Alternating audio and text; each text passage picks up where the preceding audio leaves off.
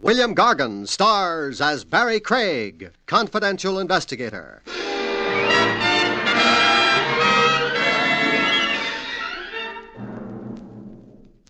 Anti-noise ordinances are fine and dandy. Makes living a lot more serene. But how can you legislate against the really disturbing noises, folks?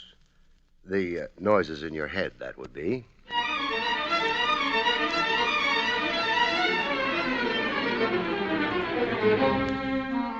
The National Broadcasting Company presents William Gargan in another transcribed drama of mystery and adventure with America's #1 detective, Barrie Craig, confidential investigator.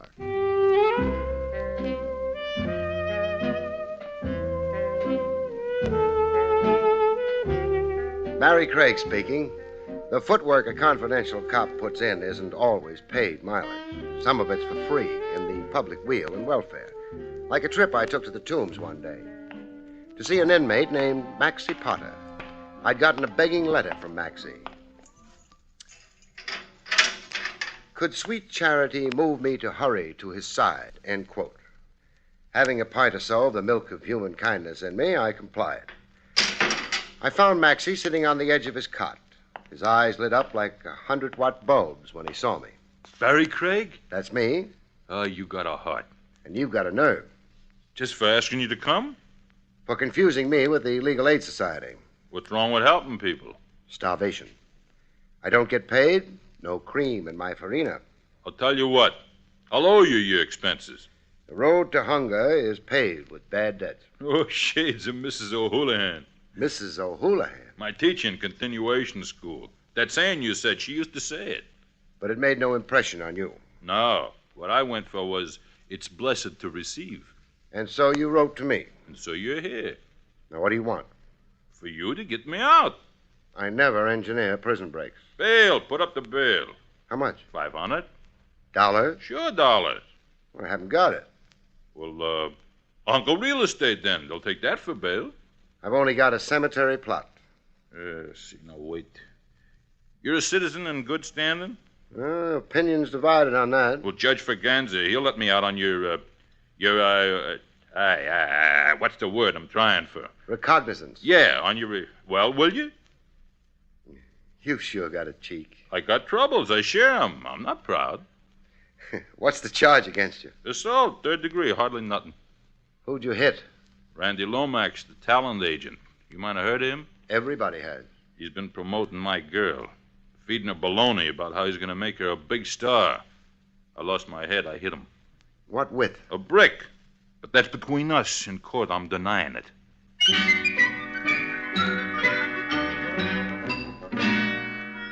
Maxie had an appeal for me.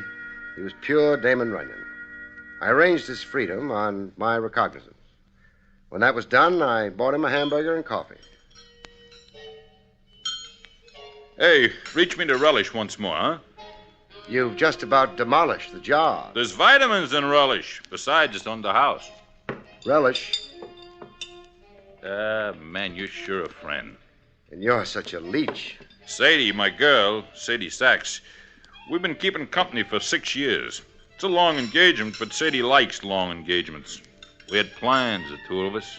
Raise rabbits and grapes soon as we got $2,000 saved. $2,000 saved? To buy a certain going business over in Jersey.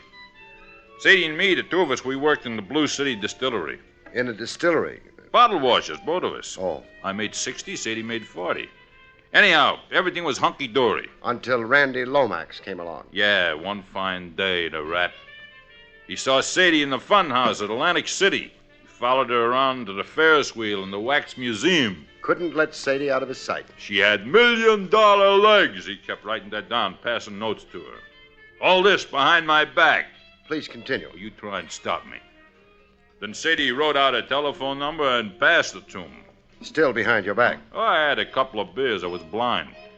Anyhow, they met next day, and Lomax sold Sadie a bill of goods. Would she be a model? And did she have theatrical ambition? To which Sadie said, yay, brother. Well, what girl ain't conceited? That's the story, anyhow. Sadie signed up with Lomax. He gave her a new name, Paula Paloma. From a dirty blonde, he made her jet black so he could pass her off as Spanish. What a name. Ah! Paula Paloma. Which brings us to your fight with Lomax. He told Sadie to give me the brush. I was wrong for her future. I was a slob, and she was now imported stuff. The rest I told you. I met Lomax, I beaned him, I got locked up. I bailed you out. Now you go see Lomax and get him to drop the charges. Here, now, wait a minute. Wait till I write something out. Okay. It's written. Here. A note? Read it. It's an IOU. I don't want you doing too much for nothing.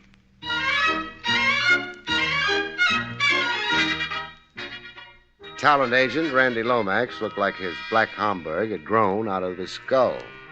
He was wearing it when I called on him. And what made that so remarkable? The guy was in his pajamas. All right.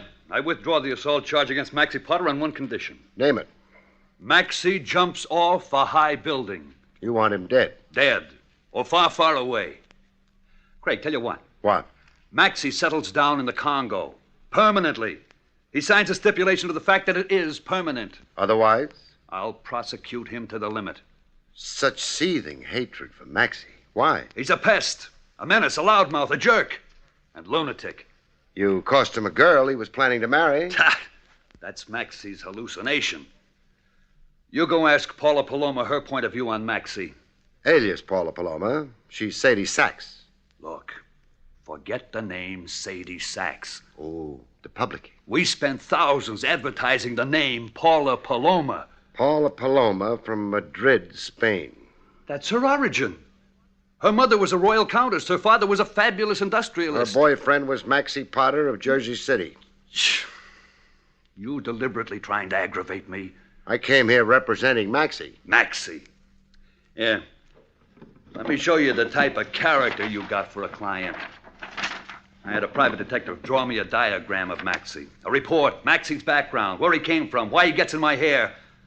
How come one man can be so crazy? Here. Cast an eye over this line on a 2-page report. 1949. The Inwood Home. 6 months. Yeah, the Inwood Home is a sanitarium in Ohio. Maxie's punch drunk. Craig, on my advice, dump Maxie in the North River. Besides crowning you with a milk bottle in an impetuous moment, what other specific grievance have you against Maxie? He insults me on the streets. Language that makes my spine crawl. He hires children to throw garbage at me when I pass. And look, in a public restaurant, in front of 100 show people. Show people? My bread and butter, mind you. Maxie pours a plate of soup on my head. What kind of soup? Noodle soup. Limp noodles hanging from my brow like excelsior on a Christmas tree. Have I got specific grievances? Sounds like it's... It's not all so comical. I'm made ridiculous. But I'm also in mortal danger. How's that? Threats to kill me. Threats in what form? The cowardly form only Punchy Maxie could use. Here, these. Cartridges. Low caliber. Low, high, medium. They mean murder. I find them everywhere. On my office desk, on the dining table. They come in the mail. A bullet to a letter. Craig, I'm being hounded into fear and insanity. Why do you only suspect Maxie? I got reasons. Well, let me hear. All right. These cartridges. They've been identified for me as belonging to Maxie. Identified by whom? Paula Paloma. Sadie Sachs. Craig, again, I beg you, please forget her other name.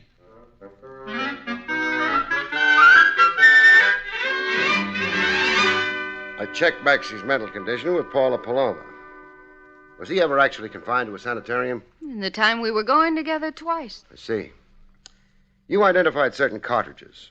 Lomax told you, huh? Lomax did. Why do you say they were Maxie's? Because I saw the identical ones in Maxie's room at least 50 times.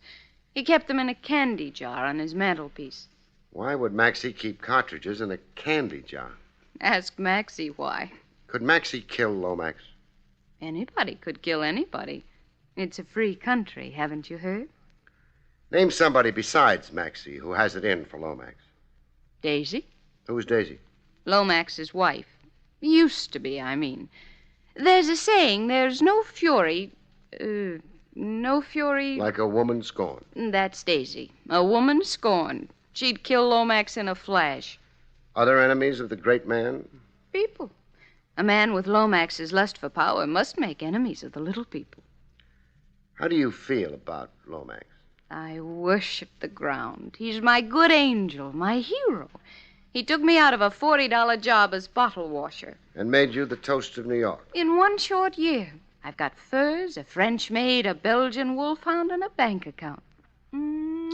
Love that Lomax. Why don't you tell Maxie you were never serious with him, so he'll stop having delusions and stop bothering Lomax? Stop bothering Lomax and start bothering me. Better he should bother Lomax. Lomax can take it, I can't. Positively not.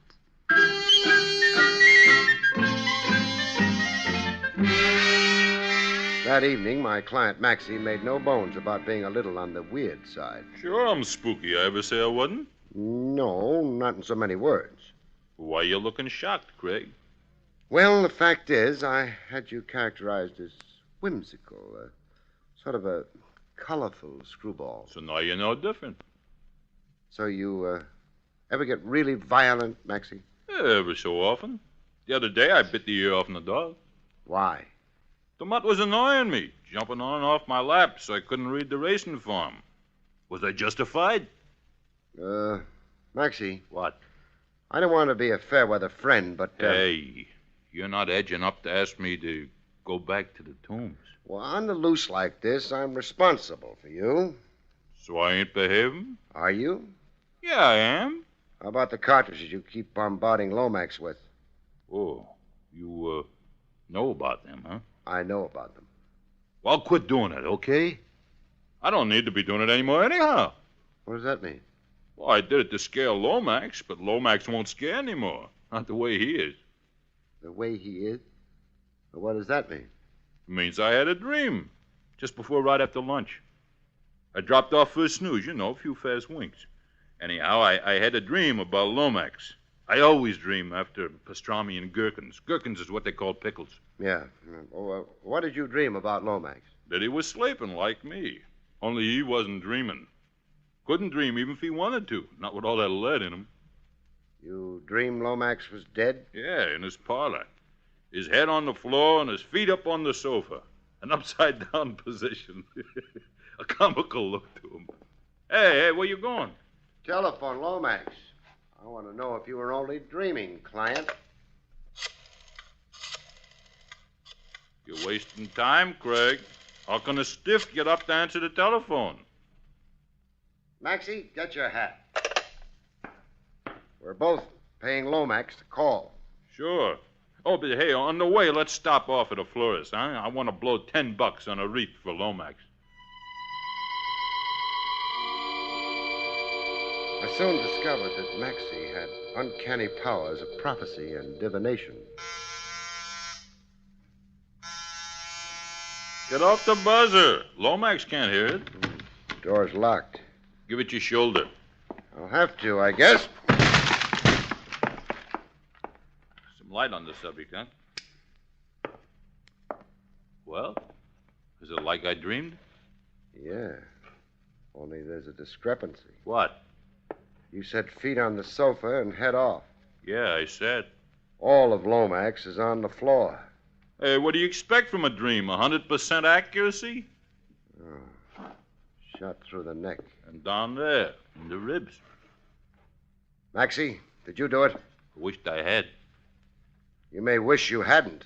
I was asleep in the room, I told you, dreaming. Hey, you gonna cause trouble for me?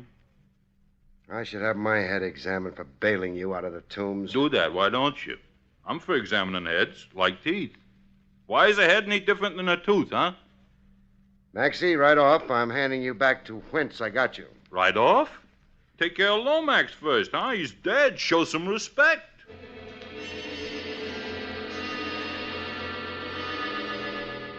With my number one suspect back where I found him, the tombs, I held the crying towel for Sadie Sachs. That is, Paula Paloma. I'm finished. Through. Everything was going good, and now I'm finished. So was Lomax finished, through? I'll be back washing bottles. Oh, I knew in my heart my good luck was too good to last. Lomax's death doesn't necessarily put the kibosh on your career. Lomax was my career. I'm his invention, his creation. Without him, I'm nobody. Boy, consider what the man did for me. I've seen the billboards. He got me elected Miss Gooseberry Pie of 1954, Miss Bottle Drink, and the girl most likely to... Most likely what? Oh, I forgot. I'm destroyed. Utterly destroyed. I'm a battleship at sea without an engine. Oh, that Maxie. Nothing points conclusively to Maxie. That ex-wife of Lomax's. Daisy. Do I remember your saying she had it in for him? She hated him. Everybody on Broadway knows that. Well, we're off Broadway. Where can I find Daisy? Stand on any corner and holler. She'll come running. Look, I want to cry myself to death, so stop asking me questions and go away, huh?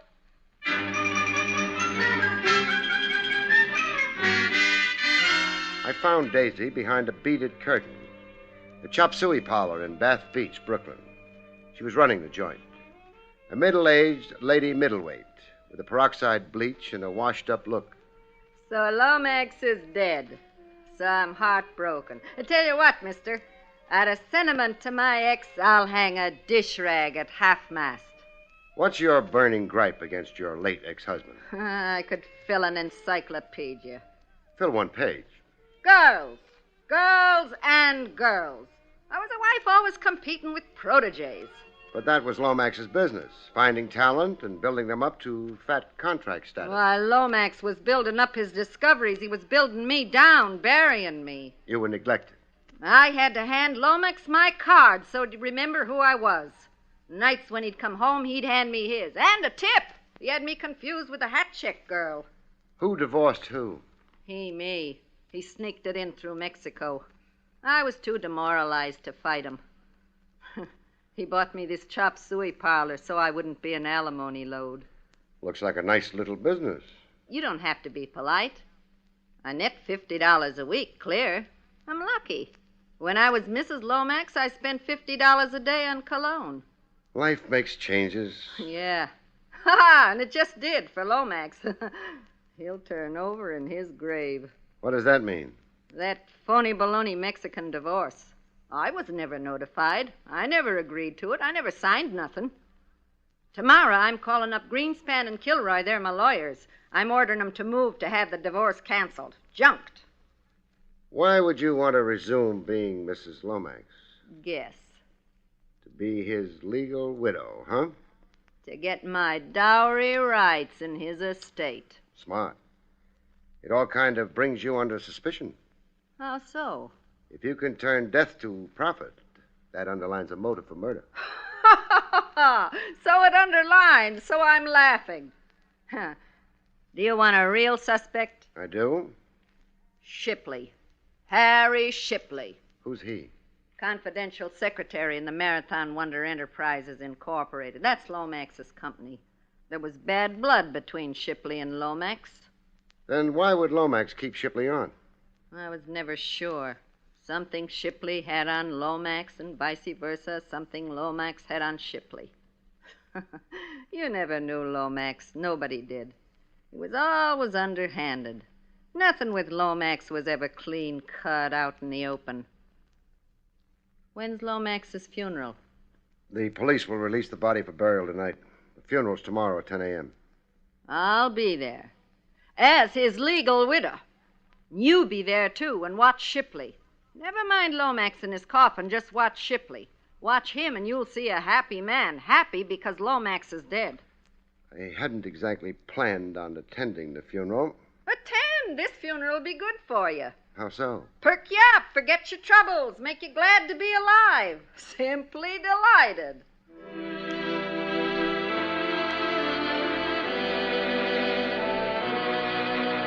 At funerals, sometimes the skies smile. Other times they don't. Thunderbursts, rain in buckets. The skies weren't smiling a bit. But Shipley was. Grins as wide as a poster advertising a Coney Island funhouse. I'd seen guys smile before. Sweepstakes winners, fathers of quintuplets. DiMaggio when he married La Monroe. Never in my life before had I seen a smile as big as the one on Shipley's kisser.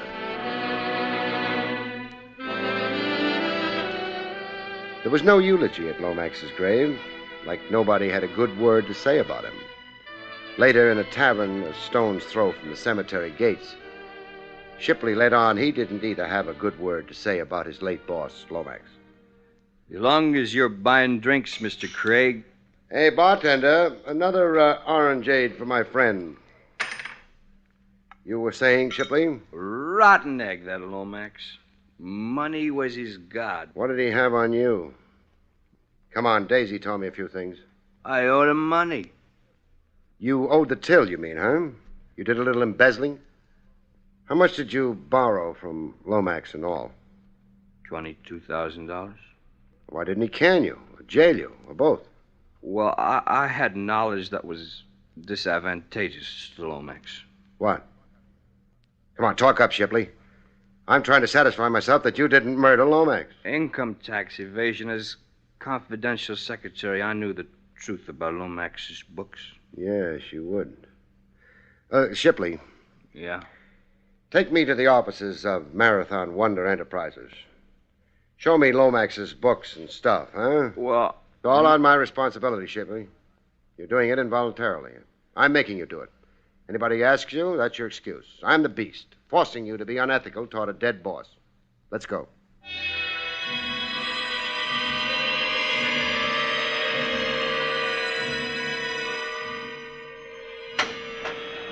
After 4 hours of snooping at the Marathon Wonder Enterprises, I got to know Lomax's business so intimately it would send a chill through Lomax.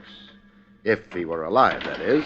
I've done my very best to acquaint you. You've been a real help. Lucrative racket, Lomax's. His estate, when audited, will easily total $1 million. Well, all for talent scouting. Ownership of talent. Lomax wasn't only a 10%er. No, he wasn't. That much became clear tonight. He signed talent to 10-year contracts with renewal options on lopsided terms. Lopsided in favor of Lomax. Mm-hmm. One Lomax property, the actor Baxter Burroughs, now with Clinton Pictures, made more than $250,000 in the last 2 years. Yeah, I read those figures. Had Lomax lived, he was certain to make an equivalent or greater sum through Paula Paloma. Sadie Sachs. Let's see that letter again, huh? Yeah, here you are. From the Mecca Elwyn Bayer Motion Picture Company. A firm offer of a 7-year contract to Paula Paloma. At $4,000 a week, scaling upwards every year. I'd say that's the best contract offer Lomax ever received for any talent he represented. $4,000 a week with Lomax in for half. Half plus certain expenses. Lomax was a genius at adding expenses. The 50% generally came closer to 70. Bad time to die. With money coming at him from all sides. Thanks, Shipley. It's been enlightening. Wait, Mr. Craig. What? The money I borrowed from Lomax, I've been repaying it so much a week for years now. How much still outstanding? Oh, a relatively small sum, really negligible. Then I'd guess you've got nothing to worry about, Shipley. Thank you, Mr. Craig.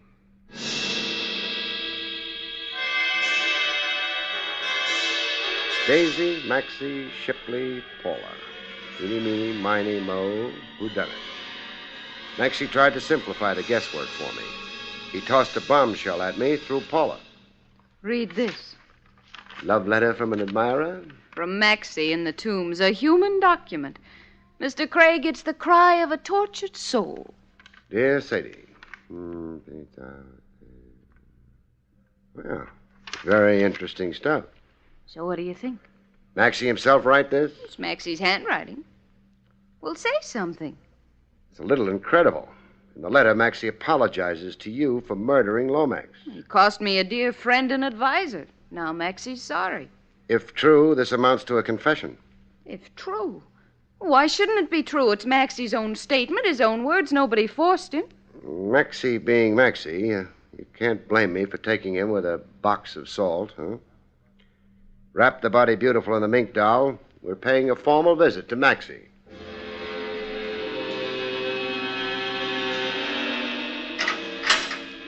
We found Maxie dining on caviar and chopped onion. Boy, the eating's good in here. Caviar on the prison menu? A Ladies' Benevolent Society come through to give me this caviar and a cigar. Oh, hey, I forgot. Hiya, Sadie. The name's Paula. This letter you sent Paula. Still stand by what it says, Maxie? Yeah, sure. So I murdered Lomax. What can they do to me? Fry you. Like fish. Am I responsible for what I do? Aren't you? I got a record that says I ain't. So you figure to beat the rap by pleading insanity. Insanity for the time being. Only while I shot Lomax. All of a sudden, I blanked out. When I come to, there was Lomax dead on the floor and a smoking gun in my hand. Where's the gun? But forget, I threw it away someplace. Nice try, Maxie. It proves something. Proves what? That knighthood is still in flower for a price. A price? Whatever Paula here promised you for taking the heat off her. Paula promised? Hey, what kind of booby talk? Mr. Craig, I must say I resent the insinuation. Not insinuation, Dow. Accusation. You're accusing me? Of getting Maxie to take the chance of a temporary insanity plea for a murder you did. Craig, you're more gone than me. Why would Sadie here... Excuse me, Paula. Why would Paula here want to knock off Lomax, the best friend she had? For money. To recover 100% of herself. Paula. What? Your $1 million future with the movies. How much of a piece did Lomax have? I mean, while he was alive. What, the usual 10%. Lomax wasn't a 10%er. I mean, half. Half plus. Expenses off the top. For the build-up he gave you. Quite a bill there. Lomax knew how to run up astronomical figures. The way I calculated it in Lomax's office a few hours ago, you'd be working years for Lomax. All for Lomax, very little for you. You'd have a showcase, Lomax would keep all the marbles. How did a sensitive young lady of your refinement bring herself to shoot a man down in cold blood? All of a sudden, Sadie blanked out. When she come to, there was Lomax, dead. It was a pleasure shooting Lomax, a regular picnic. Lomax had it all fixed for me to be his slave. Well, I'm nobody's slave. You'll tell your story, Sadie, how you killed a rat and a conniver who came between us. The judge will bawl like a kid. The jury won't even go out. Not guilty, Sadie. That's a verdict for sure. Suppose you two stay here and make plans. I've got to see a man about a murder. Mr. Craig, you're not leaving me here. Oh, an affectionate couple like you and Maxie, made for each other. A housekeeping cell for two. Kids, I don't know a cheaper way for a loving couple to get started in life. So long now. Hey, God, open up.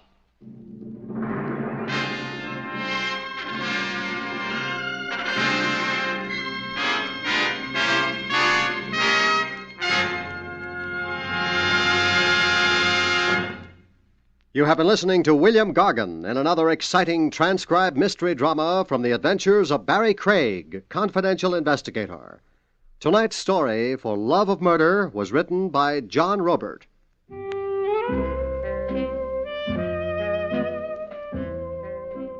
Next week, it's the strange story of Death's Bargain Basement, about which Barrie Craig has this to say. We call next week's story Death's Bargain Basement. It takes place in a department store because, as you all know, bargain basements are always found in department stores. But so, on occasion, is death. Good night, folks. See you next week. The National Broadcasting Company has just brought you an NBC Radio Network production with William Gargan, starring as Barrie Craig, confidential investigator, directed by Arthur Jacobson. Also heard were Barney Phillips, Tom McKee, Barbara Fuller, Gloria Ann Simpson, and Herb Ellis. Eddie King speaking.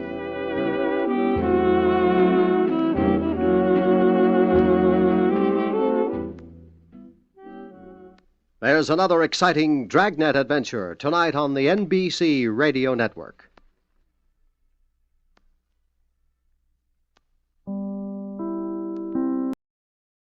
William Gargan stars as Barrie Craig, confidential investigator.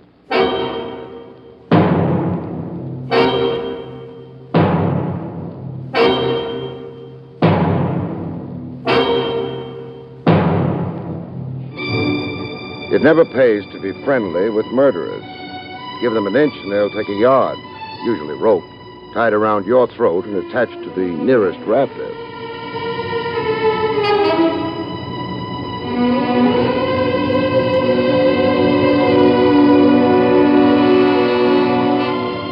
National Broadcasting Company presents William Gargan in another transcribed drama of mystery and adventure with America's #1 detective, Barrie Craig, confidential investigator.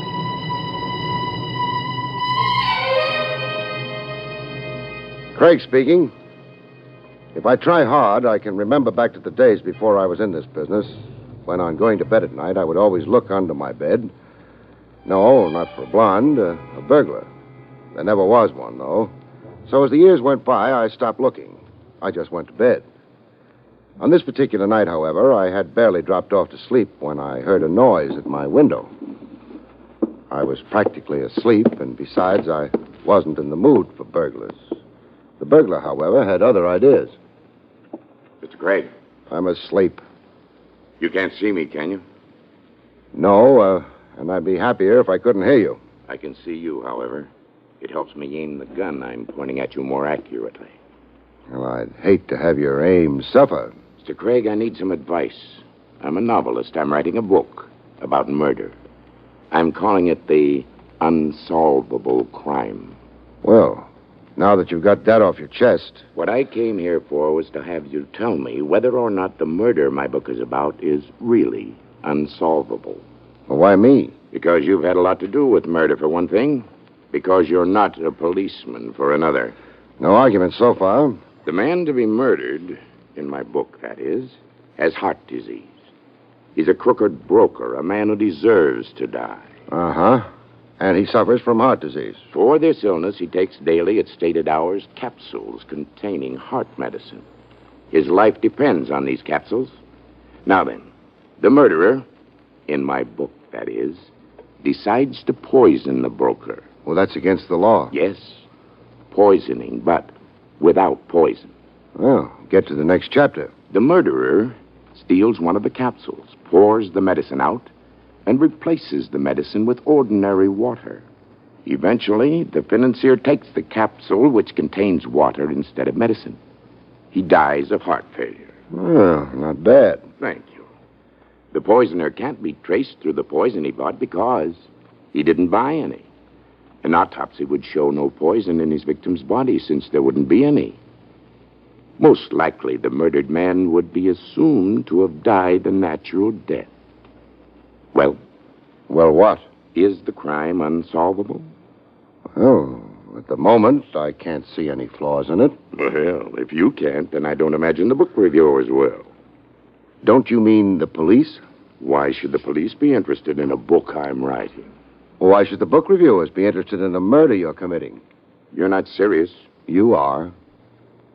Well, I'm afraid I must leave now. No, don't move. I still have the gun pointing at you. If I had to shoot you, it wouldn't be an unsolvable crime, perhaps. But what good would that do you? Good night, Mr. Craig. Pleasant dreams.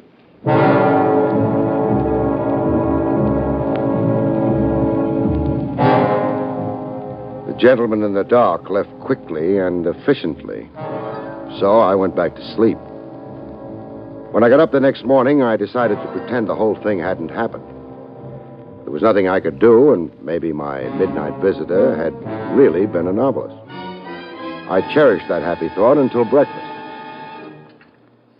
Your toast, Mr. Craig, in the morning paper. Thank you. Oh, you're up early this morning, aren't you? Well, I'm glad you noticed. Any resemblance between this toast and toast is purely coincidental. What does your chef do? Tan the stuff? Hey, I beg your pardon? very interesting news item here. Halfway down the front page. Take a look. James W. Baker, noted broker, dies of heart attack as police prepare to arrest him for embezzlement. A friend of yours? No, but he was a crooked broker, and he had a bad heart. Oh, is that important, Mr. Craig? Depends on whether he took his medicine in capsules. What depends, sir? Murder.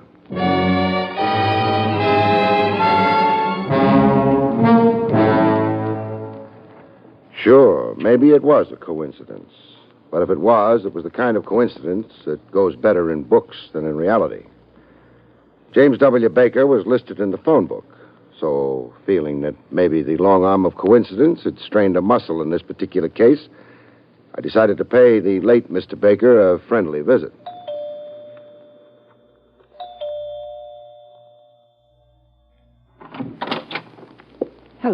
Hello. This is the Baker home, isn't it? Yes, it is. I'm Mr. Baker's niece. And you? Barrie Craig. I'm an old friend of your uncle's. You're not old. Well, And you're not a friend of my uncle's. But come in anyway. thank you. My name is Sandra. I realize maybe I shouldn't have come today. You must be all broken up by your uncle's death. Who? Me? Well, the family. Well, that's me. I'm the family. Your uncle must have been a lonely man. He didn't mind. He had me. And the market. And all those people he was swindling, of course. And there were Mr. Hanson and Tommy. Who's Tommy? Oh, sort of stunted youth. Uncle's secretary. Very anemic. I always ignore him. And Hanson? Hanson was Uncle's lawyer. And I fondly suspect as big a crook as Uncle was. But very spatted, you know? Spatted? Yes, on the shoes and gardenia'd in the buttonhole. And I have a sneaking suspicion whiskeyed in the liver. Sounds nice. Anybody else close to Uncle? No. Then it boils down to one of you three. What does? Who's happy now that Uncle's dead? Well, I am. Hanson is. Tommy is. Well, it just about covers the field. Well, why is everybody so happy? Uncle had some money. I get it now. Hanson stole from Uncle, and he won't go to jail now. Tommy was implicated in Uncle's swindling. Tommy won't go to jail now. And who has a very deep, rasping voice, with the trick of dropping his voice at the end of every sentence? I don't have a very deep voice. Are Hanson and Tommy around? Yes, they are. They're sitting around practicing grief-stricken looks for the funeral. That happy event is this afternoon. I better get dressed. Sandra. Hurry. Oh, who's hurrying? I am. Who are you? Barrie Craig. And you? Oh, I'm Tommy. I'm Mr. Baker's secretary. Well, in his condition, he doesn't need a secretary. Well, then, I'm Mr. Baker's former secretary. No, I'm the former Mr. Baker's secretary. No, I get it. Relax. I am relaxed. Then why are you in such a hurry? Well, I have to go out to hire some mourners, haven't I? You have to hire some mourners?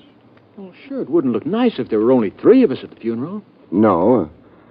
Especially since you'll all be grinning from ear to ear. Incidentally, has your voice ever been deeper? Heavens, no. Ta-ta. Goodbye. Oh, back again? Oh, no. Hello? Good morning. I'm in a hurry. Hanson's my name. Oh, why are you in such a hurry? Well, you see, my tailor is expecting me. Your tailor? Well, you'd hardly expect me to attend Mr. Baker's funeral in this, would you? Impossible. What are you doing here? Looking for a man with a deep voice. Sorry, mine isn't. Goodbye. Why are you looking for a man with a deep voice? Well, he told me how Mr. Baker was going to be murdered. Well, of course, that explains everything. What did you say? That's what I said. But Mr. Baker died of heart failure. Well, that's another theory. I like mine better.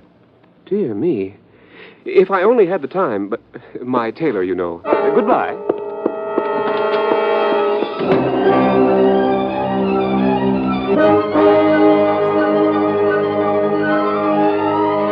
I stayed in my chair for a while, staring at the door that had shut behind Hanson, wondering. I'd been handed my 3 suspects. There was something else, though, that might help, it occurred to me, in a bookstore. And I chose a bookstore in the same neighborhood as Baker's house. Good afternoon, sir. Hello. Do you carry medical books? Why, yes, we do. Would you happen to have one on diseases of the heart? Well, now, we don't stock many. We had one, but we sold it last week. Oh, that's too bad. I'm sorry. No, it's funny. The person I sold it to was a very nervous gentleman. I rather suspected at the time that he might have a heart condition himself. I see. Do you recall his name? Name? Oh, yes. Yes, I remember. It was Hanson. That's right, Hanson.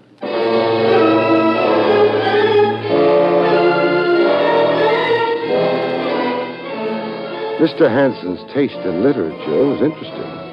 It occurred to me Mr. Hanson himself, if I could pin him down, might be more interesting still.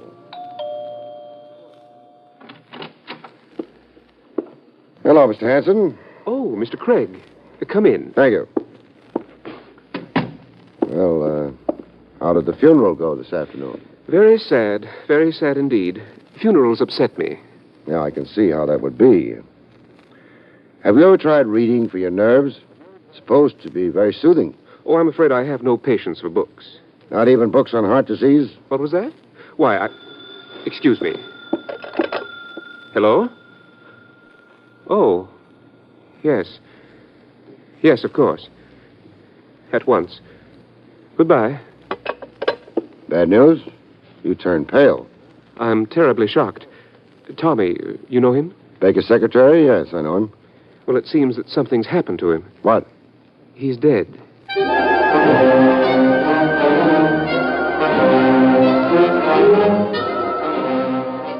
This not only upset Hanson, it set him in motion. The direction was the Baker house. I approved and went along. Hanson, who phoned you? Sandra. Apparently, she'd been visiting friends, returned home, and found him. Of course, it might have been an accidental death, which would mean another point of coincidence, but I don't think so. However, if he was murdered... You seem to have murder on your brain. You said something about the police thinking Baker was murdered, too. Not the police.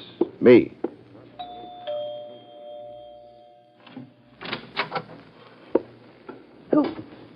Oh, hello. Hello, Miss Sander. Have you notified the police? Yes, I phoned them just a few minutes ago. This is his room. I heard the shots. But when? About an hour ago. You phoned Hanson here only 15 minutes ago. Well, I didn't know what it was then. Tommy was going to join me downstairs. When he didn't, I realized it must have been a shot. There he is. Yes. Not at all pretty. And definitely dead. There's a note on his desk. A suicide note? Let's see. Yeah, that's what it's supposed to be. It reads, I killed Baker because if he'd been arrested, I would have gone to jail, too. I thought I got away with it, but the police suspect he was murdered. I can't take it, so excuse the blood. The note's signed Tommy. Well, that sort of clears that up, doesn't it? Yeah, except for one thing. What's that? Tommy's voice wasn't deep enough.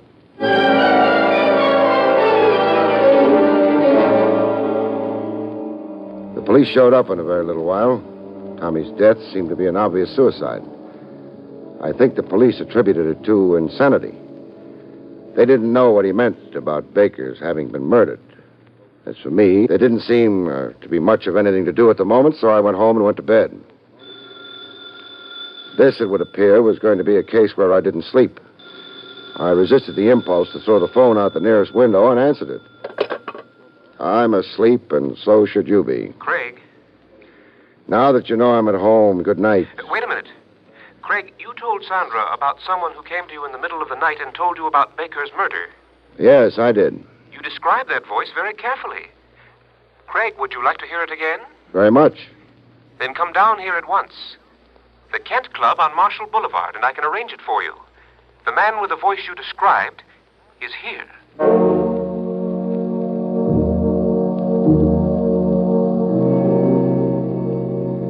I'd pretty much given up expecting to hear that voice again.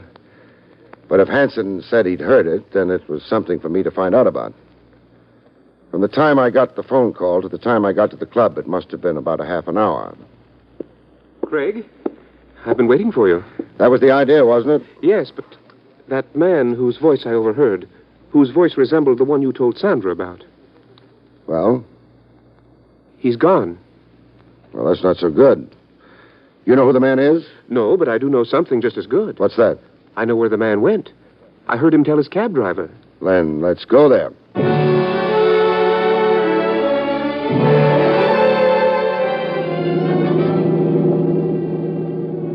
Of course, Craig, you realize that I'm not absolutely sure it's the man you want.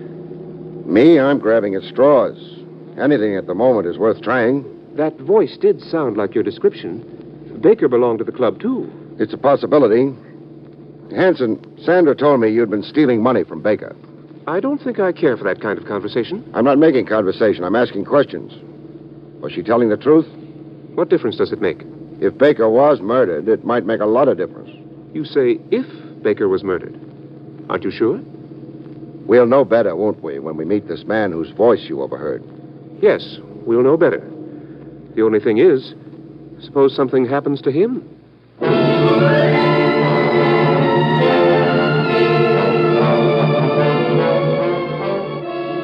Hey, are we still in the United States? We've been traveling for hours.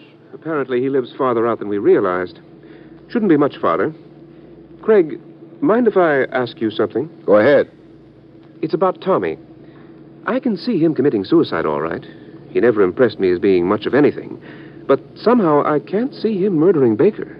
People rarely kill other people in front of witnesses. That's not what I meant. Craig, are you sure Baker was murdered? No. But you said before... I said I suspected it. That's something else. However, I am sure of one thing. What's that? I'm sure Tommy... Yes? ...was murdered.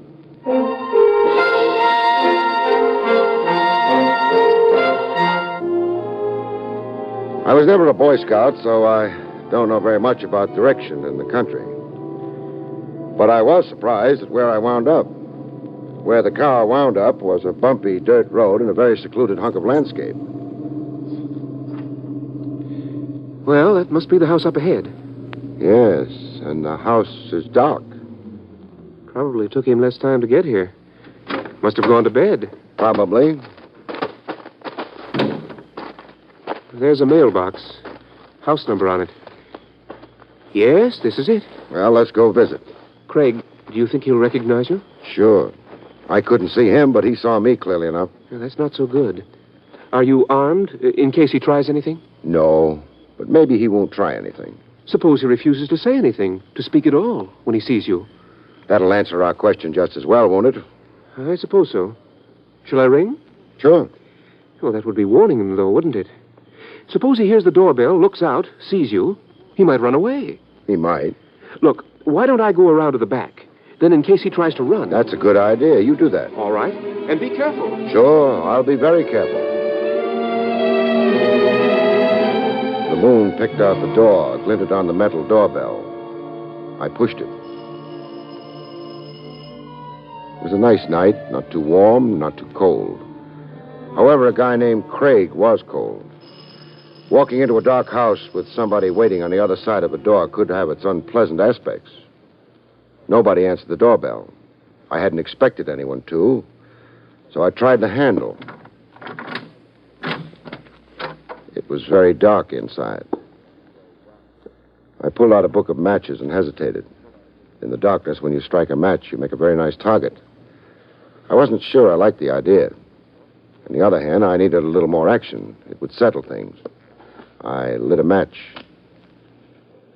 There was a light switch on the wall, and I flipped it on.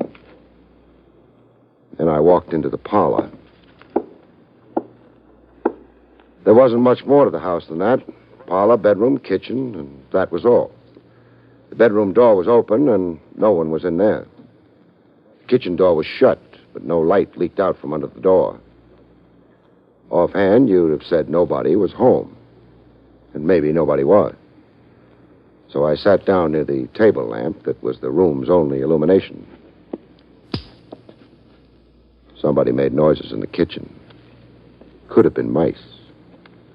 It could have been the mystery man with the deep voice, or it could have been a high wind that was slowly swinging the kitchen door open. I decided, whatever it was, that I didn't want the lamp to glare in its eyes, so I turned off the lamp and quietly shifted from my position next to the lamp to the other side of the room. That even matters up. It was dark in the kitchen, it was dark in the parlor, and nobody could see anybody. My unlit friend shifted slightly, and I began to get bored. So I grabbed what felt like an ashtray and threw it against the wall on the opposite side of the room. The little stranger didn't like ashtrays. He tried to shoot the one I threw, but the gun flash gave his position away. I know where you are, and my gun's pointing at where you are, so drop yours.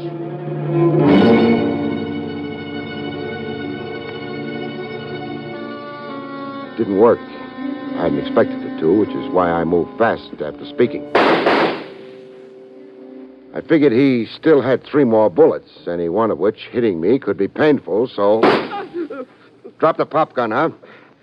All right. Thanks. We can use a little electricity now. Hello, Hanson. Craig. My, you're bleeding. Your arm? Yes, I didn't know it was you. Who'd you think it was? Well, I waited outside for a while. Nothing happened, so I came in. And then, when you didn't recognize my voice in the dark, you started shooting at me, huh? That's right. Thinking I was the owner of this house? Of course. But, Hanson, how could you think that when you yourself own this house? What? But I don't understand. You're not very subtle. When you asked me if I was armed before we got into the house... You said you weren't. Of course. You see, I knew you were going to try to kill me. What? How did you know that? Because you overheard the man with the deep voice. Well, what was wrong with that? You couldn't have heard him. You see, Hanson, the man with the deep voice is dead. The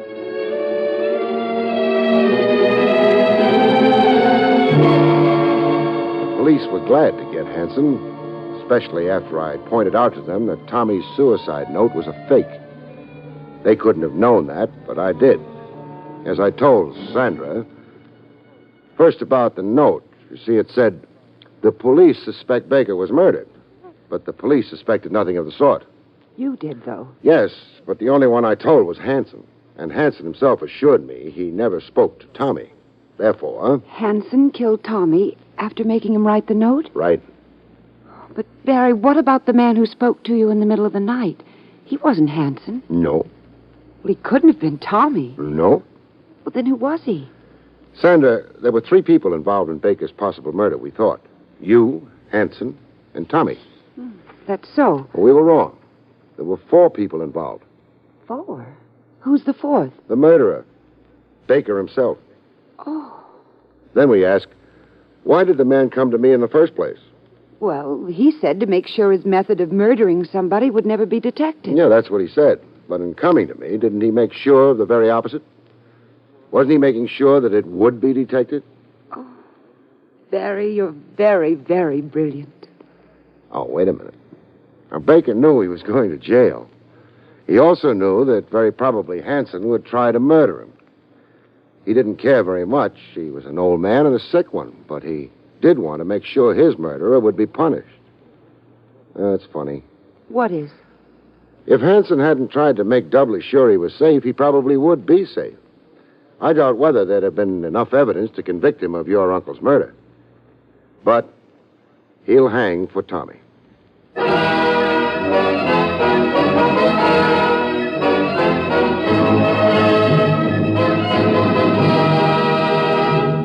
You've been listening to William Gargan in another exciting transcribed mystery drama from the adventures of Barrie Craig, confidential investigator. Tonight's story, Visitor at Midnight, was written by Louis Vittes. The National Broadcasting Company has just brought you an NBC Radio Network production with William Gargan starring as Barrie Craig, confidential investigator, directed by Andrew C. Love.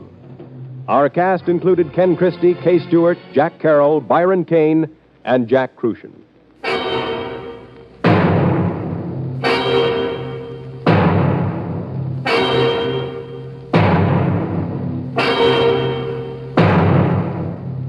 Convicts tell their true life stories on The Loser tonight over most NBC radio stations.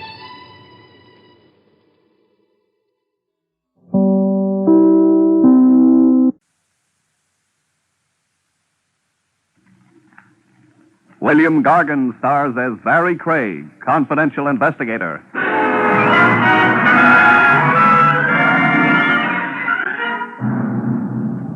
The trouble with murder as an occupation, folks, is that it doesn't last very long. In no time at all, you come to a dead end.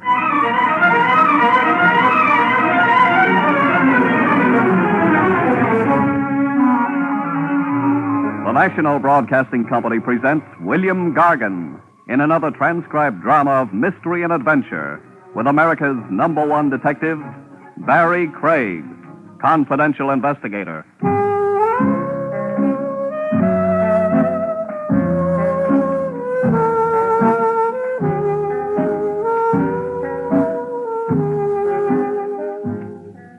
Barrie Craig speaking.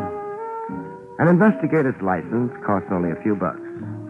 When you're starting in the business, you've got ambition. So you have the license put under glass and framed. You spend a couple of hours deciding on the best place to hang it. Then you find out all you've done is bought yourself a front seat for the back stairs. But you also find out an awful lot of people use the back stairs. It's open. Craig? Yeah. You alone? There are mice. They're tame, though. I wonder if you're the man I'm looking for, Craig. You'll have to figure that out by yourself. It says confidential investigator on your door. I had that put on myself. Maybe I was boasting. Small place. What's this door? Leads to the back stairs. Yes? You want to look under the desk, too? I have to be careful. How much money do you make a month? Not enough to have my clothes made by your tailor. I think perhaps you'll do. Thanks.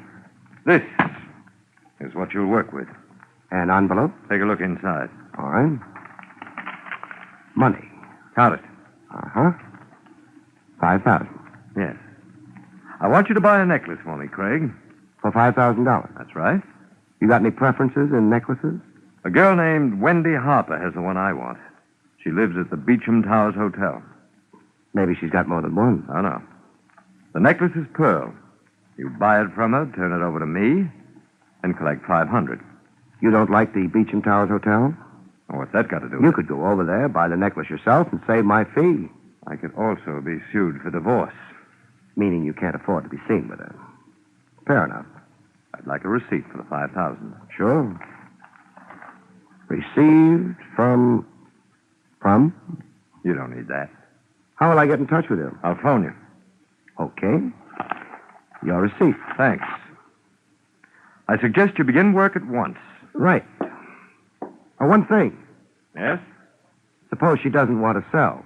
She'll sell. You're sure the necklace is worth $5,000? Yes, I should be. I gave it to her.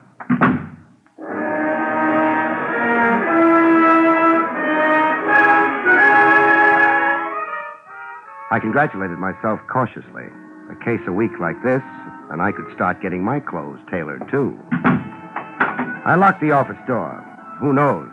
Word might get around I was a man people handed $5,000 to. It would give the entire building, all three moldering stories of it, class. Burglars might start dropping in. Oh, hello, Jake. Hey, Mr. Craig. Oh, yeah, I forgot. I'm going down. Don't rush it. The elevator's got to have time to rest. After the long pull? Yeah. Got to rest your horse at the end of a furrow, you know. Jake, forget about that farm in Vermont, will you? You're in the big city now. I'd rather have a horse. If you was in such a hurry, why didn't you walk down? Too proud. I've just moved into the upper income brackets. That so? Thanks. By the way, Jake, did you notice the man you took down from my floor a couple of minutes ago? No. Had your nose buried in the Farmer's Almanac? I didn't take nobody down. Oh. Well, that was my client. Who was? The man you didn't take down. I don't suppose you took him up either. No? Used the stairs both times. The back stairs, Jake. Yeah? When was the last time those back stairs were swept? I don't know. I only been here 6 months. Yeah. Mr. Craig? What? Must get kind of lonely up there on the third floor. Sort of. Why? Oh, just wondering. You sure you had a client?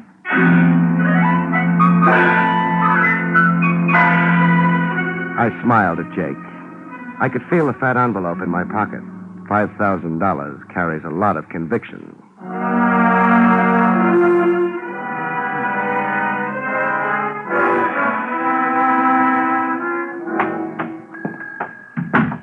Good afternoon, sir. Miss Harper. She expecting you? Phone up to her, and she will be. Yes, sir. The name? Craig. One moment, sir. Miss Harper, there's a gentleman here to see you, Mr. Craig. Yes, of course, Miss Harper. 407. Miss Harper's expecting you. Thanks.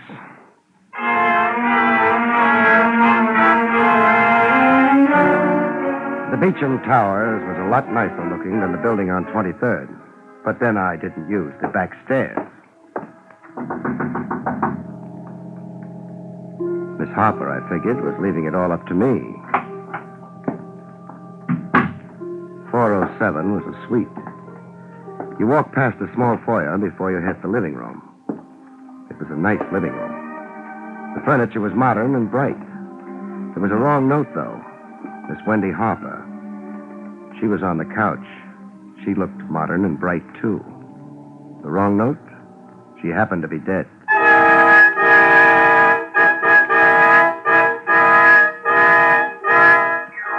Her eyes were open.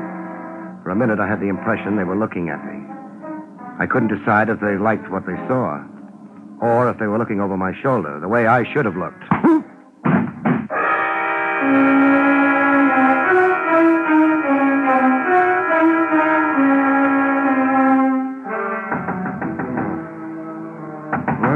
Open up in there. Open up. Yeah. Oh, all right. All right. A little late, friend. What do you want? I'm Clancy, the house detective. Good for you. Now, you're in my way. You're not coming in. Now, listen. The old lady in the next suite heard a woman screaming from here. When? A few minutes ago. She needs new batteries for a hearing aid. What time is it? 7:30.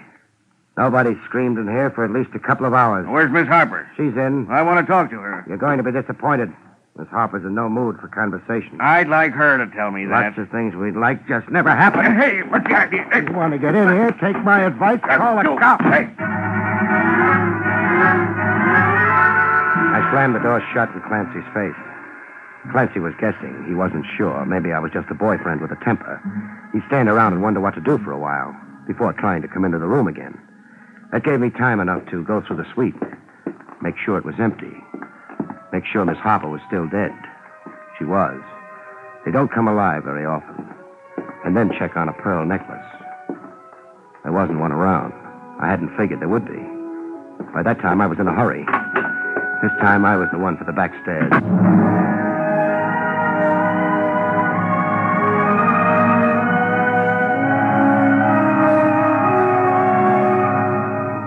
I was picking up time with every step I took. But time for what? The back door led to an alley. I had ash cans for company. A man named Nothing, whom no one had seen, for a client, and a crude frame-up for murder as a future. I had no optimism about my chances for playing tag with the homicide squad. The cops had a name for me. I had no name for the man who'd sent me to visit a dead girl. No name, no lead, nothing but a hope that whoever had set up the deal would be too impatient to wait for the morning papers. Up the street, the Marines were coming. I said goodbye to the alley before they could land, made the other side of the street, and waited. The hotel was on a quiet street. No crowds. Nobody watched the cops pour into the hotel. Nobody but me and a small man pretending he was part of a doorway down the street. The last cop went into the hotel, and the small man abandoned the doorway. He didn't know it, but he had me for company.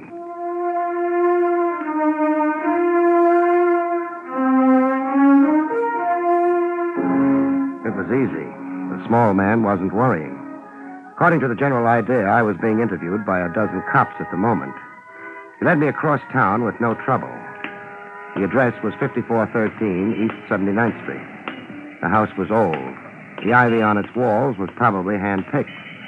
The small man used the servant's entrance. I decided to be formal. A brass plate under the doorbell read John Peter Kendall. I thought he'd be surprised to see me on his doorstep. I was surprised. Yes? Mrs. Kendall? I'm Mrs. Kendall. Good. I beg your... You're excused. Better shut the door. Are you a salesman? Not exactly. Well, you're big enough, heavens knows, but you don't look very dangerous. So? Thank you. Mr. Kendall home? I don't think so. I don't know. I guess it is a pretty large house. It is. Also, John and I don't get on very well together. So why am I telling you this? Maybe because I look reliable and a little stupid. That's silly. It's not very hospitable keeping you out here in the hall. It's not. But I intend to continue doing it unless you can give me a reason. For your being here, I mean. I do insurance work. Oh? Your husband hired me to trace some property of his. Well, he must have been very anxious about it if he asked you to come here at this hour. He was anxious. Strange. Why? Dear John has so much property. Oh, this was something special. And confidential? It used to be. What does that mean? Lost any pearl necklaces recently, Mrs. Kendall? Why, yes, I did. That's what he wanted me to trace. Oh. Please come with me, Mr. Jones. Jones. Wait here a moment. All right.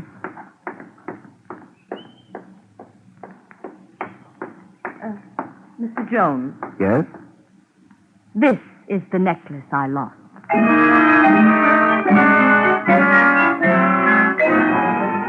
It looked like $5,000, too. Mrs. Kendall, her price tag wasn't showing. Well, Mr. Jones, When did you get it back?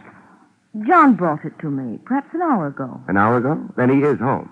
He said he might go out for a stroll. I didn't try to translate. A stroll in John's peculiar vocabulary could mean almost anything. You asked him where he got the necklace? No. I assumed he'd hired someone like you to find it for him. Mr. Jones, Yes? what are you really after? Will you see if your husband's home, please? All right.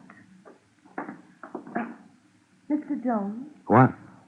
are you sure you're doing something for my husband, not to him?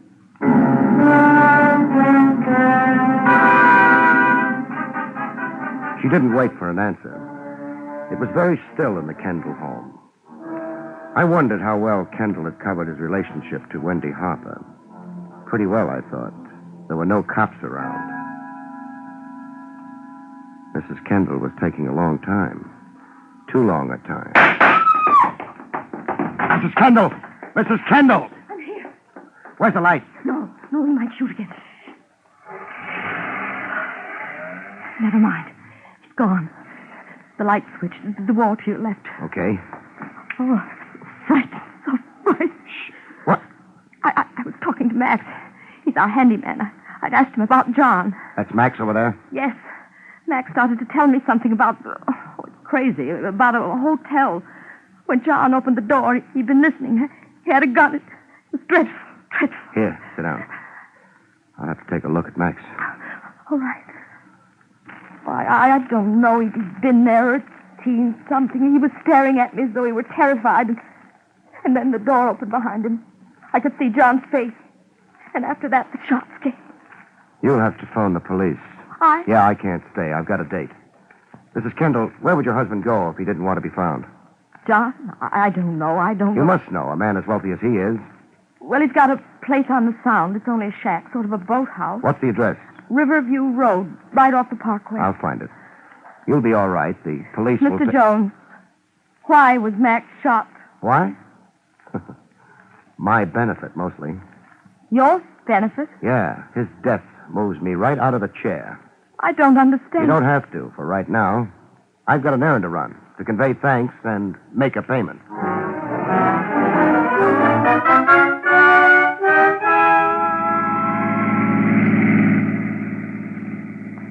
Hey, Bud. Yeah? Kind of late to be driving out to the Sound, ain't it? You mind? Nah, I don't mind. As long as you got the fare. I've got the fare. Only reason I brung it up is, not many cars going out this way this time of night. Yeah, I guess so. So the car behind us must be tailing us. Car behind. Yeah. Been there last half an hour. It's got one headlight weaker than the other, kind of stuck in my mind. Don't worry about it. I don't want no trouble. There won't be any, for you.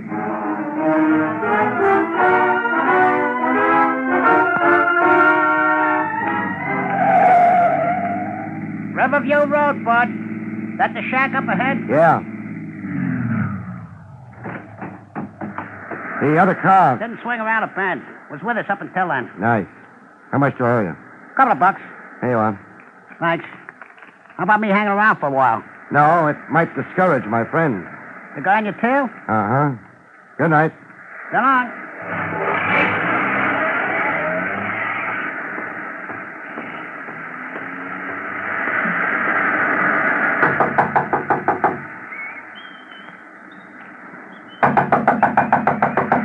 Who's that?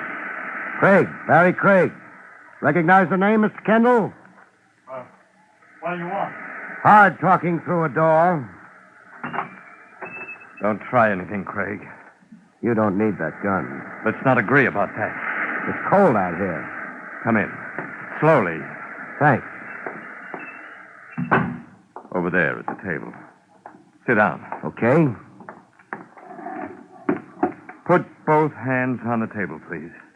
Everybody knows all the angles nowadays, except maybe me. Why did you come out here? I had a report to make. Report? Sure, don't you remember? You hired me. Oh, well, I... Funny thing.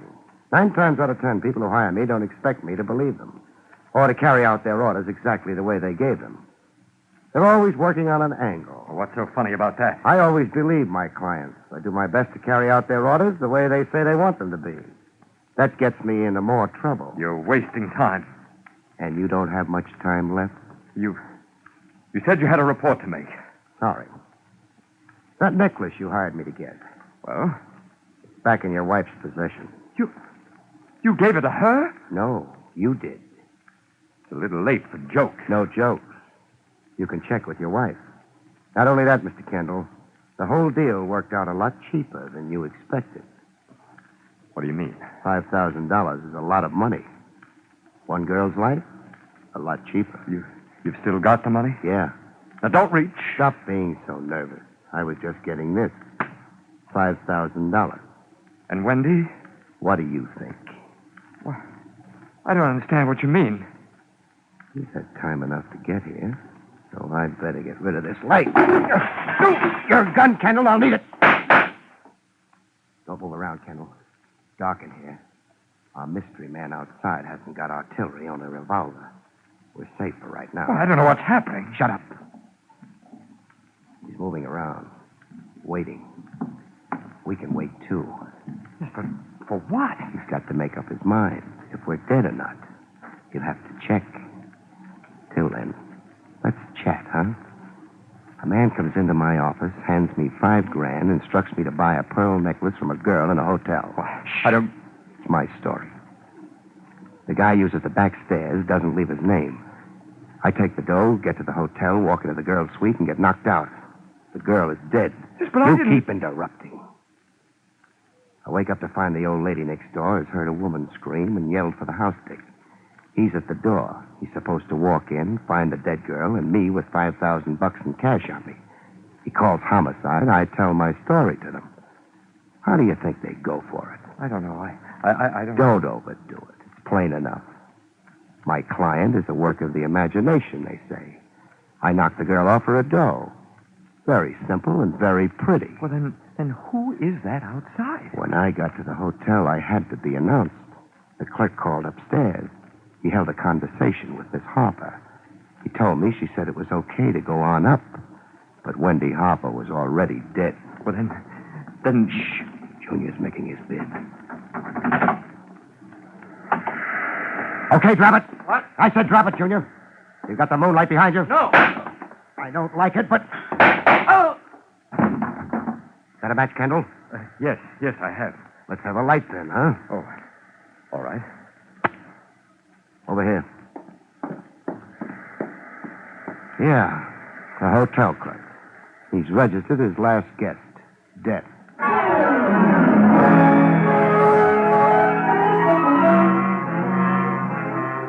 John Peter Kendall didn't have any comments to make. He stared at the dead clerk as though he'd never seen a corpse before. Maybe he hadn't.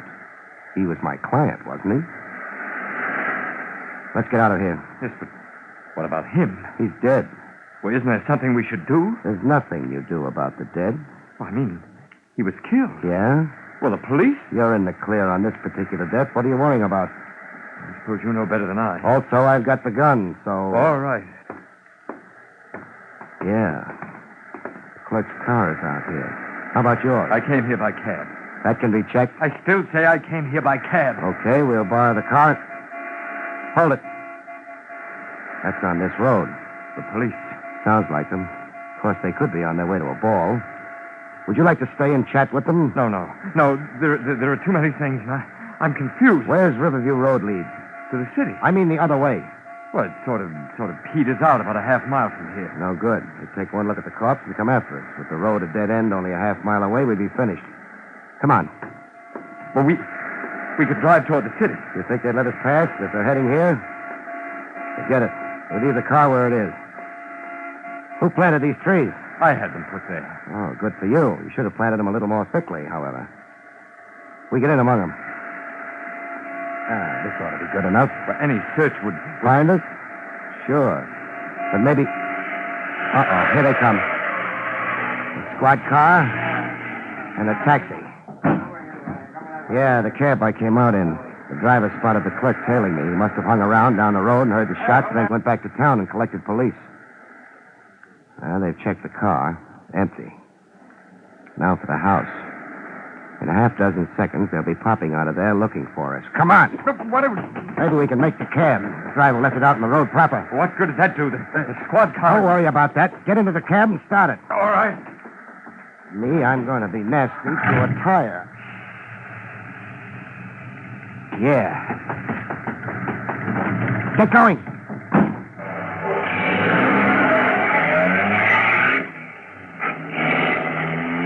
Fine. Well, what did you do?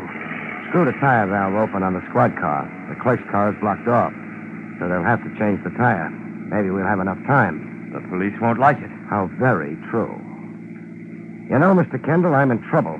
Not only am I wanted for murder, but now for committing a nuisance on police property.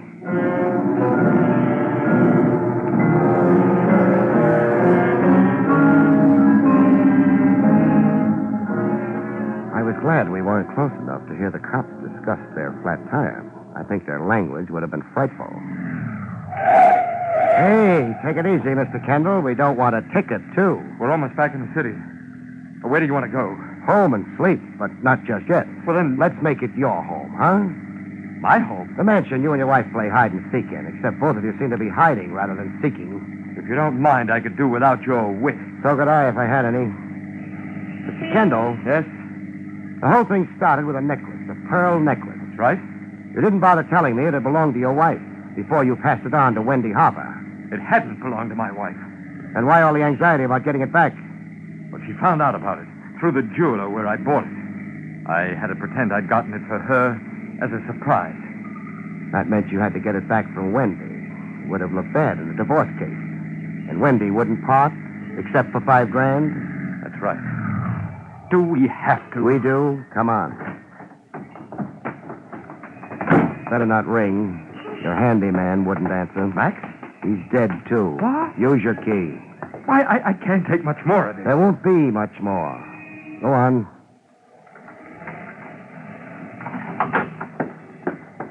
Hello, Mrs. Kendall. Mr. Jones. And John. You started to say Mr. Craig. What? The name is Craig.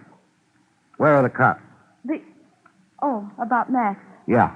Well, I haven't phoned them yet. I was ill after you left. Terribly ill. I still don't feel right. That hotel clerk doesn't feel right either. What hotel clerk? You sound like Max. The one who sent me up to Wendy Harper's room. The one who had a conversation with Wendy Harper after she was dead. This is all completely... Isn't it? John, what's happening? Why are you staring at me like that? He doesn't love you anymore. Oh, you... No. Let's keep it genteel. Kendall? Yes? Call some cops, huh? Police? Yeah. They want to take Max to the morgue. Max, who led me to your wife and died for it. And even more, they'll want your wife.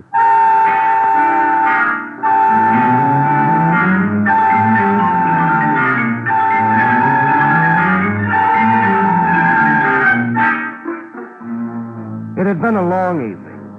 I'd stayed ahead of homicide for a while, but they always catch up. Craig.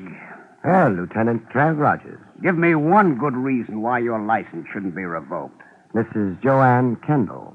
I said a good reason. What else could I have done, Trav? You're not trying to tell me you were afraid of the frame. I never tried to tell a lieutenant in homicide anything. No, I wasn't. But I had a job to do. I got it done, too. You could have been killed in the process. Oh, there's a law against that. Oh. Craig, we got the whole thing laid out. The Kendall woman moved in on what looked like a perfect opportunity to get rid of Wendy Harper, frame you for the killing, and have a club over her husband's head for the rest of his life. Because he'd hired you, all she had to do was threaten to tell us about that, and he'd be tied in. Well, where'd you get the bright idea it was Mrs. Kendall who set you up and not her husband? Clancy, the house dick at the Beecham Towers. Huh? He came up and told me an old lady had heard a woman scream a couple of minutes before I regained consciousness. The Harper girl had been dead for hours then. So it had to be Mrs. Kendall screaming. To get Clancy up and you arrested. Mm-hmm. Come on. Buy me a beer. Well, we'll go out and have beers, but what makes you think it's going to be on me? You just made $500, remember? Holy smokes. What now? I forgot to collect. Good night, folks. See you next week.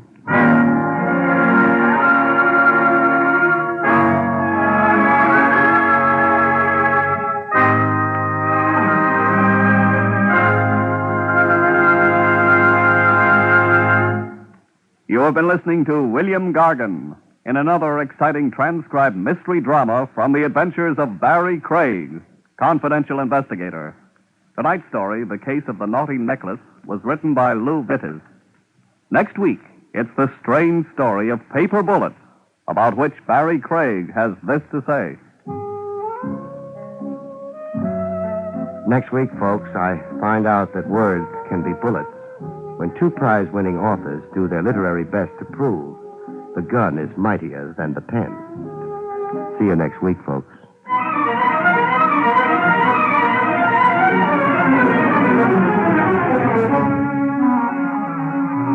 Featured in the role of Mrs. Kendall was Barbara Weeks.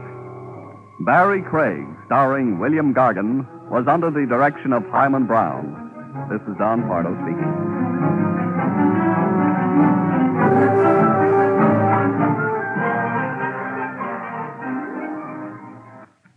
Now enjoy Meredith Wilson's Music Room on NBC.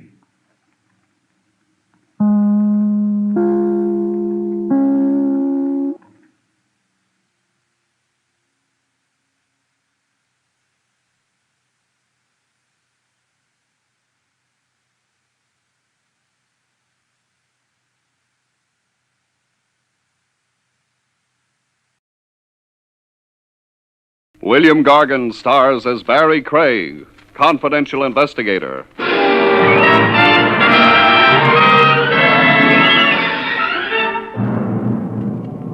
There's a place somewhere, folks, away from the hurly-burly, where everything is slow and easy, and you can sleep around the clock without being heckled.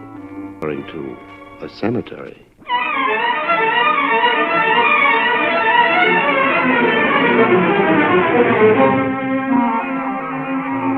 The National Broadcasting Company presents William Gargan in another transcribed drama of mystery and adventure with America's #1 detective, Barrie Craig, confidential investigator.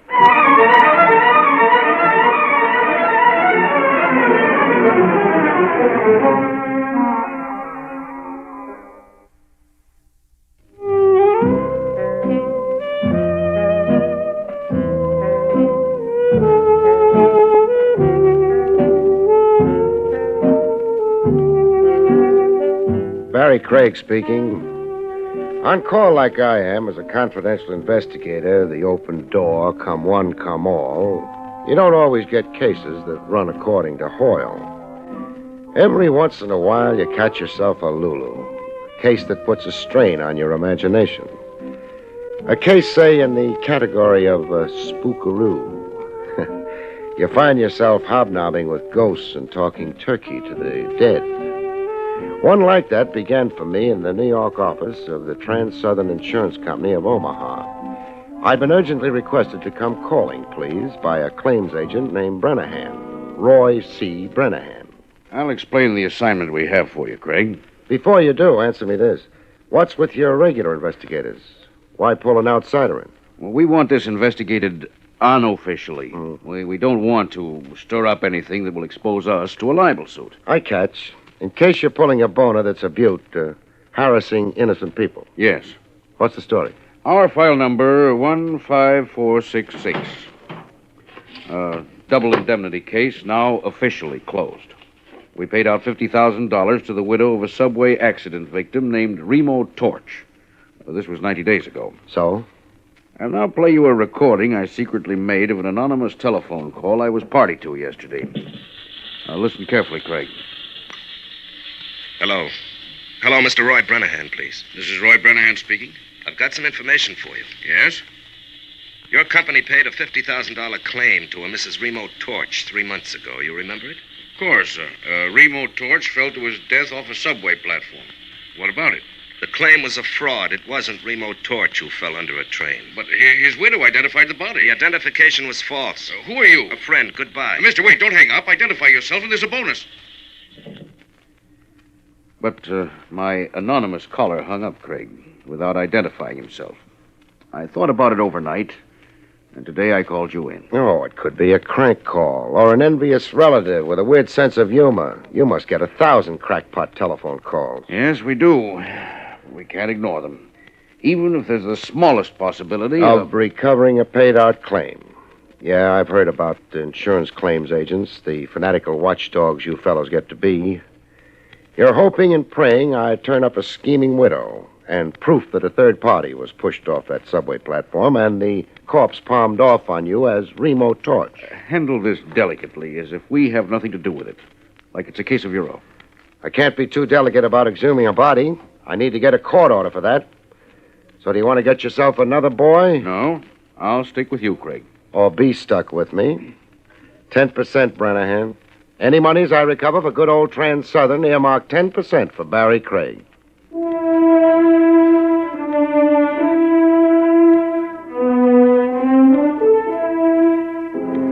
While waiting for red tape to unravel on the court order for exhumation of a corpse, I went to see the scheming widow. 169 Seneca Street was her last known address. A street where the drunks outnumbered everybody else. I ran into a very curious development at 169 Seneca. No Widow Torch. The janitor, who looked like his mind wandered, explained the widow's absence. Widow Torch is dead.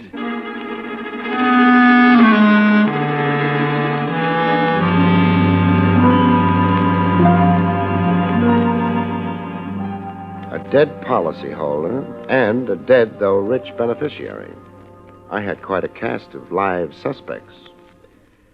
The next evening, I drove myself to the Hillcrest Cemetery on Sycamore Street out in Long Island, where the mangled remains of Remo Torch had been buried. I had a signed court order okaying exhumation to serve on the caretaker there, an old geezer named Sam Billings. Going through the big iron gate, I heard the night chimes. Night is a nice time to go calling on a graveyard if you hate yourself. Every superstition you had as a kid comes back to haunt you. You begin to see things and hear things. Going up a narrow path toward the caretaker's house, I heard things. A scream as if somebody was being murdered not 50 yards away. I got to the scream. It was the old caretaker Billings on the ground near an open grave and a dead faint.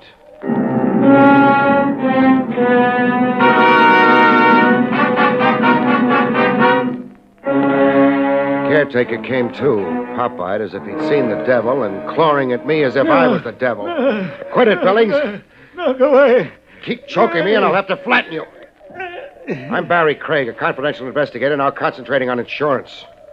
Now, if you can collect your wits, old man. You're an investigator? Who'd you think I was? Him. Him? Who? The reason dead. Makes sense, old man. I was making my rounds like every night when I heard a noise. A noise I'll never forget if I live to be 100. The odds are away against you, the hypertension you've got. I turned to look, bringing my light close, and it was the lid of a coffin coming off, as if by itself. Neatest trick of the century. And then what happened? I lived to be 100. We've already been through that. Then the dead man got up and stood there, alive as you're standing here, all green under the moon. How does the rest of the hallucination go? I watched him go off, not making a sound, and walking in a funny little hop. And then... You screamed and fainted dead away. The next thing you knew, you had your fingernails in my neck. Now get your bearings and throw a light on that coffin. I want to have a look. See, the casket is empty. Empty it is. So a stiff came to, forced the lid open, turned green under the moon, and then went on the town. It's something to believe, but I saw it with my own eyes. With that 20/20 vision you don't have, did you also see who dug him up? Dug him up? That's what I asked, if you'll really open your eyes. 6 feet of dirt piled in 2 neat hills on both sides of the grave. See it? Yes. To get out from under, your stiff needed a muscular accomplice on the outside. Who was supposed to be buried in that grave? I can't make out the name on the tombstone. Torch. Remote Torch.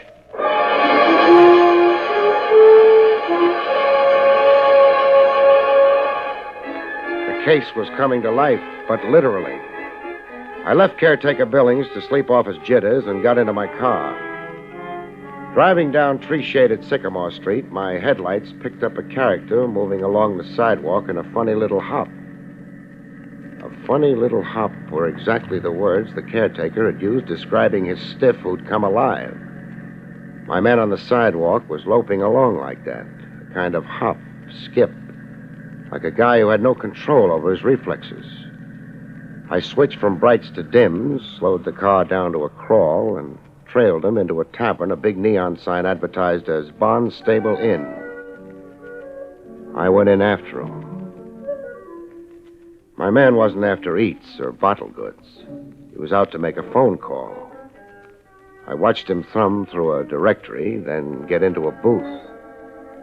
As soon as it was safe, I eased into the adjourning booth to hear what I could hear. I must see you. At once, tonight. Well, you must come. In Burnside Park, near the fountain. I'll be there waiting for you. I watched him start for the open door of the tavern.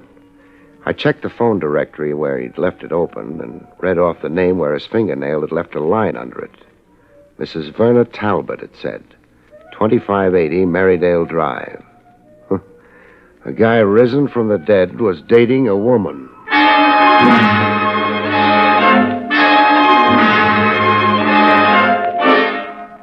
I was right there in Burnside Park in a grandstand seat behind a row of bushes when they met. My man was hanging off to his side as if he wasn't really meeting the woman, but ambushing her. I could hear her high heels clicking toward him. Hello, Mary. What? Mary? You're calling me Mary? Yes. You're not who you said you were on the telephone. No, I'm not. It was a ruse to get you to come. I'll come out of the shadows so you can see my face. Well, Your face is chalk. it's a dead face. And your eyes. They're dead eyes, Mary. I've been dead, but I've come back. I've come back to claim you, Mary. Mary, my wife. Oh, you're insane. I'm not your Mary or your wife. I don't even know you. Let me go. Help! He wasn't just claiming her, he was strangling her. I got busy. Let go of her, mister. Suppose we postpone introductions for later.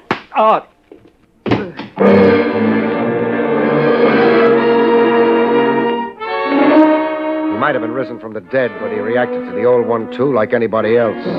He was out cold, stiff, like rigor mortis had come back. While he slept it off, I revived the dame and questioned her. I'm Barrie Craig, an investigator, madam. I'd like a few honest facts and no ad-libbing. Remember, I probably just saved your life. I'm grateful. The man is insane. You acted as if you didn't know him. I never saw him before in my life.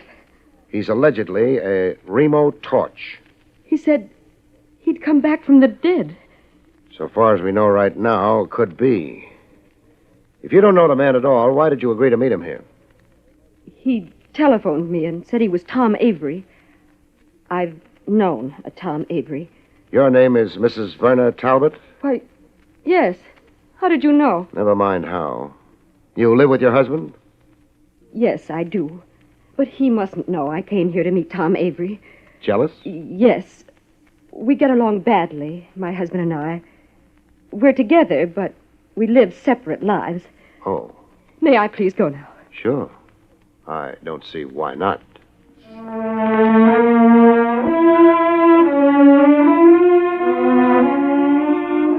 I watched her melt into the night, half mink, half woman. Then I sat down to rest up, take stock and wait. I'd sure found myself a bright way of making a living. There I was in a public park at 2 a.m., waiting for a corpse to rise for the second time in one night, this time out of dreamland.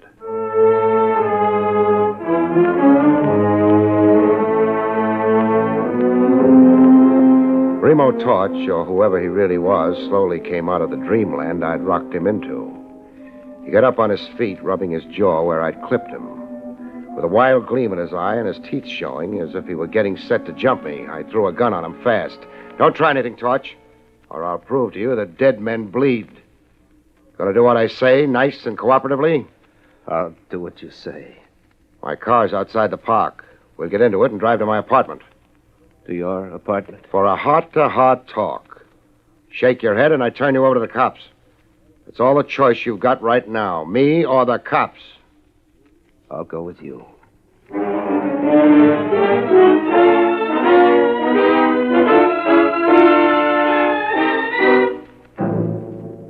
I got him home with me okay and put him to bed. When he fell asleep, I handcuffed him to the bed and tied his feet. Then I showered and waited for daylight and a good morning chat with Lieutenant Trav Rogers at Willie's Coffee Pot. I don't get half of what you've told me, Craig. Half's enough to hold you for now. Feed ghost stories to little boys a spoonful at a time, an old teacher of mine used to say. Just you run down a few items I asked, huh, pal? You want me to find out when Mary Torch died? And who signed the death certificate, and where was she buried? Phone me the minute you know. Craig. Yeah? Being your blind helper, just how did I get so degraded? The coffee's my treat. Have yourself a second cup, chum.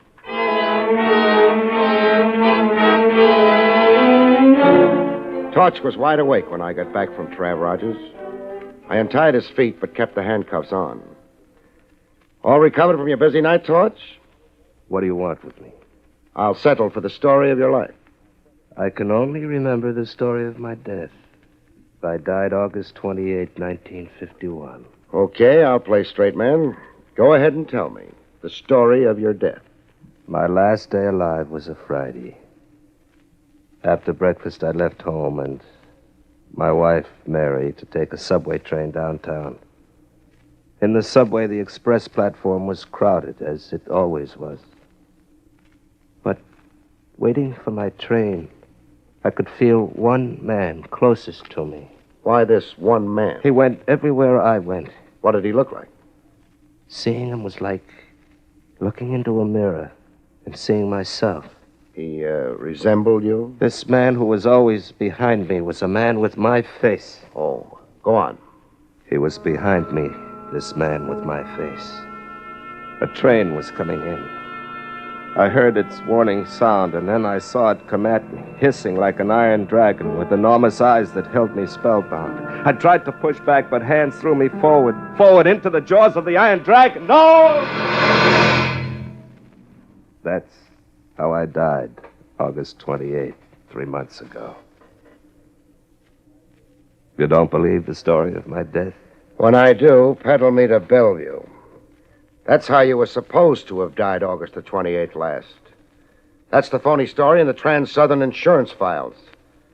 You were supposed to have died like that, Torch, only you didn't. Somebody else did. Somebody else did? Yeah. The patsy whose remains were identified as Remo Torch. The poor devil who was really in that coffin you supposedly stepped out of last night. Excuse me. Barrie Craig speaking. Barrie, this is Trav Rogers. Mary Torch died a month ago. A heart attack. And Eric Carter signed the death certificate. She was buried in Hillcrest Cemetery like her husband before her. I got it. Thanks, Trav. Can I be of any further service to you? Yeah, you can. Send one of your boys over to my apartment. I've got a prize package I want under lock and key while I roam the world.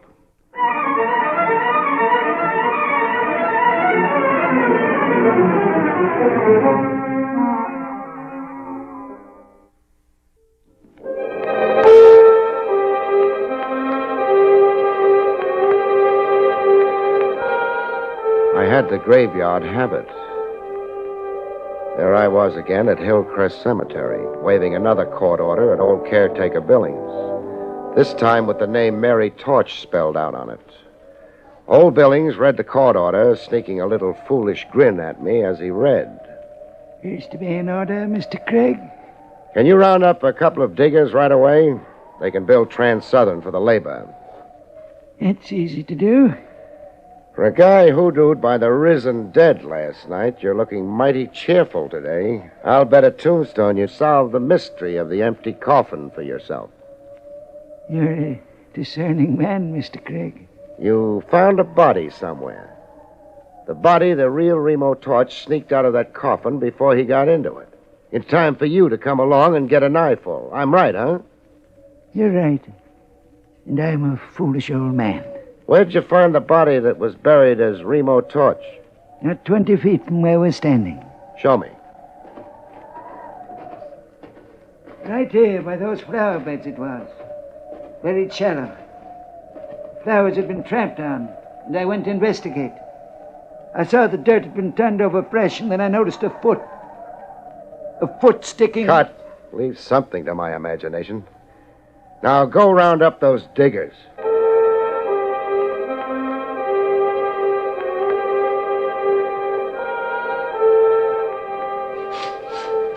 The slab of marble read Mary Torch. Two beefy gents were digging her up. They wore a look on their kisses that said they just loved to make an argument of it. They were the same team who buried the Mary Torch coffin only a month ago. To them, I was some creep undoing a work of art. Me and my court order. You've got the coffin exposed enough, men. Now use the crowbar on it.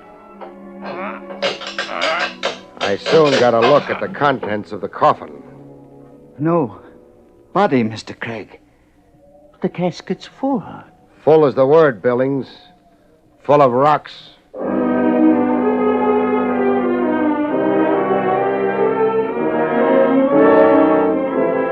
The answer to the rocks was obvious. Mary Torch's death was a phony and ditto a burial. I found out how it was maneuvered by an entry in the cemetery record book. It's the name of the undertaker you want? Or whoever supervised the so-called burial. Here it is. Mary Torch. And Eric Carter supervised the burial. Does the name mean something to you? Does it? Eric Carter's the same joker who also signed the phony medical certificate.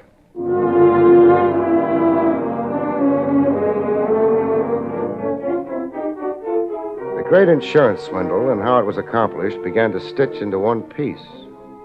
I had almost all the answers, enough answers anyhow, to parlay into a climax. Only somebody was working his own idea of a climax to Barrie Craig. I'd left Hillcrest through the big iron gates for the drive back to Manhattan. I switched on the ignition. Good thing the cemetery was convenient. Took all the fuss and bother out of my burial. Oh!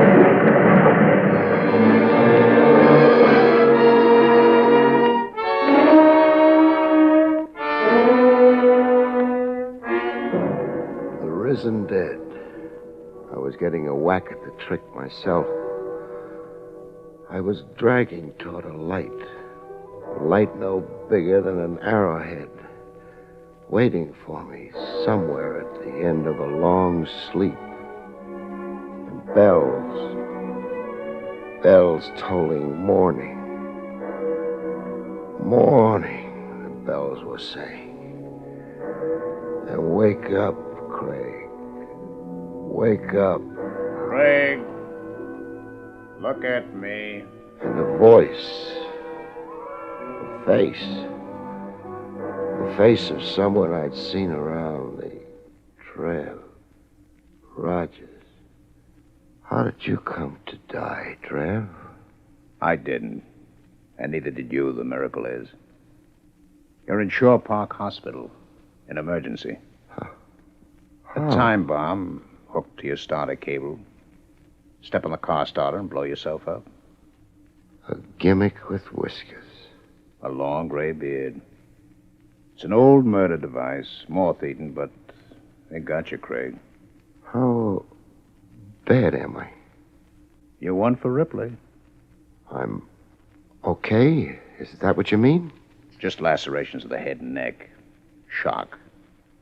You're wearing more bandages than King Tut. You're also minus an automobile. I'll build Trans-Southern. Trev, get me out of here. I want Remo Torch back. As soon as I'm dressed, he and I are going bye-bye.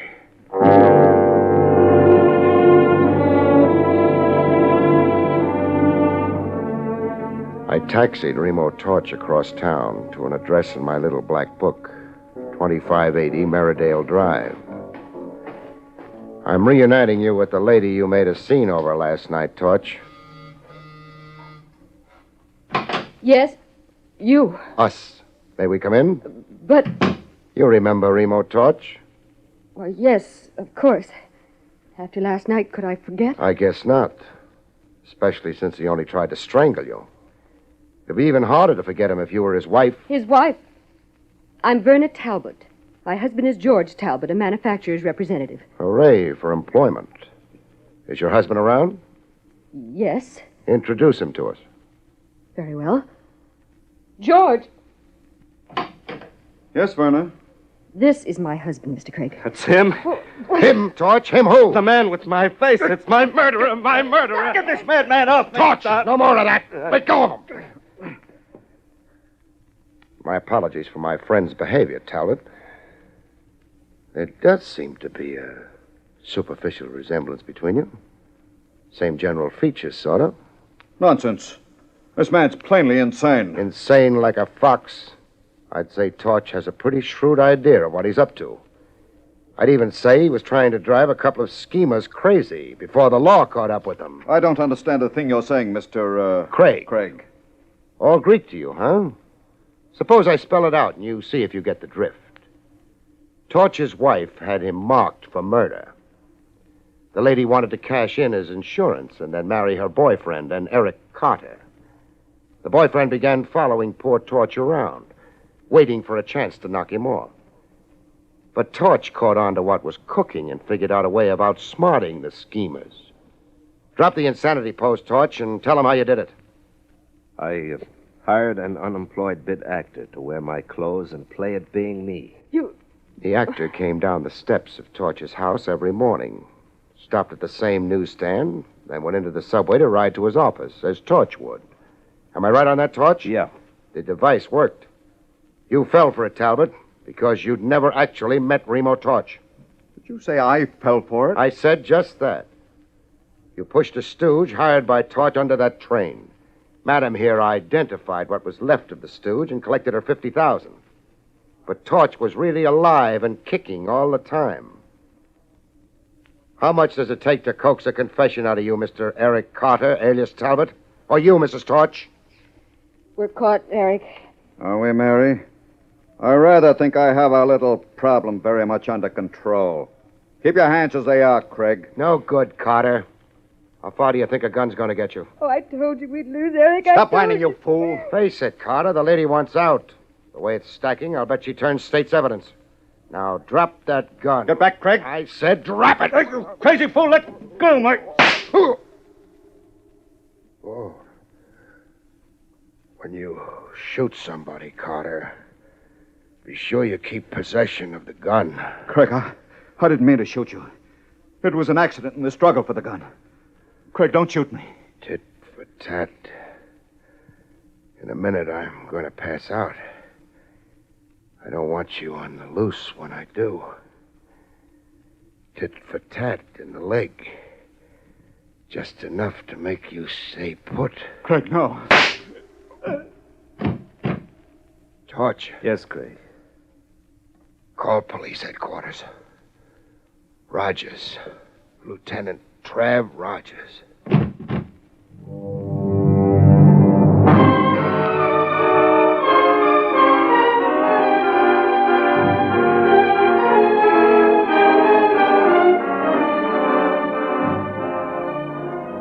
Wake up from a long sleep, and there's the same face in front of you, like a pin-up on a wall. Don't look now, Craig. But you're back in Shore Park Hospital, Emergency. What's my medical complaint this time? Bullet in your left thigh. You'll be out in a week. And limp for a month. Oh, great. Well, now that you're conscious, you want to talk. Eric Carter masterminded the phony death and burial of Mary Torch. And also planted the time bomb. 1 minute, Craig. Yeah? You're forgetting you played the case very close to the vest. That you've so far only told me about half of it. Oh. That makes the conclusions I'm giving you a little puzzling. A little incomprehensible. How long did you say I lay over here? A week. Pull up a bed, Trav. Pull up a bed? I got a long story to tell you. As the conscientious officer of the law, I know you want to hear it. Weak as I feel, and long as the story is, I figure it will take about a week to tell. Good night, folks. See you next week.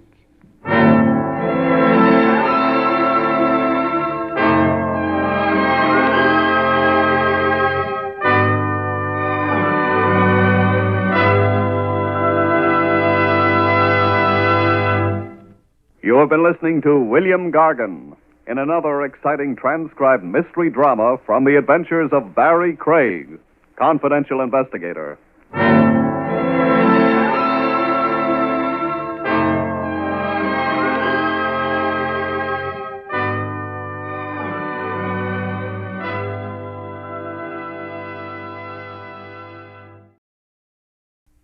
William Gargan stars as Barrie Craig, confidential investigator.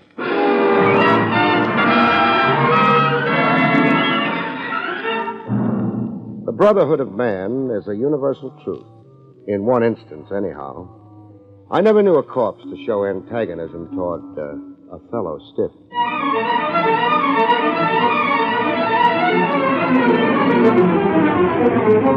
The National Broadcasting Company presents William Gargan in another transcribed drama of mystery and adventure with America's #1 detective, Barrie Craig, confidential investigator.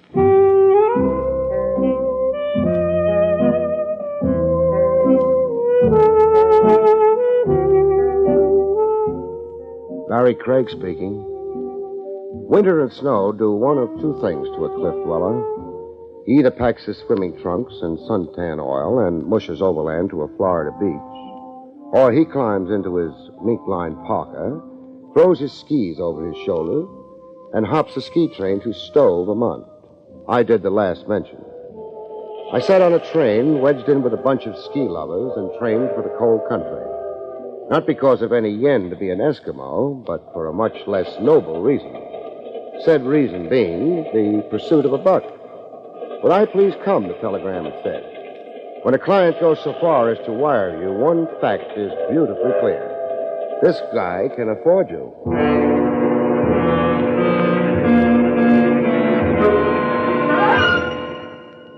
In Stowe, Vermont, at the lodge, I baked the rheumatism out of my separate parts and joints in front of a roaring log fire the hotel provided.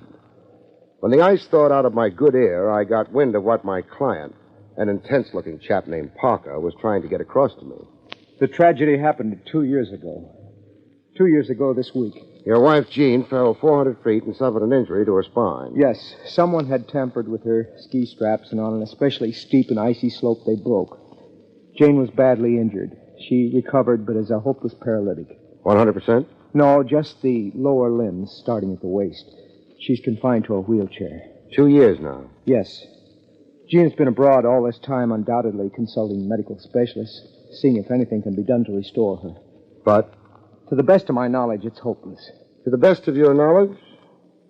You're obviously not close to the situation. No, I'm not. Since the accident, we've been estranged, Jean and I. Nice time to cool off toward your wife. It was not my wish. Jean excluded me from her problem. She turned me away. Why? Well, the answer to that is why I'm engaging you. Jean has never acquitted me in her thinking. She suspects you? Yes, me among others.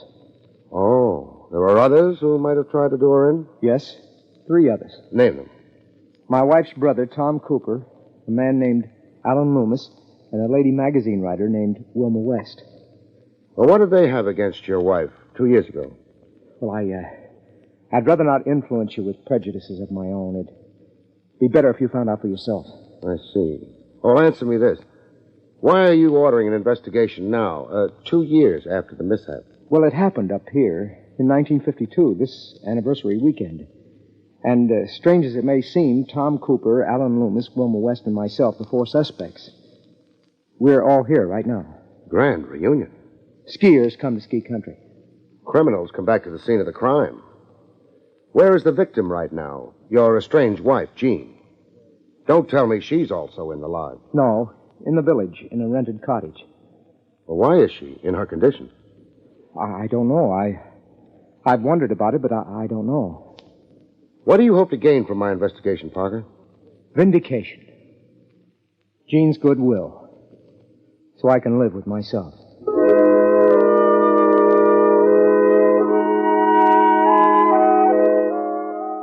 Reinvestigate a 2-year-old accident. 2 years. I'd be plowing through a lot of cobwebs. Getting unpacked in my room, somebody went out of his way to make me feel unwelcome. Come in. A guy with one blue eye and a black patch where his other eye figured to be. A tough look to him, like the world was too populated for his liking. Am I intruding? You not. I said come in. You're Barrie Craig. That's how I registered. A New York detective. That's not on the register. It's written all over you. Which suspect are you? Suspect? Now, look here. Relax. Well, which is it? Tom Cooper or an Alan Loomis? I'm Tom Cooper. Mrs. Jean Parker's brother. Jean's my sister, yes. And you're here to threaten me? To talk sense at you. That's polite for threaten. So go ahead, worry me. All right. I did come to say I don't relish being hounded and harassed by a detective. I'm here for fun and skiing. Now, how do you know my intentions toward you? I saw you closeted with my moron brother-in-law, Parker.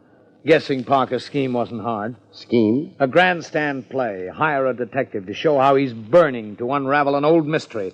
And by doing it, make himself look good. Is that a hint you think Parker's responsible for his wife's condition? Not only a hint, it's my opinion. Accusation? Accusation. Slander. You can be sued by Parker. Parker tries it, I'll brain him. Craig, go home. Sure, in good time. You'll just make a nuisance of yourself to everybody here. It's what I'm paid for. All right, milk the situation. Worry a case that had better be forgotten. But don't come near me. Or? Are you deliberately baiting me? A guy looks and barks like he's Little Caesar. I'm always curious about the size of his bite. How do you want to leave, Cooper? How do I? Walking or crawling?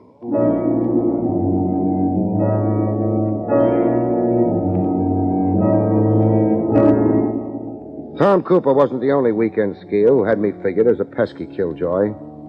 Another one tried to make me feel unwelcome. But this one wasn't as forward as Cooper. This one was the bashful type who believed in voicing his sentiments from afar. A rifle bullet through my room window.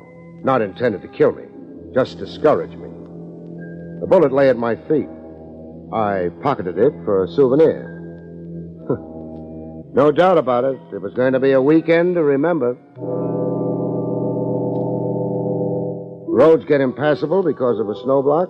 You give transportation back to the horses. I rented a sleigh drawn by a horse. My destination, the village. To introduce myself to Mrs. Jean Parker. Pay my respects. En route, still in sight of the lodge, a lady on snowshoes and bundled in furs like a mink polar bear hailed me like she wanted to thumb a ride. Yoo-hoo, hey! Yes? Going to the village? I am. Can you take me? Take lifts from strangers, lady. You're living dangerously. You have a respectable look. Giddy up. Besides, you're not a stranger. No? No. We have a past together, only I can't place the face? Spoken like a male. You're Barrie Craig, and I'm Wilma West. Oh, another one of my suspects. Yes, I'm a fiendish murderess. Would-be murderess. The victim survived, I hear tell. Victim. It's like a page out of ancient history, so remote. Yeah, 2 years makes any event stale, except to the victim. Confined to a wheelchair, yesterday and today merge for you. Put it that way, I'm chastened. Anything you can tell me? To clear myself of suspicion? Don't work so hard at being sophisticated. Oh, but I must. It's my style. It's my livelihood. I'm a sophisticated editor of a smart magazine. Jean Parker. What did you have against her 2 years ago? Let me see. Oh, yes, I was the other woman. The femme fatale. Serpent in Jean's garden. You and Parker? Me and Evan Parker, yes. Did Jean know? Doesn't a wife always? She finds lipstick smears on handkerchiefs. Cancelled checks for gifts she never got. All kidding around, you and Parker. Or was there something for real between you? Very real, Mr. Craig.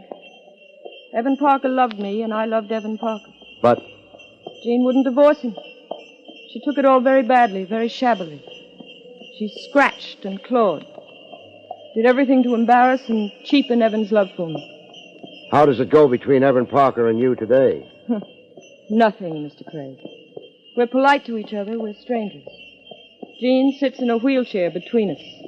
I suppose you know Evan Parker hired me to get at the truth. Yes, I know. Evan feels guilty about what happened to Jean. I'll make a prophecy. Yes? You'll get nowhere at all with your investigation. You'll fail as other investigations have failed before. You'll just renew misery for a lot of people, but accomplish nothing. I'll spoil everybody's weekend. I keep hearing that. Well, here's the village. Where can I drop you? Right here. You're, going to pay a call on Jean Parker? You said magazine editor, but I think you're a mind reader.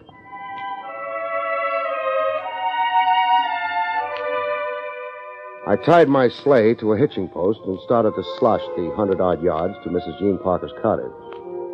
But before I could make the front door, I had another interview forced on me. A guy standing to his side a few feet away from Jean Parker's place. Standing like he'd planned it as an ambush for me. Hey, you, Craig. More people know my name up here. And pedigree. You're a meddler. Rough talk. You'd crucify people for a few pieces of silver. Now, look, stop stirring old ghosts. Stop reopening old wounds. Stop spoiling skiers' weekends. I've met Evan Parker, Tom Cooper, and Wilma West. By elimination, I guess you to be Alan Loomis. I'm Alan Loomis. Once involved with Mrs. Jean Parker. How? None of your business. In that case, so long. Now, wait. I was in love with Jean before she married Parker. She left me at the altar to run off with Parker. It's old ghosts. I said you'd stir them. Go home, Craig. When I wrap this up? Crimes committed. Somebody must be punished. You through discouraging me? No. I can be stubborn, too. And determined. Sure. You're the type hero who can stand in an ambush somewhere and pump rifle bullets into a hotel room. You're not denying you took a pot shot at me a few hours ago. Craig, go home. Amicably with a bonus check from me or in some other way. In a hearse? Even perhaps in a hearse. I was on my way to see Jean Parker when you waylaid me. Do I have to punch my way to her door?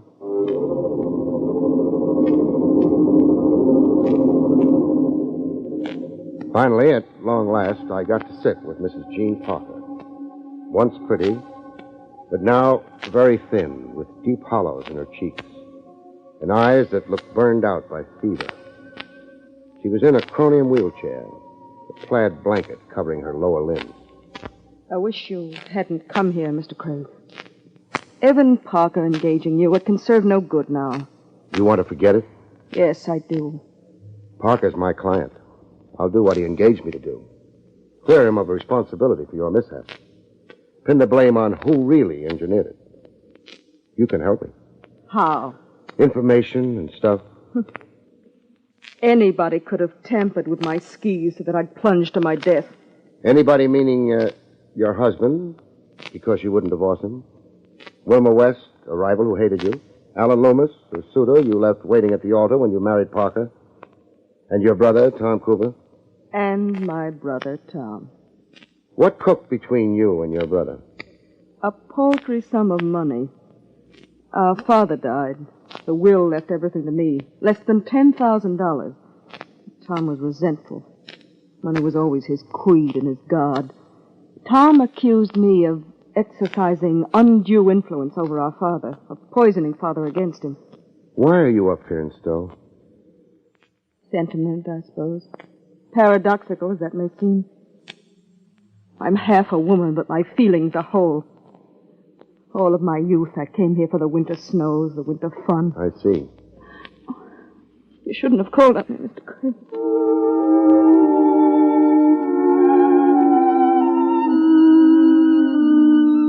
See a woman in the prime of youth, like Jean Parker was in the prime of her youth, but crippled, only able to live in a narrow area through which she could propel her wheelchair. The picture stays with you. 4 suspects. If one of them had actually schemed the accident, I kept wondering how the guilty party could live with himself. Or herself, if it was Wilma West. The last mentioned party joined me at lunch in the big hotel dining room. Uninvited, she just plopped down. Don't look so put upon, Mr. Craig. Frankly, I'm not in a social mood. I am. I'm starved. What's good? Read the menu. Prime roast beef. Food for a ravenous skier. Order it for me with A1 sauce, Mr. Craig. No, not Mr. Craig. Barrie. Charlie, come here. Roast beef for the lady. You've got away with men, huh, Miss West? I'm at home with men. I had 7 brothers. I never had a sister. That makes me a woman hater. Oh, I wouldn't be discouraged. You'll accept me, or I'll force myself on you. It won't help your case, baby, if you're the guilty party. I wonder will you be so blasé about my charms tonight? What's tonight? The weekend dance, and I'll be wearing a Parisian import. Meaning I'll go for the dress, if not the woman? I don't look to advantage in these ski clothes. I'm overdressed, dramatically speaking. Well, I've finished eating. So long. Barrie, don't make me eat alone.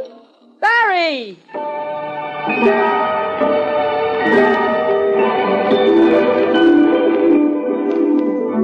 The guy never lived who could shake a determined dame. She cornered me again on the ski slope. I wasn't skiing, just looking. I couldn't afford to break a leg, not while I was working. Barrie? Breathless over me? Yes and no. Climb up the slope, I'm winded. I've got something to show you. What? This note. Threat against my life. Wilma, enjoy the short weekend. Your last. Where did you receive this? From Tom Cooper. Tom Cooper? By hand. It had been slipped under his door, he said. By mistake, it seemed, since it was addressed to me. That's a funny note. Where's Tom now? Taking the high jump. Show me the way.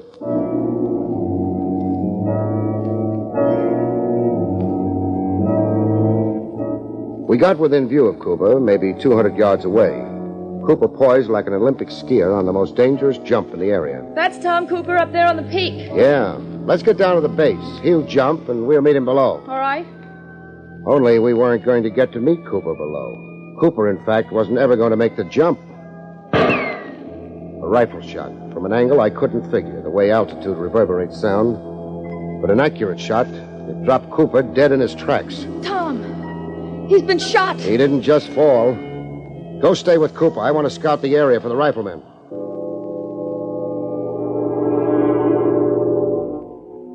I found a lot of snowmen, but no human being. Hiding out of sight wasn't tough for an assassin at any compass point. There were ravines and rocks and wood. Besides that, stare out at snow like I was, your focus goes awry. You get snowblind. I joined Wilma. Tom's dead. Yeah. Drill in the right temple. Somebody up here is a superb marksman. What do we do? Find a sled somewhere and get Cooper to the local undertaker. Then inform the coroner. Want to stay here while I go get a sled? No. I'm coming with you.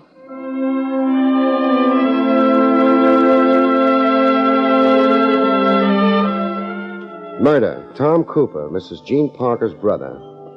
We brought the body into the village on a horse-drawn sleigh.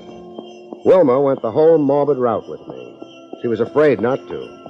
Afraid to be on her own, out of my sight. After a formal report on how Cooper came to get shot, the local sheriff did some theorizing. An accident.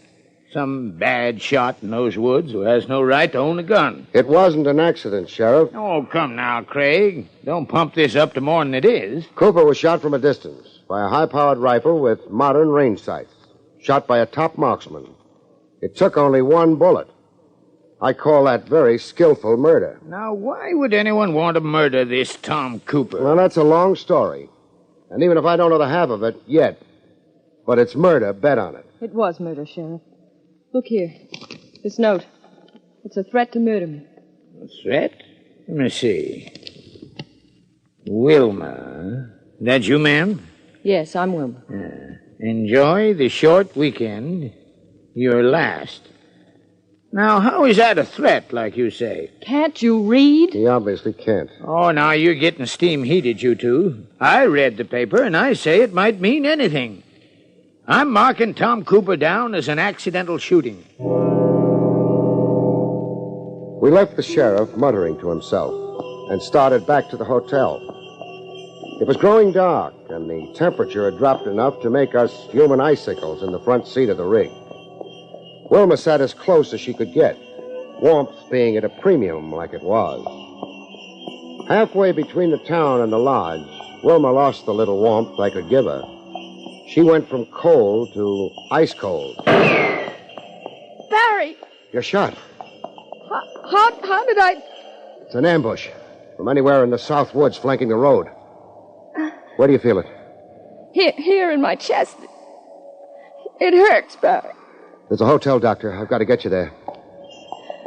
Barrie? Yes, Wilma. I won't make it. I won't make it. She wouldn't make it. I knew, looking at her, watching life flicker, then go. The second murder in a matter of hours. I turned the sleigh around. I had another corpse to turn over to the village authorities.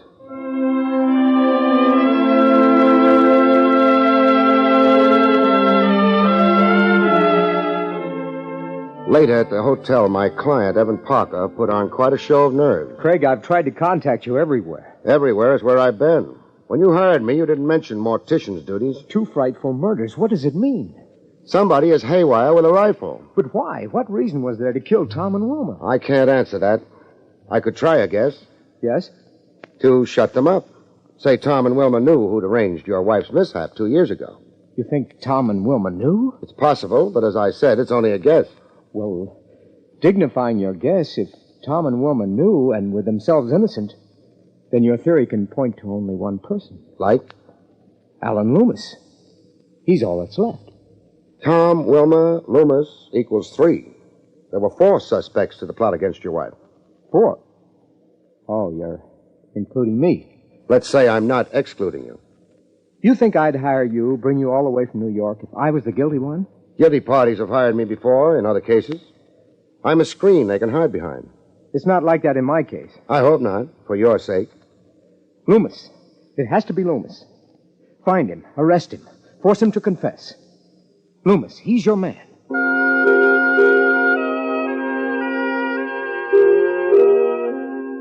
I went looking for Loomis.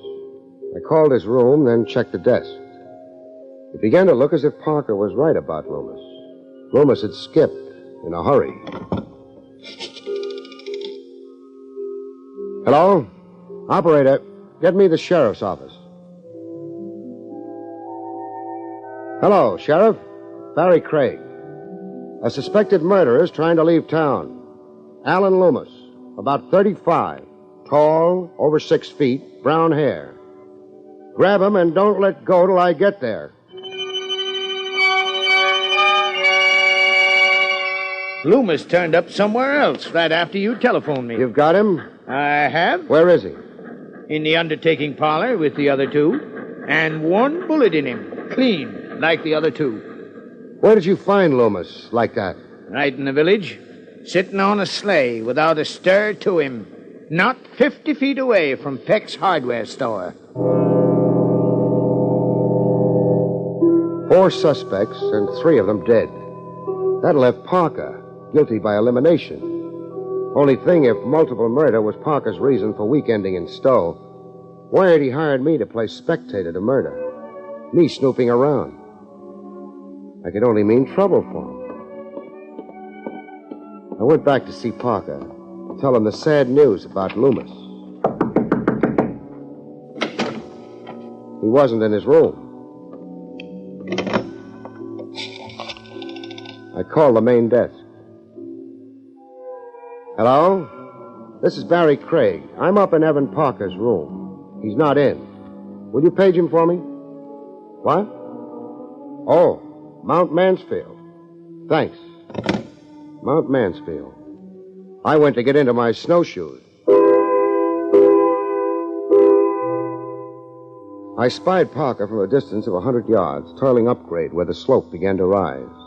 He had his skis perpendicular to his back, and something that looked like a rod or stick wrapped in burlap slung under his arm.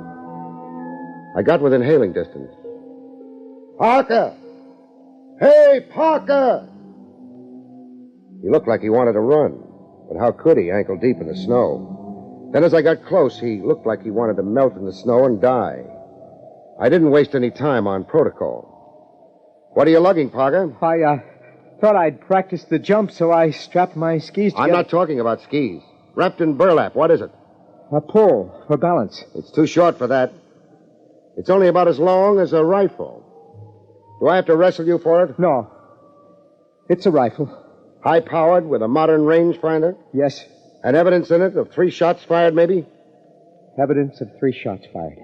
Cooper, Wilmer, and Loomis. Cooper, Wilmer, and Loomis. You sound like you're confessing. I came up here to dispose of the rifle, hide it, but now... But now? I don't care to save myself. 3 murders. Why? One of them paralyzed Jean. All of them could have, for the grudge they bore her. I meted out punishment equally. You crazy or pretending? I'm your prisoner. Get the burlap off that rifle and demonstrate for me. Demonstrate? How good a marksman you are. Pick something off for me at a minimum of 200 yards. 1 shot. Show me a bullseye with 1 shot. Show me, Parker.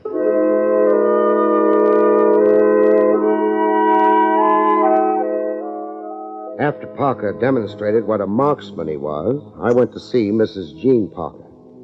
An informal visit this time, around the back of the house.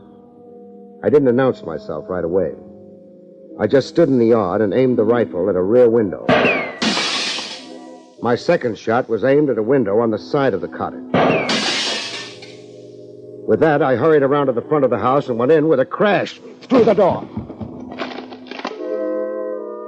Fear does remarkable things to people. It gives them a strength and frenzy. It even helps paralytics to rediscover their legs. There was Jean Parker, out of her wheelchair, standing flat against the wall, to be where the bullets weren't. Mr. Craig. Yeah, Craig. Fancy seeing you out of your wheelchair. You were the one firing. I was the crazy assassin. I figured you'd hate being a sitting duck in a wheelchair, life being precious, even to a murderess. You're very clever. Yeah. I began being clever when your husband couldn't hit a tree at 200 yards, or even 50, yet was confessing to 3 murders. You planted the murder rifle in his room. This rifle I'm holding. Did I, Mr. Craig? Parker guessed your secret just before I did. That the paralysis was a fraud. A blind you could operate behind. A fraud altogether, or that a temporary condition had been remedied abroad in the 2 years you were away. I underwent 27 operations. Parker was ready to shoulder the blame, to save you. He didn't yell frame up. He tried confessing to the murder. Noble of Evan. I'm touched. 3 murders and your husband a patsy. You wanted them all dead. I wanted them all to get what they deserved. Yeah. 27 operations. The suffering you've been put to for 2 years. I guess the mind does crack under a weight like that. I guess you don't stop to think that only one of them was responsible for the accident. Nobody was ever able to detect the one. So you convicted all 4 of them and planned their execution. I'm not sorry, Mr. Craig. I'm not a bit sorry. I am. Right now, I'm sorry for you.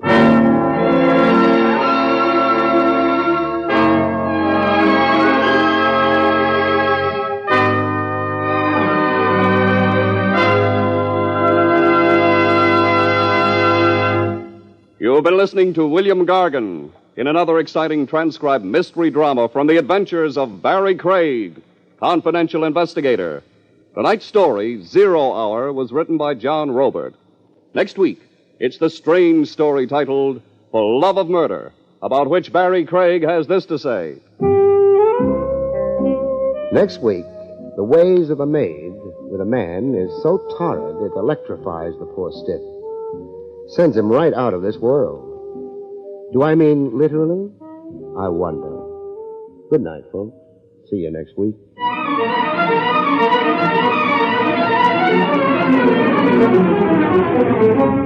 The National Broadcasting Company has brought you William Gargan, starring as Barrie Craig, confidential investigator. Featured in the role of Wilma was Connie Ford. This is Don Pardo speaking.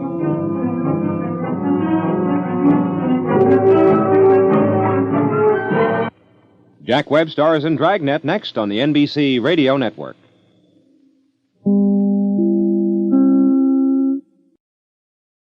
William Gargan stars as Barrie Craig, confidential investigator.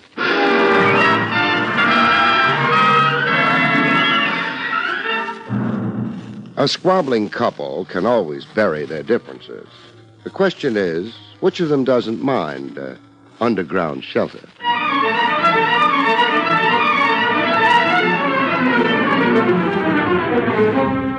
The National Broadcasting Company presents William Gargan in another transcribed drama of mystery and adventure with America's #1 detective, Barrie Craig, confidential investigator.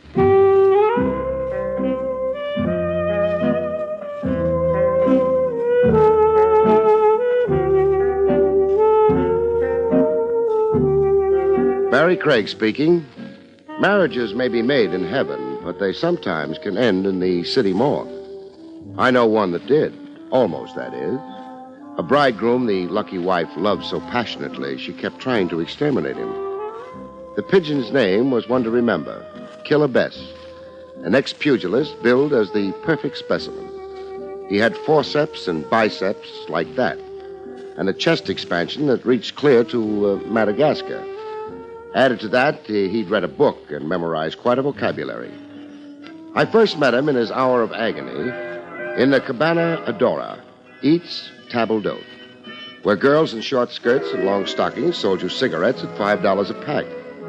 I was there with Trav Rogers celebrating his birthday.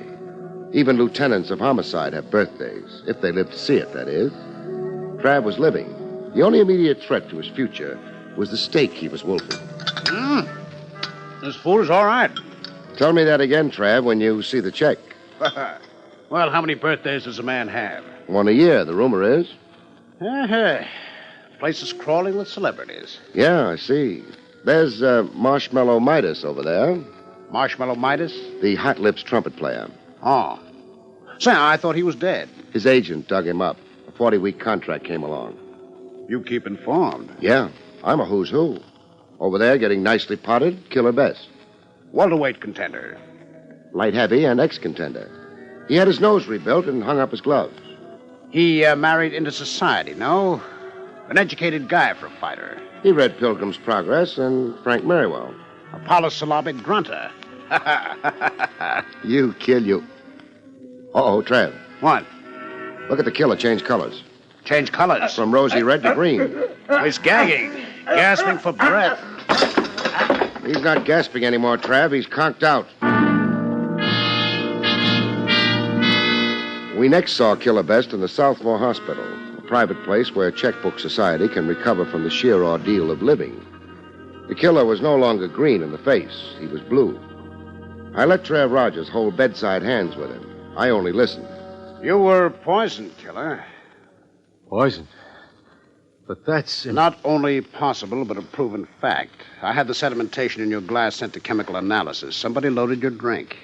But then if it was poison, why am I alive now, talking to you? An excellent question. I've asked it, too. There are a couple of likely theories on that.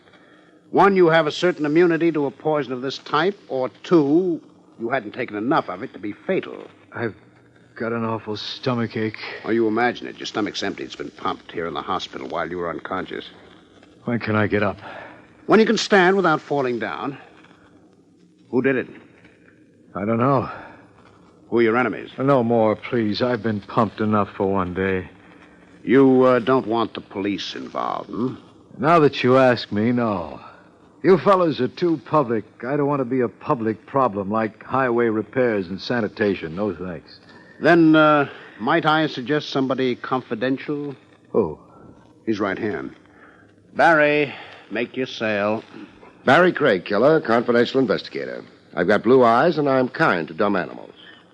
Not that I like to ambulance chase, but I'm all worn out looking for hen's teeth. You mean clients are scarce? You've read my diary, and I read your value on the hoof. Meaning I've got money. Meaning I haven't got money. You're hired on condition that you keep wisecracking. And that I find out why you're marked for extinction? Yeah, that too. Your friend here, the lieutenant... Trav Rogers of Homicide. Send him away and then notify my wife for me. Mona Best, Lawrence 6, 4000. What will I tell her? That circumstances make it impossible for me to be home for dinner. I called the wife as requested to reassure her about the love of her life, perfect specimen, Killer Bess. Her more killed than killer husband. But Mona Bess didn't need reassurance. A funeral would have delighted her. Hello? Mona Bess? Yes, this is Mona Best. This is Barrie Craig. Should I know the name? I've had skywriters advertising it. I'm a detective. I've reported no robberies this month. We've got a comic routine going. I've got serious news, lady. I despise serious news. Do you love your husband? That is a leading question, Mr. Craig. Meaning you don't. I'm ambivalent. Too big a word for me. I love him and I loathe him. Which half of you is operating right now? The worst half. Then the bad news I've got will be good news to you. He's been arrested for public drunkenness. He's been hospitalized for public collapse. He was poisoned at the Cabana Adora. You want to console him? He's in room 602 in the Southmore Hospital, Midtown. Thank you for the invitation. But you won't come. I haven't time. I'm due for a pedicure. Besides, I haven't the inclination. Please give the fallen gladiator my anxious wish for his speedy demise. Some marriages can really be colorful. Back at the bedside, the killer showed a sense of humor. She told you to throw dirt in my face. Bury me deep. She's bashful about her love. It embarrasses her. Her hard-hearted talk is a cover-up. You've got good sense, Craig. Have I? Mona is soft as mush. The surface is only a shell. I'm the love of her life, but, as you say, she covers it. She talks tough through her martinis. It's the ancient female device. Keep the man guessing a little. Never let him take you for granted. I've heard of husbands kidding themselves like that, but we're avoiding the gruesome. Who tried to kill you? I wish I could tell you. For a starter, name me personal enemies with strong motives against you. No. No, meaning there aren't any? There are some. What man doesn't make enemies? So? I don't want to slander people, make hysterical guesses about who hates me enough to want to murder me. You find out for me on your own. Don't even keep me posted. Just tell me the climax when you come to it. Until then, I want peace of mind. I want to drink with a friend without analyzing the contents of the glass. Dig into my life, Craig. Do your worst and best. Now, help me stand up and get dressed, please. The antiseptic smell around here is getting me sick.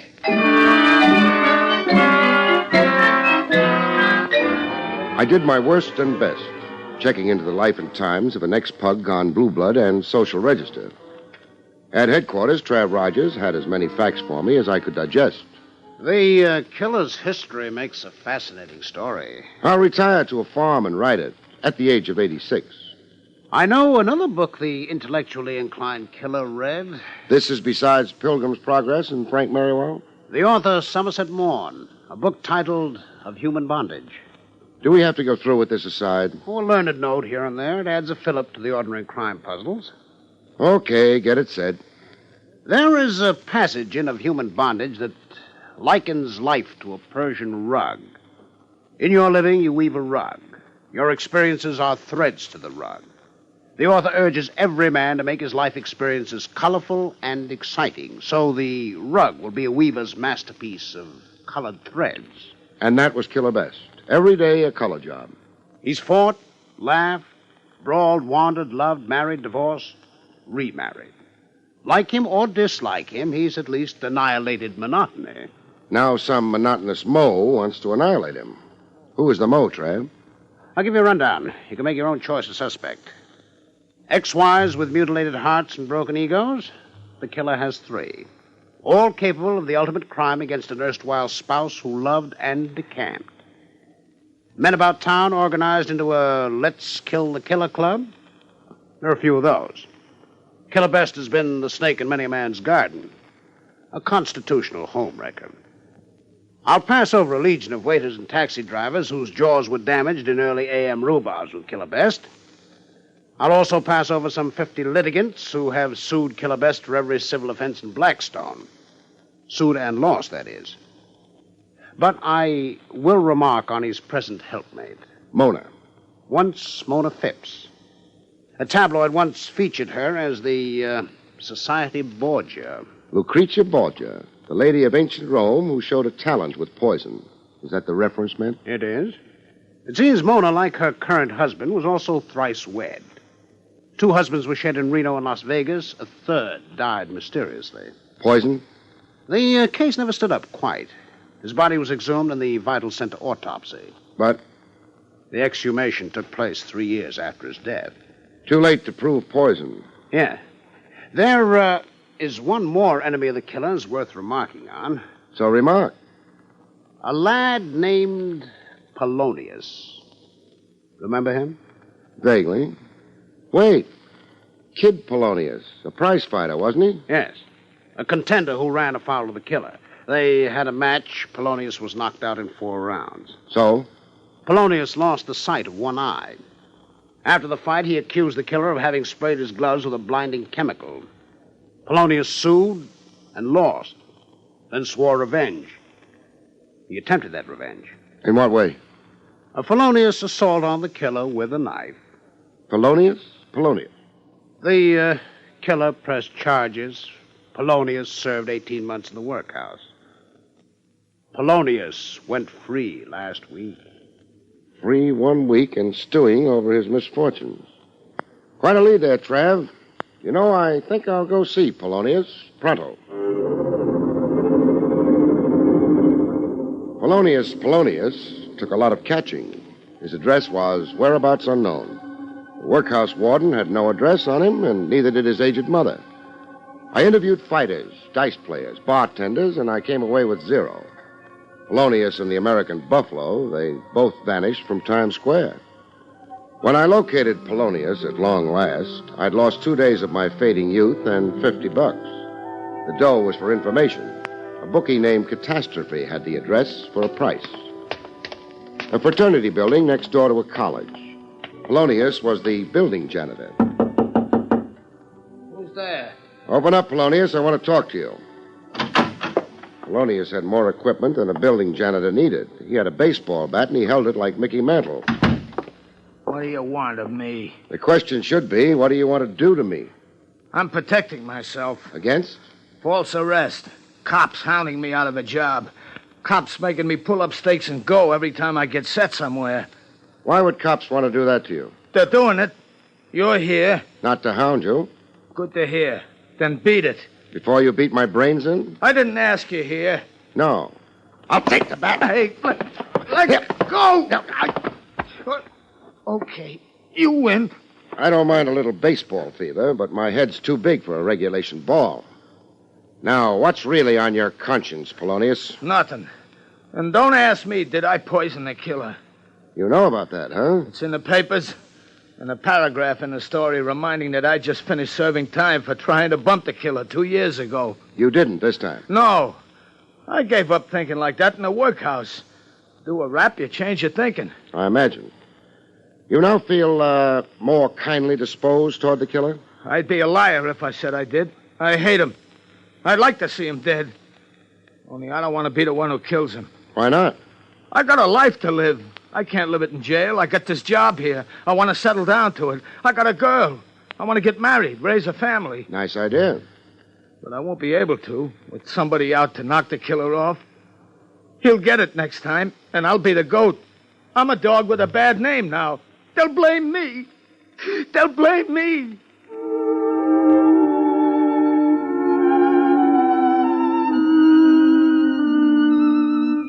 Polonius wasn't as felonious as advertised. He'd given up on his deadly grudge against Killer Best, so he said anyhow. When he came out of the weeps, he proved what a peaceable citizen he had now become. Listen, Mr. Barrie Craig. Mr. Craig, you can do a big thing for me. Like? Catch who poisoned the killer that other night. Nab whoever it was and take the heat off me.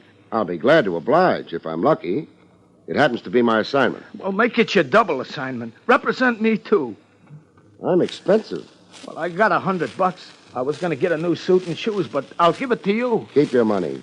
If you're on the level, you'll come out okay, Polonius. I'm after the poisoner, and I figure to catch him. So long. Oh, yes. Here's your baseball bat. Buy yourself a horsehide ball out of that 100 the next time you get that urge to swing that bat.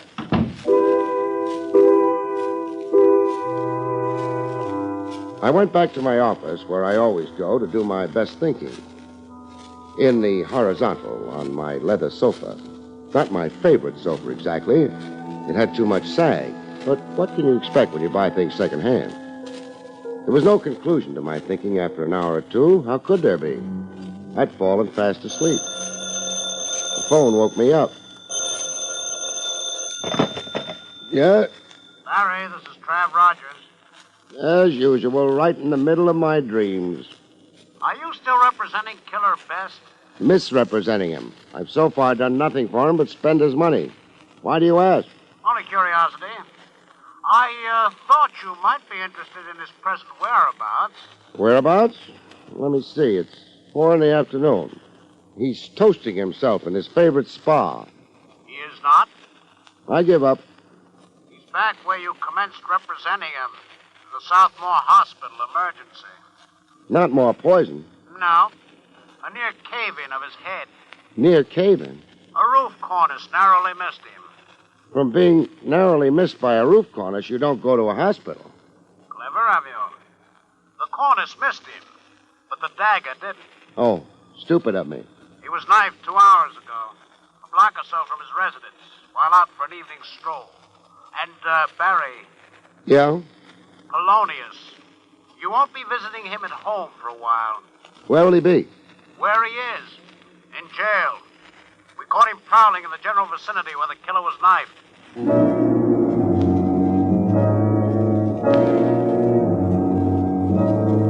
In the hospital, some of the starch was out of the killer. He looked scared and trying not to show it. The knife gash on his shoulder and forearm seemed to hurt like the devil, even though the patient tried to grin. I've survived again. That's something to be thankful for. 2 strikes. Next time up, somebody's out. See that it isn't me. I'm working in the total dock. You've got Polonius. Do you accuse him? No, I didn't actually see the knifer. That cornice that came down on you. Tell me more about it. There's not much to tell. I was out walking at the corner of 78th. Boom, came the cornice. It landed practically at my feet.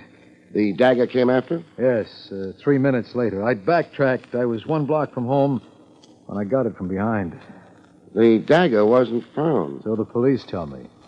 I'll have the area combed, inch for inch. Sewers, cellars, places. You think my attacker might have thrown it away? They generally do. Get caught running, it's evidence against them on the spot. They're red-handed. I did make an outcry. I yelled police. If my assailant would be running pell-mell, he no doubt would have ditched the deck. Craig. Yeah? When I'm out of here, put a man on me, day and night. An operative following me around heel and toe. I want protection. In the tombs, Polonius looked like he was on a marathon crying jag. Craig, get me out of here. If you merit it. You don't think I knifed the killer? Didn't you? Why were you prowling in the vicinity where the attack occurred? I was following the killer around. to see who might attempt to kill him. I wanted to insure myself against being made somebody's fall guy. I thought I was to take care of that. Yeah, I know. You were representing me, but frankly, Mr. Craig, I had no confidence in you. I see. So I'm a schmo. Please, Mr. Craig, get me out of here. I'm afraid you're in for a while, at least.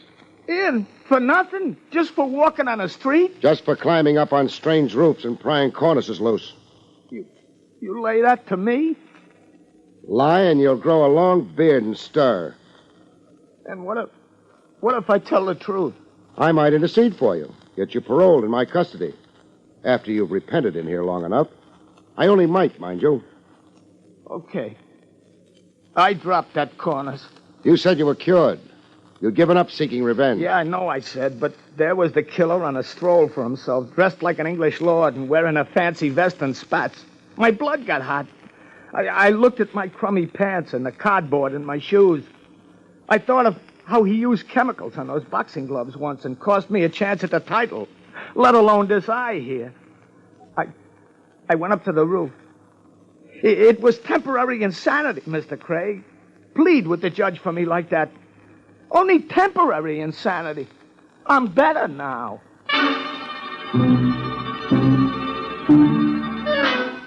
Was Polonius an honest man or a liar? I couldn't swear. But one thing was for sure, he was a character. I organized the search for the dagger used on Killer Bess. Look for a dagger in a square-mile area, you really know suffering. No luck so far, Barry. It figured to be tough. I've got men in wading boots sifting sewer slop, men emptying trash cans and poking into cellars. Nice cooperation, Trav. Thanks. Oh, don't be so egotistic. I'm doing this on behalf of the people of the city of New York. Oh, pardon me. The assailant may not have thrown his dagger away. They invariably do. Still. Oh, wait. Here comes Detective Wilson with a look on him that can only mean one thing. Eureka! He's found the dagger. Finding a dagger is one thing. Tracing it to its source is a horse of another breed. After the same 14 men, plus yours truly, got ourselves acute atrophy of the metatarsals, our aching feet, that is, we gave up canvassing storekeepers. Later, on an idea that didn't seem too bright to me, I tackled Mrs. Killer Bess, Mona. Tried tackling, I mean. Mona wasn't home. Her social secretary, a good-looker named Candy Joplin, was. Can I help you, Mr. Craig? Yeah. First, where is Madame? Out. Just out? She didn't say where. I've got something here. A dagger. Ever see it? I'm not sure. You think you might have? Yes. In a case in the library, I seem to remember a pair of antique daggers. Let's adjourn to the library. That the case? Yes. Well, what do you know? Here's the twin to the one I brought in. Who owns these daggers? Mr. or Mrs.? I don't think I'm able to answer that. But I think I can be of some help. Please be. The daggers, they're antique. They're antique. Mrs. Best shops for her antiques at the Attic Mart on 3rd Avenue. I've often stopped in there with her. The Attic Mart. Unaccustomed as I am to antique hunting. Goodbye, doll.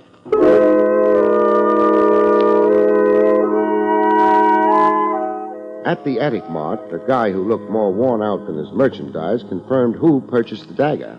Yes, I have the entry here. Mrs. Best, a fine lady. You mean a fine customer, don't you? Yes. She's here every week, always to buy. This particular dagger, it's a very good specimen of old Persian craftsmanship. I've heard enough. There is perhaps something you would care to be shown? There is. The door.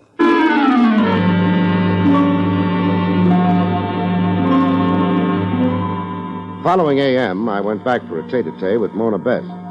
The lady was still unavailable.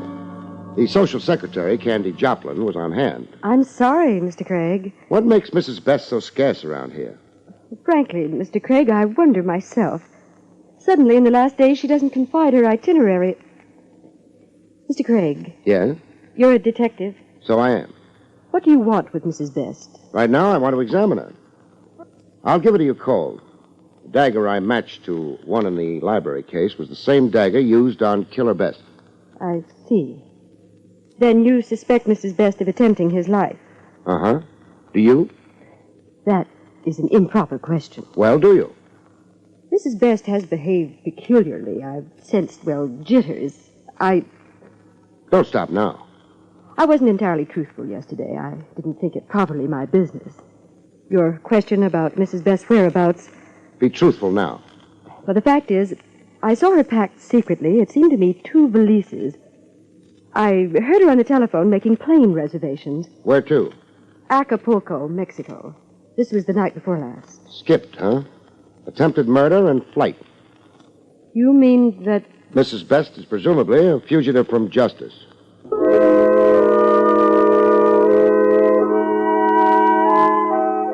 A presumable fugitive from justice, I checked Mona Best's clothes closet.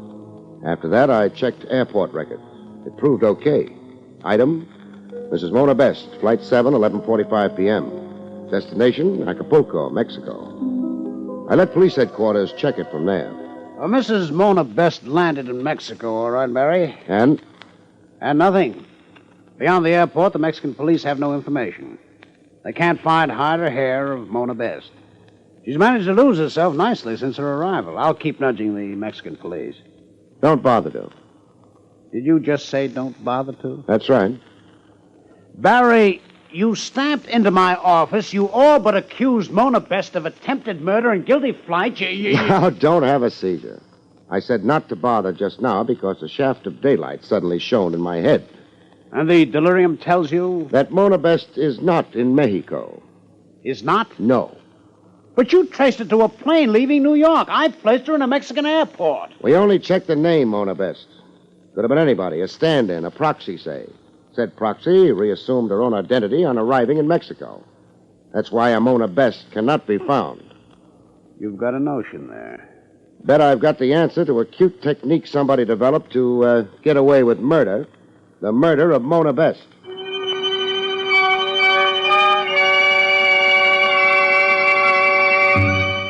I reported the purported death of his wife to my skeptical client, Killer Best. Craig, the heat's got you. Mona's as alive as you and I. I don't think so. Moreover, I'm not so sure I can accept Mona as a suspect in these attempts on my life. Right now, I'm not so sure I can either. Accept Mona as a suspect, that is. Now you're talking at cross purposes. You said before... To catch your reaction. No, Mona wasn't behind the attempts on you. As a matter of fact, there never were real attempts on your life. Now, look here. You staged them. You poisoned yourself just enough. You stabbed yourself, not too seriously. Why would I hate myself that much? Because you hated your wife more. I won't right now go into your love for her money. You murdered Mona Best. Then you staged phony attempts on your own life to throw suspicion on her, so her absence would be accounted for, so the world would think Mona Best ran away into hiding, a fugitive from justice. You were smart, really brilliant, except for one fatal flaw. Want to know where your trick failed? I can't stop you from talking rot. A fugitive from the police wouldn't make plane reservations in her own name. She'd use an alias. Only thing, you had to have the name of Mona Best on the flight sheet so as to hoodwink the police. You murdered Mona before you staged the so-called attempts on yourself. The social secretary, Candy Joplin, is with you in the scheme. It was she who probably posed as Mona Best on the telephone with me that first time. So was some obliging proxy in with you. I mean, the one who took the plane ride to Acapulco. You sure get girls to cooperate, handsome. Now, the high-voltage question is, where are your wife's remains? In a culvert. Up near our hunting lodge. I didn't kill her, Craig. It was an accident. We were out hunting deer in season. Mona did weird things with camouflage. I shot her accidentally. I was in a panic. I didn't think the truth. Cut. You're confusing me with the jury. Even if you convinced me, I couldn't acquit you. I'm only the guy making the arrest, client.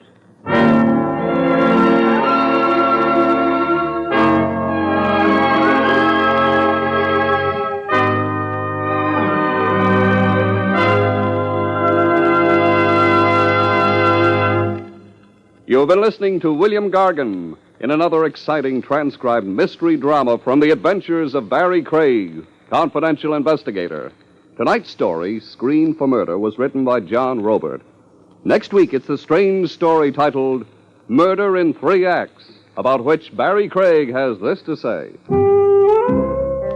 Next week, a blonde, a bookie, and a gentleman of no distinction form a partnership in crime, only to find that the road to the hot seat is paved with bad intentions. Good night, folks. See you next week.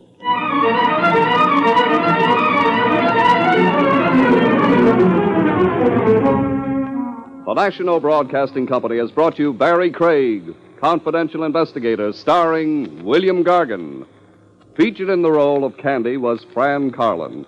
This is Don Pardo speaking.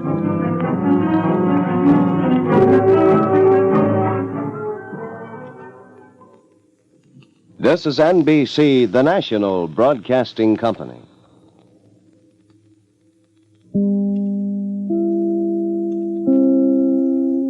William Gargan stars as Barrie Craig, confidential investigator.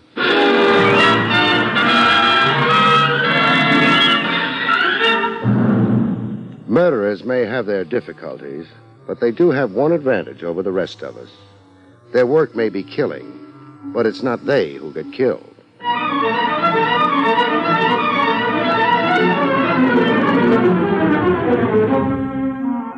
Coleman, America's leader in modern automatic home heating equipment, and the National Broadcasting Company present William Gargan in another transcribed drama of mystery and adventure with America's #1 detective, Barrie Craig, confidential investigator. But before we bring you tonight's story, a word from Coleman, America's leader in modern automatic home heating equipment. Hey, Pop, what are you doing? Setting the clock, boy. What for, Pop? Getting up early tomorrow. Gotta go get us a Coleman heater while the big bonus sale is on. Yes, now's the time to plan ahead for a warm house all winter. Buy your Coleman heater during Coleman's bonus sale. You get 3 big bonuses. A new low price. Now you can get a Coleman oil or gas heater at a new low price. A new low operating cost. You'll save up to 25% on heating bills because Coleman has exclusive fuel air control. Gives you maximum heat from the fuel you use. And a 32-piece set of Libby's Safe Edge glassware worth $14 in any store, free with your Coleman oil or gas heater. Get these 3 big bonuses during Coleman's big bonus sale. This offer is for a short time only, so see your Coleman dealer tomorrow. Look for his name in your telephone directory. Remember, comfort costs so little with a Coleman.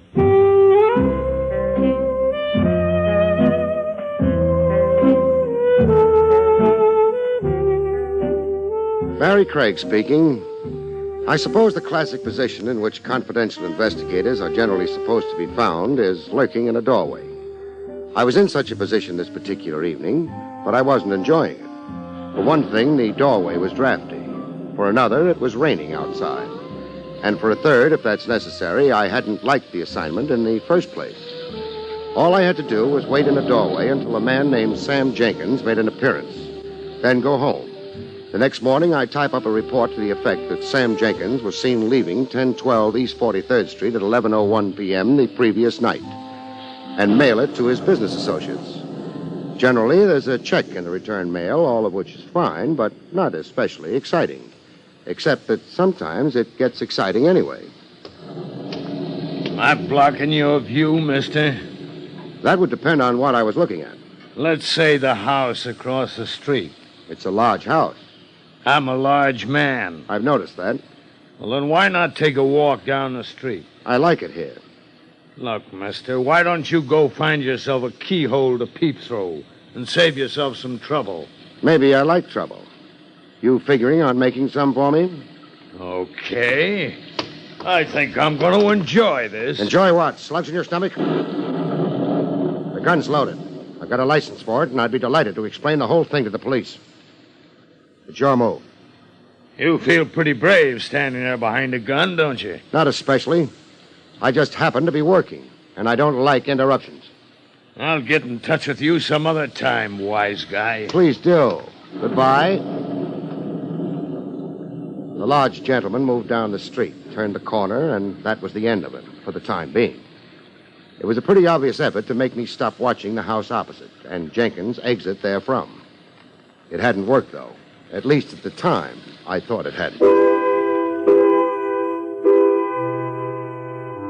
By the time a couple of hours had rolled by, I wasn't so sure. The rain had stopped and the night was getting old. Jenkins was still in the house opposite. He wasn't supposed to know I was following him and reporting to his associates. Up until the time I made my move across the street, I was pretty sure he hadn't known. That didn't explain why he was still in the house. I decided he might just as well find out about me.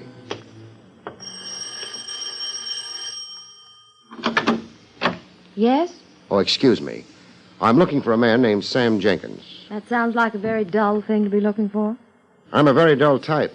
Still, in my own dull way, I'd like to speak to Mr. Jenkins. Oh, don't misunderstand me. I've no objections to your speaking to Mr. Jenkins. You're making it a little difficult for me to get at him without running over you. That sounds as if you thought he was in my house. He is. You must have a very good reason for thinking so. I have. The best of all possible reasons. I saw him go in 3 1/4 hours ago. The time was 9:43 exactly. He must be a train announcer or something. I mean, who else keeps such careful track of the time? Investigators do. Oh, I see. I don't have a search warrant, Miss... My name is Lynn Walters. Barrie Craig's mine. Would you like to look at my credentials? Oh, I don't really think so. Okay. As I was saying, I don't have a search warrant, Miss Walters. If I were to force my way into your house, it would be illegal. The licensing board wouldn't pat me approvingly on the head. Does that matter very much to you? Matters a great deal. So I'm not going to force my way into your house. I'm going to figure that you're as bright as you look. Why, thank you, Mr. Craig. And that, therefore, you're going to ask me in. Well, at least it's different. What is? Your approach. But it's terribly late. I'm alone in the house. My offer to show you my credentials still holds.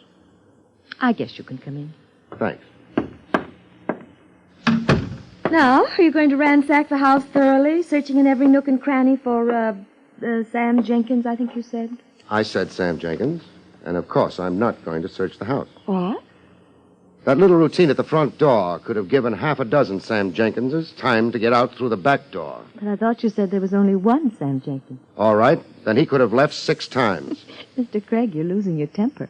You could say that. Also, it happens to be true. Sure, I'm losing my temper. Partially because you're a fool. I am? I can testify on oath that Sam Jenkins entered this house tonight. The fact that I didn't see him leave isn't of any great importance. I would have preferred to include it in my report to my employer, however. That's the only reason I rang your doorbell. You stalled me and gave Jenkins a chance to get out the back way. I don't mind particularly. Then why did you lose your temper? Because I'm a sucker for pretty women. I like to think that their lives are as clean and as clear as their skin and eyes and hair. A very pretty speech, Mr. Craig. Yeah. And the funny part of it is I mean it. Good night, Miss Walters. Wait. I never thought very highly of men in your particular profession, Mr. Craig. That's okay. Neither have I. But I suppose it can be an honest and decent job. I try to make it so. Suppose Sam Jenkins were here, and you reported him. Would that be very bad? For whom? For Sam. According to the story furnished me with my fee when I accepted the job, Sam Jenkins' partners suspected that he was releasing confidential information about the firm's operations, releasing them to people who would then be able to compete unfairly with the firm to which Jenkins belonged. According to further information given me, you were one of those people. Jenkins' associates wanted to be sure, however, that he was in contact with you before proceeding to take whatever steps they would then deem necessary. They can be sure now. Suppose I told you that it wasn't quite that simple, Mr. Craig. I'm afraid I wouldn't believe you. Because you think I'm a liar? Because I always believe a client until I'm forced to think otherwise. I can force you to think otherwise, Mr. Craig, by telling you what's really behind all this. That's up to you. I'm not asking. I understand. Mr. Craig, Sam's partners are 2 men named Griffith and Swenson. Sam owns half the firm. They own the other half. They've been trying for years now to force Sam to sell his half of the partnership and leave the business. They haven't been successful. Maybe that's so. But what difference does it make as far as my report goes? The reason they want that report is because Sam Jenkins is married. His wife is a very jealous woman. If you turn that report into them, they'll take it to his wife, or perhaps they'll threaten to, unless Sam sells out. I don't handle divorce cases. Well, Griffith and Swenson must have known that. That's why they told you the story they did. You can prove this? It's true, but How can a thing like that be proved? Good night, Miss Walters. You're going to send the report in? So far tonight, 2 people have tried to stop me from reporting on Jenkins. Yourself and... Myself and who? He didn't give his name, but he was a large man. Maybe 6'2", broad-shouldered, dark-skinned, light eyes, gray maybe, or blue. He wore... Miss Walters. She fainted. It was a genuine faint. She hit the floor solidly. I tried to get her out of it by shaking her a bit, but it didn't work. A little first aid would be necessary. I'd need water. It was a fairly large house. I had a little trouble finding the kitchen. Finally, I found it. I found something else, too, though. Sam Jenkins. But a Sam Jenkins who wouldn't walk through any more doorways because he'd walked through the last one into death.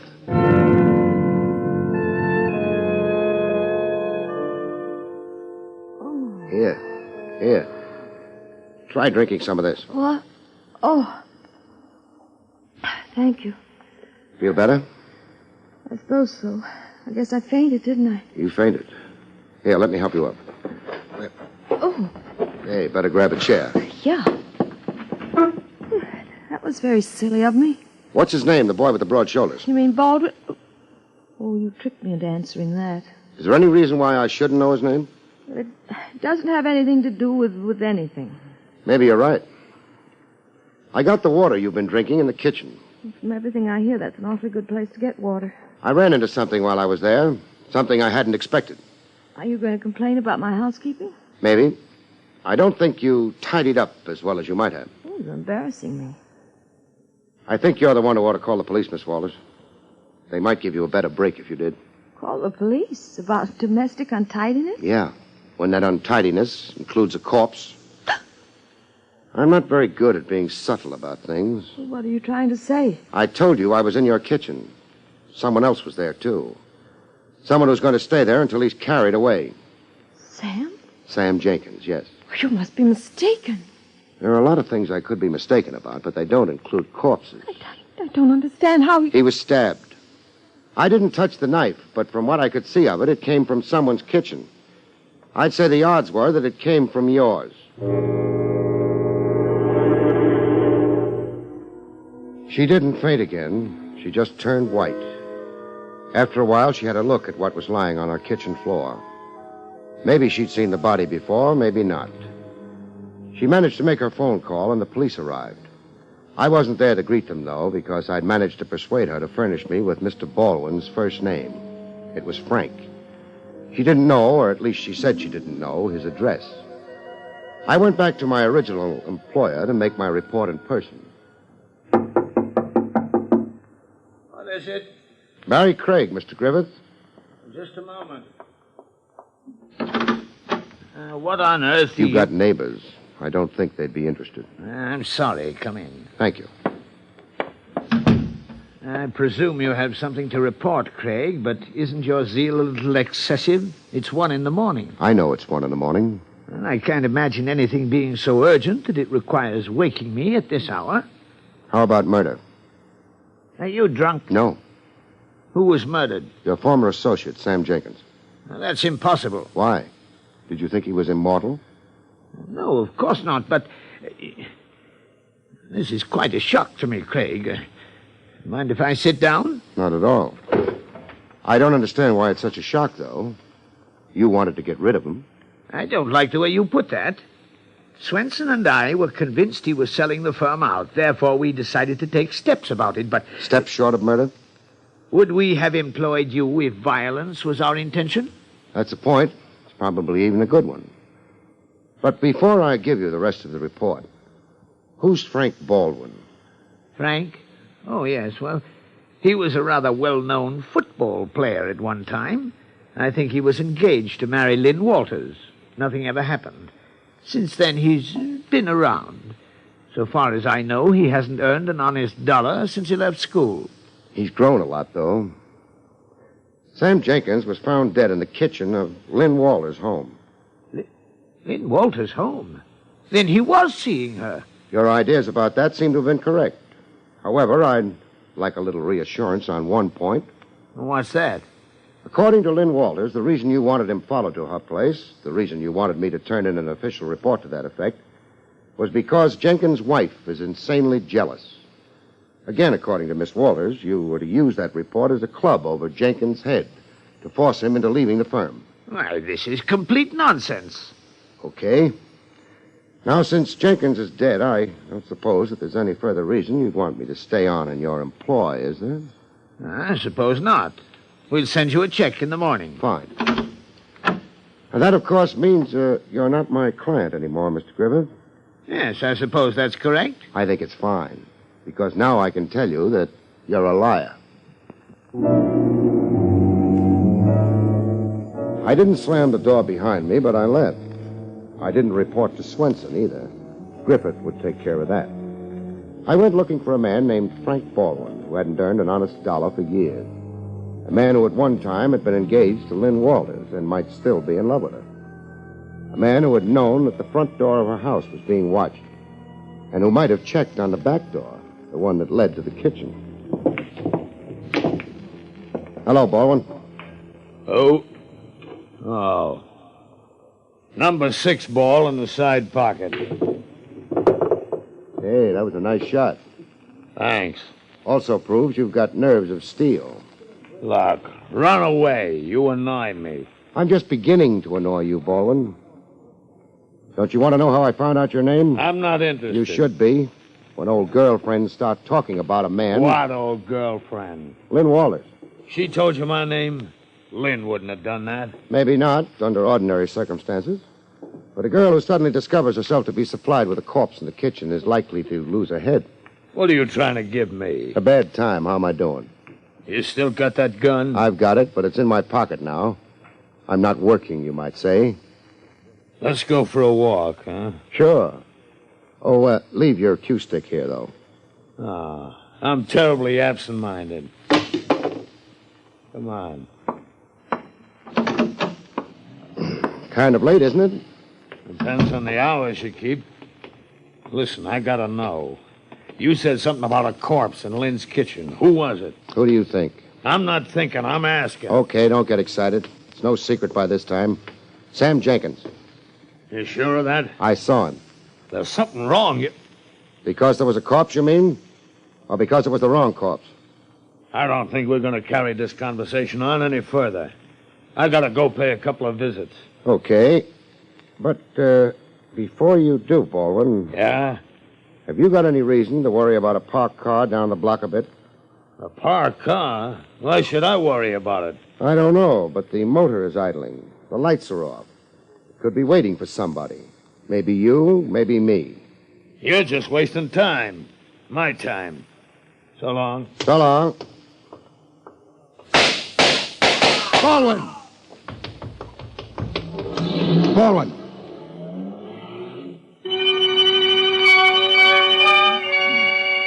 He could be paged from now to doomsday, Mr. Baldwin, but he wouldn't answer. Mr. Baldwin hadn't known it, but he had a lot to worry about. Now he had no more worries. A half-dozen bullets had cut him almost in half. Barrie. Yes, Lieutenant Rogers. You think you could spot the car if you saw it again? Well, in view of the fact that they make 100,000 like it every year in Detroit, I might have a little trouble. They wouldn't have been using their own license plates. Professionals never do. Barrie, does this tie up with the Jenkins killing? Of course it does. We didn't hold the Wallace girl. Maybe we should have. Did you have any good reasons to? One advantage of being a policeman is you don't always have to have a good reason, at least not for a while. You mean Lynn Walters could have arranged to have Mr. Baldwin knocked off? I mean, she could have done it herself. Oh, it's a possibility, but I don't think so. Well, maybe we didn't have evidence that she killed Jenkins, Barrie. We don't have evidence that she didn't either. How long ago did you release the girl? An hour ago, maybe. Well, that's too bad. She would have had enough time. Have you got any men on her at the house? Plainclothesmen out in front. There's also a back door. I know that, but I didn't expect this. Neither did Baldwin. You won't need me now, will you? What good would it do me if I said yes? Thanks, Trav. I'm going to visit Lynn Walters. In the spirit of good, clean fun? Not exactly. Preventive medicine? Not that either. I think maybe I might acquire a new client.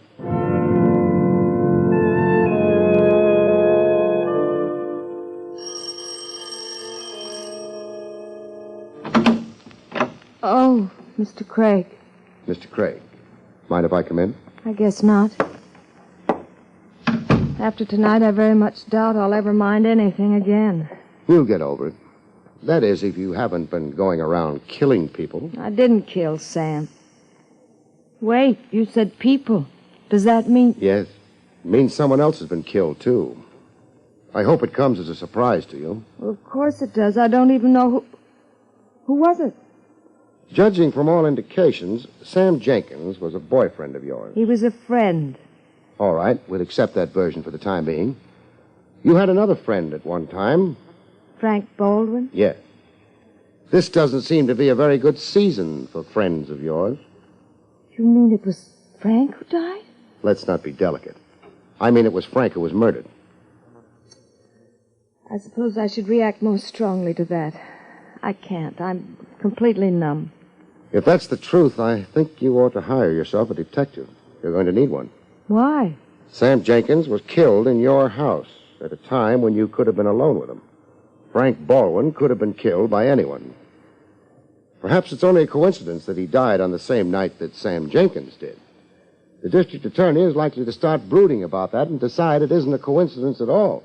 I can't pretend I don't understand what you're saying. I can't pretend that I care very much either.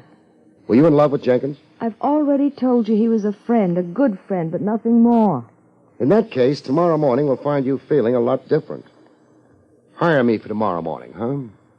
Well, all right. But why are you so insistent? You need the work? No, but I've been used in this thing. I don't like being used. I need the standing that having you as my client would give me. Let's say the fee will be $1 per day, no expenses. That's very cheap. I don't think it's going to take very long. Now tell me that you didn't kill Jenkins and Baldwin again, please. I didn't kill Sam Jenkins. I didn't kill Frank Baldwin. Thanks. You know what the funny part of it is? What? 99 people out of 100 would be sure that you're lying. I think you're telling the truth. I left. I had a couple of calls to make. I didn't think either of them would take very long. At the salary I was working for, I couldn't afford to let them.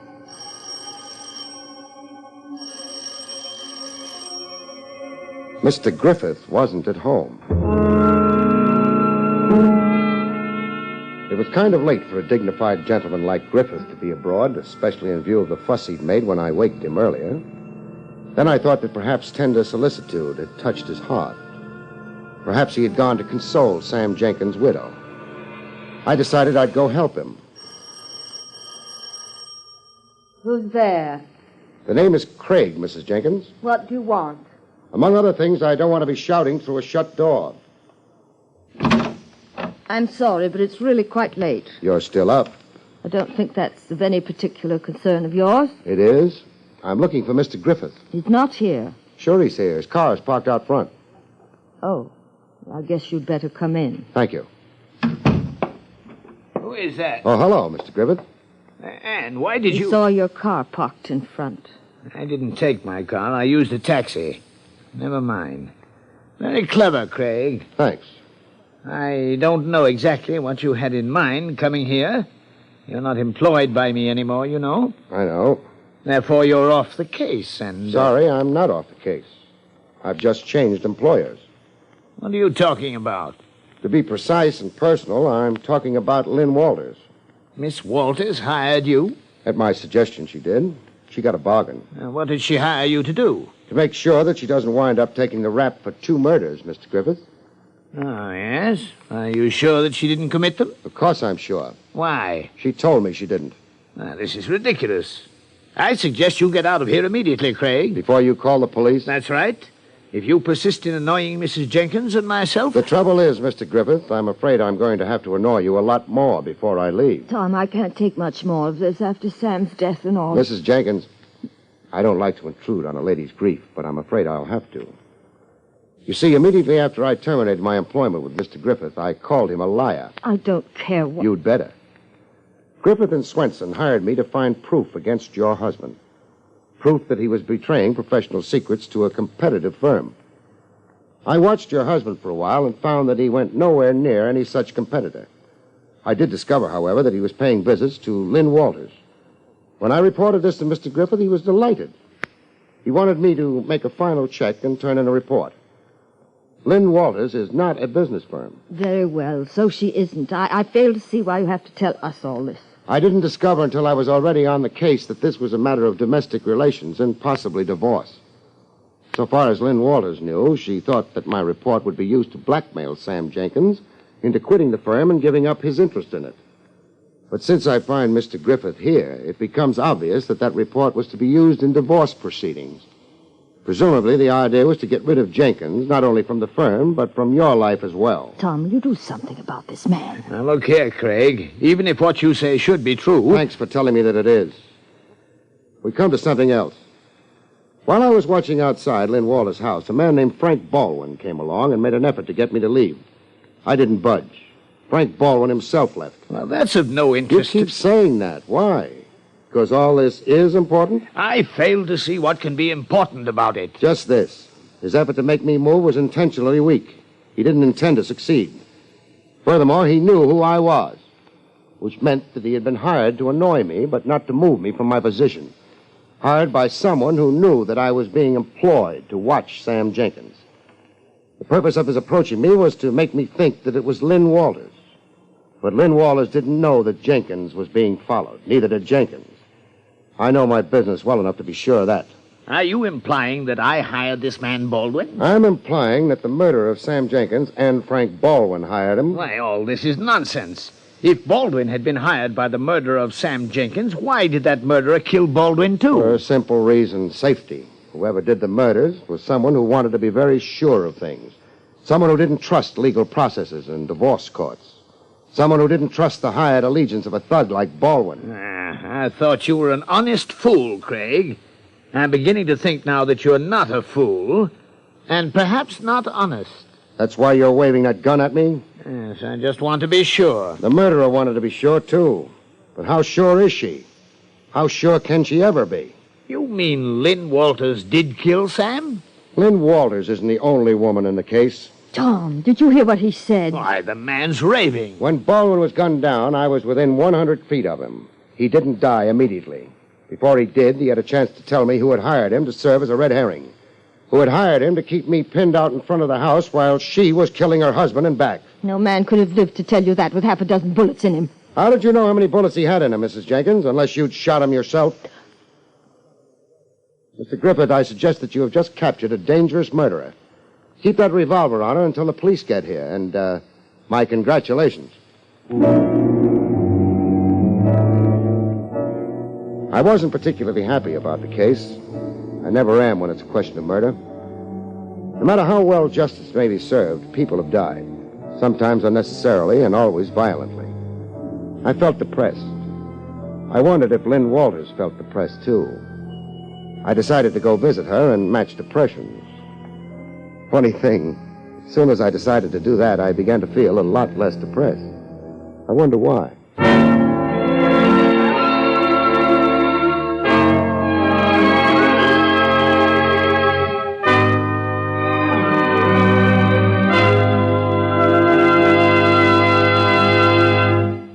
You have been listening to William Gargan in another exciting transcribed mystery drama from the adventures of Barrie Craig, confidential investigator. Tonight's story, Kitchens Come with Knives, was written by Lou Vittis. Next week, it's the strange story titled Corpse with a Pedigree, about which Barrie Craig has this to say. Next week, a professor who marries a shimmy dancer loses face generally, and his life particularly, when a trio of pedigreed heirs find that they have only homicide in common. Good night, folks. See you next week.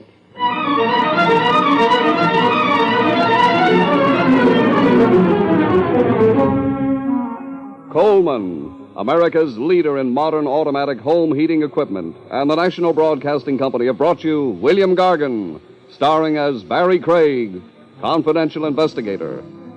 Featured in the role of Lynn was Barbara Weeks. Don Pardo speaking.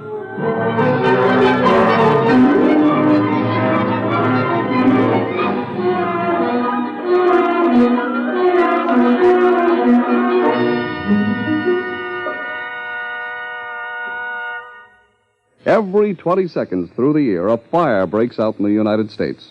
These fires kill 11,000 persons each year and destroy $7 million worth of property. Protect your home from fire by following these simple safety precautions. Don't smoke in bed or throw away lighted cigarettes. Clean out closets, attics, basements. Repair defective electric equipment and replace worn or frayed wiring. Fires in the home, your home, can and must be prevented. Tonight, listen to Dragnet on NBC.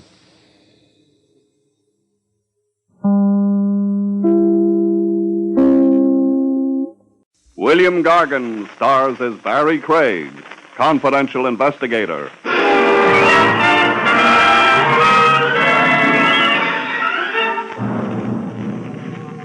Murderers rarely have many friends. People can't keep up with them. You see, folks, they set such a killing pace.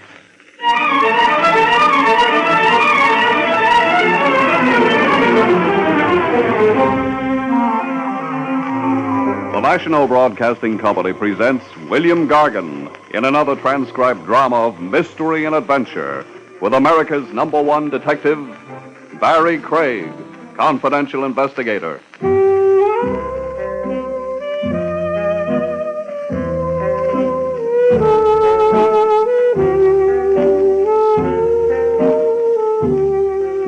Barrie Craig speaking. In my business, a guy doesn't have many friends. We know too much about people. The wrong kind of things and maybe the wrong kind of people. Or are there any different kinds? I wouldn't know the answer to that one. But after time enough and jobs enough, about the only thing the investigator can be sure is clean is his license, if he keeps it under glass. The hours are lousy, too. Hello, Willie. Evening, Mr. Craig. You want some coffee? In Willie's wagon? Lay off the cracks. It looks like coffee. It smells like coffee. And it tastes like sulfuric acid. I'll have a cup. Thanks. How about some nourishment? I'll have a couple of donuts instead. A couple? What do you think I am, a weightlifter? Just watch your teeth working on them. Hey, you on a job? No. Well, then what's keeping you up this late? Your coffee, mostly. You didn't have any before you walked in here. I can dream, can't I? Besides... Yeah? I felt like company. Private Eye gets tired of his own thoughts pretty quick. Why don't you quit thinking? I did half a dozen years ago. I've been a happy man since. Business. What'll it be, Bud? Does it have to be anything? I seen one of those before. Back up. Against the wall, huh? Sure. Hold it, Craig. The personal touch? Just sit there. Work on your donuts and coffee. I eat just as well without a gun. That's to keep you quiet, not stimulate your appetite. Thanks for explaining. Why do I have to be quiet? I want it that way. Uh-huh. This Keep Craig Quiet week? Yeah. I just passed the resolution. In a little while, I'm going to get sleepy. Don't let it bother you. My point is, do I have to be quiet only in Willie's wagon, or can I go be quiet at home? Craig. Yeah? I tried for you at your office first. The elevator man told me you'd probably be here. Jake's a prophet. Anybody else comes calling for you, the elevator man will tell him the same thing. You make it sound like a procession visiting Craig at midnight. Business isn't that good. Not a procession. One customer. You could give him a name? Sure. And when he gets here, what happens? I discourage him about consulting you. You reason with him? I discourage him. Hey, Bud, how about me sitting down? You got a seat back at the counter? No, but there's one in the kitchen. Also a telephone? I ain't checked recent. Keep leaning against the wall. This customer of mine, suppose he looks in here before he pushes the door open. So? He'll spot you. That's all right. Look, if I'm going to stay awake, I'll need more coffee. You? Yeah? Mr. Craig wants some more coffee. Okay. There's your coffee, Mr. Craig. Thanks. Well, it's an awful slow client I'm supposed to have. He'll be along. Maybe you frighten him off tonight. What happens tomorrow? People run out of tomorrows sometimes. Yeah. All right, that could be him. Stay put, boys. I could use a client. Not this one.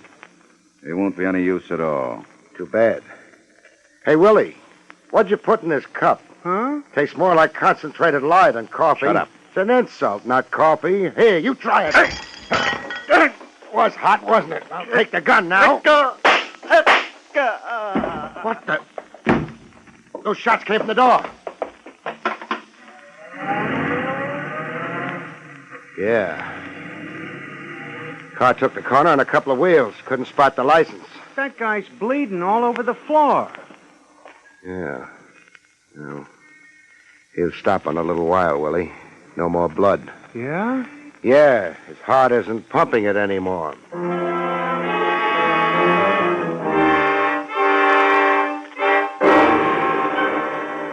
The coffee I'd spilled in his face caked before the cops got to Willie's. It made him look very untidy. The deceased's name was John Largo, Mr. Craig. Thanks for telling me, Lieutenant Rogers. It would appear he was an executive from St. Louis. You mean executioner? A little early for indulging in theory, Barry. Not theory. The guy announced his job. The announcement was perhaps ambiguous. Largo was versatile. The numbers, jewels, slot machine. Okay, Trav. I know about a police officer's keeping his mind open. Must be drafty, though. Barry. Yeah? According to your report, Largo intended to discourage a client of yours. That's right. Which client? A client who hadn't hired me yet. But who had indicated he might. Trav, all these questions will maybe look good on a report, but I've told you all I know. I'm not happy about it. Well, maybe if I'd gone to college like you, I'd know more. The way it is... Now, you mustn't hold that college degree against me, Barry. I forgive you. Any psychiatrist will tell you it was my mother's fault. But I've got to bring something in for the captain. Isn't a fresh corpse enough?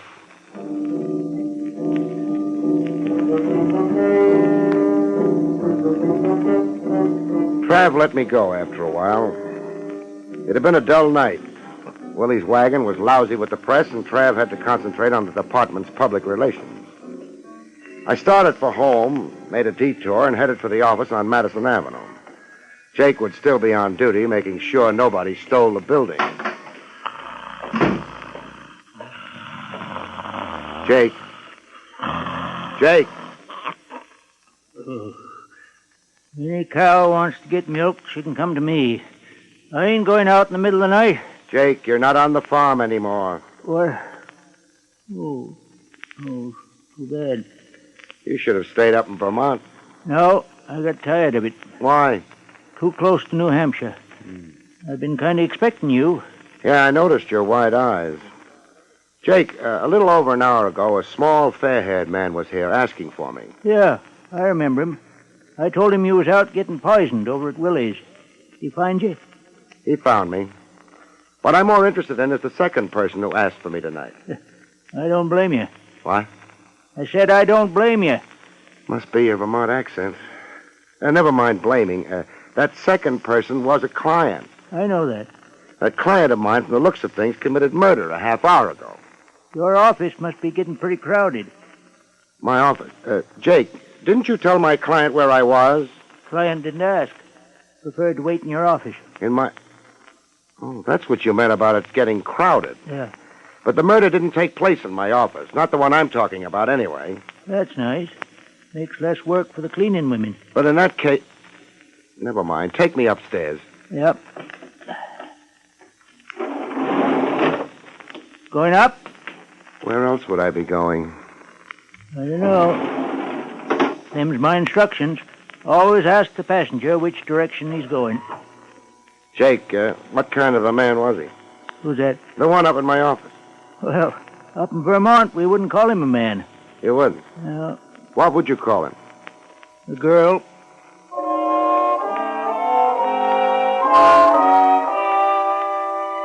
This wasn't my night for appearing smart. I stared at Jake with my mouth open until we reached the third floor. By that time, I managed to get it shut. Jake went back downstairs. I went down the hall to my office and went in. And discovered that we'd call her a girl in New York, too. Mr. Craig? Yeah? Sorry I kept you waiting. Oh, that's all right. After all, you didn't know I was waiting for you, did you? I guess I didn't. Well, I was. You had an idea about hiring me? Actually, it was my brother's idea. I see. Oh, that is, I'm Sally Marlin. My brother is Donald Marlin. It figures. You're laughing at me? No.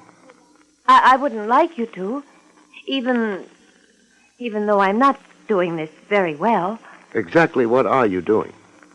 Oh, explaining. Donald's in trouble. The world isn't doing too well either.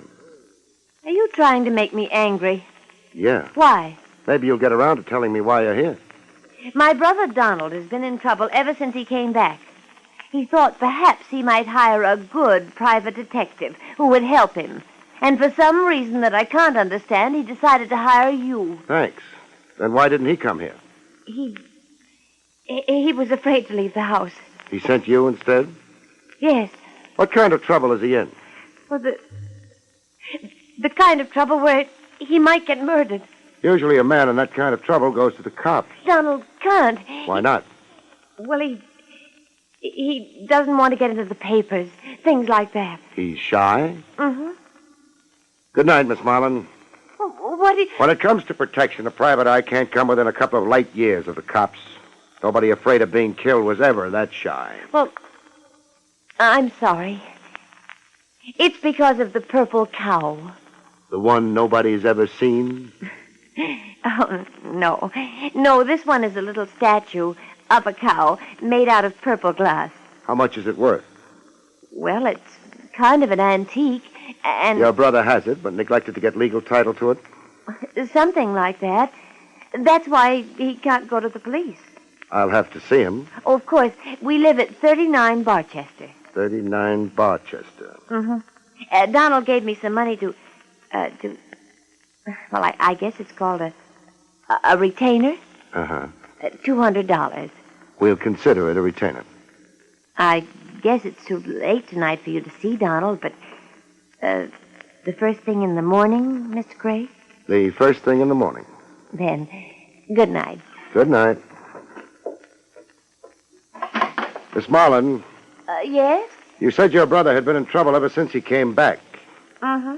Ever since he came back from where? Why, St. Louis, Mr. Craig. St. Louis.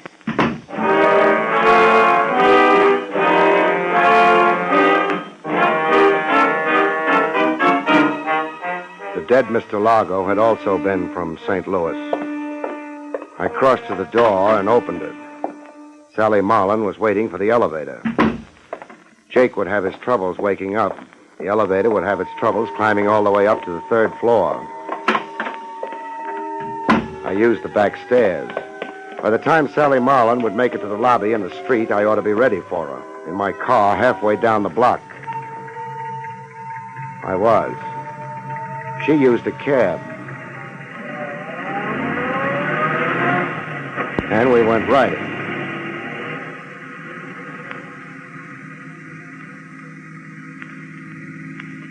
It wasn't a long ride. Her cab slowed down and stopped. I stopped.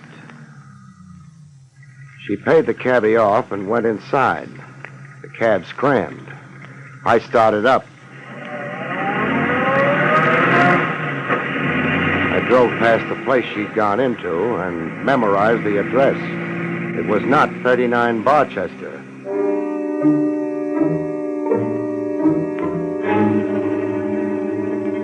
"39 Barchester was way over on the west side of town.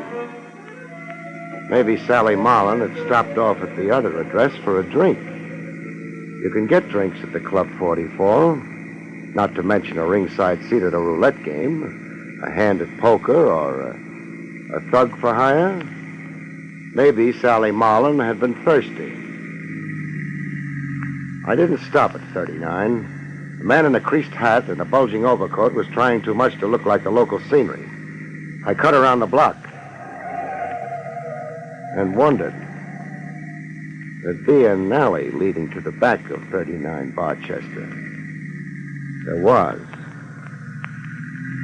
There was a man there, too, making like an ash can.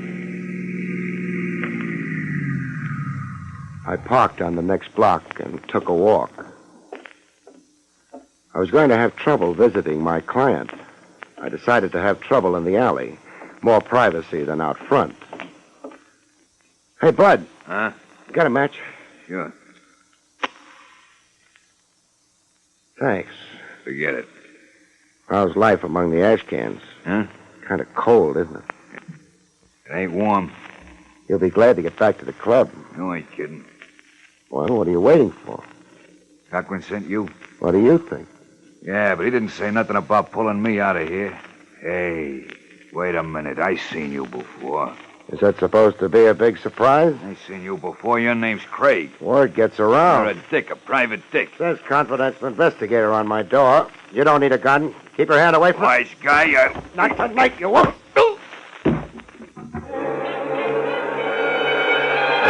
He didn't. He fell down instead. I thought he might be uncomfortable lying on a gun. So I disposed of it for him. I wondered if he'd thank me for it.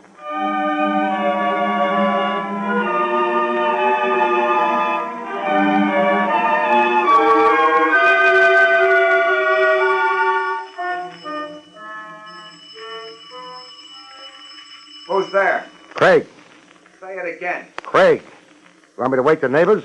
Listen. I'm going to open the door slow. I want your hands in front of you and clean when I do. Okay. Otherwise, I start shooting. Hold it. Yeah. Come in. Thanks. I have to be careful. Sure. Sit down. Thanks. Man with a purple cow can't be too careful. What's a purple cow supposed to be? Something you find in St. Louis, the way I heard it. Just making sure Sally got to you. She got to me. She's a good kid. Uh-huh. Marlin. Yeah?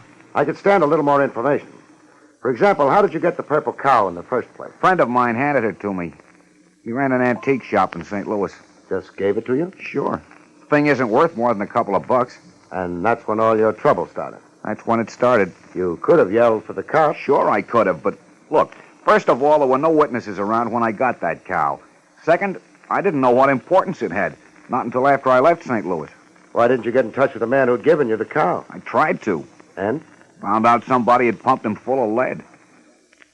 This friend of yours had a record? Yeah, and that was another reason I wanted to stay clear of the police. He'd been a fence.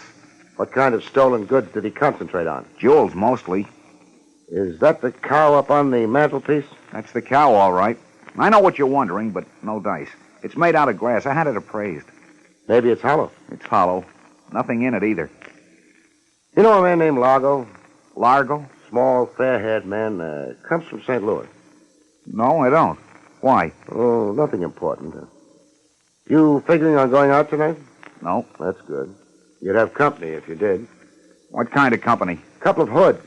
Front and rear of the house. Hoods. That's the kind of thing I mean. Why are they after me? On account of a hunk of worthless glass? I don't know yet. Maybe I'll go ask some questions. Oh, these hoods, Marlin. Yeah? Work for a man named Cochran. Name mean anything to you? Sure. That's the man my sister's going to marry.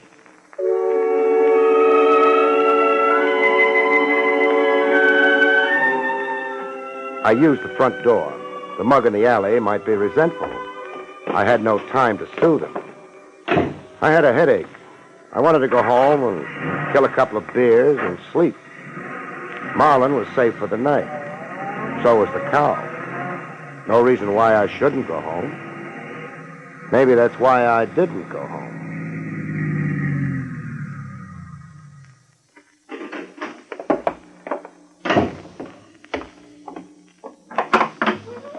Good evening, sir. Welcome to Club 44. Oh, I'm not a customer.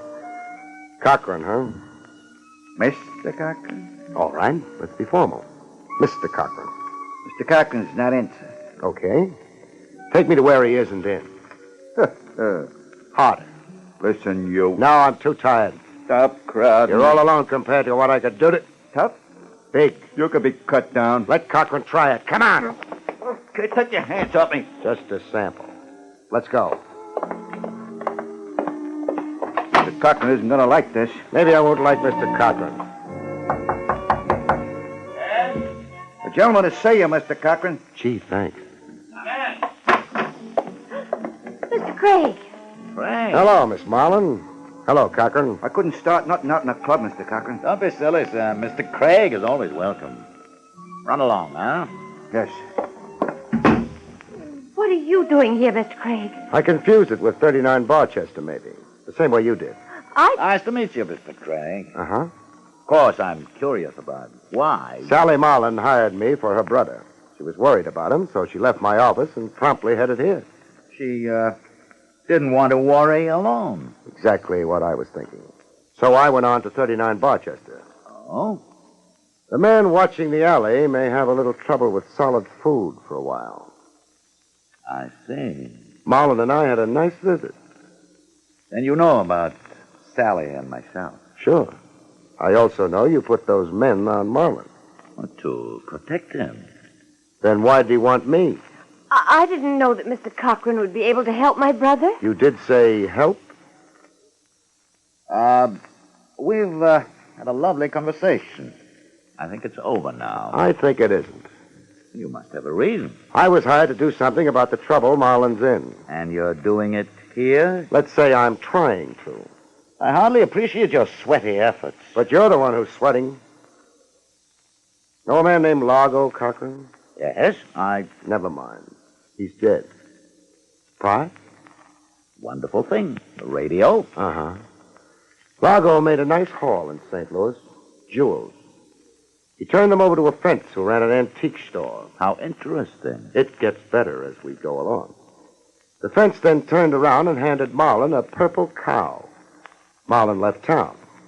Largo left town right after him, to wind up dead on the floor of a hamburger joint. What a distressing place to die. I don't think Largo was bothered about the decor. He killed the antique boy when he found out his jewels were gone. He was therefore after Marlin, presumably? Presumably.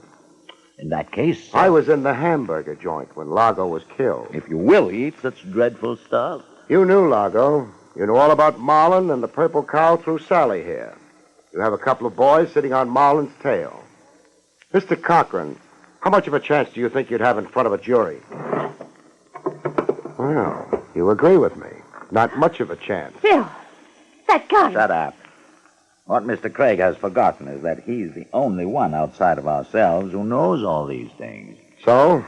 I have no intention of being brought before a jury. There's a pretty well-known road paved with intentions, Cochran. I'm not traveling as yet, Craig, but I rather think you are. Keep your hands still. Sally, see if he has a gun. Bill, I don't... See if he has a gun. All right. He had a gun, Bill. Throw it here. All right. Sally, Yes? run along home. Bill, I won't let Don't be a fool. You can put me in the chair. I don't- Sally, I told you. I can't let You're you in do my it. way, you idiot. Craig, killing the lights won't help you. You've no gun, Craig. Be still, I can't hear. My arm! I don't twist arms for fun. Grab it! Grab it! All right. Thanks. The light, Sally. The thing to do in the dark is keep quiet, Cochran, then nobody knows where you are.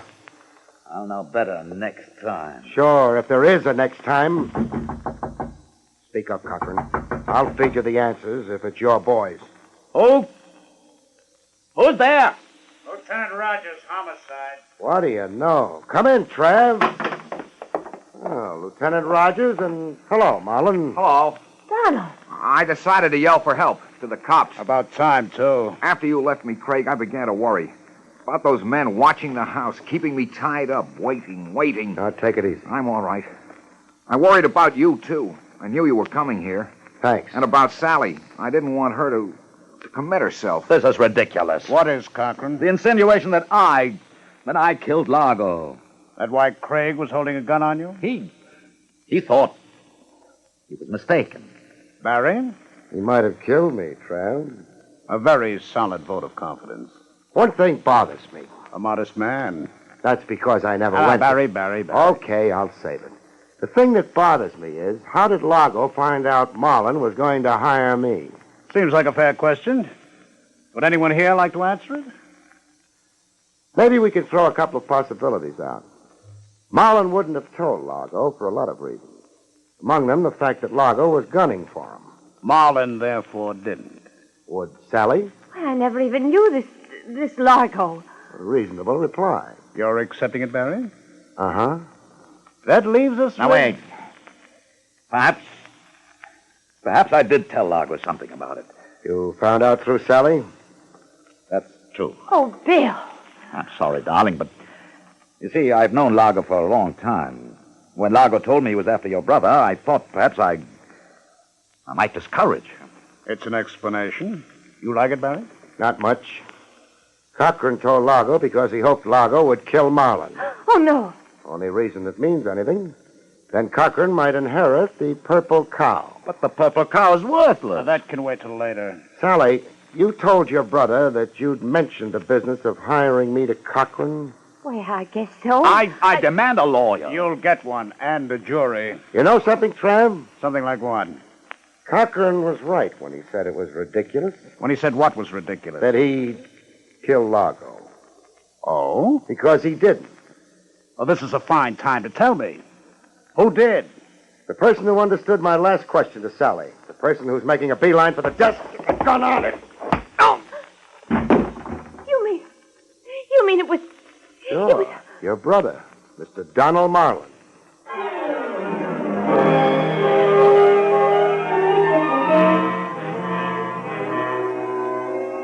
Mr. Marlin was very silent after that. It didn't take long to book him. Cochran didn't bother going along for the ride, but Sally did. That's that. Sorry, Miss Marlin. Well, I've always known Donald wasn't very... Barry. Yeah? Before the DA embarrasses me, suppose you tell me why I've locked him up? Sure. He was the only possibility who didn't know Lago. I refuse to stand here and feed you questions. Use the narrative form. Won't take a minute. Lago, back at the hamburger joint, when he was waiting for my client to show up, said he wasn't worried about being spotted before he could kill him. That meant my client didn't know Lago. It was Marlin's idea all along to kill Lago and implicate Cochran for the killing. But for a purple cow? You've got Marlin's keys. One of them must be for a safe deposit box. The boys are already checking. Nice work, Trav. Now, once you pointed a finger at Marlin, I realized that he was the only source for the purple cow fantasy. Actually, the antique store fence in St. Louis must have slipped the jewels to Marlin in an effort to defraud Lago. So Marlin invented the purple cow as a red herring? We're getting our colors mixed, but that had to be the idea. Yes. Good night, Mr. Craig. Good night, Miss Marlin. I can't think of a last line. Well, I can't either, but... Oh, you've been sweet, Mr. Craig. You never suspected me. Does there have to be a last line? No. Good night, folks. See you next week.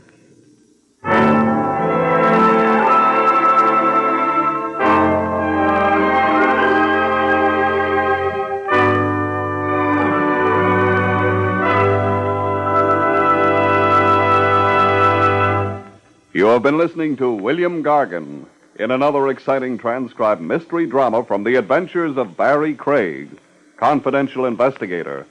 Tonight's story, Death and the Purple Cow, was written by Lou Vittis. Next week, it's a strange story titled Ghost of a Chance, about which Barrie Craig has this to say.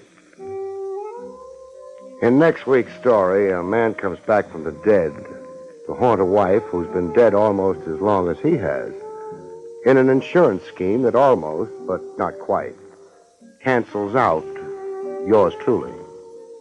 See you next week, folks.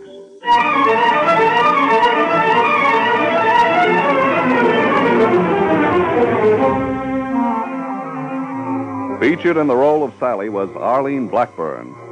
Barrie Craig starring William Gargan, was under the direction of Hyman Brown. This is Don Pardo speaking.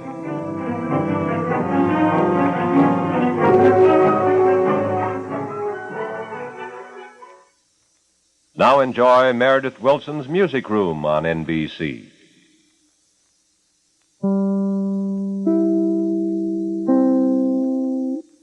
William Gargan stars as Barrie Craig, confidential investigator.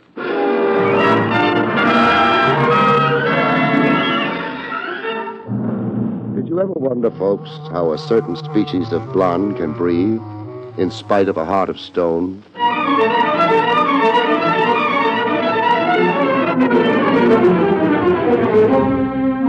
The National Broadcasting Company presents William Gargan in another transcribed drama of mystery and adventure with America's #1 detective, Barrie Craig, confidential investigator.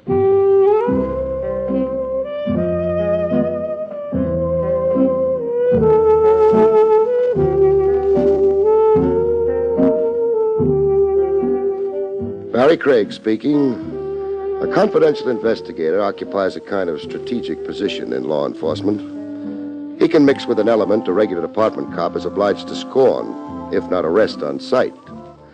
Like a cop, the confidential operator is on the side of the angels, but he can work for the devil, like I did, not too voluntarily once upon a crime. The case came at me in broad daylight at the foot of Father Duffy's statue on Broadway. The first I knew of it was a gun in my ribs. Freeze, Shamus, and don't let out a peep. A tough right out of a B-movie, with a reek to him like he ate garlic for candy. Is it a gun or a monkey wrench, Sonny? Bleed and find out. A line of dialogue like that you ought to copyright. Hey, you're talking yourself to death. Shut my mouth. See that car in the corner? The green and white job that reads PD? Not the police car, smart guy, the one behind it. Oh, the hot limousine. It ain't hot. It was bought legitimate. Pardon me. Go get into it. Times must be hard for you to get down to me. This isn't a snatch. Then what is it? You'll find out. In with you. Give her the gun, Needles. And off the big street, first turn you can make.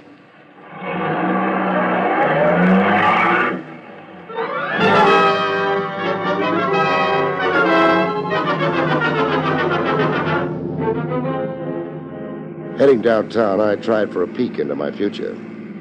Who was it? Who was who? Hired you to work over me.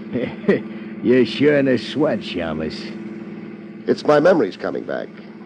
A lot of guys resent the free room and board I arranged for them up the river. You're guessing wrong. Oh, I'm relieved. Or am I? I'm gonna blindfold you now. A cigarette test? Now, why ain't you a comedian? Right now, I wish I'd picked the occupation. Hold steady. Can't see, can you? Can't even breathe. Why include my nose in a blindfold? Breathe through your mouth, like me. I haven't the adenoids for it. Yeah, another crack, I'll rock you to sleep. Now shut up and enjoy the ride.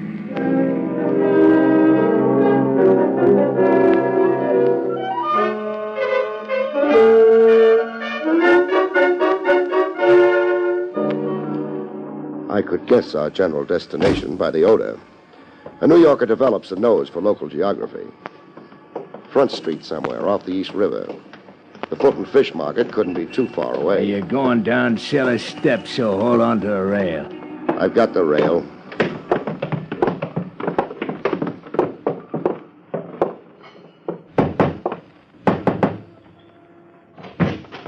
In with your Shamus. Hey, was that push necessary? Here's your pigeon, boss. Good work. Take the blindfold off. I second the motion. Hello, Craig. Wait till the fog lifts. Not Sam Stacy. Surprised? I'm shocked at the lousy reporting this town gets. The headlines have you in Acapulco and China. The papers have been crucifying me. Mad dog killer Stacy. Where do they come off with that stuff? A guy named Crowley wasn't only dead. A bullet in his brain, plus his head caved in, plus his features smeared and his clothes gone to make identification impossible, plus being drowned in Long Island Sound. You put your heart in your work, Stacy. I didn't kill Crowley. Nobody will believe you. Sure. I'm a dog with a bad name. Grab Stacy. Hang the frame on him. Okay. Start lying at me. Lying?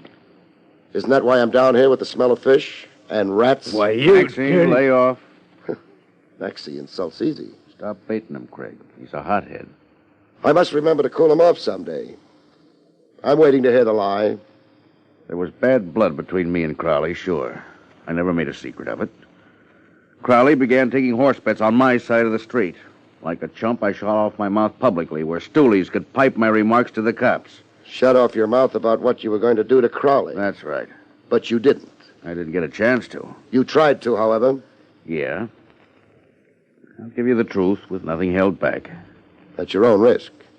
Under these circumstances, I don't regard it as confidential. The day before Crowley was fished out of the river, I trailed him to Obermeyer's boathouse over on the north shore of Long Island. But... What's the big but? Crowley shook me. I watched for him in my car off the pier, figuring he'd come walking right into my gun. He never came off the pier. He took off by motorboat. That's your story? It's the honest truth. Why are you crying at me? Get whoever beat me to Crowley. Get me in the clear. I'll pay you a fat fee. If you live. I'll live. I've got a hot flash for you. There's a shoot-to-kill order out for you. I'm in Acapulco, China. Only I know different now. You mean you'll finger me? I mean. It's a chance I'll have to take. The way it stacks, you're my only chance. Why not let me surrender you alive? No good. I'd hate myself in the hot seat. Maxie. Yeah, boss? Dump Craig somewhere. Crease him a little? A little.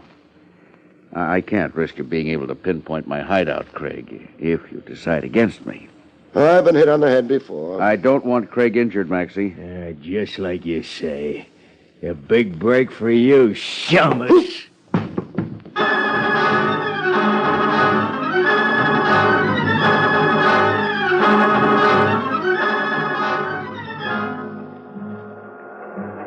I came to with the 3rd Avenue L roaring through my head. I was on a stoop front, tilted at an angle, my hat down over my eyes, and an empty pint bottle at my feet, like a bum sleeping off a bottle of paint remover. Sensitive Maxie had a sense of humor after all. I found a note pinned inside my coat. Craig, I've got a wife and kids. Please, Stacy. Pinned to the note was a $1,000 bill, a retainer. A wife and kids. If it was a lie, it was a good one. It was about the only way Stacy could hook me as a helper.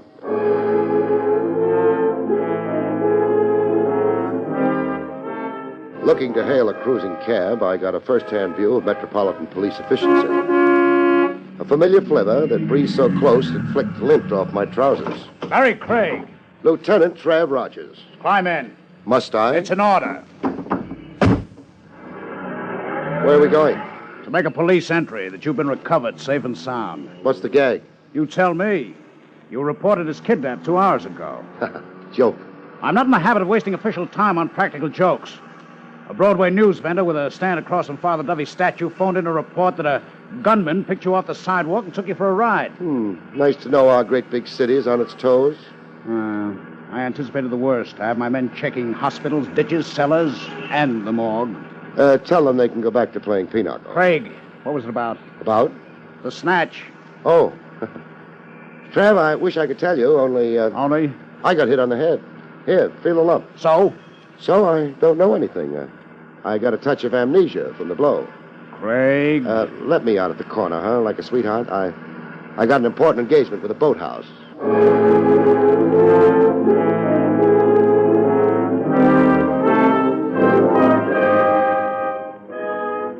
Obermeyer's boathouse looked like a wreck washed ashore by a hurricane. Scrap iron, old anchors, piles of rusted junk. Like Obermeyer never threw anything away. Boats for rent, hour, day, or week, the sign read. Hello? Hey, Oh, you rent motorboats? you can read. Sassy at your age, and you won't make out with St. Peter. What do you want? Civility. Ain't got any. Rent boats. Who's kidding who? Brace yourself for a shock, Obermeyer. I don't have to. You're a detective. It shows. Big feet, Bad jokes and a swelled head. Now, what you after? A murderer. You won't find him here. The victim was a man named Crowley, a man you rented a boat to. I ain't never murdered a customer. Do you have some reason for being a little slippery, Grandpa? See through it, do you? Like through glass. I've got a reason. $200. Meaning? The deposit is, Crowley? Crowley left for the motorboat. He never came back for it. He never brought the boat back. Found it scuttled on a sandbar. Repairs on it came to more than $200. Relax. I'm not parting you for your money. So $200 is why you never made a police report. Police report, you say? That slippery note's back. You knowingly held back information bearing on a murder case. I'm a poor man. And a grade A chiseler. Where was Crowley taking himself to? How could I know? Because you're the inquisitive type. Murder Island? Murder Island? Name it got from the tenants on it. Where is Murder Island? About 4 miles north by east out there in the Sound. Who tenants it? Vince Keeley. If you're a detective, you'll know him. Yeah, I do. Gambling czar, only nobody's ever proved it. On trial for murder last year, only the jury didn't convict. Keeley had an alibi. Yeah, surprise alibi. The last-minute kind that knocks down a case. I want a motorboat at a chartered course to Murder Island. A storm coming up. Well, not for hours, the way the sky looks. Storms are deceiving. I'll take the chance. I'll want a deposit. I'll bring the boat back. If Keeley lets you come back, I'll want a deposit.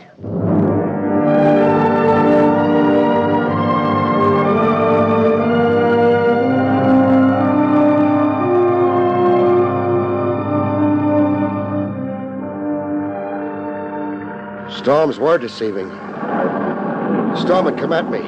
Like Obermeyer had push-button control over storms and was having this laugh at me. Rain in buckets from overhead and the river splashing over me below. Faster than I could bail water. It was only minutes before I had to swim for it. What flashes through your head when you see death working you over? One measly thought playing over and over like a record stuck in a groove. Why did this have to happen to me? When there was no doubt about Obermeyer losing a boat to Davy Jones, I started the long swim.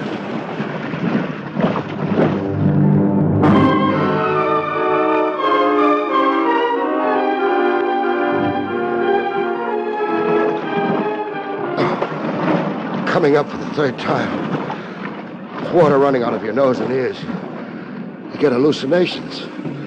Pleasant ones. My hallucination was a sea nymph with the build of a channel swimmer. Looking at her face was like leafing through an old album. She was every lady I'd ever known, starting with my mother. Lie on your back. Give me your hand so I can pull you to shore. Give her my hand. Talking like my life was her special problem. Hold tight now. Hold tight. You obey. You let her take charge while you go to sleep.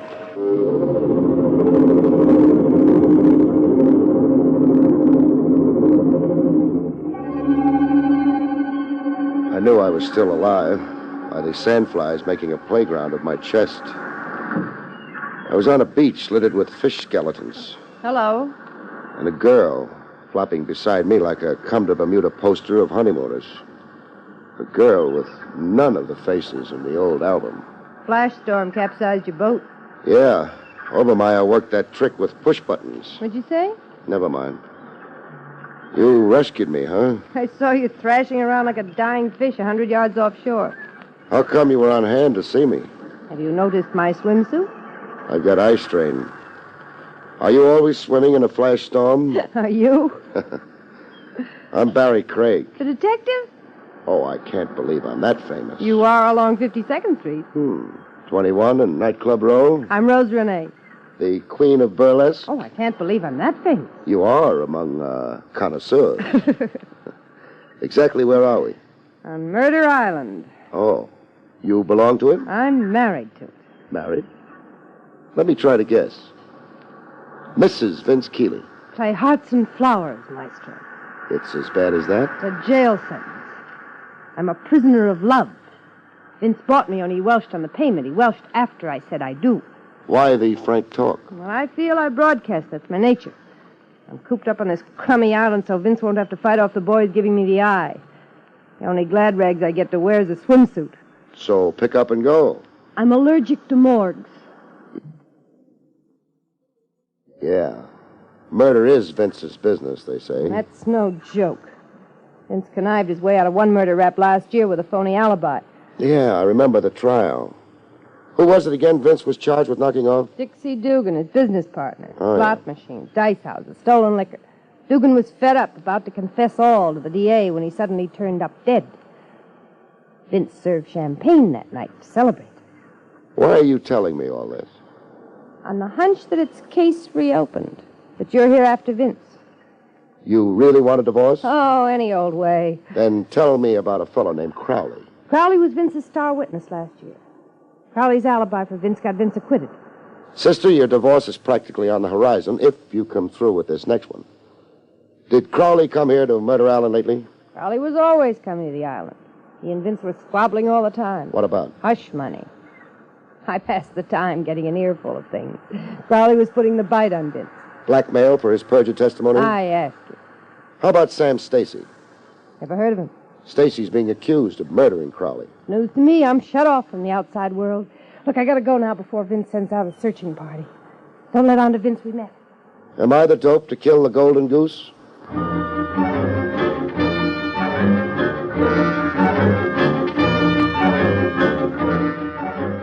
A snake in Vince's bosom. Boredom wasn't Rose's only motive for putting hubby on the spot. She had her eye on big dough and a high old life as a merry widow. Vince Keeley acted as outraged as a guy could get. Craig, you've got rocks in your head coming here to burn me. Let's confine the argument to Crowley. I haven't seen or heard of Crowley for over 6 months. Oh, no? No. Then how was the payoff worked? What payoff? The blackmail money to Crowley for the perjured alibi last year. Hey, you're asking for something. You hinting the river? Now, look, you got me all wrong. I made a shady buck once, sure. It's all behind me. I'm out of the rackets now, clean as a whistle, living respectably. Why, I'm even holed up on the island to keep out of trouble, to improve my mind and amount to something more than a mug. I can't cry. I don't have a handkerchief on me. Hey, look around you, Craig. All the books on them shelves. I promised myself I wouldn't get off this island until I read every one of them. Why even take piano lessons? How about typewriter practice? I asked you to quit writing me. So you didn't murder Crowley to stop his blackmail? No. You also denied that he perjured for you once? I deny it, yeah. And Sam Stacy. Know him? Not familiarly. A punk bookie somewhere, isn't he? He is. They're pinning the Crowley rap on him. Well, it's nothing to me. We through? No. Who was your lawyer? George Brooks. Did Brooks defend you in that murder trial last year? Yeah. Now what are you up to? Just familiarizing myself with all the ramifications of your living. The coming genius like you with books and a piano. I might want to do a profile for the society pages. Craig, get out of here. Sure. But first I'm showing you this. A rod, huh? A rod. I'll take some killing before I'm killed. You're crazy.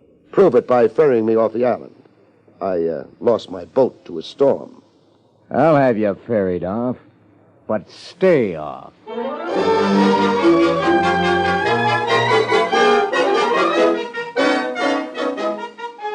Back in town, George Brooks, the mouthpiece, was twice as outraged as Vince Keeley'd managed to be. Craig, you've no right to persecute Vince Keeley. I haven't, huh? The man's turned over a new leaf. He's reformed. He's cut off every association he had with his former life. Let's boil it down to murder. Accusing Vince of murdering this Crowley is fantastic. How about accusing Vince of winning acquittal in a murder trial through the late Crowley's perjured testimony? That's a cheap, contemptible lie. I defended that case. I know. Why do you represent a man as notorious as Vince Keeley? Because I believe every man has some good in him. Because I'm not a blue nose or a moralist. Because I have every evidence Vince Keeley wants to live a decent, useful life if given a chance. You're positive Keeley hasn't done murder, past or present? If I believed otherwise, I wouldn't raise a finger to help him. Whoever murdered Crowley, it wasn't Keeley. And now, if you don't mind, I've a busy schedule. Okay if I use your phone for a minute? If you must.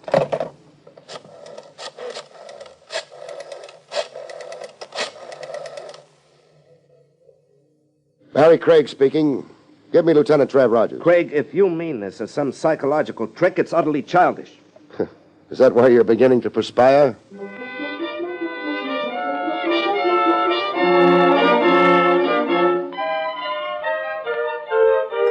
Over coffee and sinkers, I got the benefit of Trav Rogers' power of analysis. Putting one and one together from what you've told me, one notion keeps standing up in my head, Craig. Said notion being? That you might end up where you began, with your, client.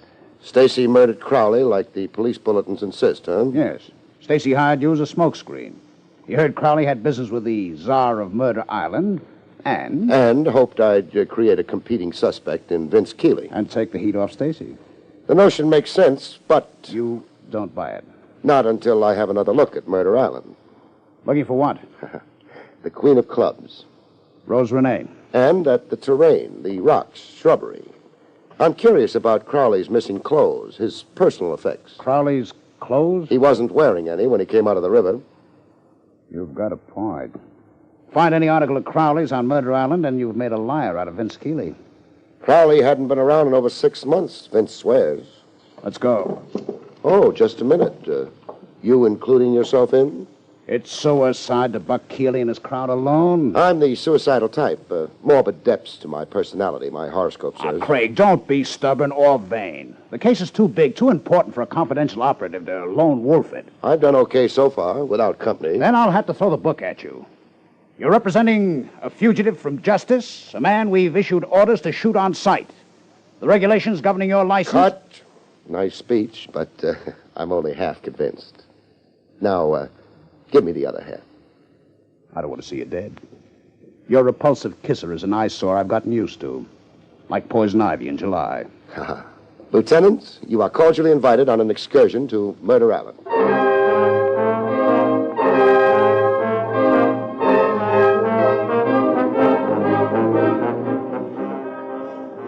We combed every nook and crag of Murder Island, but no luck. My aching feet, Craig. I can make a surveyor's map of this rock pile from memory. So we drew a blank. Will that be your Queen of Clubs? It is. Barrie Craig. And friend? Lieutenant Trav Rogers. What have you got? A divining rod for locating me? I've been watching you for half an hour. You're wasting your time. Am I? You won't find Crowley's clothes. How do you know what we're searching for? Is that hard? It even occurred to me to look for them. How'd you make out? Ashes. Ashes? The clothes were burned. See that stone incinerator over there? Yes. That's where Vince burned them. Still punching for that divorce, huh? Lead me to the ashes.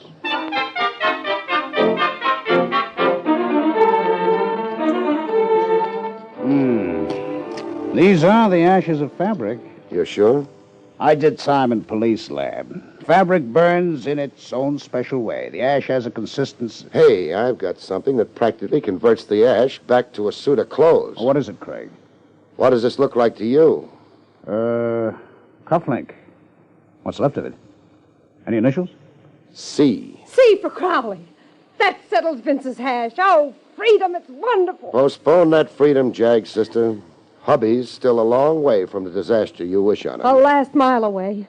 Vince knows your investigation's going to blow hot any minute. That's why he's got his mouthpiece here now. George Brooks is here? Yes, Vince couldn't get his lawyer here fast enough after you came calling. It's murder, and this time no phony alibi. I can go back to sleeping nights. I can breathe. I can live. You're putting on quite a show, Miss Renee. I don't make a mystery of my feelings. Lieutenant, I'm glad and I acted. Go rub that ash in Vince's face. Tell him what a homicidal maniac he is and put the handcuffs on him. Well, why don't you go?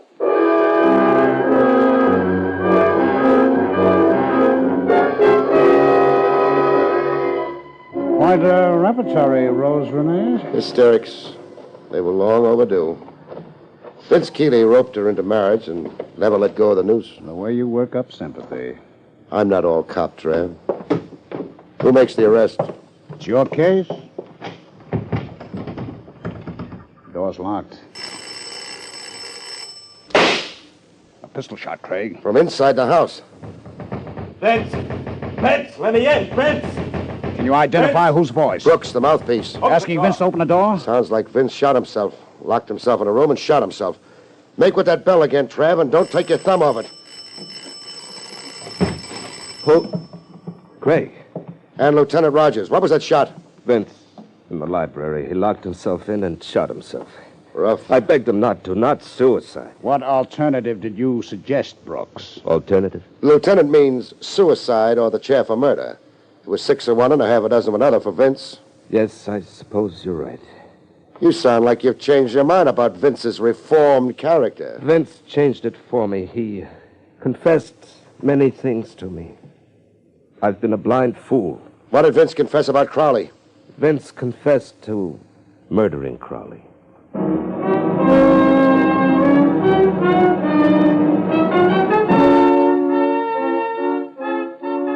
In the library, Vince Keeley lay in peace with a look on his face that said he wasn't sorry to go. Queen of Clubs bawled like a baby. The senseless kind of tears women are famous for. While the mouthpiece, Brooks, beat his breast and put Vince's confession on the record. I've been duped, tricked, made the fool. Vince's confession, please. Vince had hired Crowley to perjure in the trial last year. Mind you now, I believed Vince innocent. Since then, blackmail with Crowley demanding heavier sums. On Crowley's threat to expose his perjury for Vince? Yes, of course, Lieutenant. Vince had to pay to prevent reopening of an old case. Crowley bled him white until... Until Vince murdered him and threw him into the river. Yes, that's it, substantially. Craig. What? Which of us tells him? It's still my case. You're under arrest, Brooks. Why, you're insane. Shut up and listen. Smoke rises to the ceiling and hangs there. You fired a phony shot in the outer hall when we rang the bell. You staged a fake suicide. You'd already killed Vince Keeley in here. Well, what possible motive would I have? You could be the big shot behind Vince's rackets. Vince had the low mentality of a racket boy, not a biggie. Crowley's threat against Vince threatened you even more. I won't stand for Then this. you lie down for it. Get off the floor, Brooks, and listen to more. You also killed Crowley. Vince would be the world's prized chump to pay Crowley blackmail or even worry about Crowley. That's double jeopardy, Brooks. Crowley could confess perjury from now to doomsday. But no power on earth, no new evidence could force Vince to stand retrial for a murder he'd already stood trial for once and found acquittal. He's your prisoner, Trav. I'm turning him over to you.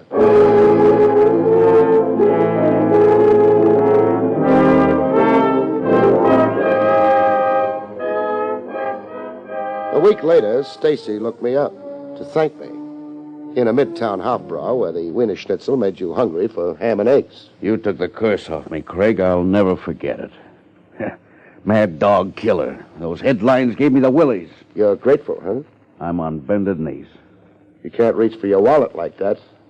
Reach for my wallet? There was talk of a fat fee. Oh. I hate to do this to you, Craig. But the fact is... The fact is? I'm broke. Government's new bookie tax. I folded my tent. No bets, no horses. I'm down to driving a beer truck. For the wife and kids? That's another thing, Craig, I want to tell you about. No kids? No wife, even. I'm not married. Good night, folks. See you next week.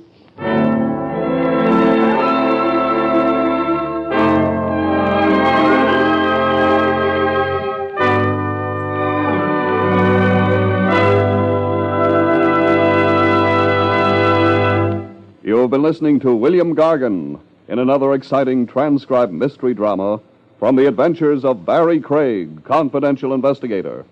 Tonight's story, Murder Island, was written by John Robert. Next week, it's the strange story titled Fatal Appointment, about which Barrie Craig has this to say. Next week, a beautiful girl dies in a hotel room. A man gives all for love, and an appointment for romance winds up in a rendezvous with death. See you next week, folks.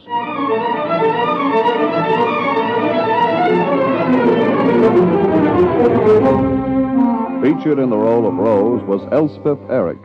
Barrie Craig, starring William Gargan, was under the direction of Hyman Brown. This is Don Pardo speaking.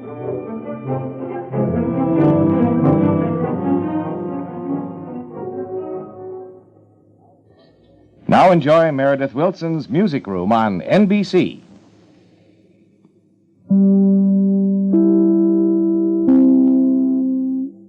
William Gargan stars as Barrie Craig, confidential investigator.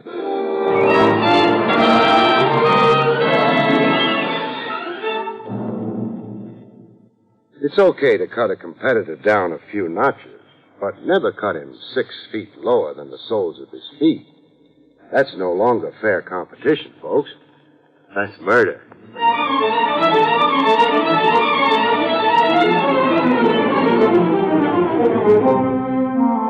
The National Broadcasting Company presents William Gargan in another transcribed drama of mystery and adventure with America's #1 detective, Barrie Craig, confidential investigator.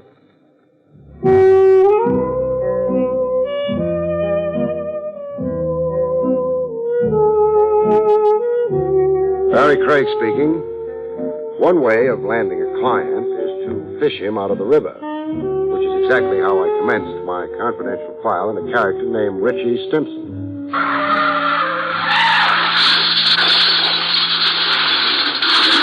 I jumped with my shoes on. I found Stimson's hat before I found Stimson. Nobody rescues a hat, so I didn't. When Stimson finally bobbed into reach, he promptly stuck one thumb in my eye and the remaining one in my jugular vein.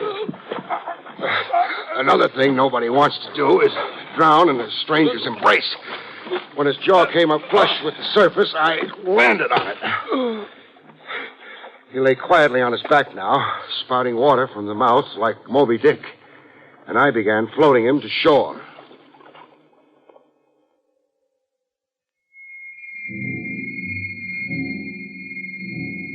On shore, the closest shelter we could find was a junk dealer's basement store. I stuck Moby Dick right up against the stove so he could dry out. Stand there till the icicles melt, Buster. Then I got my shoes off. Oh, squish. I'd been really walking in canal boats.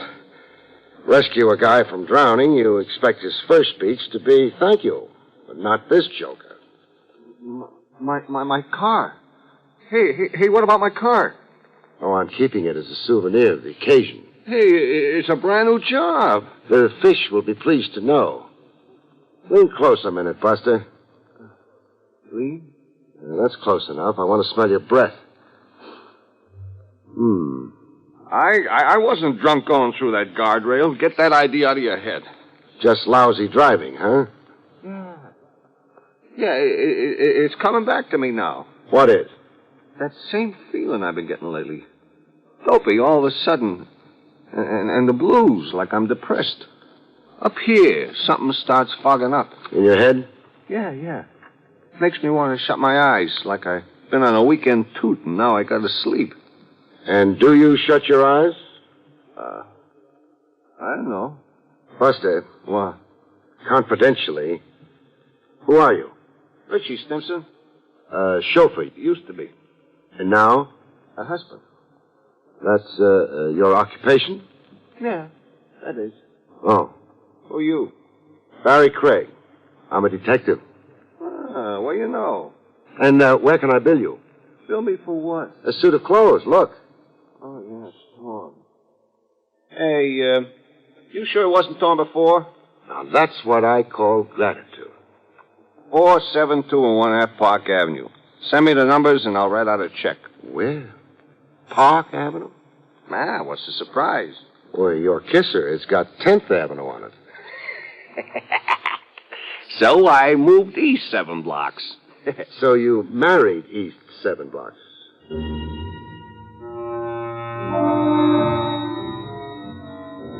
I mailed Stimson my bill for a suit of clothes and a new pair of shoes. And surprise of surprises, I got a prompt reply in the return mail. Addressee's name on it, Stimson, with the Park Avenue address. Well, there was a check in it, but not exactly for $100 I had politely requested. The check had an extra zero on it, $1,000. Check signed, Natalie Stimson. I read the short note that came with it. Dear Mr. Craig, a small token of my gratitude for the wonderful thing you did for my husband. Signed, Mrs. Natalie Stimson. And there was a postscript. I would very much like to meet you at your convenience. $1,000 was the most elegant persuasion I knew.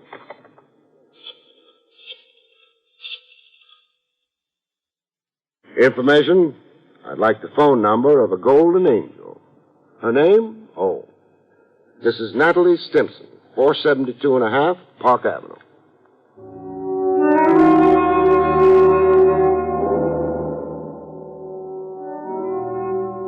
We met at a rendezvous at the lady's insistence, not mine. An out-of-the-way private for members only joint called the Club Socrates, where people dined lying down on couches like the old Roman nobility.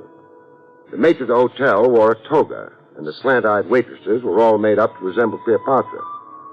Natalie tried to clear up my confusion. It's a revival of old Roman dining habits, Barry. It's the newest fad. Imagine.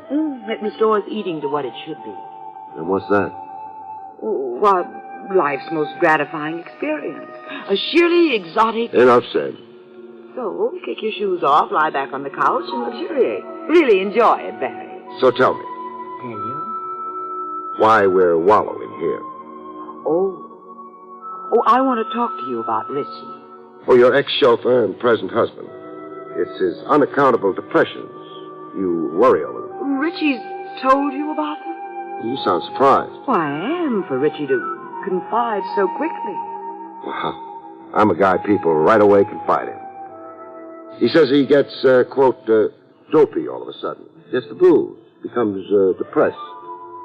And then up here in the beans, something starts fogging up, unquote. His reflexes go awry. He loses sense and coordination. I've seen it happen time and again. Well, give me an example. What?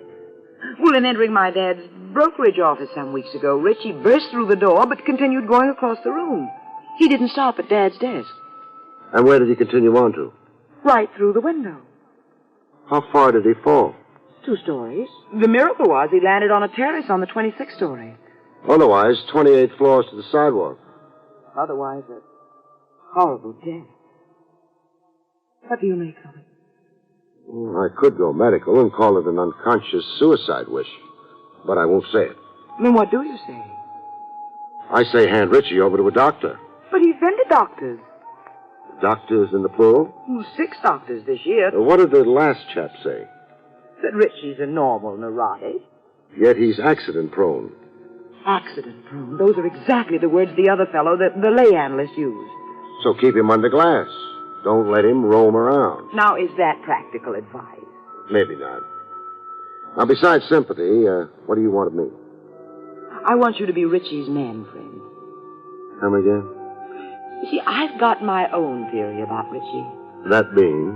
That he's a cat in a strange alley. He needs someone around he can feel at home with, someone who talks his language. Same being a slob like me, huh? I'll pay $1,000 a week.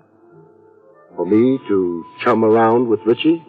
Room with him, play gin rummy with him, go off to burlesque shows, all the things Richie used to enjoy doing. And for how long am I Damon to his Pythias? 1 month. 1 month for $4,000. Sold. And you'll do it? For $4,000, I'd swim underwater to Siam.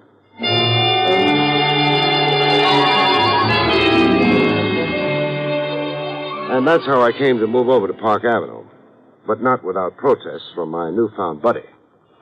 Get your hat and scram out of here. If I do that, I'm unemployed. Hey, who's paying you? My father-in-law? I haven't met him yet. Natalie? Natalie. So, Natalie hires you to watch over me, huh? Oh, you got that wife in a million. Hey, what's Natalie paying you? Oh, a mere $1,000 a week. 500. What happened to my other 5? I just cut in for it. You did? Yeah. I could use more dough. They're keeping me on short rations. And if I get stubborn about my whole 1,000? We're not best friends no more. You run out of here like a thief. You're unemployed. Bum. Okay? Okay, partner. I'll give you a horse. You run your 5 back to $1,000. Decent of you. Hey, what do we do today? Anybody for the zoo? Zoo, my eye. Hey, I know what. So do I. Oh, hey, you're not a mind reader. Your mind reads easy. The Crescent Burlesque House over in Hoboken. What do you know? You are a mind reader at that.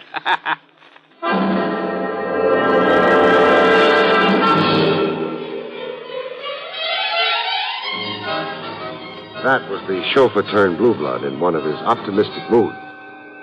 I also got him in his pessimistic moods, and right on top of breakfast.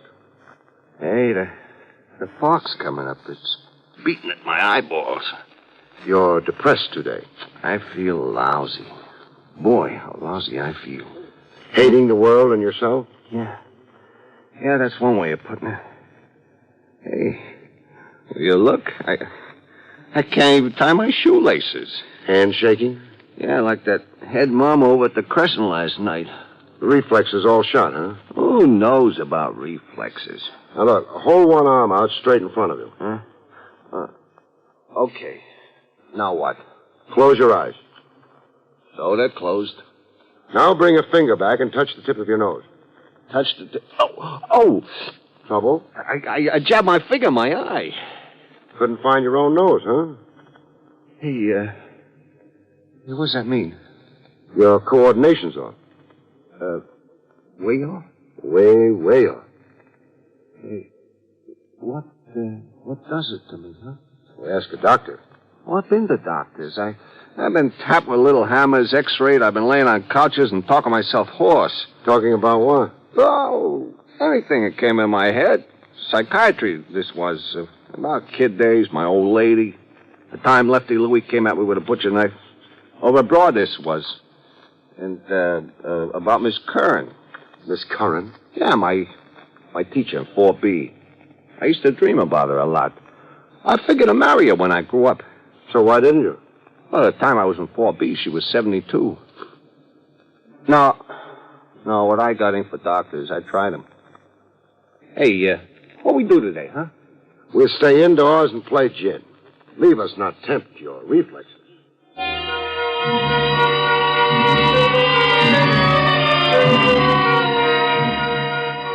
Richie had been to doctors, but I hadn't. So I tried one, an old friend. He'd roomed with my aunt once while serving his internship. Dr. Dinglespieler. A nice little guy who kept his beard buttoned in his vest. You say he has been to doctors? 6. He's run the gamut, from cardiography to psychoanalysis. Well, it is very strange that there was no recommended therapy. The symptology seems to be clear. Meaning? The disorientation. The damage to the nervous system. Talk to me in English, not Greek. Either the man has a detectable nervous disorder or he is in a psychosis. As simple as that. I mean, medically speaking. A good physician should see what bothers Richie Stimson by eye. A head doctor could do it by ear. Yeah, that's right. Absolutely apple pie for a doctor to diagnose. Now, look, apple pie is for the cook and the kitchen. Okay. Then say easy to diagnose. There is perhaps one simple conclusion to come to. Speaking for the doctors, I mean. And that is? That your friend had none of these symptoms you have described at precisely those times when the doctors examined him. Had none of the symptoms at the time of examination. Yeah. I'll need time to figure that one out, Doc. Now, tell me, which branch of medicine is more apt to be mistaken? The nerve specialist can be sure. Meaning the head doctor has a bigger margin of error. Well, psychic sickness is a more experimental medicine. It is, shall we say, in a stage of development. And Richie Stimson is in a stage of disintegration. Well, thanks for your time, Doc. If I said I wasn't twice as confused as when I came in, I'd be lying. Well, so long.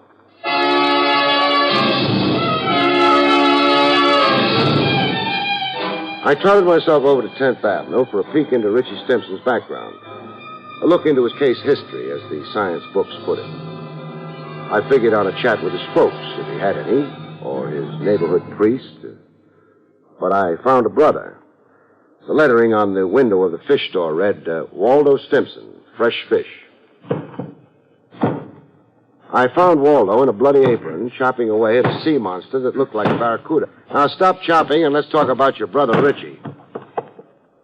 Richie, I got one word that ends a conversation. And the word? Snob. He's been high-hatting you?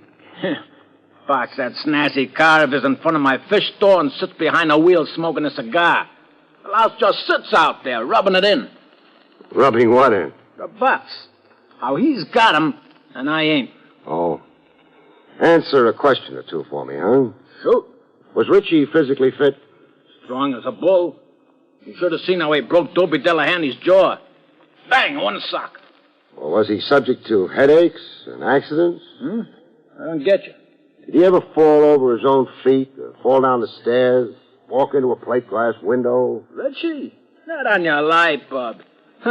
Came to moving around, he was 200%. Champ basketball player and ice hockey. Why, the pros were hustling him to sign a contract. Then generally well coordinated. Sharp eyesight and the rest of it? Sharp eyesight? You saw the chick he grabbed off for himself. Yeah, upper-class Natalie. Well, tell me, how do you figure he swung that? Well, they come to making out Richie was a conniver. There wasn't a day he didn't have a scheme going for himself. Shady or strictly legit? Both ways, depending. Any way Richie could better himself, why, that was it. Hey, look, you're taking up my time. I got fish to sell. You got a 3-pound Siberian herring? Siberian herring? What do you know? I'm fresh out of them.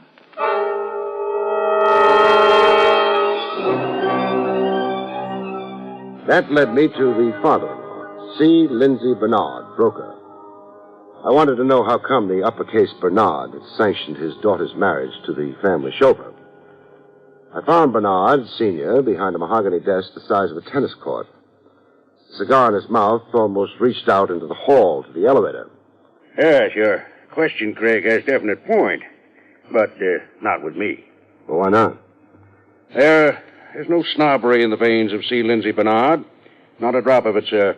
We're a tribe of great commoners. Why, my father cleaned sewers, and his father sold pots and pans along the great American highway. Then you approved of Richie Stimson? Oh, heartily, sir. You might say I cheered him up that middle aisle to the marriage altar.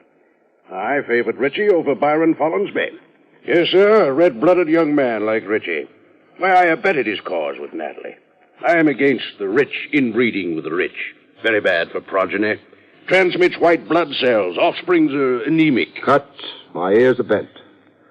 While we're on this high-level talk, a quotation comes to my head. Something we used to recite in school, Mr. Bernard, from Shakespeare. Oh, always a pleasure to hear Shakespeare quoted. The quotations, huh? Methinks you plead too hard. Is that a sneer at my veracity? It could be. Why, you foul-mouthed, low-born peasant. And a minute ago, you were the guy advertising himself as the great commoner.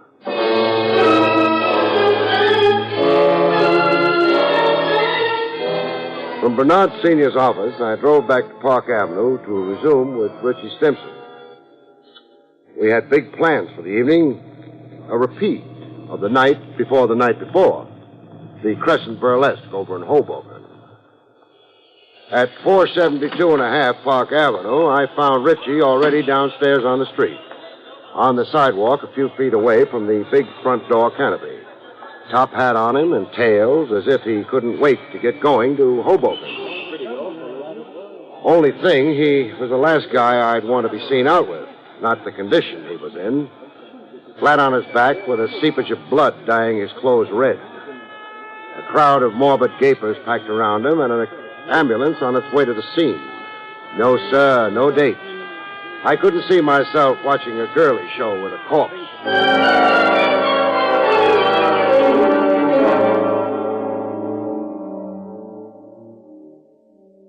One byproduct of death you can be absolutely sure of is a widow's tears. Richie. Oh. And Natalie sure wept. Tears cascading down her until the little chiffon item she was wearing clung to her like a bathing suit after a dip in the ocean. The show of grief in a bereaved father-in-law comes harder. Either it's unmanly to cry, or C. Lindsay Bernard was a Phi Beta Kappa in the art of self-control. The only thing that occurred to him to do was abuse me. Richie died because of your negligence, Craig. Your default of duty. You weren't hired to gad about making ridiculous inquiries. You had explicit duties. You were paid to stay with Richie. Never let him out of your sight. The guy is slated to walk off an outside terrace 18 stories up. Comes a time when he does it. There's only one chap really watching him 24 hours a day. One chap? The angel of death.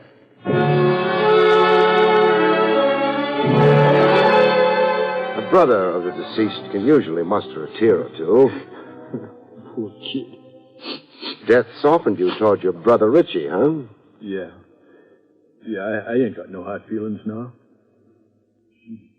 Could she set it like this here? Look at them drapes and that chandelier.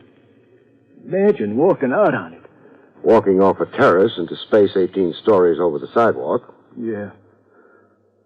What a way to go. Your beautifully coordinated brother.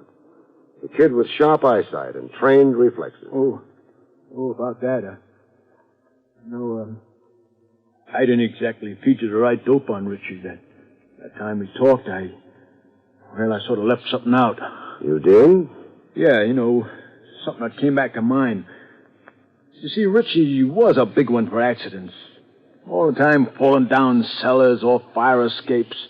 And your pains here in the head, always with a wet towel and the ice pack on his bean. You get me, huh? Better than you think, Waldo. Tell me something. What?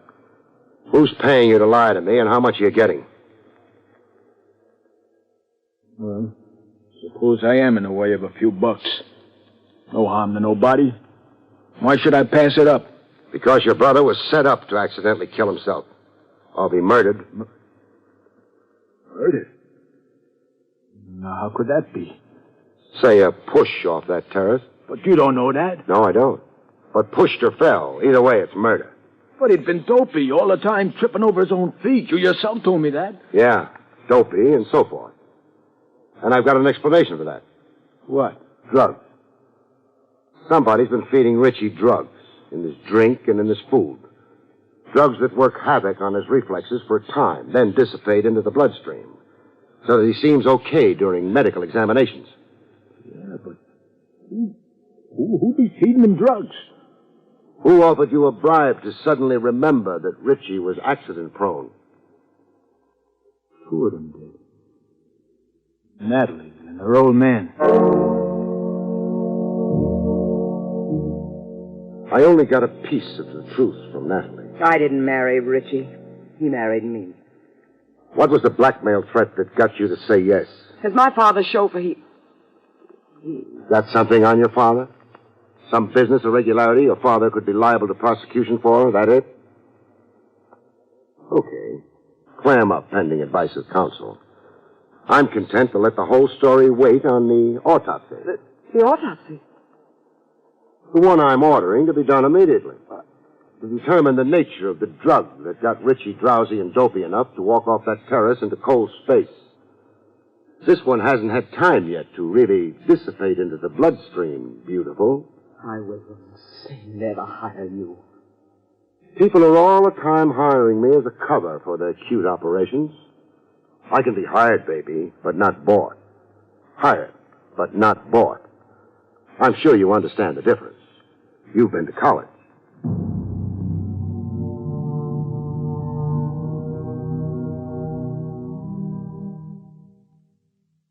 You have been listening to William Gargan in another exciting transcribed mystery drama from the adventures of Barrie Craig, confidential investigator.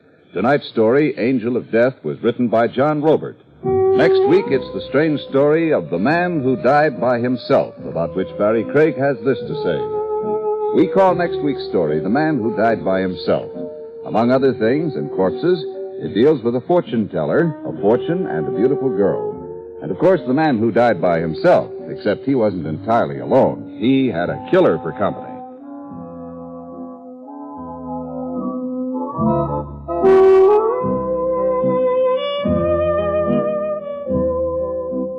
The National Broadcasting Company has just brought you an NBC Radio Network production with William Gargan starring as Barrie Craig, confidential investigator. Directed by Arthur Jacobson. Cast included Paul Duboff, Betty Lou Gerson, Jack Carroll, and Jack Moyles. This is John Lang speaking. Join Groucho Marx for You Bet Your Life tonight on the NBC Radio Network.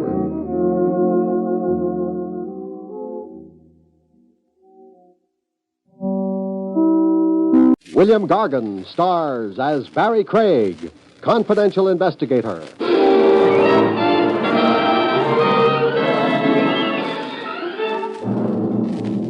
People who are in the market for murder should always pay full price. You can't get a cut rate on a killing. All you can get is a cut throat.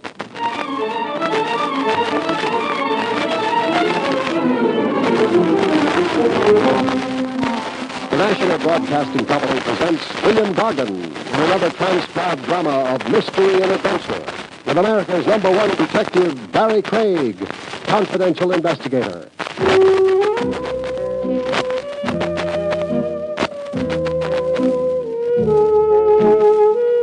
Barrie Craig speaking. In spring, they say, a young man's fancy lightly turns to thoughts of love. He doesn't go quite that far with a confidential investigator. He's been around too long. He's seen too much. He waits till it gets to be summer, and then, if he's me, all he does is buy a new tie. Good afternoon, sir. Good afternoon. I need a tie. Sport, business, or l'amour? I want to wear it around my collar. Oh, one of those. Are you going to try to impress anyone, or will it be just to keep your collar button from showing? I don't wear collar buttons. My shirts are all sewed together at the top. Must make it difficult to get into them. No. All I do is shrink my head. Now, look. I'd like a tie. Well, all right. By the way, is that your friend peeking in at the door? Friend? Hold on. No, I don't know him. I'm glad of that. Why? Well, it's hard to be sure at this distance, but he looks like the kind of man who... Who? Gets his ties at a department store. No. Yes. With a cat. The clerk finally parted with a tie. It didn't cost much more than a week's salary. I had it wrapped and left. I walked down Madison Avenue and admired the girls. There are always girls walking on Madison Avenue, and they're always admirable. The little man who'd poked his head into the haberdashery store didn't look at the girls. He was too busy following me.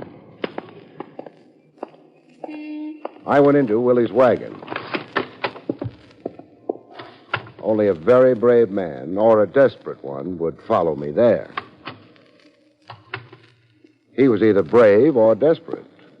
Willie was too busy to bother about customers. He was on the phone worrying about the 5th at Saratoga. I decided to make conversation. Hey, you. Me? Come here. All right. Now, sit down. Yes? Fine. Now, that's the tie I just bought. You like it? Well, frankly, no. You must be the kind of a man who buys his ties at a department store. Oh, it's like that. Here, drink some water before you pass out. No, I'm all right. You've also been following me around. Why? I've been trying to get my courage up. To insult my taste in ties? No, to ask you to help me. You don't need courage for that. Just money.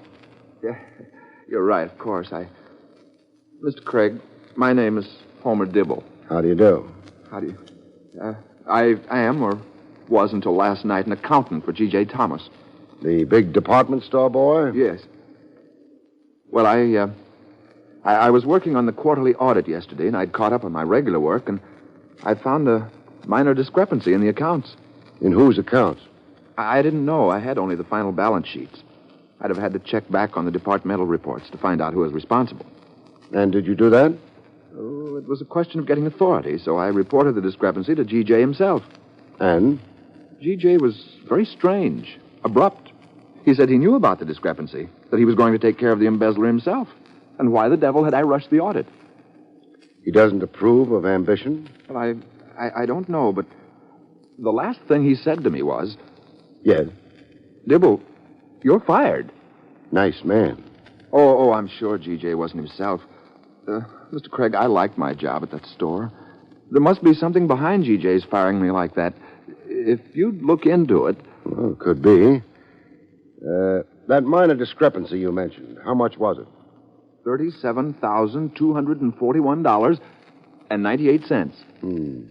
Obviously an inside job, that 98 cents. I think we'd better go visit Mr. Thomas. I don't dare. If he knew I'd spoken to you about it. He's doing a very dangerous thing. Covering up a theft, taking the law into his own hands, like playing with a loaded gun. You think it's that serious? It could be. Suppose we find out.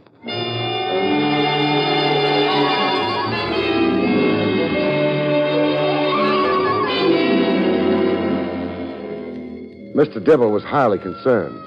I was highly concerned, too. The situation had all the ingredients of a beautiful mess. I don't admire messes, especially when they involve $37,241. Oh, yes, 98 cents.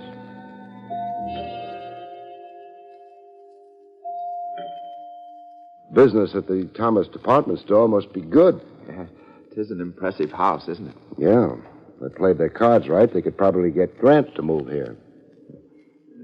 I'm worried. What about? Oh, G.J. is likely to be very angry with me. He might fire me. He did fire you. Oh, that's right. I don't think that doorbell took the first time. Maybe not the second time either. So that's an answer, one I don't like. Well, it's open. That yell came from someplace down that corridor. Oh, dear. Whatever will G.J. say? Oh, we'll ask him. First, we've got to find him, though.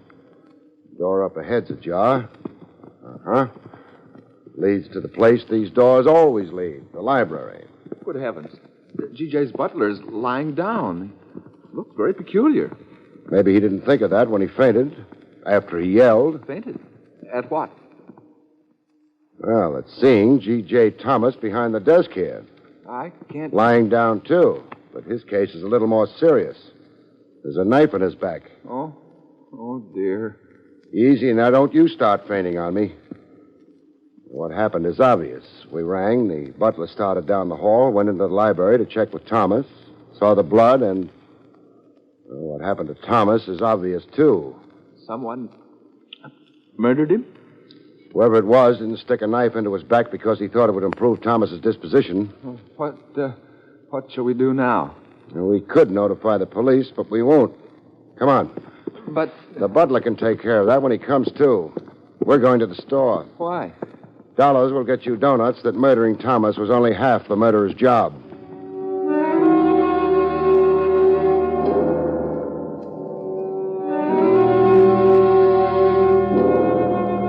My car was out front. We went away in a hurry. I couldn't be sure, but if 2 and 2 still added up to 4, we were getting closer to the killer every block we traveled.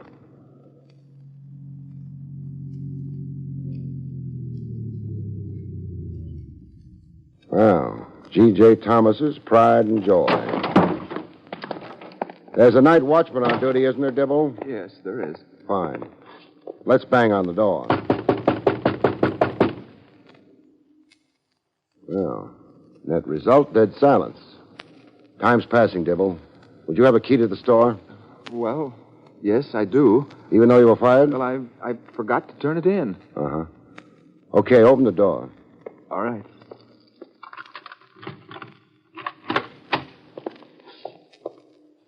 Now, where are the files kept? Second floor, accounting department. Lead the way. Yes, Mr. Craig. Place doesn't look right. No women battling happily over marked-down girdles. Up these stairs, Mr. Craig. No sight or sound of the night watchman yet. I could be happier if I could locate him. Along this hallway. That door there. Uh-huh. Well, the light's on, and... Now, don't faint, Dibble. There's your night watchman, unconscious but alive. More bodies lying around in this case than... Hey, Dibble. Yes? Smell anything? I think it's smoke, sir. Smoke. Where's that door lead? The inner office. Inner office. Oh, smoke's a little stale. Somebody built a bonfire in the waste paper basket. Only ashes left. But what... Were the ashes before they got that way? Easy, Dibble. Is it? Yeah. Those were records, Dibble. The ones with the minor discrepancy in them. I imagine you're right. Doesn't take too much thought to see it. Thomas was murdered, the records burnt, no evidence of embezzling left.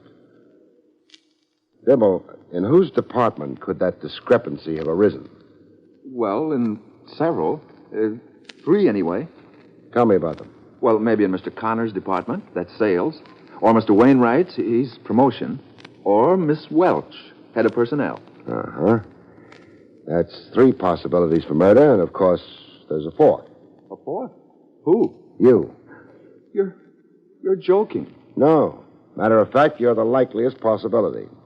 You were fired because Thomas had found you'd been stealing money. You killed him and burned the files. Do you believe that? Did you kill Thomas and so on? No. I always believe my clients, so I'll believe you. The police aren't likely to agree with me, though. Oh, dear. Better use stronger language, Dibble. You're in trouble. Once this thing breaks, I won't be able to help you much either. I'll be on the outside. If only... Dibble. Yes? How hard is it to get a job here? Well... If I'm going to be useful in this thing, I've got to have some kind of standing. Here at the store. I've got to be here. A job would be a perfect cover. Well, if you had a letter of recommendation... I'll have one. From one of the stockholders, say. Name one. Mr. Stuber. I'll have a letter from Mr. Stuber. You know him? You've asked your quota of questions for tonight, Dibble. Oh, isn't your scheme a bit drastic? Maybe. But what they do to you for murder is even more drastic.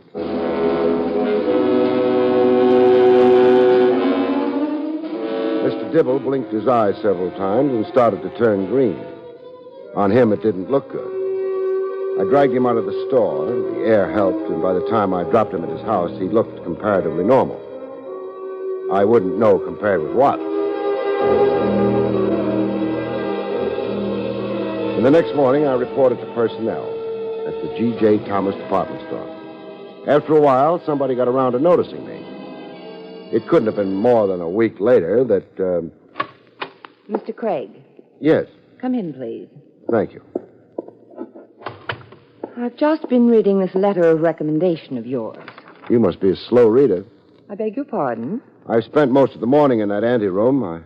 I didn't care for the furnishings to start with. Oh, look here. You're Miss Welch, aren't you? I am. And why don't you stop trying to sound as if you were 50, hopeless, and hideous? That's a nice blush. Well, now, you can stop all that. This letter gives you a very nice recommendation. It should. What? Mr. Stuber is very enthusiastic about me. So I notice. Which means that whatever I personally think of you, I'll have to hire you. What do you personally think? Oh, you don't have to answer that now. Thank you. Save it for after hours. The question is, where can you serve Thomas best? Well, it's your question. Go ahead and answer it. I could put you in lingerie. Over my dead body. Say, there's a joke there if we want to struggle for it. We don't. Oh, I know. I don't like the look in your eye. It's not friendly. We're starting a demonstration display in the basement today of dishwashers. Dishwashers? I'm not the domestic type. Women away from home don't look for the domestic type. You'll do. Mr. Craig, is it? You know it's Mr. Craig. Does it have to be... Dishwashers? Yes. Okay, Miss Welch. To the dishwashers.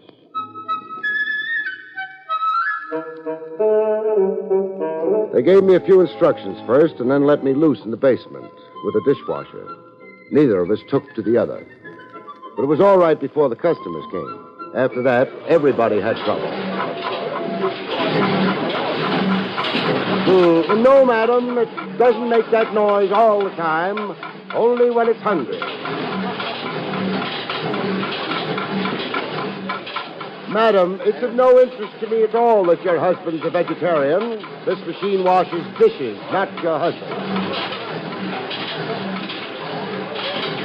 You want me to demonstrate this machine to you? Okay, lady. Now you take a dish here. Any dish, even one like this. Now you put it in the machine. Now you press the button. And the dishwasher. In the meantime, you can file your nails, hit your baby, spy on a neighbor, or if you're brisk, kill your husband. In short, carry on the ordinary activities of a housewife. And when you're through...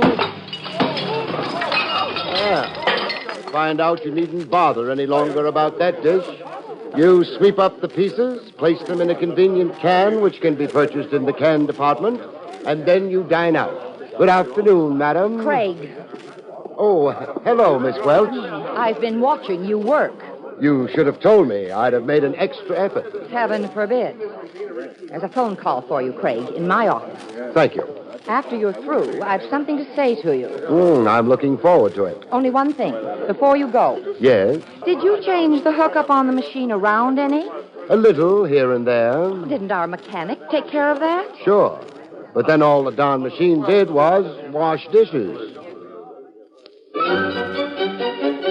Miss Welch was very pretty, even when she wasn't blushing. She was even prettier when she blushed. But then I decided the red in her face wasn't a blush. I went to take my phone call. Hello? Mr. Craig? Yeah. This is the Samaritan Hospital. A friend of yours, Mr. Dibble, asked us to call you. What's he doing now? He was struck by a hit-and-run driver this morning. What's his condition? He wants to see you as soon as possible. I'll be over, His but... condition is fair, Mr. Craig. I suggest you put a guard in his room. But we don't do that with accident victims. What makes you think it was an accident?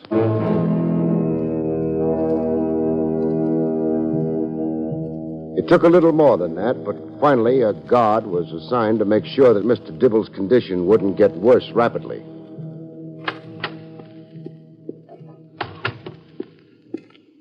Finish your phone call, Craig.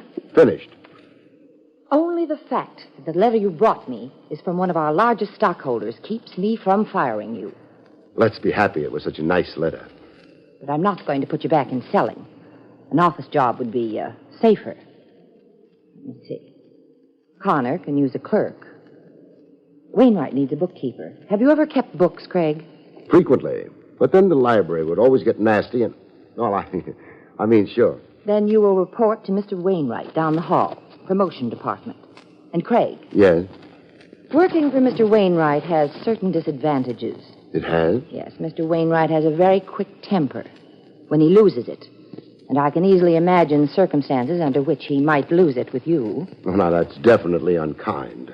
It's murder. I went down the hall to the office of the terrible-tempered Mr. Wainwright. I wondered how accurate Miss Welch had been about just how terrible that temper was. So you're Craig. I'm Craig. You don't look like a bookkeeper.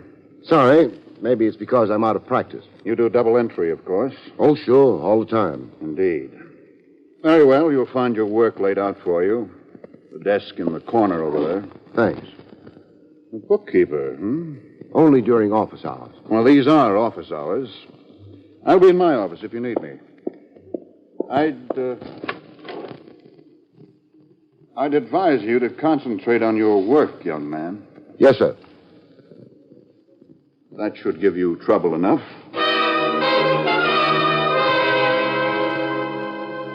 I didn't like Mr. Wainwright's last remark. It was so right.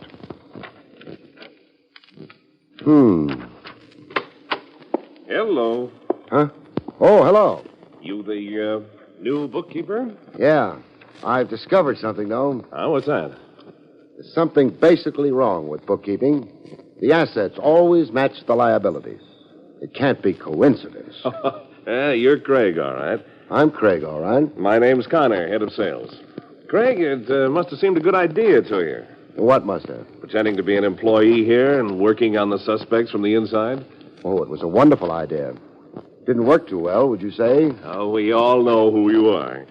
Miss Welch? Wainwright? Yes? Did I talk in my sleep? No, I haven't slept around here yet. Miss Welch's receptionist recognized you. I didn't recognize her. A friend of hers once hired you. Too bad. Interesting anyway that a couple of suspects pretended not to know me. Miss Welch and Wainwright. Well. And the third one is maybe hoping to make that seem important, clearing himself in the process. All I can say to that is no. But I'd advise you to be careful. Whoever stabbed G.J. and knocked out the night watchman in order to burn the records... How did you know that the night watchman had been knocked out? Well, Wainwright told me. Forgetting that for the moment, had there been any quarrels between Miss Welch and Thomas? No. How about Wainwright and Thomas? Well, Wainwright's got a violent temper. Perhaps I shouldn't say this. I may be doing Wainwright an injustice. You'll say it, won't you? What? Hello, Wainwright. You're not careful enough about shutting doors behind you. You might have asked me, Craig. Yes, I had a fight with G.J. I threatened to beat his brains out the next time I saw him. Well, that probably soothed him. Are you telling me this to show how truthful you are so I wouldn't bother considering you as a handyman with a knife? You. Watch your temper, Mr. Wainwright. It's notorious. Connor, were you on good terms with Thomas? Sure. I made him laugh. Which one of you drives the car? We all do, including the luscious Welch. Too bad. It's lunchtime. I get hungry at lunchtime. I'll be back after lunch, though. Anyone want me to bring him a sandwich? Nobody did, which wasn't surprising. I would have had trouble getting a sandwich at the Samaritan Hospital anyway. I haven't got much time, Dibble, but... It was nice of you to visit me. Not nice. I'm working. Dibble, could your accident this morning have been a genuine one? Oh, no. The car came right up on the sidewalk after me. Okay, next question. How much would it hurt you to be moved? Well, a bit, perhaps, but why do you ask? I want to take you back to the store with me. Is it important? Yes. Well, then it doesn't really matter how much it hurts, does it? It did hurt, but Dibble didn't whimper. I decided I liked him. I hoped I'd be able to keep him out of trouble. The trouble his late employer, G.J. Thomas, had run into.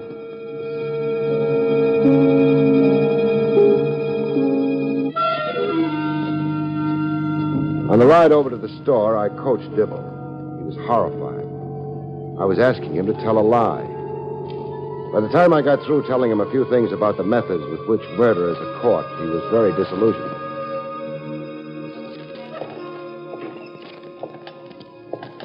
How's the wheelchair feel? Only way to take a walk. Won't everyone be surprised to see me here? Happily surprised, except one person. Who's that? The murderer. Now, the first stop, Wainwright's office. Now, let's get the door open.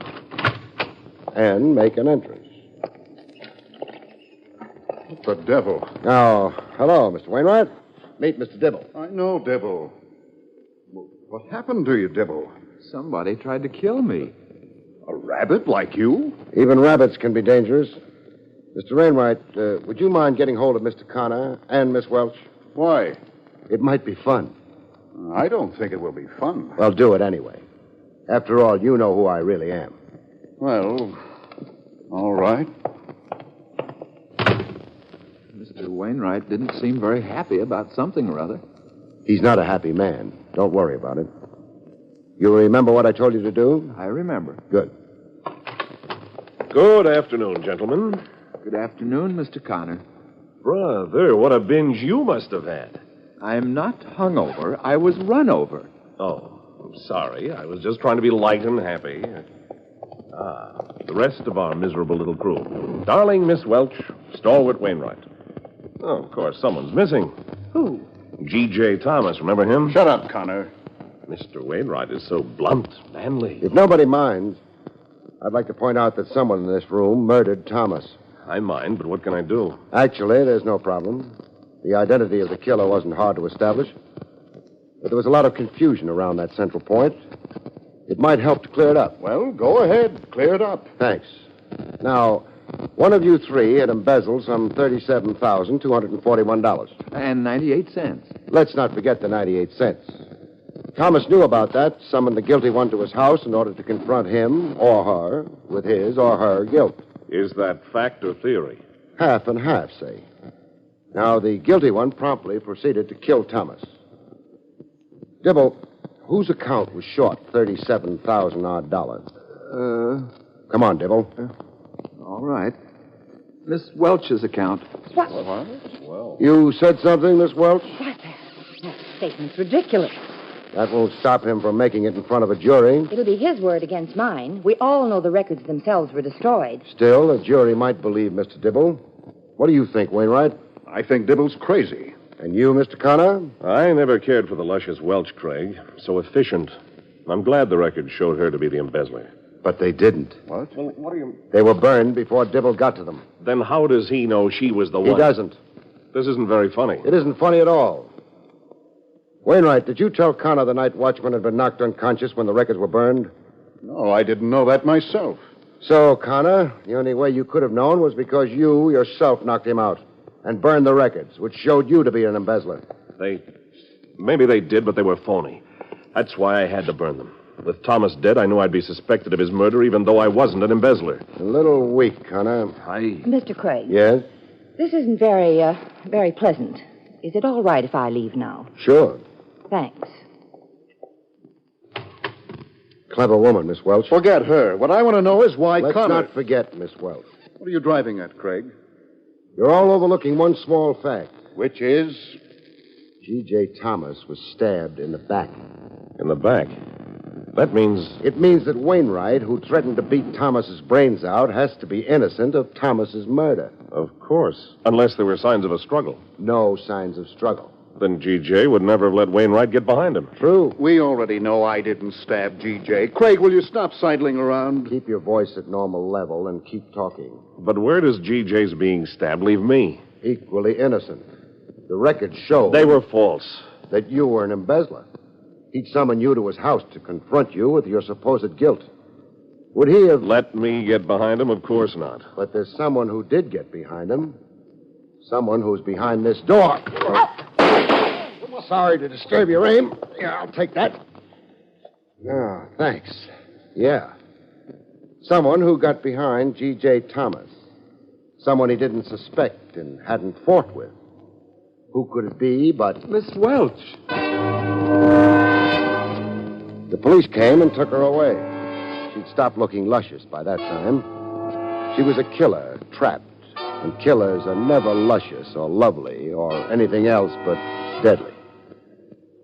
Miss Welch had embezzled the money, falsified the records, and it was very clever of you to detect her, Mr. Craig. Thanks. Oh, I have your check here. Oh, forget it. What? You're getting your job back at the store, but even so, you can't afford me. Besides, I make it a rule never to get paid twice for the same job. But you haven't... I will be. Don't forget that Thomas Department Store owed me 1 day's salary for, well, I did demonstrate the dishwasher, but never mind what it owes me the salary for. Just make sure they pay it.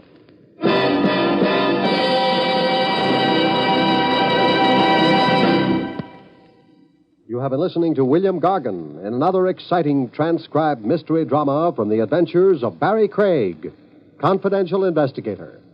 Tonight's story, Death's Bargain Basement, was written by Louis Vittes. Next week, it's the strange story of Midsummer Lunacy, about which Barrie Craig has this to say. In next week's story, Midsummer Lunacy, a fortune-hunting manicurist bites her nails down to the cuticles when the man of her schemes loses his mind easier than he loses his heart. Good night, folks. See you next week.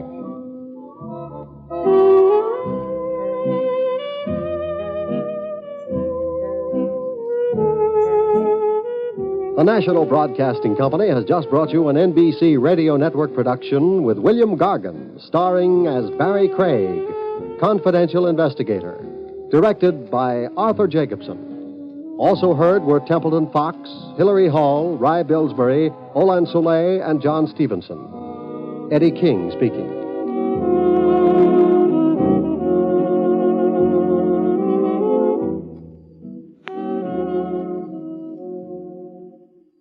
It's tough to be left out. Yes, ask any serviceman how it feels when the mail is being distributed. William Gargan stars as Barrie Craig, confidential investigator.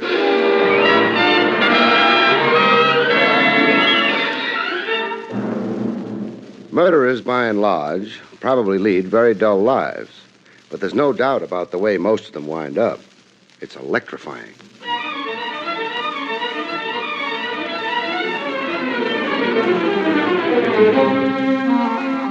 The National Broadcasting Company presents William Gargan in another transcribed drama of mystery and adventure with America's #1 detective, Barrie Craig, confidential investigator.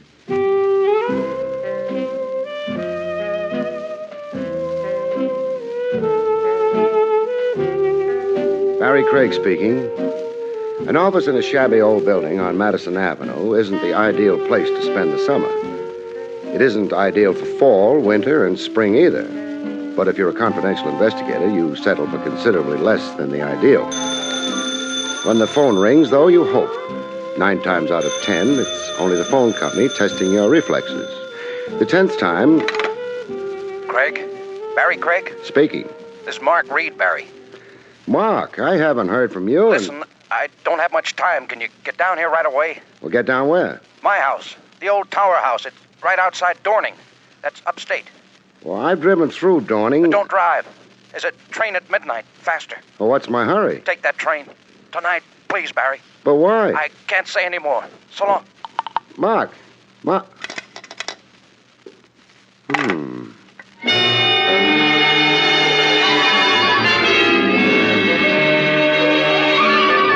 known Marguerite for quite a few years. Nothing special. We'd knocked over a few beers from time to time, discussed the state of the nation, admired sports cars.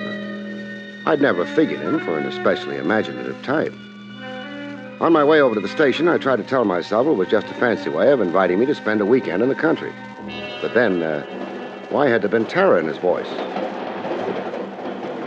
Ticket, please. Well, here you are.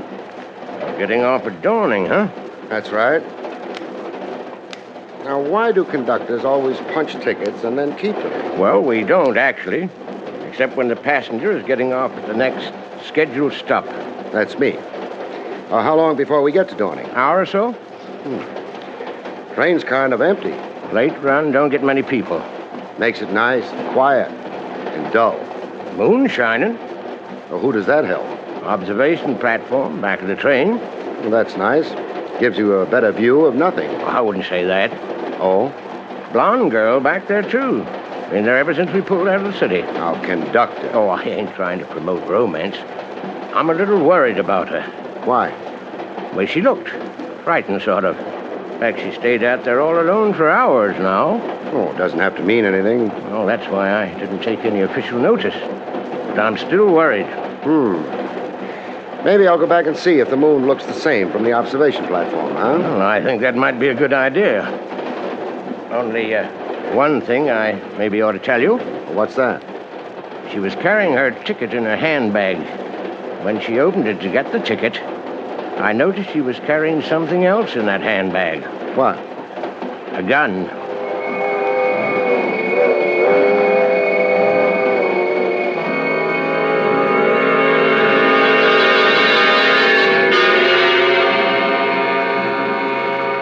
A blonde and an observation platform sort of go together, especially when there's a moon around. A blonde and a gun or something else again. Something not nearly so nice. Oh, I'm sorry. Don't move. Don't come any closer to me. Okay. You don't need a gun to keep me off. It's pointing right at you. I know how to use it. You might try using your brains instead. Don't try. I'm not trying anything. All I am is a passenger on this train. Sure, you'd have to say that. I never saw you before. I'm sure you never saw me before. I never saw the man who tried to kill me before either. Tried to kill you where? Back in town? But you did see him. Well, not really. It was dark. He was in a car. He shot at me. Well, what did the police say about it? I didn't go to them. I had to make the train. Why am I telling you this? I inspire confidence in small children. I'm not a small child. You're acting like one. If you let me reach into my breast pocket, I'll show you my credentials. Credentials? Yeah, my name's Craig. I'm a confidential investigator. You get your credentials, but you be careful. Oh, I'll be very careful. Nothing lethal about a card case, wallet. I'll dump them on the chair here, and then I'll move away. Now, you could look at them without disturbing your aim. All right. Barrie Craig. Yeah. I'm sorry. Forget it. Now, put the gun away. Yes. Good. Now, what's your name? Ruth Adams. How do you do? And why would anyone be taking pot shots at you? I don't know. Any attempts on you before tonight? No. Well, what's special about tonight? This train trip? Maybe. I've never gone up before. Gone up to where? Dorning.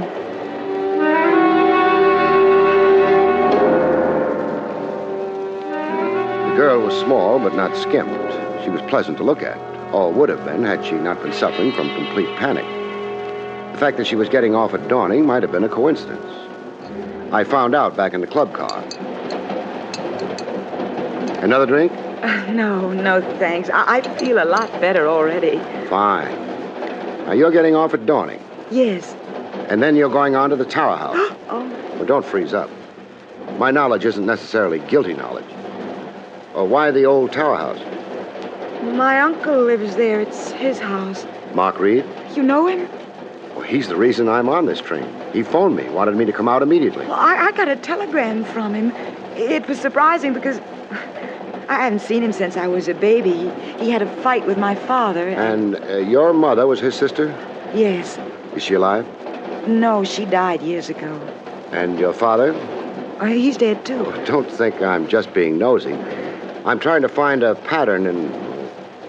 you know if your uncle has any other relatives besides yourself? Alive? No. Uh-huh. Have you found that pattern? The beginnings of one, maybe.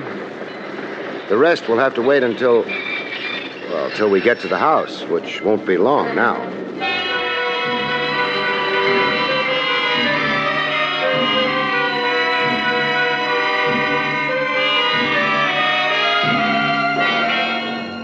We got off the train. It turned out we were the only people who got off the train. Maybe because Dawning turned out to be nothing but a decaying wooden shack by the side of the tracks. This can't be Dawning. Well, it is. Sign on that shack says so. But... Hiya, folks. Easy, Ruth. It's a cabbie. Buggy's all ready for you, folks. Take you right into Dawning. I'd hoped we were in Dawning. No. This here's only the railroad station. Town's a couple of miles south. Uh-huh. Well, lead the way. I don't have to ask you folks which hotel you'd like to stop at.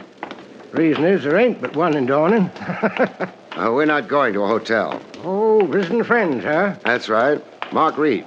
Reed? Yes, at the old Tower House. You know where it is? Yeah, I know where it is. It ain't south like the town. It's north a bit. Not very far.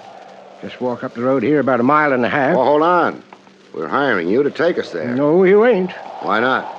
Well, the further I stay away from that place, the happier I am.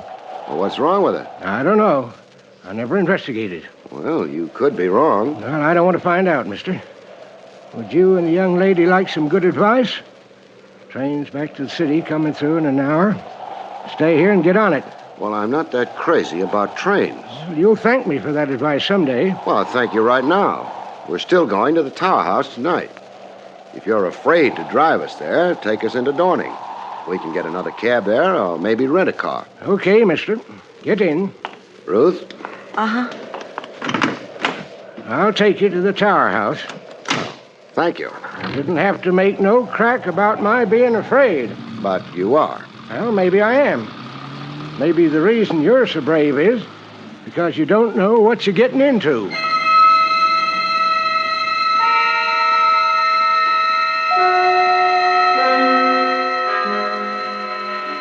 I didn't know, but I didn't have to be brave about anything. I was going to visit an old friend in the country, that's all. Or was it?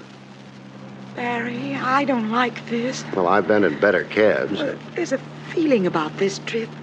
In the middle of the night to an old house. I love lights and people, Barry. Now, take it easy. Once we get to the house, it ought to be comfortable enough. Mark's a wonderful host. And it looks like we're practically there. Well, high stone wall, gate. This is it, folks. Oh, that gate's open. Must lead to a private road. You can turn in and... Well, the house is about a half a mile from the highway here. Well? This is where you get out. You were hired to take us to the house. This is as far as I go. I could make you change your mind. Please, Barry, don't. Okay, let's go. How much? $2. Uh-huh. $2. You can keep the change. What change? The tip is for your courtesy and cooperation. Think you're smart. Get out of the cab and we'll discuss it. You think you're smart? Somebody must love him, but it must be uphill work. Barry, I'm terrified. Oh, come on. There's nothing to be afraid of. No. nothing that we can see.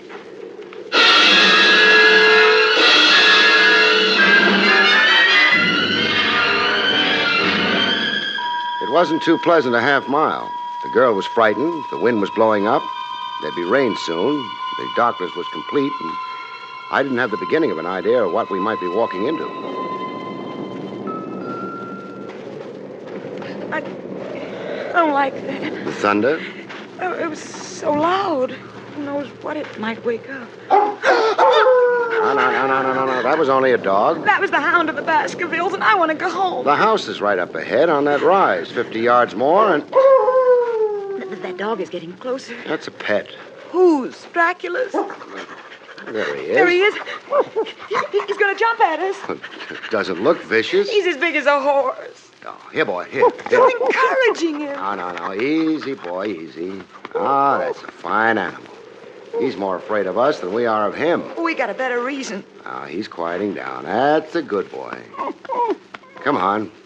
We'll take him to the house with us.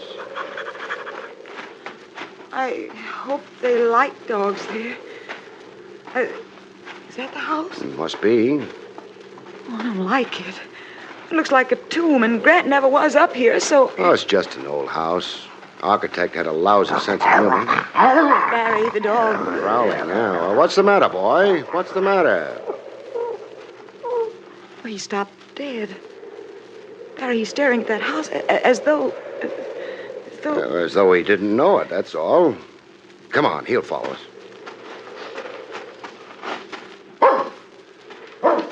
He's not following us. Well, he's running away, Barry, in panic. Well, he's a neurotic hound, that's all. Let's stop worrying about him. Your uncle asked us to come down. The house maybe isn't pretty, but so far we haven't seen anything wrong. I'm sorry. Go ahead, Barry, knock. There's a bell pull here. Oh. Not exactly a happy tinkle, but... I'm not sure for whom that bell's tolling, but I hope it's not for us. I hope somebody answers it soon. Somebody dressed in the latest in shrouds. I know I'm being silly, but if I weren't, I'd be screaming. Now, you stick to being silly, while I stick to... Maybe everybody went to the movies, huh? Oh, what do you want? Hello, I hope we haven't waked you, want? but, well, I'm Barrie Craig, and this is Miss Ruth Adams. What about it? Mr. Reed asked us down. Who? Mr. Reed, Mark Reed. No, Mr. Reed here. You better go. Here, now, wait a minute. This is the old tower house, isn't it? It is. Then Mark Reed's here. You're insane. Now, that's my foot blocking your doorway. Now, Mark Reed's here. He owns the house. He phoned me earlier tonight, and he sent Miss Adams a telegram asking us both to come down here. He didn't phone. He didn't send a telegram. He doesn't live here. Well, maybe you don't know him. How long have you been? I've been a housekeeper here for 20 years. Never heard of any Mr. Reed. There's no Mr. Reed here. Go away. You could be making an honest mistake. You better step away from the door, though. We're coming in. I wouldn't be so sure of that. Oh, reinforcements? Got a gun, Barry? The complete householder. I have a gun, and I'm prepared to use it. Mrs. Dunn, what is all this? A story about a Mr. Reed. Reed? I'll spell it for you. That won't be needed. Why are you trying to force your way into my house? We were invited here. By whom? Reed. Oh, maybe I'm getting monotonous, but it's still Reed. That doesn't explain your presence on my doorstep. This is his home. Fiddlesticks. I purchased this house 21 years ago. It is mine. My name is Loomis. Barry? I don't know. My head's starting to spin. Mr. Loomis, has this house always been known as the old tower house? It is known by that name now. Always is a long time. It has been called the old tower house ever since I have lived here. Well, for a lead nickel, I'd buy the theory that Reed was a ghost. But ghosts don't make phone calls. They don't send telegrams. I'm not very well acquainted with the habits of ghosts. I suggest you carry on your investigation into their customs elsewhere. I should like to shut the door. Oh, sorry, but that rain's pretty strong now. Our cab's gone back to town. Mind our coming in and phoning for another one? We have no phone. Well, in that case, we'll accept your hospitality. I haven't offered it. You're not going to send a lady out in that rain. Well, come in, please. Thanks. Mrs. Dunn, will you prepare a couple of the guest rooms for Miss... Adams. For Miss Adams and Mr. Craig. Yes, Mr. Loomis. You can wait here in this room. We'll wait. I don't care for guests in my house. Under the circumstances, I cannot help myself. I hope you will find your rooms comfortable, but I do not greatly care. Good night. He's been taking lessons in how to become the perfect host. Thanks for trying to cheer me up. But it's all so strange. Barry, where is my uncle? I don't know. Do you have the telegram with you, the one he sent? Well, I think... no, not with me. It would be in my bag in another purse. Oh, your bag. That reminds me, I left it outside on the doorstep. I better go get it before it gets drenched to the pigskin. Come back quick. Now, don't worry. Now, where did I put... For the second time that night, I was out on Mr. Loomis's doorstep. I began to feel like little Eva heading the wrong way. Well, that didn't work. It would have to be the bells again.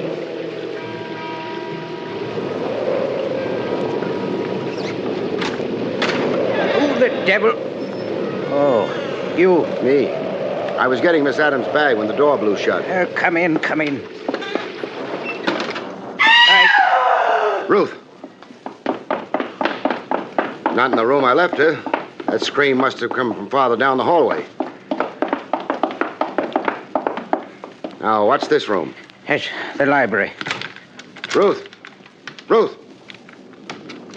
The door's locked. Where's the key? I don't know. Mrs. Dunn looks after the keys. There's no time. Excuse me while I try to ruin a library door. Now, look here. I'm too busy. The library's empty. Not exactly. On the floor near the fireplace. Ruth. Bruised the size of a baseball on the back of her head. She may have fallen. Or been struck. Ruth. There. Take it easy. It hurts. It should. What happened? Someone hit me from behind. I didn't see. What made you come to this room? I heard groans, and then the door was open. Groans? From him. From who? The man in the chair near the desk. I can't look at him. He was grinning at me. Yeah, let's get you up now. Come on. There. How's that? I'm all right. Fine. Now, which man in what chair? Well, right there in that... There's nobody in that chair. Your rooms are ready. But there was someone. A man, a middle-aged man. His eyes were staring straight ahead, and there was blood on his shirt, a lot of blood. Now, take a deep breath. There's no hurry. He died as I came in. I could feel the cold air of death on my skin. He grinned at me, and he died. Oh, this girl is hysterical. This room's always kept shut. Well, the windows?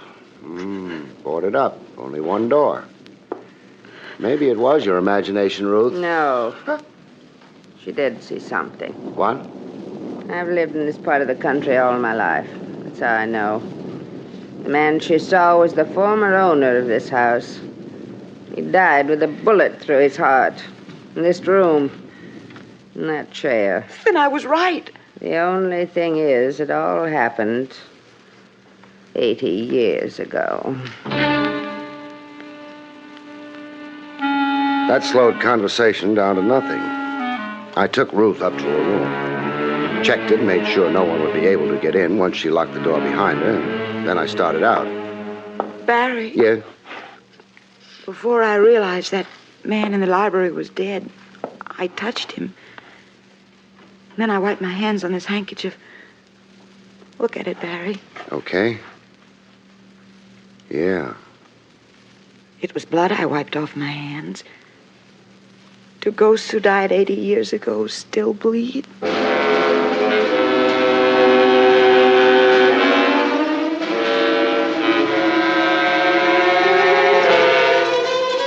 didn't have a good answer for that. I just made sure she locked her door, and I went off to my room and tried to sleep. I had my troubles. I was glad when morning arrived, along with the eggs, bacon, and coffee. Oh, it's a nice breakfast, Mrs. Dunn. Yes, sir. I trust you slept well, Miss Adams? Yes, I slept well. Yeah, good. That will be your taxi, Mr. Craig. Well, right on time. Glad he let us finish breakfast. You ready, Ruth? I'm ready. All right. Thanks for your hospitality, Mr. Loomis. Not at all. We'll find our own way out.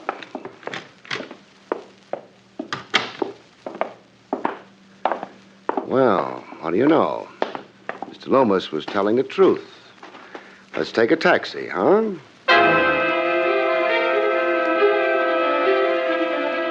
We got into the cab and drove away. It took a little longer for Ruth to start worrying about it than it had taken me. Barry, the cab driver, it's the same one as last night. Yes, quite a happy coincidence. Coincidence? Keep your voice down. No coincidence at all. Our boy up front is working dirty hand and glove with dear Mr. Loomis. How do you know? Oh, we found out last night there was no phone at the house. How did Loomis manage to get a cab out here so early in the morning? Oh. Then, after he tried to frighten us away from the tower house, the cab driver stayed here. Uh-huh. What are you going to do with that gun? Apply the back end of it as soon as he slows up for the turn. Like this. I hadn't any choice. He disapproved of our low-voiced conversation. He was reaching for his own gun when I lent him mine, behind the ear. The car stalled, which was nice. I tied him up, dumped him at the side of the road, and went back to the old tower house. The dog, he's crying, Barry. Yeah, around the side of the house, at the cellar door. Oh, he's running away. Probably decided we're friends of Mr. Loomis. This is what he was listening to from the cellar. That sounds like digging. Let's go down and check.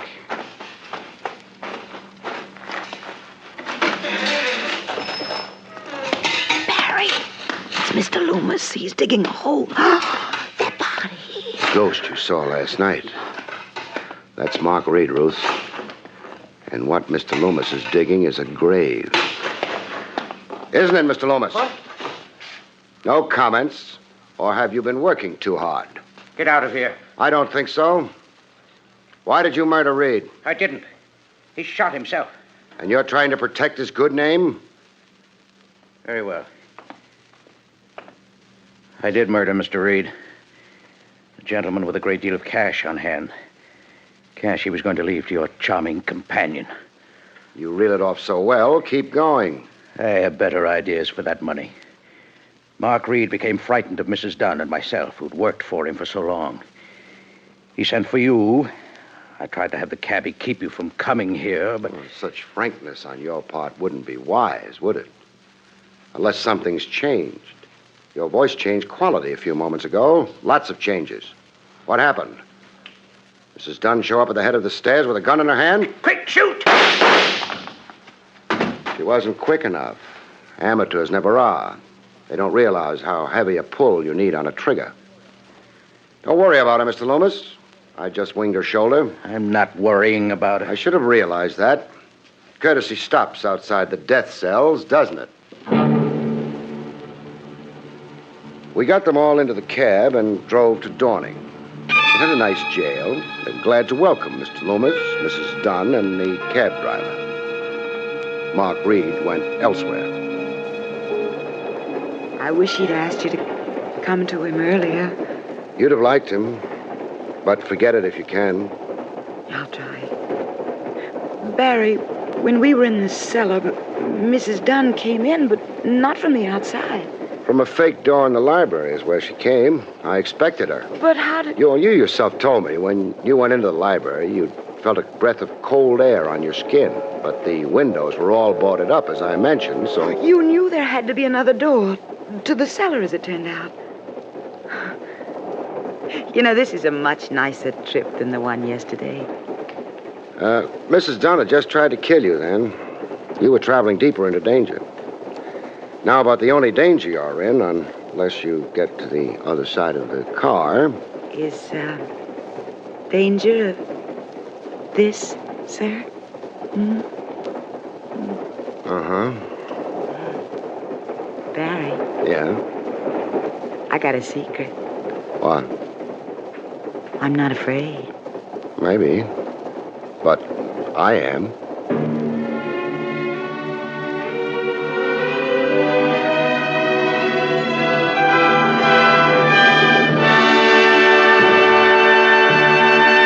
Next week's story is called The Corpse That Couldn't Swim.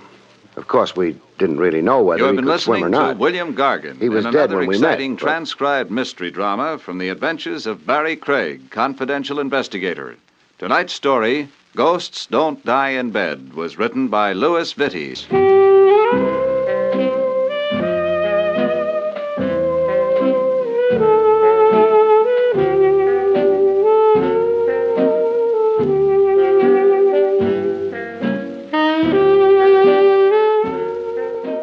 We regret that with the program you have just heard, we conclude the present Barrie Craig series. We hope you have enjoyed them, and we look forward to bringing them to you again sometime in the not-too-distant future. We would like to call your attention to the fact that next week Dragnet changes time of broadcast, and also that next week Lux Radio Theater joins the NBC network on Tuesday night for your better listening pleasure. Consult your local newspaper for the time of broadcast of the Lux Radio Theater over this NBC radio station.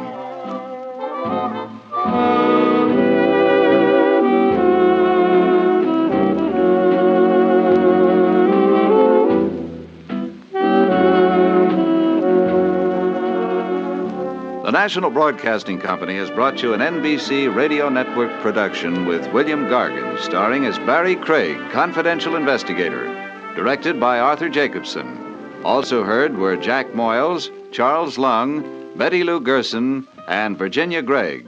This is John Lang speaking. Here is some information that will help you to know more about CARE, C-A-R-E. The letters stand for Cooperative for American Remittances Everywhere, Incorporated. It is a non-profit organization specifically set up by America's mass relief agencies to provide an effective, economical way for Americans to send food and other essentials to needy persons overseas on person-to-person basis. CARE is approved by the United States government and works under favorable agreements with countries abroad. You may send a CARE package to a specific person or group. Simply give your name and address and the name and address of the recipient, and you will receive a signed receipt upon delivery.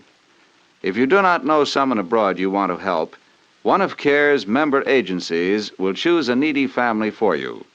$5 delivers the new basic CARE food package containing 26 pounds of meat, beans, sugar, and milk powder. $10 will send the larger standard package.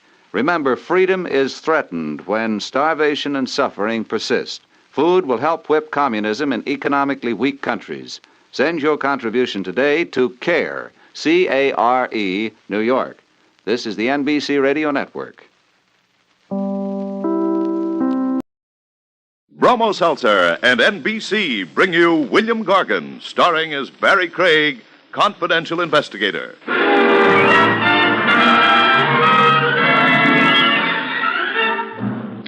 The major trouble with murder as a career is that it has no future.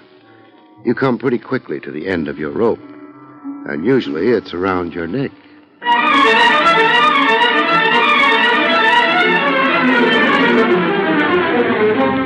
Bromo Seltzer, famous for fast relief of headache and upset stomach, and the National Broadcasting Company present William Gargan in another transcribed drama of mystery and adventure with America's #1 detective, Barrie Craig, confidential investigator. This is Bill Gargan. Before I tell you about tonight's story, which I call The Crimson Queen, here's a word from Bromo Seltzer, famous for fast relief of upset stomach as well as headache. Miss Jordan, report to clinic. Miss Jordan, report to clinic. Miss Jordan. In a recent clinical test, 8 out of 10 nurses reported that for upset stomach, Bromo Seltzer works best. Actually, Bromo Seltzer relieved distress of upset stomach better, more effectively than any of the 5 leading upset stomach remedies which were studied. You see, sparkling, refreshing Bromo Seltzer contains sodium citrate, one of the finest ingredients known to doctors for the relief of acid indigestion. And only Bromo Seltzer gently relieves nervous tension so often associated with upset stomach. So remember, 8 out of 10 nurses report for upset stomach, Bromo Seltzer works best. next time, for prompt relief of upset stomach as well as headache, take Bromo Seltzer, the one leading remedy proved best by a recent clinical test. For best results, use cool water. Follow the label, avoid excessive use. And remember, 8 out of 10 nurses report for upset stomach, Bromo Seltzer works best.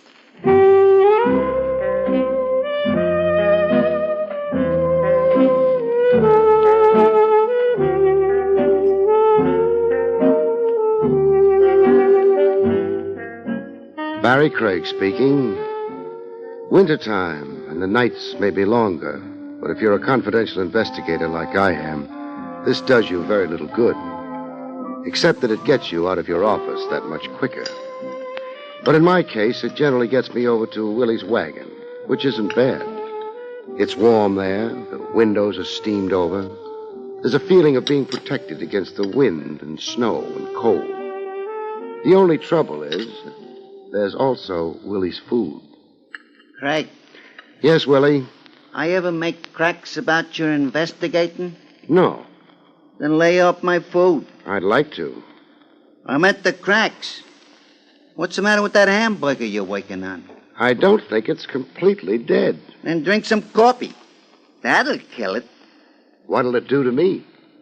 You ain't had a stomach lining for 10 years. What are you worrying about? Touche. Touche. Some days you can't make a nickel. Hey, what do you know? Maybe a cash customer. Hey, there's something wrong with this. Mr. Craig. Yes? My name is Hanson. Peter Hanson. Hey, you better grab a stool. You look... No, never mind. That.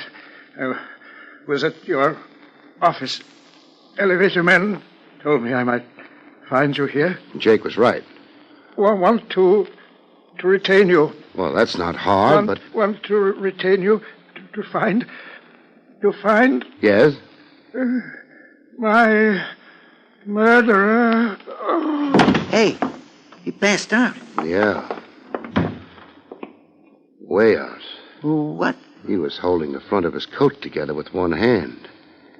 It's open now. So what? Oh, that's blood. A knife wound. Blood still coming out, which means he was stabbed not very long ago. Something in his other hand. If I can get it out. Yeah.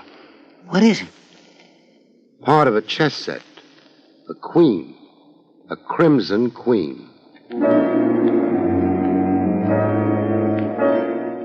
Peter Hanson had come to Willie's wagon with a fatal wound in his chest and a crimson queen gripped tightly in his hand. Peter Hanson had come to Willie's wagon to die there and had died. You want I should call the cops? In a minute. They might not like you going through his pockets. Who's going to tell him about it? Okay, but... He was my client. Not for long. Didn't pay you much either. Bargain basement tonight. All right. You can notify the police now. Find anything on him? Just an address. Some days nobody can make a nickel. Hey, you leaving? Yeah. Well, should I tell the cops you were here? Sure. And where should I tell them you went? Where? Tell them I went looking for a chess game.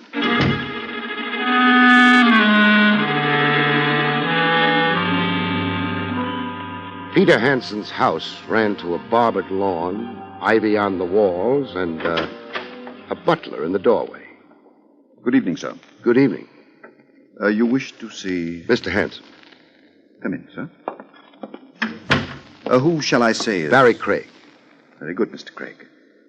I'll tell Mr. Hanson you're here. Wait a minute. You're sure he's in? Oh, yes, sir. Mr. Hanson's in the study. Doing what? Playing chess, sir. I didn't like to call the butler a liar, so lowbred. On the other hand, I was pretty sure I hadn't been dreaming. I decided to be lowbred. You could be mistaken. Oh, no, sir. If you'll wait here... I'd get lonely. So let's go to the study together, huh? But... Or shall I try it all by myself? Very well. Yes, sir. That is... Lead the way. This is most... Sure it is. You just think harshly of me. Maybe that'll make you feel better. I don't know what Mr. Hanson will say. Funny, but I've got a feeling he won't say anything. That the door to the study? Yes, sir. I'll... No. You go back to the pantry or wherever it is butlers hang out. I couldn't... A brawl would be even worse, wouldn't it? I suppose so. What's your name? Groves, sir. Goodbye, Groves.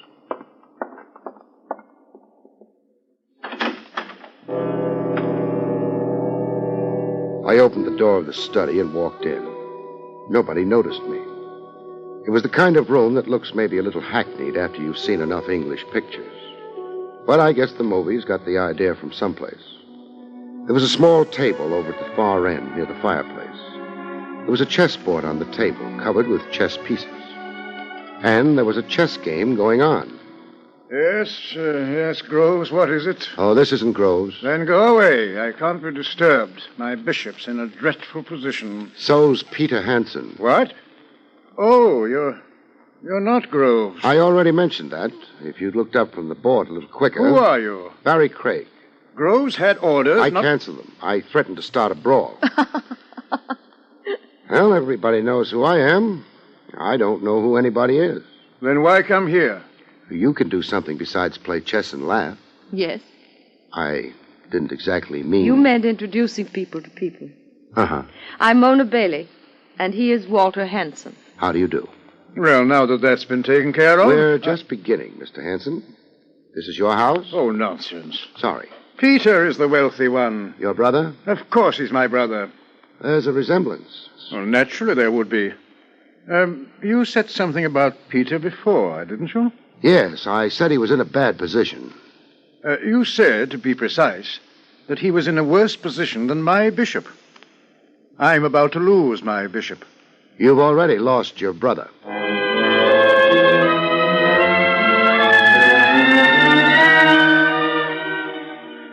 I tried hard to watch both Walter Hanson and the girl when I let that one go. I had some idea about analyzing the expressions on their faces. It didn't work. Walter had no expression, and Mona's face was not the face of a woman you'd expect to find spending a long winter evening playing chess. Apparently, your message is of some importance.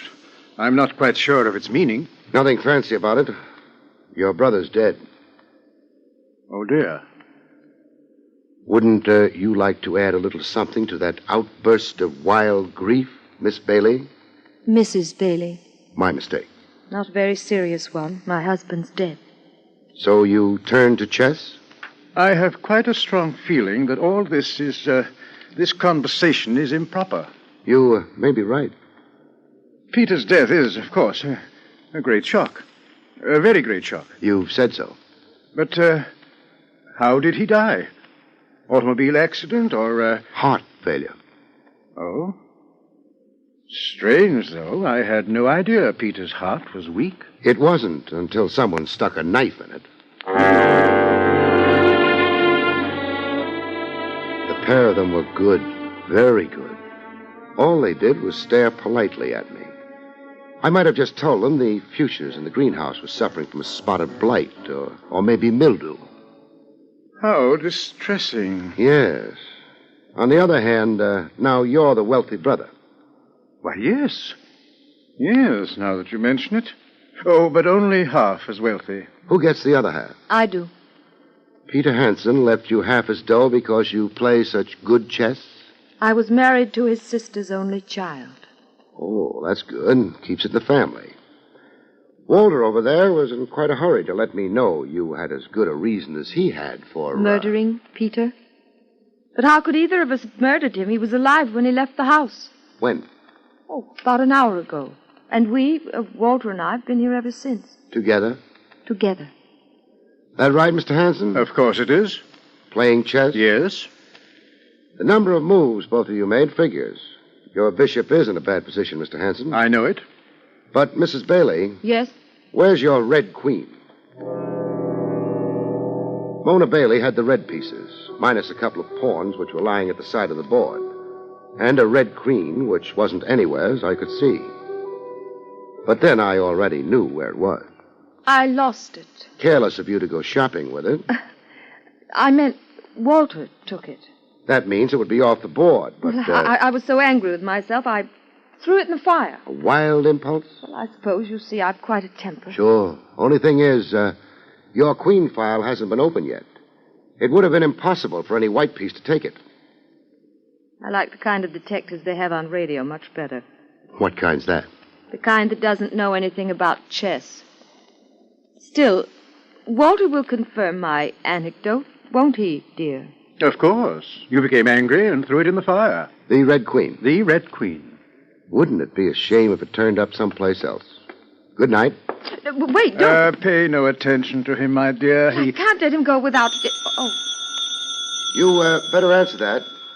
It'll be the police. They'll have news for you. Except it won't be news, will it?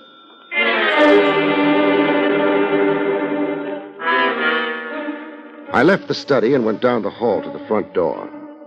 Somewheres behind me, someone was answering a telephone, and someone else was slamming a door. I didn't pay attention. I got to the front door and went through it. The lawn was still as neatly barbered, and the moonlight lay smooth and cold on it. I started across it, and back in the house, somebody opened a window, but not to let some fresh air in.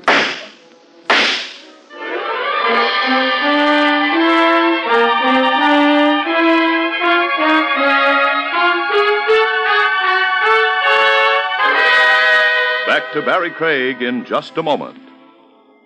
In these uncertain times, it's hard to plan for the future. But more and more American girls are discovering a career that offers both opportunity and security. That career is in modern nursing. You may have old-fashioned ideas about the profession of nursing, and if you do, you owe it to yourself to find out just what this field offers you today. There are new and greater opportunities in this job now than ever before. Today's student nurse receives a valuable professional education, works with interesting and friendly associations. And when your training is completed, there are jobs waiting with airlines, with the Red Cross, in foreign service, with the armed forces, and in many industries. The demand for nurses is continually increasing. To become a student nurse, you must be a high school graduate or a college student of good health and character. If you can qualify, get full information at the nearest hospital in your community. And now back to William Gargan, starring as Barrie Craig, confidential investigator.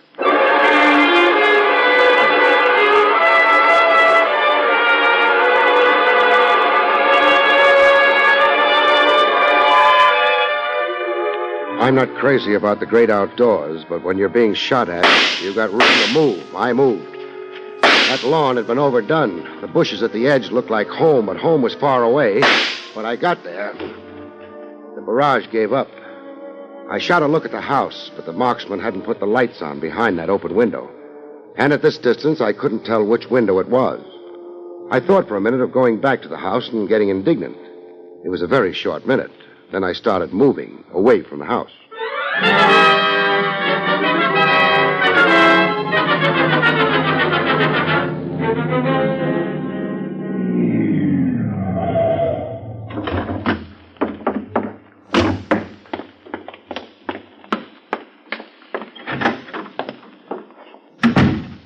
Jake! Jake! Stop shouting. I had to wake you up. Wasn't asleep. Your eyes were shut and your mouth was open. That's so? That's so. I was concentrating. On what? Springtime. It happens to be the middle of the winter. That's what makes it hard. You know, Jake, there are times when I don't think you're the best elevator man in the world. You should have seen me farming in Vermont. Why? I was even worse at that. You going upstairs at this hour of the night? No, but I've got a question for you. You sent a man over to Willie's wagon earlier tonight. Yeah. Small man, perhaps around 60, pink and white complexion, gray hat, gray overcoat. Name of Peter Hansen. That's right. He said he wanted to see me. Yeah. What time was it? Oh, around 8:30. Which would be about right. 15 minutes for him to get to Willie's wagon, give or take 5, and... Jake. Yeah? Did he look all right to you? Looked beautiful. What does that mean? $1 tip. Aside from that, I didn't notice anything wrong. that's not positive enough. Jake, did he have his coat open when he was in here? Yeah, he had to. Why? To get at that $1. That's what I wanted to know. Means he was stabbed on his way from here to the wagon, not before. Does, huh? Has to be that way. This fella stabbed bad? Bad as you can be. Jake, did he mention why he wanted to see me? No. Reason's obvious enough by now. Good night, Jake. Good night. So, Mr. Craig, you ain't going up? I'm going home, I think. Getting old? No more than usual. Why? I'm getting old more than usual, but I still wouldn't go home. What would you do? I'd go up to my office. There's someone up in the office? Yeah. Got here a couple of minutes before you did. Did he mention his name? She didn't. She? What did she look like? Springtime. Mona Bailey. Oh, that what they calling it this year? Thanks, Jake. You ain't using the elevator? No, the stairs. You need exercise? I need to make sure she doesn't know I'm on my way. I could be wrong, but she might be here to finish an unfinished job. 3 flights aren't a lot to climb, but they took me longer than you'd think. Of course, Mona Bailey might not have been the marksman behind the open window, but the odds weren't too good. And when someone has decided you make a lovely target, you need all the odds there are, even if she reminds a night elevator man of springtime. I pushed the door open, but didn't use the doorway, not for a couple of seconds. Nothing happened. I called myself a coward and walked through the doorway. Mona Bailey had whirled in the chair as I came through the doorway, and she wasn't holding a chess piece in her hand. Hello. Mr. Craig. Please don't call all this a coincidence. Oh, it isn't. Thanks. That gun in your hand might be a mistake, though. Not really. You see, I didn't know who'd be coming through that door. And now that you know, I'll put the gun away. in the pocket of your coat. Well, a girl never knows when she might need a gun. As, for example, at 8:30 this evening? Is that when Peter Hansen was killed? Roughly. Weren't you watching the time? You're being unkind. Are you always unkind? Call it self-defense. What did you want here? I might have wanted to see you again. So soon? We weren't alone the last time we met. We weren't close enough then for me to notice your perfume. And now you've noticed it. I'll remember it when I get to be as old as Jake. Well, that's too long to wait. I'll wait. Until you tell me why you searched the office. You didn't get a chance to close a couple of the desk drawers. You might have left them open. I might have, but I didn't. Good night, Mr. Craig. You're jumping cues. There's more conversation coming. Noticing those desk drawers, Mr. Craig, while I was close to you is insulting. Call it an occupational disease. What were you looking for? A red queen? I told you I threw it in the fire. Peter Hansen's right hand wasn't singed. Singed? As it would have been had he pulled the queen he was holding when he died out of the fire. Oh. I don't have it. By now, the police do. You try your story on them, they won't bother tying up loose ends. They'll arrest me? What do you think?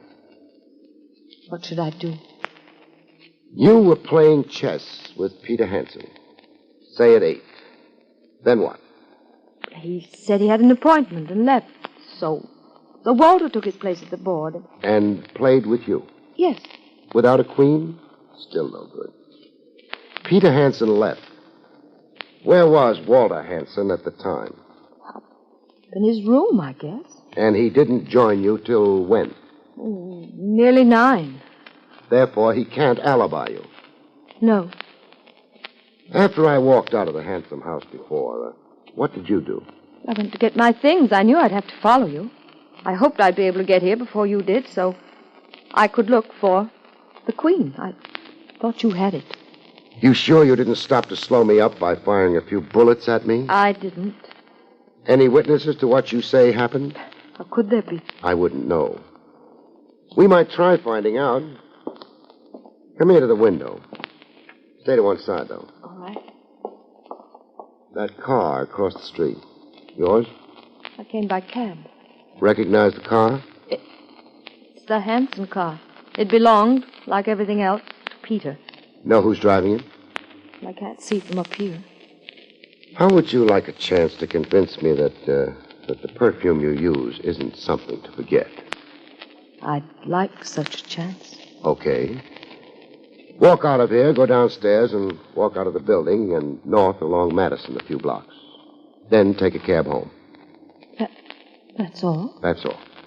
All right, but... Don't worry. There'll be another installment.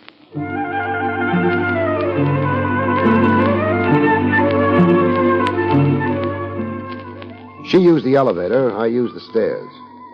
That let me get down to the lobby and behind a curtain before she made it. She went out of the building and walked north along Madison Avenue. The car on the opposite side of the street didn't move. That meant more work for me.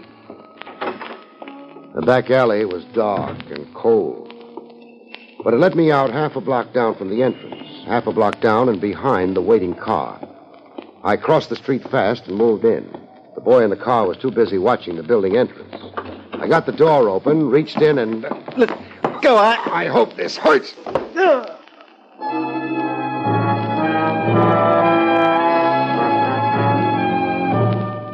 He lost interest for a while. I slid into the seat beside him and went through his pockets. I found the gun without any trouble. It was still faintly warm. I broke the gun and found 2 bullets left.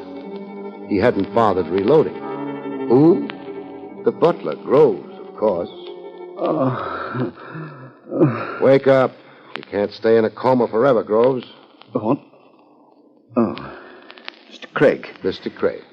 Don't bother reaching for anything. I've got the gun. Yes, sir. Think you're up to driving? Yes, sir. Then let's get started. Very well, sir. To the police, sir? Don't rush things. Let's make it the house first. You really should give your employers notice, shouldn't you?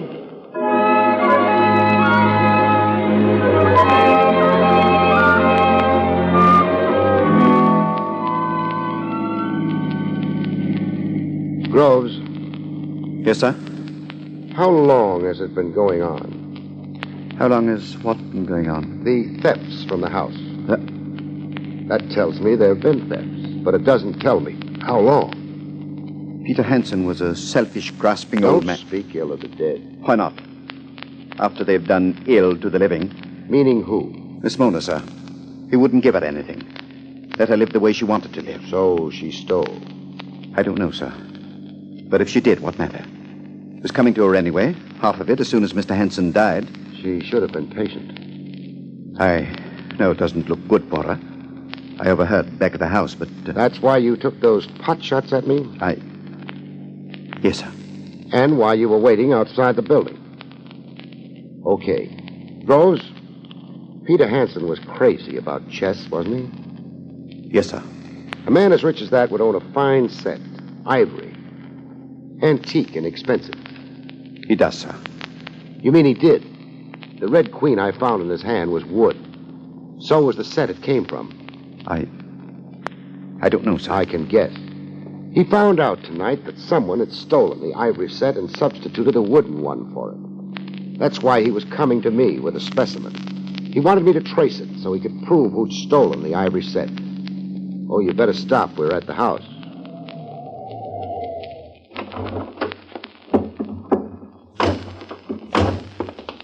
Don't bother knocking. It'll be the study. Yeah, but this time you come in with me. Yes, sir. Mr. Craig. Groves, what? He didn't have a chance to use up the last 2 bullets, Mrs. Bailey. What last 2 bullets? What's going on? Groves tried to murder me, Mr. Hansen. He did? Dreadful, but why? He's afraid I might pin the killing of Peter Hansen on Mrs. Bailey. Oh, really? But she couldn't have killed him, could she? Are you asking me? Well, you seem to know. Well, how about that alibi you handed her? Well, I didn't want any unpleasantness, but, well, if you have other evidence, have you? I have.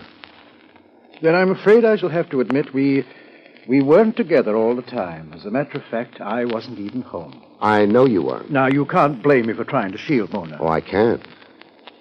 What I'm blaming you for is trying to hang the killing on her. Hang the killing on her? Why, you're mad. Why would I do that? You might object to being electrocuted. It's unpleasant. Electrocuted? For what? The murder of your brother. Now, don't move.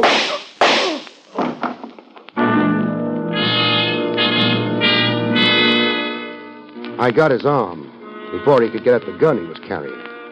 It was only a flesh wound, but he was the sensitive type. He fainted. The police revived him. That would seem to be that. Yeah. You didn't really have any proof against him. He was anxious to tell me you were a suspect. In a hurry. He set up the alibi and made it look as though he were lying for your benefit. He didn't try very hard to make the lie sound good. Why? Because he didn't want it believed. That gave me enough to go on. I don't think it was nearly enough. Also, Yes, Barry. he wouldn't make anyone dream of the springtime.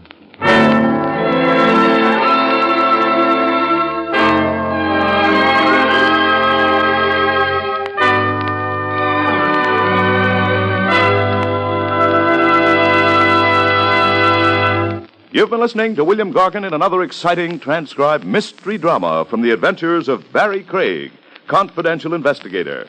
Tonight's story, The Crimson Queen, was written by Lou Vittis. Next week, it's the strange story titled The Vanished Lady, about which Barrie Craig has this to say. Next week, a laughing killer finds the laugh is on himself. A blonde turns gray when a corpse comes to life. And a gunsmith finds that shooting off his mouth can be fatal. Good night, folks. See you next week.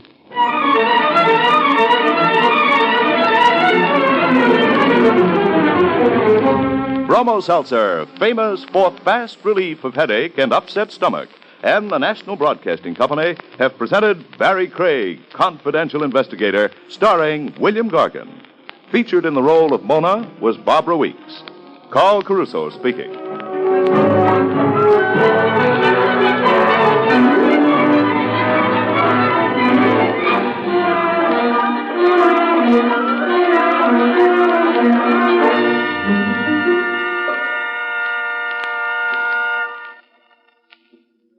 There's more to a child in an iron lung than meets the eye. Beside her is American sympathy. And these are the days that sympathy becomes action, as all America joins the 1953 March of Dimes. Your dimes and dollars sent to your local March of Dimes headquarters today promise all prisoners of polio a brighter tomorrow. This is NBC, the National Broadcasting Company.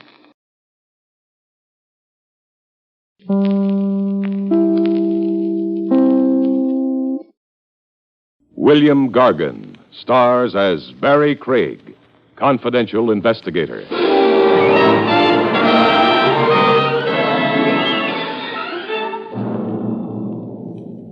A tempestuous blonde wants a carefree Romeo to slow up and settle down. It isn't always sweet surrender. Not if she emphasizes her demands with hot lead.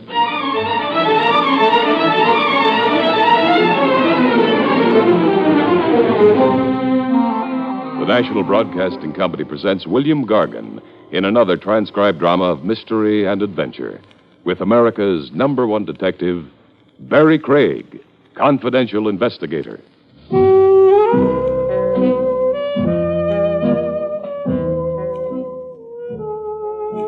Barrie Craig speaking. In any national poll where voters were asked to elect the prize chump of 1955, I know one candidate who'd walk away with the title. Mr. Fenley, Bertram Fenley, to give the champion sap of our time his full name.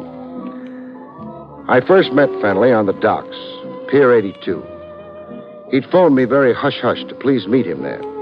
I found him on the pier, squatting on 2 beat-up valises, looking like he'd just come off the banana boat docked right behind him.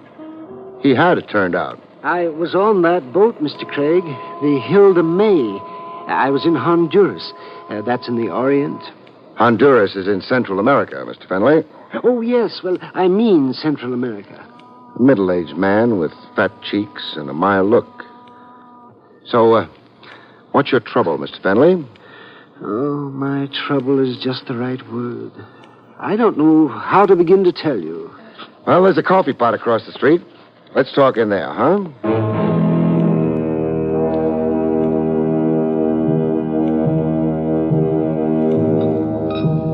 Over rancid coffee and stale donuts, Fenley stated his problem. Yes, well, I'll show you all these papers, Mr. Craig.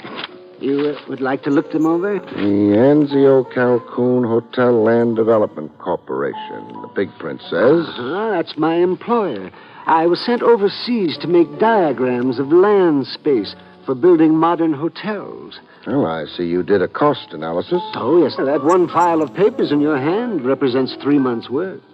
Meaning there are other files of paper? Yes, I've been abroad 3 times now. I've completed reports on Honduras, Siam, the Belgian Congo, and in a little village called Kukasanka. Kukasanka? I never heard of it. Well, nobody has. It doesn't appear on the map. It took me 27 days to find it. Kukasanka is mainly 12 straw huts located 270 miles due east of Rangoon.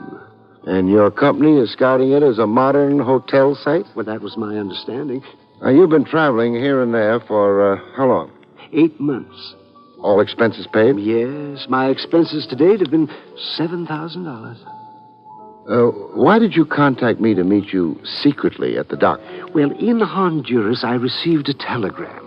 And not to come home, but to proceed on to Borneo. And prepare more papers? Yes. But you hopped aboard a banana boat instead and came home? Yes. You see, I had begun to suspect. Oh, at long last. What else has fired your suspicions? Well, mysterious incidents overseas. Like unexplainable accidents, huh? You almost lost a leg or an arm? Yes, and even my life. Once in a village named Terabumba on the African coast, I was arrested as an enemy spy. Somebody planted documents in your luggage? Yes, and I was thrown into a dungeon without trial. So how come you're here today? The merciful heavens intervened. A tidal wave overran the village. It washed every building off its foundation. And washed you into the open? I fled by ox cart. Enough. I've had it up to my ears.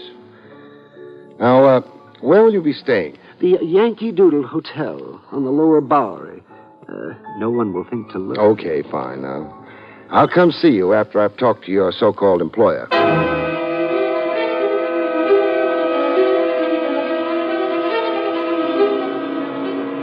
Back outside on the dock street, I got a dramatic insight into just how violent incidents kept dogging poor Fenley's footsteps. Crossing over to my jalopy, a black touring car came straight at us. It had curtains drawn like a hearse. Abreast of us, it sang a funeral requiem. A submachine gun. Fenley, hit the dirt. We lay on the cobblestones, flatter than a couple of deflated pancakes. 60 seconds after the danger had passed, Fenley was still speechless. I could say it was an attempt on your life, Fenley. I can't see anybody machine gunning the street just to be naughty. However, come on if we're going.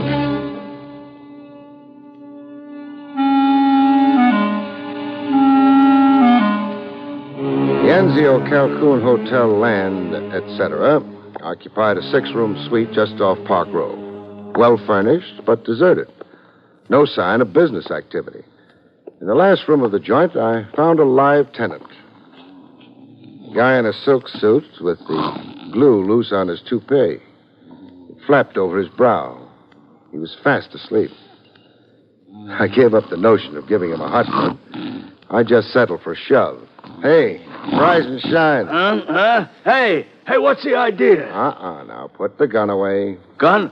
Oh, force a habit, friend. I'm sure. Yeah, what do you want? Well, I've got a chain of hotels to sell. There's a television set in every broom closet. Oh, you're a comic, huh? Don't audition for me, huh? I don't like funny men. Then suppose I switch professions. How's this impersonation for you? Oh, badge, huh? Well, you won't advance your career here, copper. We got nothing here to interest a private dick. 6 rooms and 20 desks and only 1 telephone. We've been retrenching. So fire Bertram Fennelly, why don't you? Fennelly's canned the minute he gets back from the Borneo assignment. But Fennelly didn't go to Borneo. No? Hey, we wired him to... Hey, how is it you know all about Fennelly to begin with, huh? It happens I'm representing him. Huh? Fennelly's here in New York? He is? Well, but that's going against his instructions. You wanted him to keep on wandering. Hey, wandering is his job with Anzio Calhoun. That's why he's on the company tab. To prepare reports on hotel sites, huh? Yeah. Now, where in creation to date has your company built a hotel? One hotel. Hey, now look, guy, we're set up legal. We're incorporated. Read that certificate on the wall. We got stock floating. 300,000 shares at $1 a throw. And that's only the first issue. We got big plans. So wipe that grin off your kisser, huh? Just what are the big plans? Hotels in out-of-the-way places and landing strips to every unit. No competition across the street like down in Miami. Now, you know our idea. Sounds screwy. What exactly are Fennelly's qualifications for scouting hotel sites for you? Hey, Fennelly was a big hotel keeper. That's why we put him on for us. Fennelly has the experience. And now I want to catch a little snooze, huh? One more thing. Your name? It's printed on the door. Cupie Marino. Cupie. Yeah, my old lady stuck me with the name. At the time, I was too little to argue.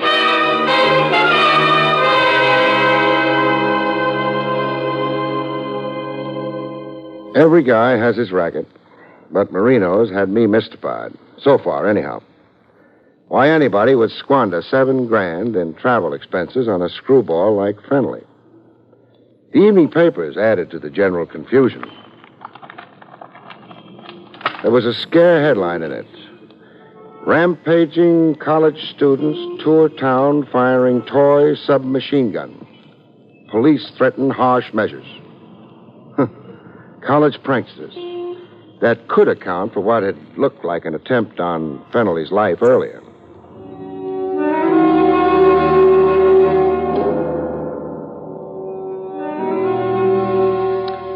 In the Yankee Doodle Hotel, Fennelly breathed a sigh of relief over the headline. Oh, my. Well, then the shooting wasn't meant for me. Or this could be a mere coincidence. But let's get down to meatier stuff. Yes. You saw Mr. Marino? I did. And your opinion of him? Well, he draws a gun as regularly as ordinary men draw a breath. Am I then the victim of some hoax? Maybe so. Or maybe just a useful stooge. Traveling about and preparing paper reports so that Anzio Calhoun, etc., can lie about their big plans. A lie to whom? Sucker investors who read their stock investment prospectus. Big talk about their preliminary field operations. That's you, Fennelly. Their whole field staff. Oh, I see. Marino said you were a, quote, big hotel keeper, unquote, when he latched onto you. Now, how about that? Oh, well, it is a mite exaggerated. So shrink it to size, huh? Well, I ran a rooming house in Buxton Falls. Buxton Falls? Oh, out in Ohio, huh? Yes. Well, how big an operation was it? Come on now. No false modesty. 4 roomers. But I served ice cantaloupe for breakfast. Imagine. How did Marino get to know about you in the first place? An ad in the paper or something? No. I won a contest here in New York. How come? Well, I'll explain. Oh, I'm dying to hear. At home in Buxton Falls, this was. The telephone rang one night. It was New York, they said. And then somebody asked me something.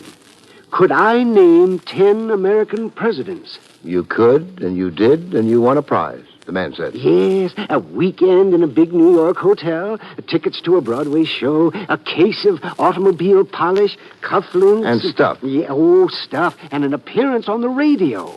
To do what? Recite President James Madison's inauguration speech. Which leads us to Marino. Yes, he telephoned me at the hotel where I was staying. Oh, he'd been much impressed with me on the radio, Mr. Marino said. And as a mighty hotel keeper plus brain, did you want a job with Anzio, Calhoun, etc.? That's right, and I accepted at once. Oh, you would. Who produced the so-called show that changed the course of your previously humdrum existence? Why, Mr. Adrian Borislav. Located where? Well, the Advanced Theatrical Enterprises on Broadway, uptown. The Advanced Theatrical Enterprises, huh? What do you bet I find 6 deserted rooms and a hood snoozing on a sofa?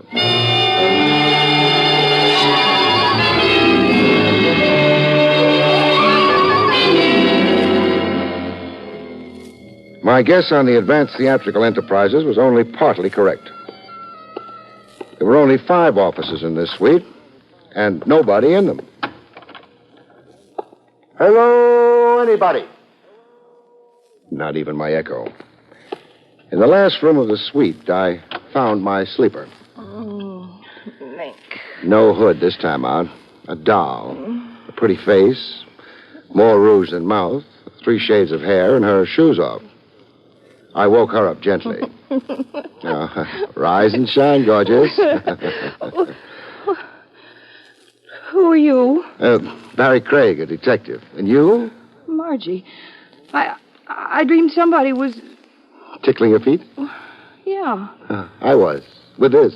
My pencil. Oh, I just returned it. Now, a gent named Borislav. Where do I find him? Ha ha! Did I just crack a joke? I'll say you did. Well, enlighten me. Who doesn't want to find Adrian Borislav? Oh, he's that popular? He's that much of a skunk. You sound like you were left holding a bag. Holding it for $500, 10 weeks' salary. You were Borislav's secretary? I was. Now I'm in here every day for a week, just waiting for that creep to show up.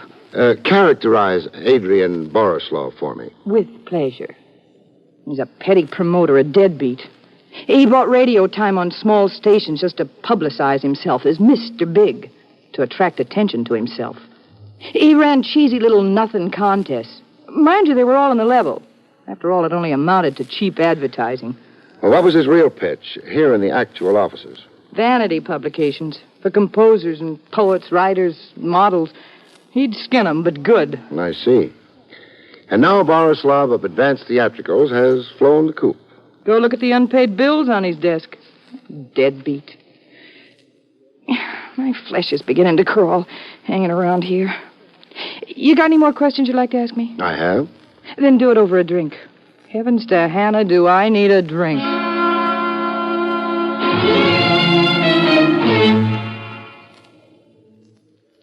When Bright Eyes had lubricated her gullet sufficiently, I got back to the business at hand.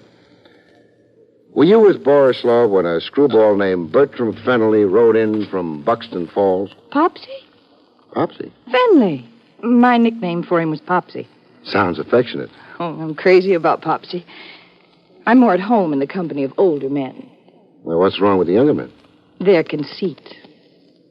How did you people in Advanced Theatrical get Fennelly's name and phone number to begin with? We're out of the higher telephone directory. We picked 10 names from each state and put them all in a goldfish bowl. You know, like a raffle. I see. There was nothing ever dishonest about Mr. Borislav's contests. Not the contests. I wonder. You wonder? Say, are you insinuating something? I'll keep it friendly. I'll shut up. Look, be unfriendly. I don't care. You're thinking something.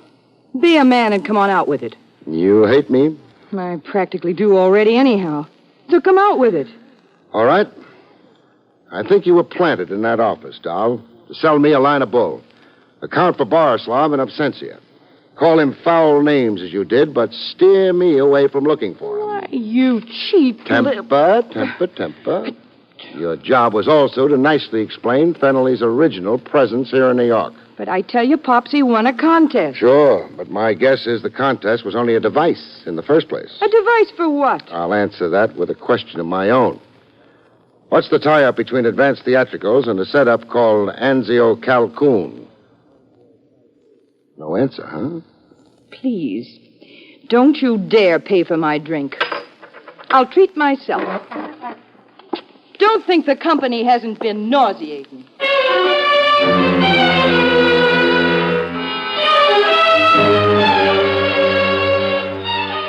Any blonde with saucer eyes and 3 lovely shades of hair who can't snare her man is a dead blonde awaiting burial. But Margie was alive, and Fennelly was willing. All of which led to new complications. Well, I've come to say goodbye, Mr. Craig. Where are you going? But frankly, I feel like such a fool. So talk like one. I'm going to Borneo. After all? But I'm afraid my misapprehensions about the Anzio Calhoun Hotel land development... Were all imaginary. Yes. Marino's been in touch with you, huh? Yes, he offered me a substantial increase in salary. And you snapped it up. Well, the fact is, I have personal reasons for going abroad this time. It promises to be very enjoyable. I can see. You can see? And smell. That cologne on you. Oh, a phantom lover. It's a toilet water. The axle grease in your hair. The snazzy new suit and the yellow pointed shoes. And that tea rose in your buttonhole. Why, Fennelly, you're a regular Beau Brummel. Well, thank you. And it all spells blonde to me. Margie, huh? The fact is, yes, we're engaged. To be married where? In Borneo. And why in Borneo? Margie, that's my fiancée, is rather incredibly romantic. Yes, I see. She wants to be married by a tribal chief. A tribal? Why, how did you guess? Oh, I took 9 easy lessons in mysticism. Now, how did you fall for it? Well, I'm not sure I shouldn't resent it. Fennelly, how dumb can you be? Can't you see this is only another maneuver to start you traveling? Yes, but why should anyone want me? That's the nub of it. Just why do people look on Bertram Fennelly as a necessary export? Now, Fennelly. Yes, Mr. Craig. Call quits on Marino and quit mooning over Margie. Margie's jackassing you. She, the disappeared Borislav, and Marino are all working together. Against you. Against me, but why? But why? And why is what we don't know yet. Go back to your hotel, Fennelly, and stay there. Incommunicado. You're a fish who snaps up at any bait. So don't see or talk to anybody. But I'm not going back to the Yankee Doodle Hotel, Mr. Craig. Why not? Because I'm going home. To human Buxton Falls, Mr. Craig.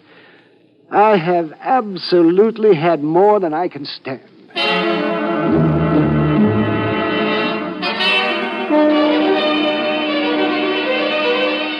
But Fennelly didn't make Buxton Falls as it developed.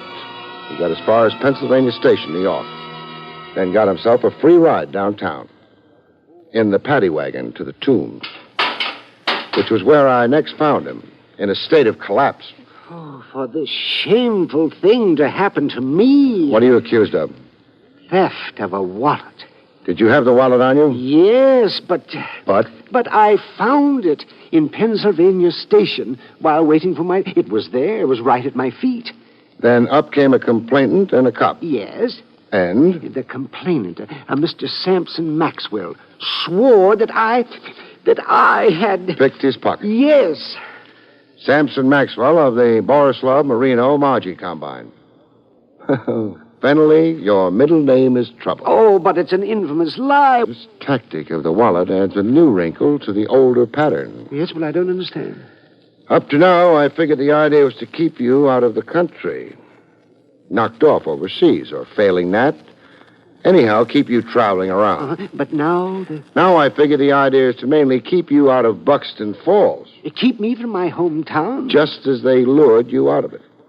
With that phony contest. Well, I'm confused. You were born confused. Borislav lured you away from Buxton Falls. Then Marino sent you overseas.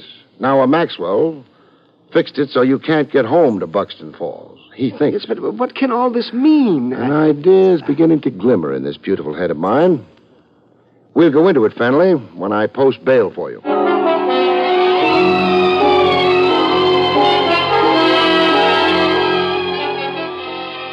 I posted bail for Fennelly. $50 by special courtesy of the DA's office. Then I grabbed Margie from under a hair-drying machine in Madame Zelda's beauty parlor and waltzed her through the streets. At the Times Square out-of-town newsstand, Fennelly joined us, as prearranged, for a look at the front page of the Buxton Falls Bugle. Murder trial nearing close. Why, there's a murder trial going on back home. Defense bases case on alibi for New York mobster Stitch Latimer. Stitch Yeah. Oh, no? Mr. Craig, what does it say there? Well, the gist of it is... Stitch Latimer is charged with killing a guard in the factory payroll robbery. 8 months ago, this was, Fenley. About the time you began traveling. Mm-hmm.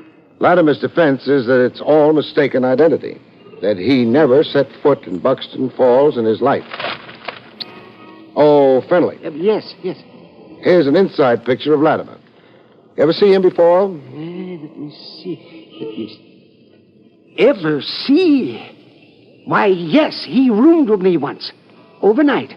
He said he was a traveling salesman. Well, there's the why of your travels. You're the only man who can place Latimer in Buxton Falls at the time he was there. Probably casing the job he finally pulled. Oh, and the others? Marino, Borislov, and Maxwell? Latimer's boys. Trying to get him out from under. By keeping you out of Buxton Falls until the trial is over. Right, Margie? My mouth is sealed. Oh, that's too bad. What's too bad? Talk freely and you could cop a plea. Why take those rosy lips out of circulation for years? How bad is it for a girl in jail? No jukeboxes, tall drinks. Who cares? No hairdryers. I can live without. No, wolf whistles. As bad as that, huh? Mm-hmm. So who do I talk to? Where?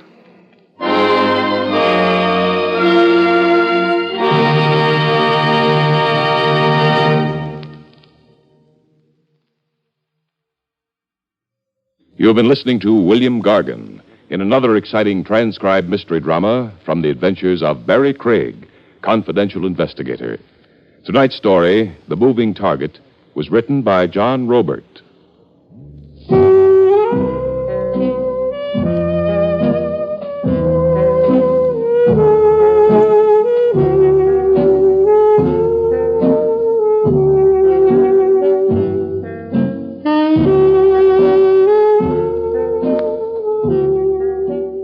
Next week, it's the strange story, Hour of Reckoning, about which Barrie Craig has this to say. In Hour of Reckoning, a manicurist and a playboy find the rocky road to romance is a dead-end street when a certain ill-wisher contributes a corpse to the bride's trousseau.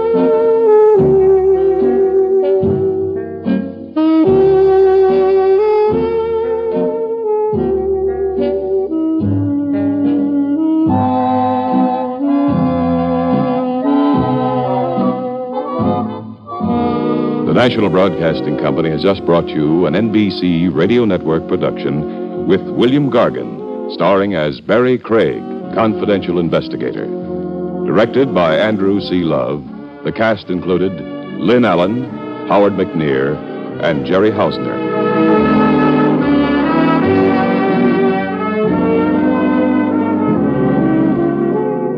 Join Groucho Marx for You Bet Your Life tonight on the NBC Radio Network.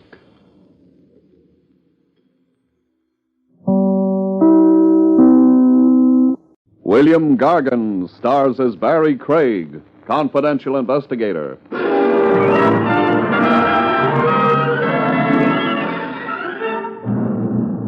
The trouble with murder as a business is that very few of the men who take it up have any judgment. Sooner or later, they run it right into the ground.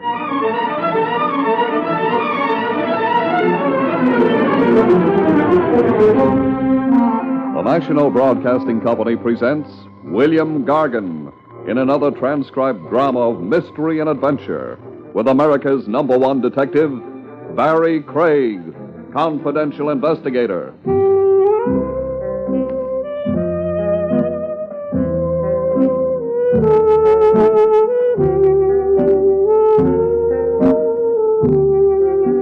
Barrie Craig speaking.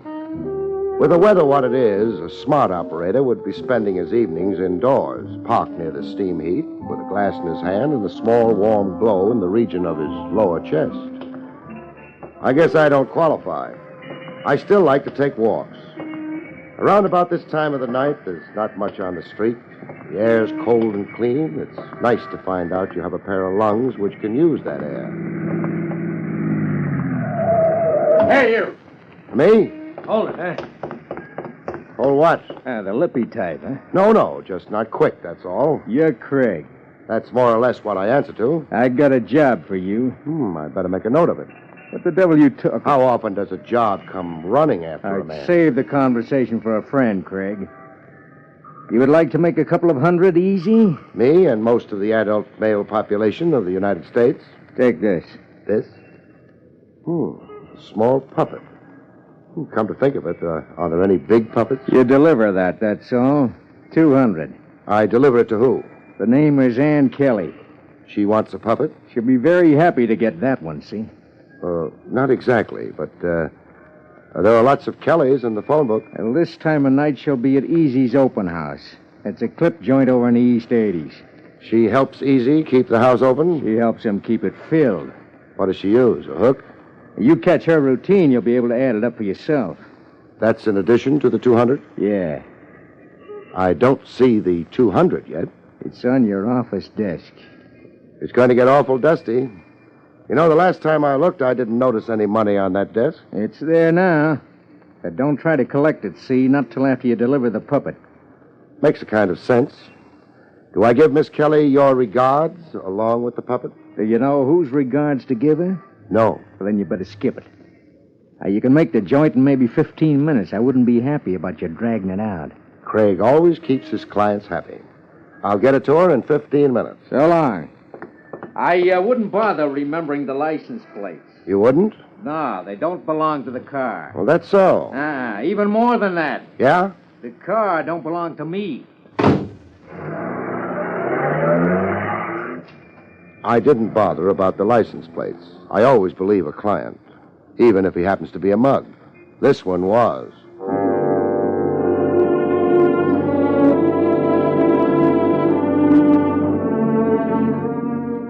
But he wasn't a liar.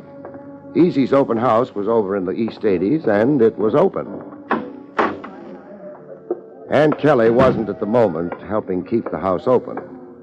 I ducked a head waiter and headed for the dressing room. One of the advantages of being a confidential investigator, you always know where the back rooms are, if you can call it an advantage. One of the doors had a gray slip of paper glued to it. The name on the paper was Ann Kelly. I didn't have to think about it much. The slip of paper had started out in life nice and white. Practicing how to be a drummer, boy? That, I decided, was an invitation to come in. Ann Kelly had started out in life nice and clean. We all do. In her case, she'd held on to a little of that niceness, cleanness. A little. What happened to you? You lost your table or something? No. I'm on display out on the floor, not back here, mister. My name's Barrie Craig. Well, that's a very fine name. I'll write home and tell Mother all about it. You're Ann Kelly. I'm not the King of France, but I guess you could tell that. They haven't got a king in France. Oh, I'm here on a job. Really? It's an odd kind of job. You want to cry on my shoulder about it? It's a nice shoulder, but offhand, there wouldn't seem to be anything wrong with the job. Then why don't you do it? Yeah. It's in my pocket here. Your job? The most important part of it. I was instructed to deliver it to you. This. That's... A puppet. Here. Oh, no. No. Miss Kelly.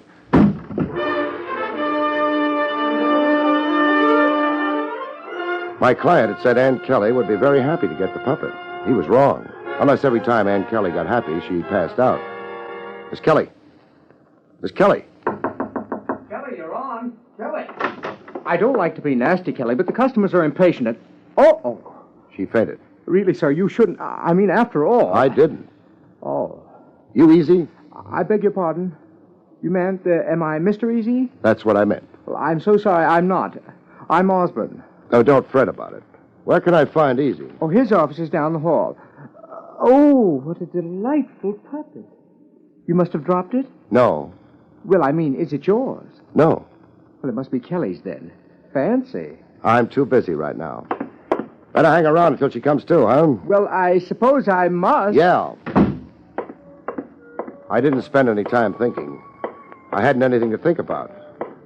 The hallway back at the club was a carbon copy of the mall. Shabby, the walls greasy with ancient dirt. The light bulb overhead not putting up much of a fight. Easy's office wasn't hard to find. That figured. Light leaked out from under the door. Somebody was in. The door was locked. Osborne could have been lying. Impatient, friend? He wasn't. Mr. Easy was at home. But why the delay? The strong, silent type, friend? The name's Craig. I think I'd like you using it better than friend. I'll try to remember. You coming in, Craig? If you don't mind. So, now what? Just information. What do you know about Ann Kelly? Why do I discuss her with you? I'm on a job. And it could turn out pretty nasty.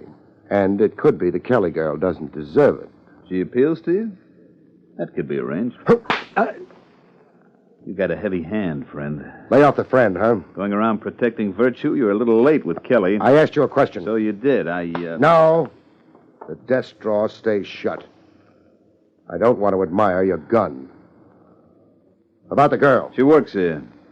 The customers like her. I pay her $125 a week, period. How'd you come to hire her? She dropped in, asked for an audition, and she got it, so she got the job. Nice and neat. Don't try to make a thing of a girl passing out, Craig. Kelly happens to pass out easy.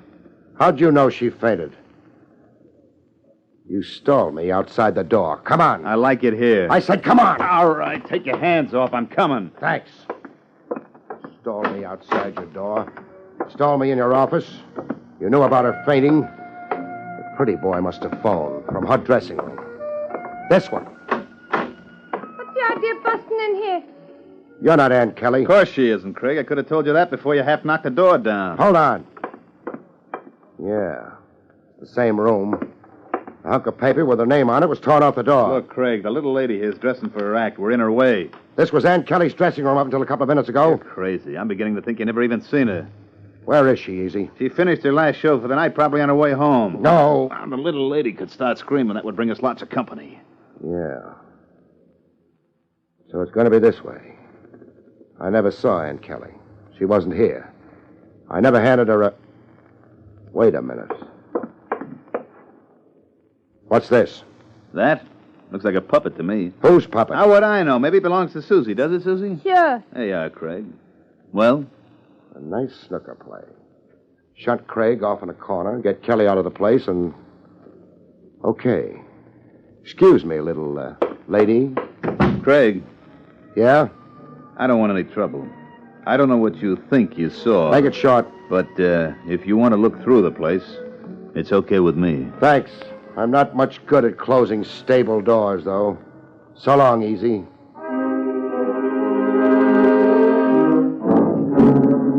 I was in a hurry. Ann Kelly wouldn't be in the phone book. I needed help. A confidential investigator isn't much good on a big deal in a hurry, whatever the book says. I yelled for help to the cops. Lieutenant Rogers. Oh, Craig, the perambulating operative. Take it easy, Trav, and don't forget, I never went to college. Will anyone ever forget I did?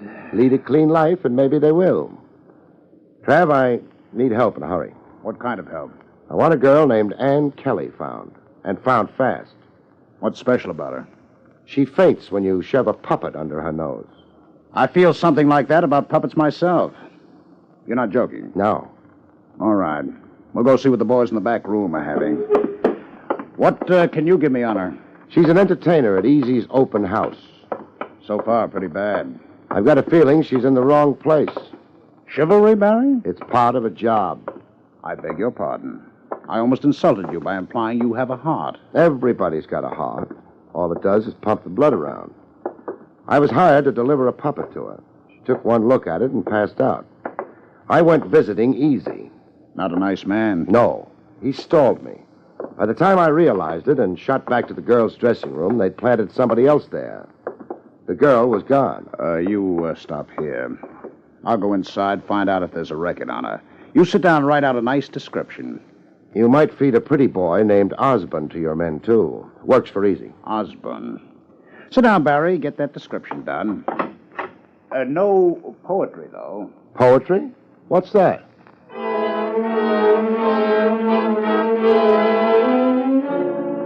Trav didn't need a written description. He just thought it might be a good idea if I had something to do while I was waiting. I guess it showed pretty plainly. I didn't bother with the description. I just waited. Barry? Yeah? Nothing on Kelly. No record. You got that description done? She's blonde, blue-eyed, medium height, in her 20s. What good would it do you? No good. Come on. Come on where? Osborne's in the books. I've got an address for him. All right.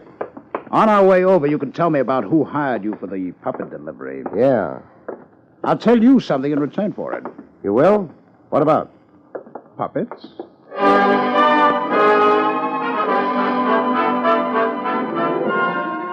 We climbed into Lieutenant Rogers' car and went away from headquarters. My story didn't take up very much time. You never got a good look at your client, then? No, I'd recognize him, but... maybe it'll come out in the wash. Or perhaps we can correlate a couple of stories. You're speaking to somebody who had his troubles with the 8th grade. Mm-hmm. I imagine the 8th grade had more trouble with you. Barry, about a year ago, the department became indirectly interested in the puppet show. Homicide? Homicide. The primary interest was by the Treasury. Seems a couple of people who were very good with puppets also did pretty well with distributing counterfeit money. Peculiar tie-up. No. The puppets worked with a tent show. A tent show is always moving, hits every part of the country. Its customers keep changing. It's not a bad center for distribution. I guess not. The puppets were handled by a couple of people. A blonde girl named Ann Keegan and her father. Keegan? Kelly? A possibility. However, the Treasury started pressing. Things happened. There was no direct evidence about the girl, but her father was definitely implicated, along with a couple of men in the background. One to supply the counterfeit, the other to run the whole operation. They had names? The manufacturer was called Dalgos. The man in charge may have been John Easy. May have been? No evidence. Dalgos served a year on an old charge. The operation was broken up, but a couple of $100,000 in very good counterfeit currency disappeared at the time. And somebody's looking for it now. You said Homicide was interested? Yes. The girl's father was cracking under the pressure. He was ready to confess. But someone got to him before then. And he died? He died.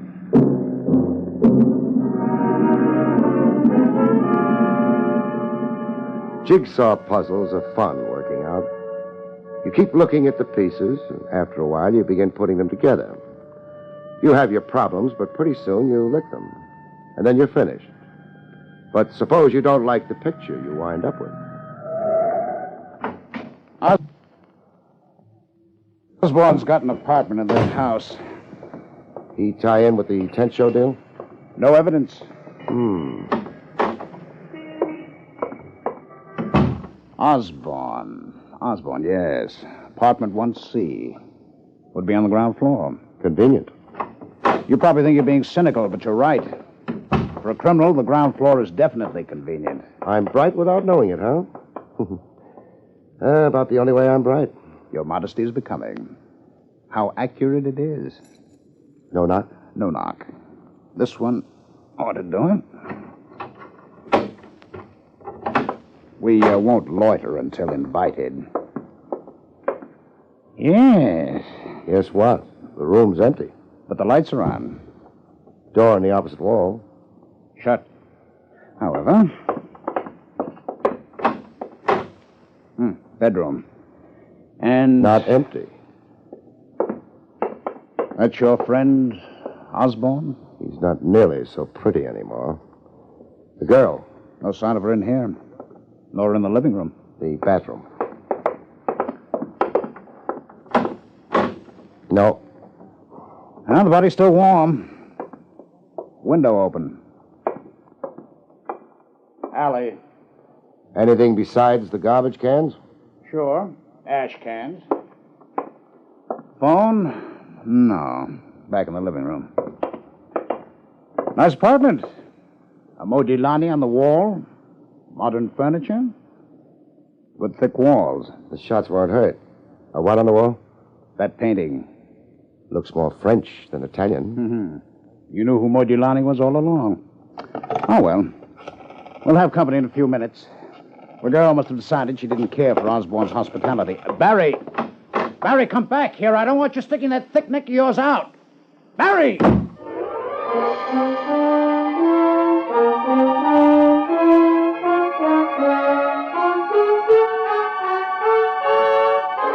I wasn't in the mood for company. Besides, everything had gone too smooth, too fast. The cops would have a time breaking things out into the open. They were dealing with professionals. Me, maybe I wouldn't be figured close. I never won any medals for brilliance. It might be a help. Everything had happened in a hurry. The man who'd handed me the puppet that started everything had mentioned how smart I'd be if I stayed away from my office until my job was done. That meant a man would be watching it. Maybe nobody had notified him I'd finished my job. Maybe he'd still be watching the office. He was there. He wasn't happy about it either. That was a cold doorway he was holding down.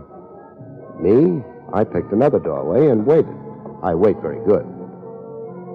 One of these days, I'm going to start a movement to have all doorways heated, if I ever thaw out. A car came down the street. A quick look told me it was the same one I'd seen the boy with the puppet riding. I let it pass me and made my car.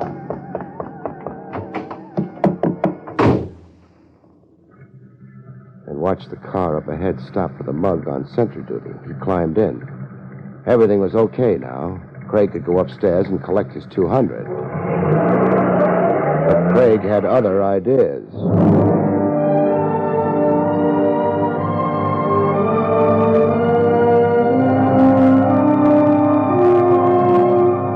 They weren't expecting company. They weren't very careful. They let a straight run downtown and over towards the harbor. They pulled the car up into an alley, left it there, and used their feet. It wasn't a long walk. They used a stoop, went into a house that was young and fresh, maybe when the last century died, and shut the door behind them. Force of habit got me to the back door. There wasn't a cop in sight. I leaned on the door. It opened. They were pretty sure of themselves. Downstairs was nothing much. A couple of empty rooms, one that wasn't empty. 2 mugs, neither of whom interested me. I tried the stairs. Nobody was worried. I got to the top. Things improved up there. If you could call it an improvement. The waterworks don't make much of an impression on me, kid. I don't know what you want. In a pig's eye, you... I've already told you. Sure, and I already didn't believe you. I can't. Oh. I got lots more. Well? I could open the door and walk in. I might live long enough to identify my client, but not long enough to do the girl much good. I ain't got all year. I need the green stuff. I got sent up. The cops took over my equipment. I need the green stuff. I pass it on back in business again. You wouldn't want to stand in my way, would you? I never knew anything about... Sure, it was your old man. Remember what happened to him? It could happen to you. What was the smart move? Get out of there and yell for the cops? Maybe they would have showed up in time. But who's smart?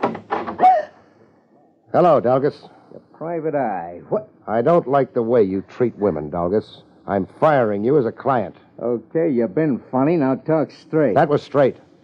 What are you waiting for, a medal? I'll take Ann Keegan instead. You know who I am? It's been a lousily kept secret. Excuse me for interrupting, but I ain't giving out Ann Keegan's tonight. Just one will be enough. You packing a rod, Snoop? What do you think? I think you ain't. Otherwise, you'd be showing. So... I can break you in half before you get yours out. Maybe. But the boys downstairs, what do you think they'll be doing? You'd be dead before they got here. Maybe. Maybe not. But after they got here, you would be dead. And the girl, she might not be so lucky. We've both got something. All you got's a prayer. No. You haven't yelled for help yet. So what? So you're afraid of what I'd do to you before they got here. I'm just hanging around waiting to see how bright you are. We'll leave it at that. I'm not at all bright. I want the girl. Nah. We've both got something. You've got the boys downstairs. Me? I've got the green stuff.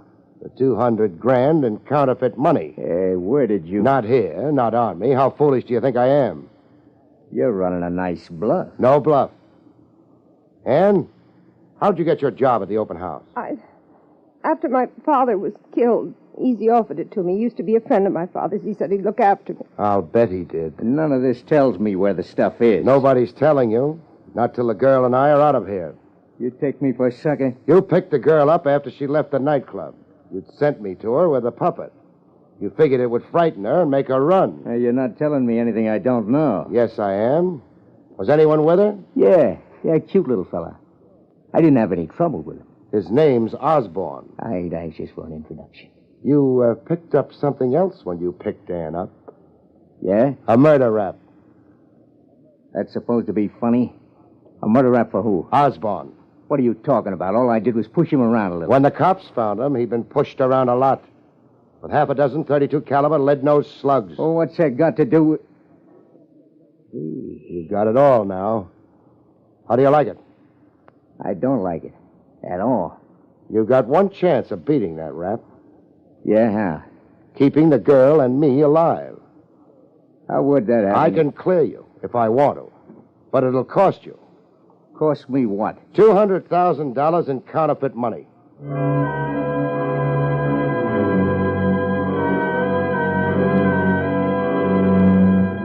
It took him a little time to decide. Him a little time and me a lot of sweat. But then he came around, halfway. He let Ann go. She went. But me he was holding on to until I could produce the counterfeit money and the out for a murder rap.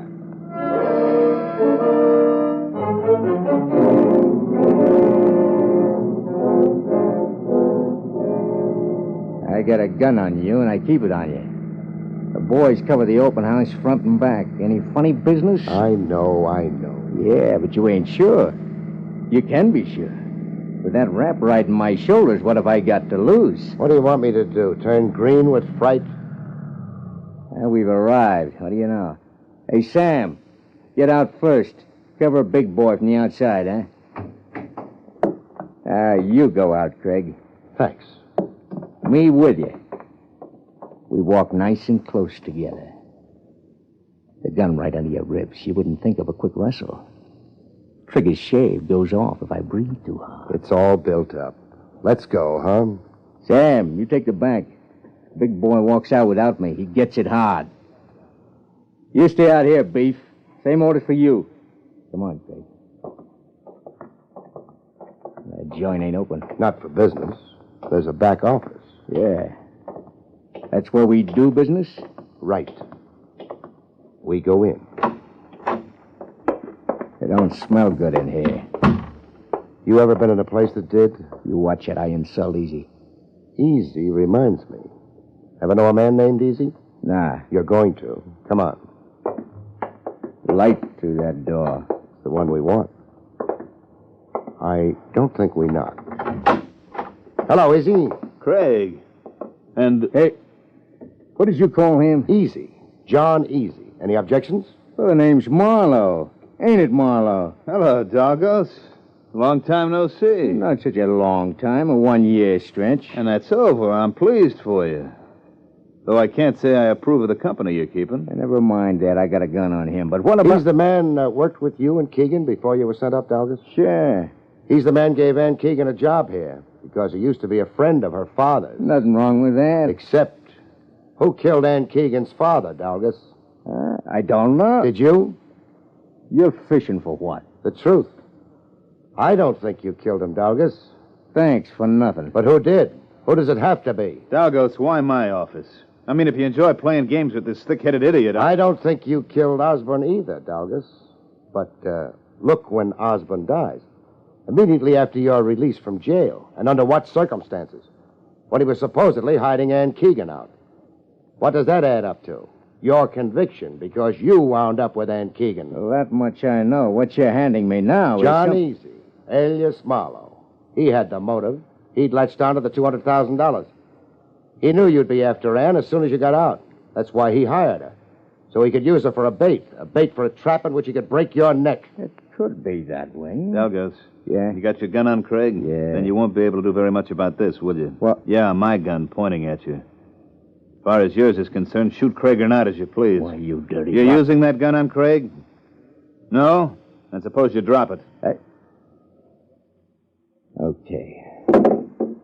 Mr. Craig is unfortunately right.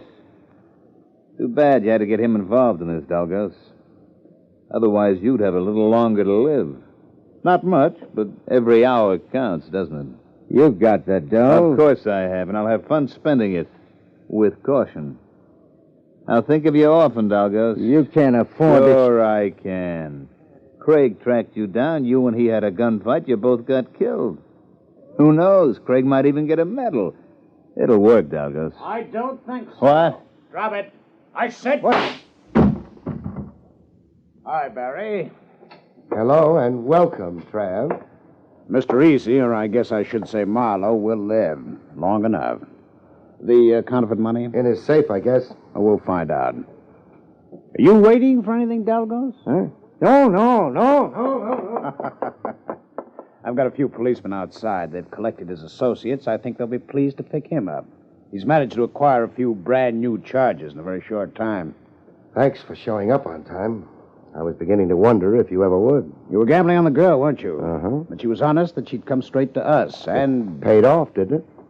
She's waiting for you at headquarters. She wants to see you. Barry, when you get to her, I think you'll first realize just how well it paid off. Good night, folks. See you next week.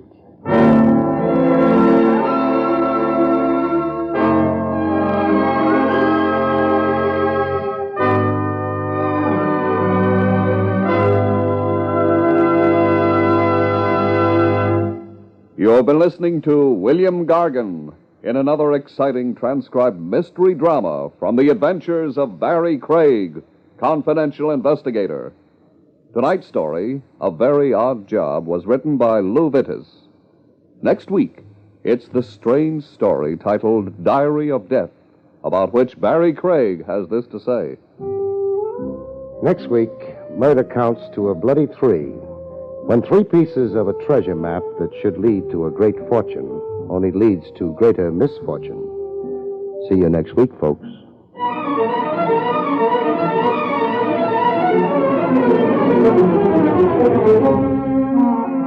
Featured in the role of Anne was Elspeth Eric. Barrie Craig, starring William Gargan, was under the direction of Hyman Brown. This is Don Pardo speaking.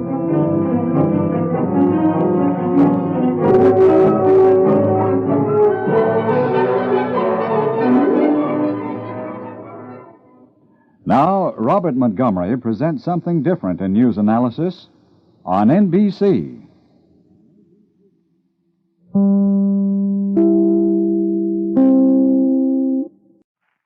William Gargan stars as Barrie Craig, confidential investigator.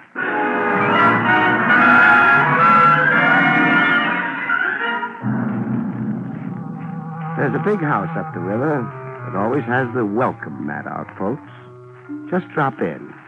Any old crime.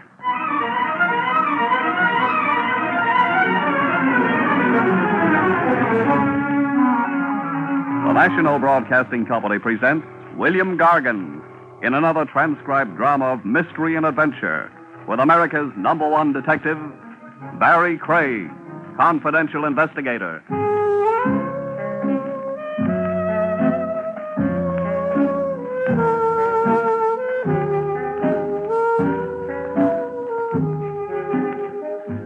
Barrie Craig speaking. The streamlined confidential operator keeps a case file with a nod to police regulations and with an eye to posterity. A book of memoirs someday, you figure, to show your grandchildren you were full of hustle yourself once upon a time. You keep a well-detailed file. Case number so-and-so, the nature of the crime, the principal actors, the outcome. And page 1 stating by who and just how were you pulled into the felony in the first place.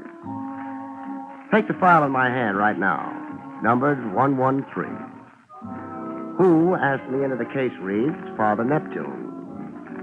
Father Neptune, old man C. Case I worked gratis. The old man didn't even throw me a fish. I'd been at a sailing over to West Side Pier, seeing a friend off. I hung around the docks for a while, walking off the champagne and canopies, and wondering what there is about a lonesome river at night that makes the little man inside you cry. Well, about that time, Father Neptune decided to take my thoughts off me and transfer them to a mermaid and a drink. A drowning mermaid, the way it sounded. Where are you? Oh, December is a great month for a dip into the river if you're a polo bear, but in I went. Hey, grab a hold of me. Hey, I didn't say a stranglehold. Cooperate with your rescue, lady, or I'll have to. Okay, much as I hate to.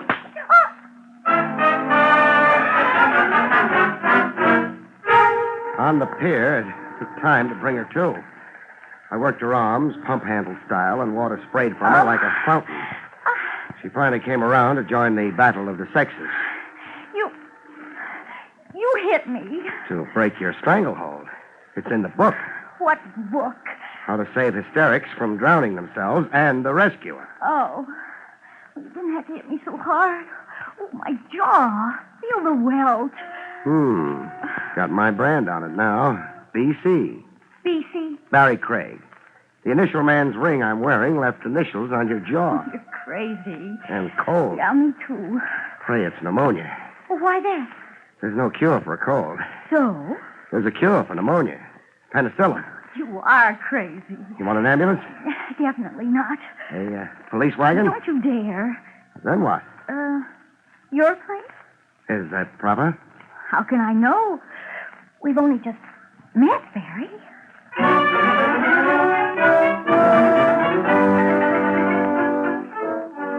We got into dry things, and properly enough to rate a good conduct medal from the mayor. I got a hard, square look at my mermaid. Okay, a face and a figure that makes truck drivers water their whistles. Penny for your thoughts. I'm wondering About? how many lies you're going to tell before you tell the truth. No more than I can help, I promise. Your name? Susan Lynn. What made you go for a swim? But I can't swim. That's what I mean. I fell into the river by accident. I was walking and my foot caught on a loose board on the pier, and... Start all over again. I wasn't pushed in. No? No. Fact is, I jumped in. Why? I'm like that. Peculiar. I get fed up with things. Things like... Nothing special, just life, men, the way the world is. I just get an uncontrollably morbid impulse, and then I'm sorry. What if nobody happens along to save you for the next impulse? Goodbye, Susan Lane. She wasn't much. Oh, excuse me. Hello? Hello. Have I got the right party? Have you? Well, I mean, are you the Joe who pulled the blonde out of the drink? The name isn't Joe. I followed you to your joint, white guy. And my phone number? Your name's in the bell, Barrie Craig, and your number's in the book. I see. Are you interested in hearing what I got to tell you? I've heard nothing so far. Well, open your ears, stupid. Hey, don't believe anything the dame tells you. I don't. What'd she tell you so far? That dill pickles make her hiccup. Okay, be a dope.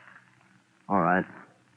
She said she'd attempted suicide. Baloney. She was tossed into the drink, picked up off the ground, and thrown to the fish. You know that? I saw. Where do you fit into this? We won't go into that. Another thing. Paste this song title in your hat. Sugar Loaf Mama. Sugarloaf Mama. It's number one in the jukebox, you stupid. Where do you spend your nights? Standing up in a closet to improve my posture. Well, the song's the key to the whole deal with a girl. Now make like a detective. Goodbye.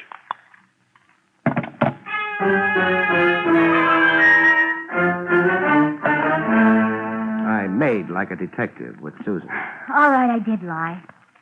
Somebody attempted my life. Who? Oh, he wore a mask.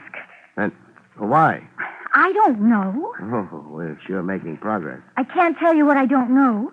I suppose I might as well skip asking who was with me on the telephone. Skip asking me. The song, Sugarloaf Mama. What about it? It's a huge popular success. I heard. I work for the music publisher who owns it. I'm his stenographer. The publisher owns it, you say? Did the publisher also write the song? Yes, but that's something now in dispute. Between whom? Mr. Sampson, the publisher, my boss, and a songwriter, Mervyn Marlowe. They're fighting a lawsuit over the song rights, over the profits. And you come in where? I'm a witness for Mr. Sampson. Testifying to what? That my boss never personally received a song submitted by Mervyn Marlowe. That it's our firm policy to return unsolicited manuscripts unopened. Who's telling the truth? Your boss Sampson or this Marlowe? You ask a lot of questions. One of them may be trying to murder you. Yes, I know. Don't you care? Do you? What if I do? Then you'll protect me and worry about me. Now, I want to get back into my clothes and go home. Oh, here. Your duds. The radiator steam dried them. Use the kitchen. Thanks. And don't forget this. This? Oh, my ring. Say, it's quite a rock. Don't be fooled. It's only a cheap Mexican diamond. I'd never believe it.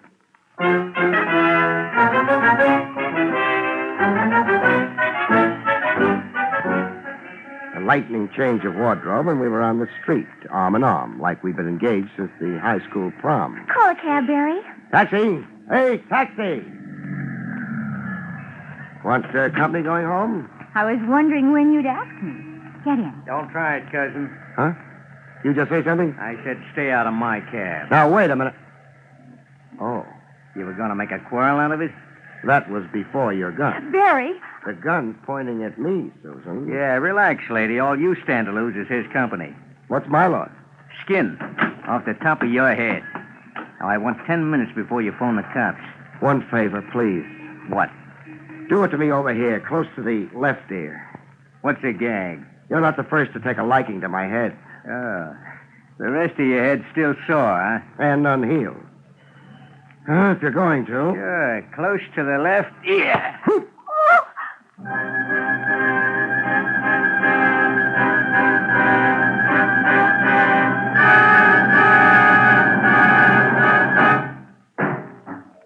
You fall down and you get up. You're still the same guy, except that your legs have aged 10 years and your hat doesn't fit. While looking for a phone booth, I put one and one together. My anonymous caller and the kidnapping cab driver add up to one guy, the same guy.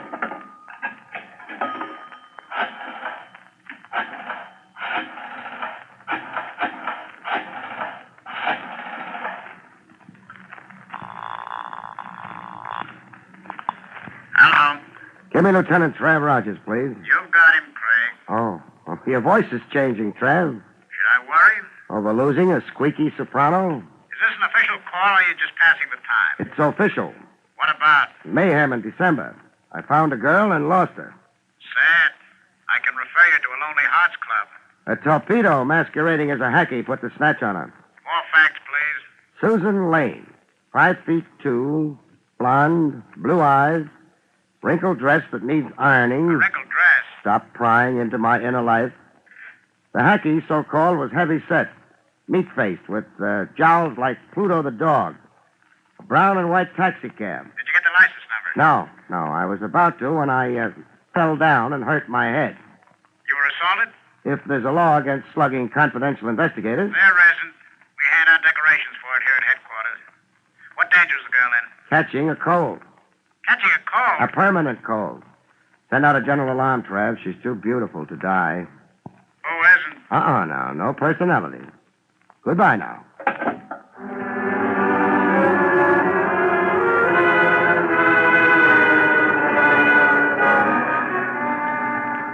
Eli Sampson, music publisher, occupied a building that looked like an inferiority complex. Calcimine streaks for paint. Outside windows with the dust of ages on them. And a broken-down staircase that made you feel like a dinosaur walking on eggs. The staircase was going to loom big in my future, as I soon found out. The first warning I had was a shot. Correction, 2 shots, and then a yell from an upper landing. A yell of bloody murder enough to freeze me in my tracks. I stood still automatically in the middle of the staircase, and that was my undoing. What sounded like a stampeding herd was coming smack at me. Stop him! Stop him! Him was a wild-eyed maniac who looked like he jumped out of a straitjacket. Out of my way, you. I'd love to oblige, but narrow like the staircase is, it's a bottleneck. I said out of my way. I'll need time to shift to reverse. Let me do it for you.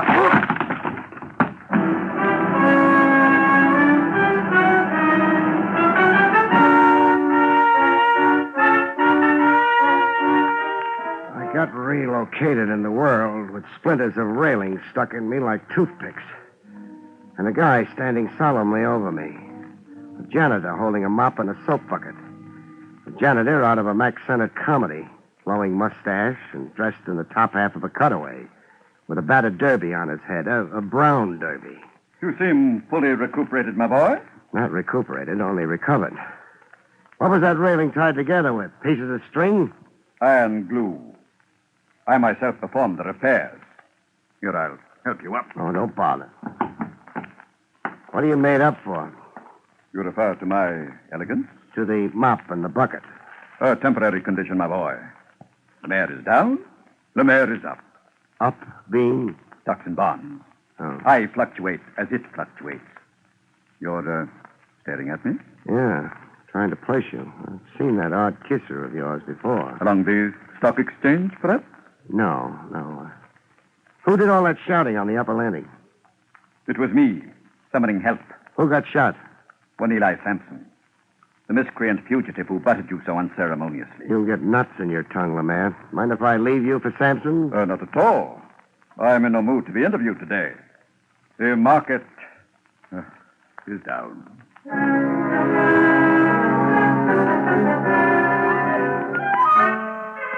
I found Sampson in his office, fluttering his eyelids. How do you feel? Dead. That makes you a talking corpse. You got a career in vaudeville ahead. Oh, that maniac Mervyn Marlowe murdered me. Yeah. Burned your left wrist a little. Only a flesh wound. Not much damage for 2 point-blank pistol shots. Oh, I'll lose the arm. I'm sorry to disagree. Well, then it's a miracle. Yeah. Music publishers never die. They just fade away. Oh, here's the gun used on you. It was thrown down. Yes, that's the gun the maniac terrorized me with. Give it to me. It's evidence for the district attorney. I'll keep the gun a while. But... I'm a licensed detective. This Mervyn Marlowe is a songwriter battling you in the courts? A songwriter? A song thief? He didn't write Sugarloaf Mama? Lies. His claims are lies. Mervyn Marlowe can't even write his own name. He can't shoot straight. That makes him kind of useless all around. Sampson. Yes. A girl, Susan Lane. Susan Lane, my stenographer? Your late stenographer, maybe. She's been kidnapped. Kidnapped? By whom? Tough.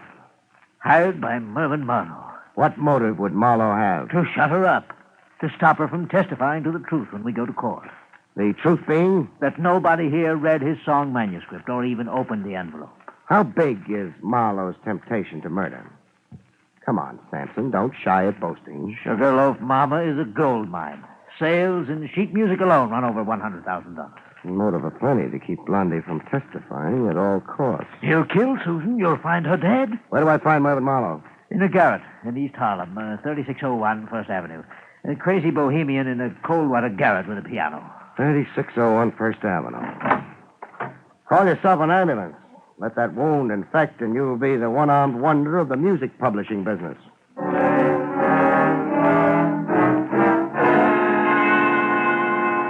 Before quitting the building, I looked up Lemaire, the janitor. I found him in the basement, washing up. Welcome to my humble quarters, my boy. Dry your face. I've got something to discuss. Proceed. You clean the offices as well as the halls? Yes. The mockery of it. Being able to use your master key as you are, you're no doubt well familiar with the contents of the offices? I am, after a fashion, that is. And after a fashion, also familiar with the contents of desks?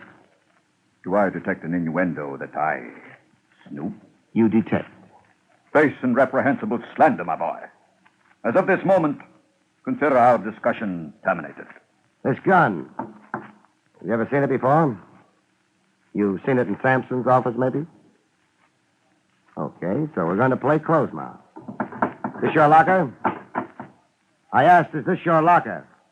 It is. Open it. Why? I want to total up the stamps, the scotch, clips, and rubber bands. Your day's haul, man. You dare accuse me of the pettiest of thievery? Yeah, I dare. You see, I placed your odd kisser where I'd seen it before, that is. The south of France, was it? The Rogues Gallery, it was. Weldon Lemaire, alias the Baron. And what's snatching ladies' handbags if not petty thievery? Not so loud. I lose face with the building management. Tell me what I want to know. Yes. I have seen this precise pistol before. Where? In Mr. Sampson's desk drawer. The bottom left drawer, if my memory serves. You've cost me a pretty piece of change. The blackmail you could have wrung out of Sampson. So it's Sampson's own gun, huh? The old reprobate shot himself? The old reprobate sure did.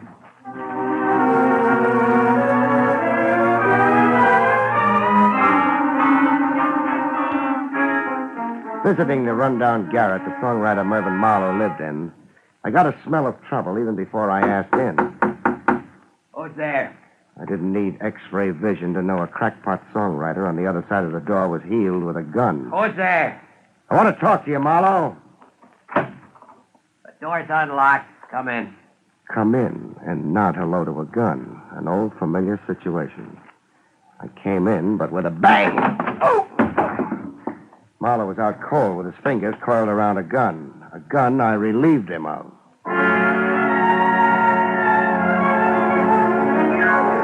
He came to, cursing himself. Stand away from the door the next time you invite a fly into the web, sucker. Oh, you dirty You no... won't make out. When you find it monotonous, tell me.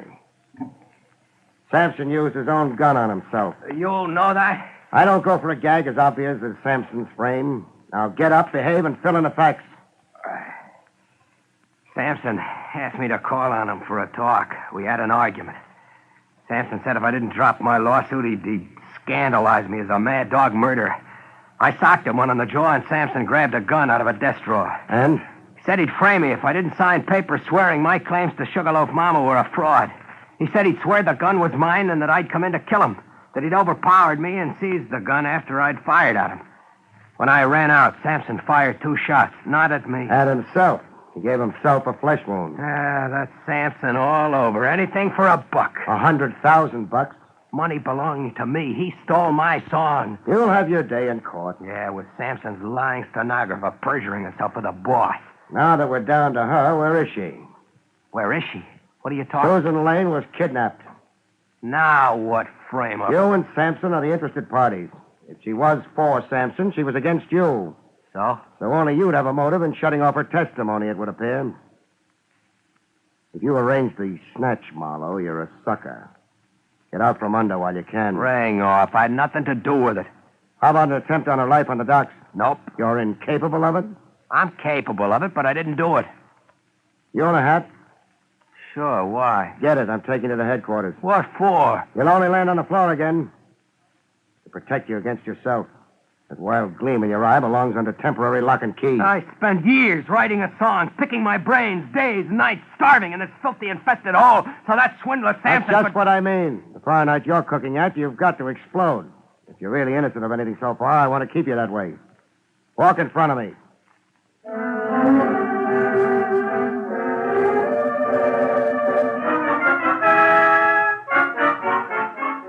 At police headquarters, Lieutenant Trav Rogers had sensational news. Susan Lane. We think we found her. Where? A shack up near Gun Hill Road, overlooking the railroad yard. But how? Let's go get her, shall we? I'll tell you how another time.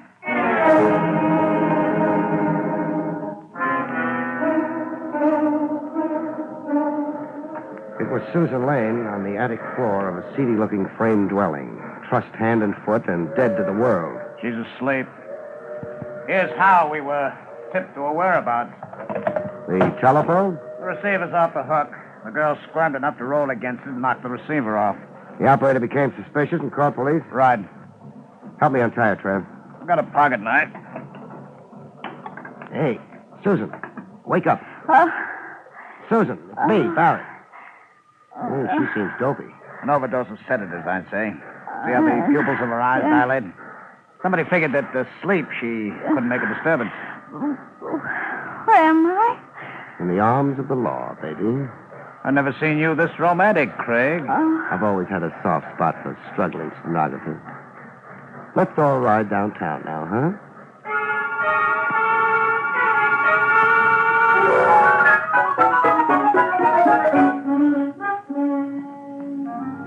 Riding downtown on the West Side Highway with Trav Rogers thumbing his nose at speed laws, Susan came around to 100% of herself.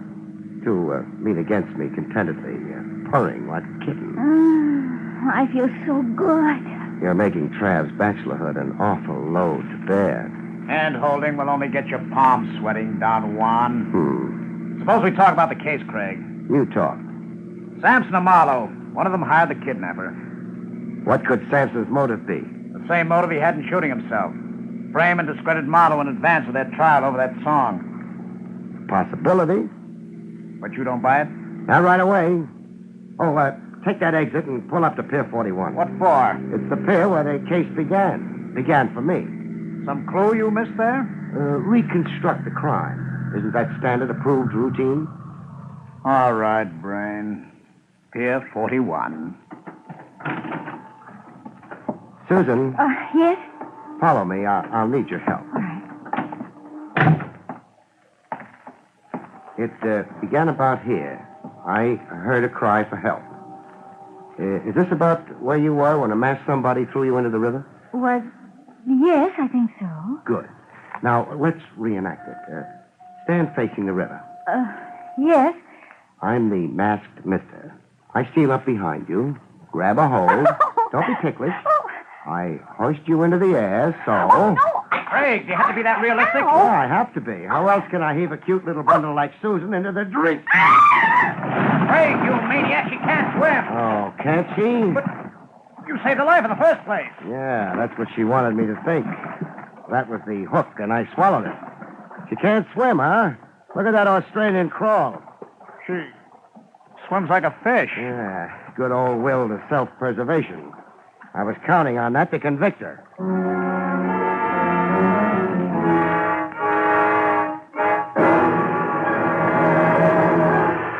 What was her game? Dramatize herself. Big. Make out her life was being attempted. To bleed Sampson for a big slice of those song profits. More than she's already got. Already got? When she climbs back on the pier, gander at a hunk of so-called Mexican jewelry she's wearing. Appraise the ring at Tiffany's and find out what a bonanza stenography can be for a smart girl. Sampson gave her the ring? A down payment for her perjury. But if the blackmail was set up so good, why embellish it with phony attempts on her life?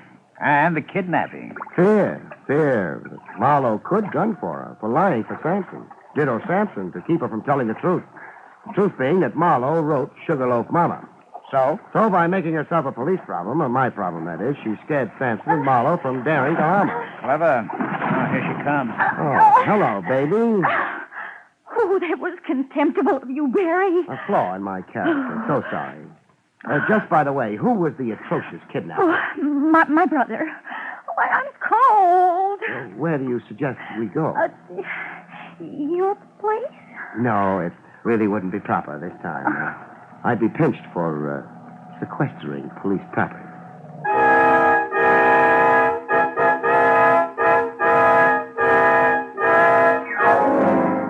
Case solved. Only Trav Rogers didn't let me just walk away from it. At his insistence, I had it dragged down to headquarters to hunt and peck away at a typewriter. How's your detailed police report coming along, Barrie? I'll be a month at it the way I type. Sad. Why are we so suddenly so clerical? Regulation. Section 6, paragraph 4, governing confidential operatives, states... Spare me. But why in such a confounded hurry? Why right away tonight? I've got flight tickets for St. Nick's. Susan Lane's under arrest. Thanks to you. I can't just book her, not without a precise stipulation of charges. Then get me a competent typist. Sorry, they've all gone home. Patience, Barrie. Just put one word after another. All this for a case I worked without a fee yet. Oh, by the way. What? Speaking of fees, the fact is Miss Lane was sporting enough to worry about that. Are you kidding? No, I'm not. She said you were working for her, even though it did boomerang for her. She hates to see you go empty-handed, she says. Sweet of her. Isn't it? Lacking funds, she gave you her dearest possession, her finest jewel, this ring. Hey. Why, Trev, the rock's worth 5 G's if it's a penny. I'm sure. And now, if you'll hand it back. Hand it back? What for? Regulations governing extorted property. The girl, unfortunately, came by the ring dishonorably. You kill yourself. Good night, folks. See you next week.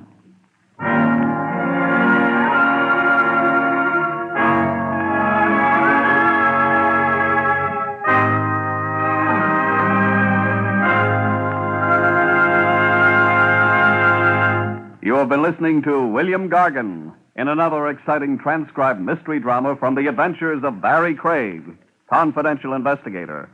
Tonight's story, Song of Death, was written by John Robert.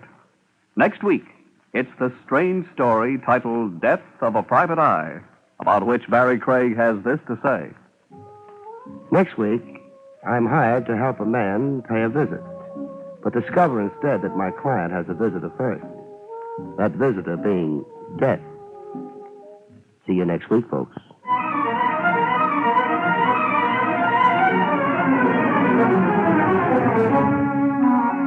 Featured in the role of Susan was Amzie Strickland. Barrie Craig, starring William Gargan, was under the direction of Hyman Brown. This is Don Pardo speaking.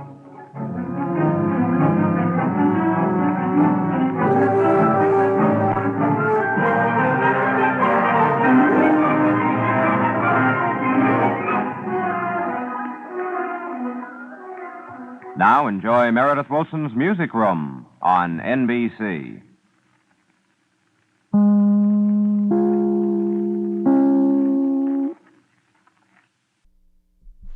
William Gargan stars as Barrie Craig, confidential investigator.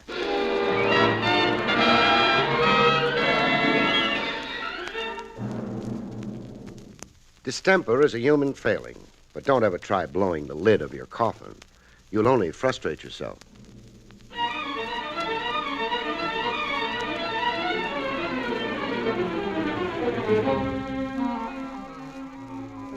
The National Broadcasting Company presents William Gargan in another transcribed drama of mystery and adventure with America's #1 detective, Barrie Craig, confidential investigator.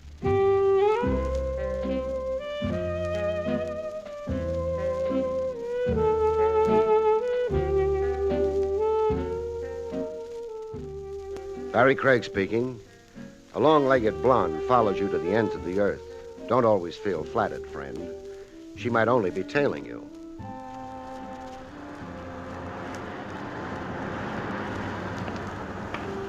Such was my case on the public streets one sultry summer's evening. A doll panting after me, but keeping a discreet 50 or so yards between us. I got a look at her face without turning around. How? A gimmick standard with cops. A pocket mirror held in front of me. My pursuer was good-looking, with twin dimples in her cheeks and an aristocratic hook to her eyebrows. I let her follow me into a cocktail lounge. Inside, I watched her fidget at the far end of the mahogany bar for a couple of minutes. When the sweat began to spoil her makeup, I joined her. Hello. Look, you're wrong if you... If I confuse you with a pickup, I don't. Well, then... Cry wolf if I'm wrong, but I get the impression we've been inseparable for hours. Inseparable? I left my office at 3:45. I've been east, north, south, and west, and now it's 5:15. In all that time, the shadow I threw was you. Well? No, you're right. I'm sorry, I couldn't help but follow you. I'm your dream man? I meant nothing personal. Oh, that deflates me. If I can explain. Do. At 3:45 outside your office building, I didn't dare come up. Why not? I discovered that I myself was being followed. Oh? You were strongly recommended to me. As a confidential investigator, I could trust implicitly. To whom do I owe that bouquet? Never mind. I followed you, hoping we could eventually talk somewhere without being observed. Like this. What makes you think we're alone with each other now? What makes... You mean the person following me? I do mean. I haven't seen him for the last hour. Shadows don't generally quit, any more than you did. Now, look around. He's not in here. Describe him. Oh. Unusually small man with an enormous head, totally bald. He wore an odd candy-striped suit. You're describing a freak. He did look freakish, yes. Tell me, lady, how do you feel generally? I'm quite sane, believe me. Which brings us to your problem. Well, it's more precisely my husband's problem. Well, introduce yourself. Vera Baxter. My husband is J.C. Baxter. You say that like J.C. Baxter is a muckamuck. My husband is someone substantial. Rich, upper class, a figure in the business world? All of those things, yes. He hasn't been himself for months. He's morose, secretive. He can't eat, he can't sleep. I believe my husband is submitting to blackmail. Does J.C. know you're aware of his situation? No, he doesn't know. He's always been violent on the subject of his own privacy, his own private affairs. Mr. Craig, I'm frightened for him. And for myself. Then you want me to pinpoint what it is that has your husband in the toils? Yes, watch him. Follow him if need be. See who the persons are who telephone and molest him And? If humanly possible, help my husband out of his predicament. Don't you maybe mean if morally possible? A fellow yielding to blackmail, he's generally a little dirty himself. I played tail on the monkey to J.C. Baxter for 36 hours, on foot and by automobile. J.C. leading the parade in an expensive custom job hardtop. And me rattling behind him in a jalopy no self-respecting junkie would even buy for salvage. I knew the trip wasn't just a waste of gas by the route J.C. was taking. All back roads and the fringe areas where the city began to look like the Sahara Desert. I watched him slow up, crossing a small bridge. I could guess what J.C. was up to on the bridge even before I saw the parcel go sailing over the bridge rail. I let him speed off before I stopped. A familiar payoff pattern. Money thrown into a specified area. A blackmailer wanted dough but didn't want to be identified taking it.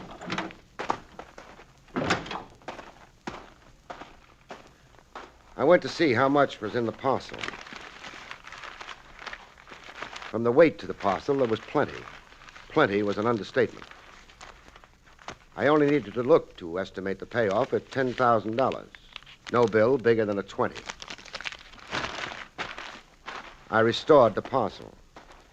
The anonymous caller would find it in the bushes below the bridge. He'd find the dough, and he'd also find me.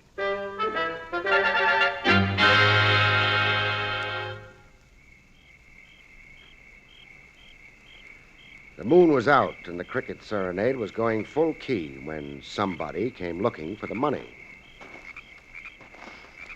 A little guy, not too much taller than the reeds, and a big round head to him, the size of a circus balloon. When he finally found the parcel, I found him flush on the jaw.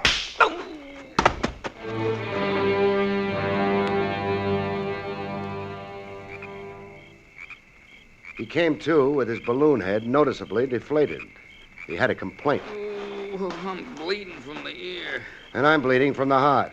Hey, what'd you want to go and hit me for? I get uncontrollable fits of violence. What? Hey, who are you? A cop. Your name? Lou. Lou what? Too hard to pronounce. Make a try at it. Zyma Particus. Oh, we'll settle for Lou. Yeah, I figured you would. Now, tell me why J.C. Baxter thinks your silence is worth $10,000 to him. Why J.C. who is what? The 10 grand you had your fat little hands on. In this parcel. Why do you rate it? Let me take this slow, huh? You're telling me there's $10,000 real money in that bundle? I am. And that it's coming to me? You had possession of it when I conked you.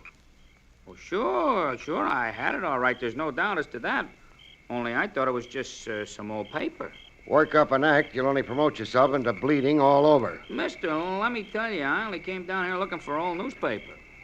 What for? For the frogs. So I could make a bundle when I catch them. Catch frogs? See over there by the pond? So? Frogs.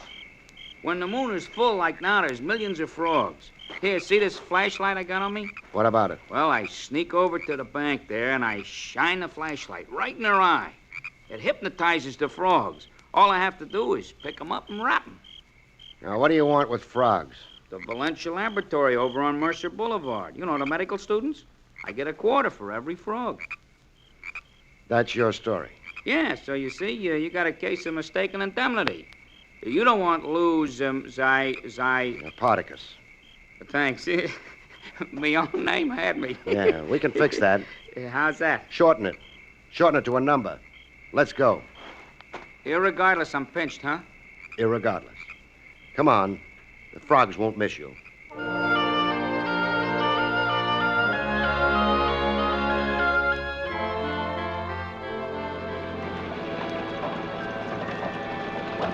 Riding back to town with my frogman in custody, my jalopy began to shake as if age and abuse had finally gotten her. Hey, the heap shimmying from side to side. Yeah, the wheels are wobbling front and rear, like, Old age. like all the bolts have worked loose. Hey, come on, stop before we turn over. You said arrest me. You didn't say kill me.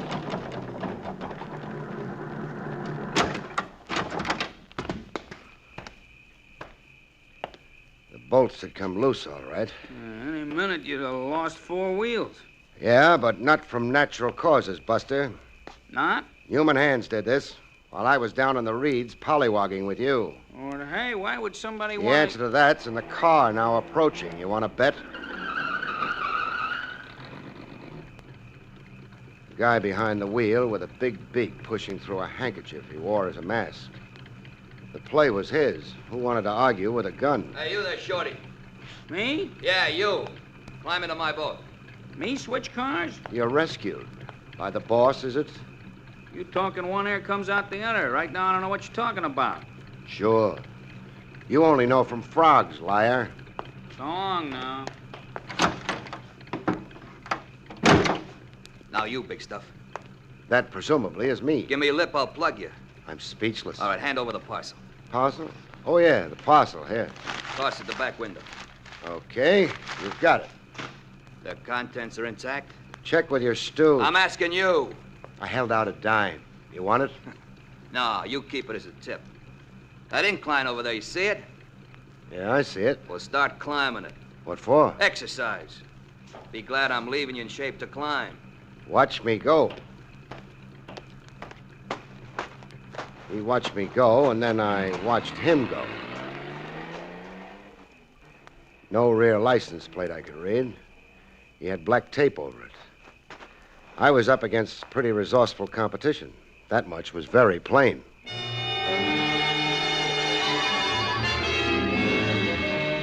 When I finally escaped from my country exile, I organized a progress chat with my client, Mrs. Vera Baxter, in an apple orchard. They lived like that, the Lucky Baxters. A big house and an apple orchard where the goldfish pond left off. Then it's true. My husband is being blackmailed. He's dancing to a handsome tune. 10,000 so far, I can vouch for him. It's my nightmare realized. The leg man in the situation is a midget with a watermelon for a dome. The man I saw following me. The same, undoubtedly. The gent ordering him around is self-conscious about his kisser. Covers it up with a handkerchief. But I caught one facial detail. His nose. It's a pelican beak. That mean anything? No, nothing. I've never seen anyone my husband's in negotiation with. Just what I told you. Just letters, whispering telephone calls, and mysterious conferences in the garage. Yes, that's right. Mrs. Baxter, Yes, Mr. Craig? I'm stymied. I've only got one next approach. What? Your husband, J.C. himself. Grab the dog by the tail. I've got to talk directly at him. Oh, no, please. Oh, without involving you. He won't know you brought me into it. What will you say? One artful dodge or another. I've got a lot of experience at being noncommittal. Well? All right, if you think you must. I have to get back to the house now. I'll wait 10 minutes and then ring the doorbell.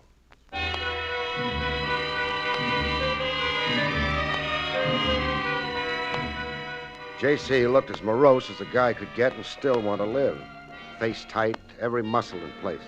Very close to the screaming Mimis. I find your visit a little fantastic, Mr. Craig. In my business, the fantastic is everyday stuff. To single me out, why? How is what you really want to ask. How I found my way to you. I'll only tell you what I have so far. Let your imagination fill in the rest. You're paying hush money. You threw 10,000 over the rail at Ramapo Bridge. Now, confide in me. I'll mind my own business, and I'll thank you to mind yours. For your own sake, Baxter, any rap is worth facing up to when the alternative is giving in to blackmail. Blackmailers keep coming back again and again. You won't have a dime left or a shred of self-respect. My advice is, open up and get done with it. I dared what you suggest. I wouldn't have a shred of reputation. You lick your wounds, take your lumps, and start all over again. Life's a long time. You can fall down and get up. Now, who's blackmailing you and why? I have nothing to say to you. Okay, then. I'll go. I'm in a puzzle to stay, Baxter. I can be delayed, but I can't be stopped. I'll be back with the answers one day. Bet on it, Baxter. Oh, wait. Now, you're smart to get it off your chest. Strict confidence. Sorry. I can't make blind promises. I was abroad 3 months ago. I became involved with a young lady tourist. Oh, platonically, mind you. Nothing compromising. We were only companions. Go on. There were talks. I was lonely. There were dinners and walks on the promenade. Visits to museums, the tulip fields in Amsterdam. Just a harmless diversion. But the young lady tourist made more of it, huh? She distorted our situation. I've been receiving letters here at home, demands for heart balm, redress. Her broken heart. I'd misrepresented my status. I'd not told her I was already married. No foundation to any of her claims? All lies, a blatant fakery. I was only an escort, a friend. Why are you paying blackmail? To prevent scandal, to forestall any needless hurt to Vera, my wife.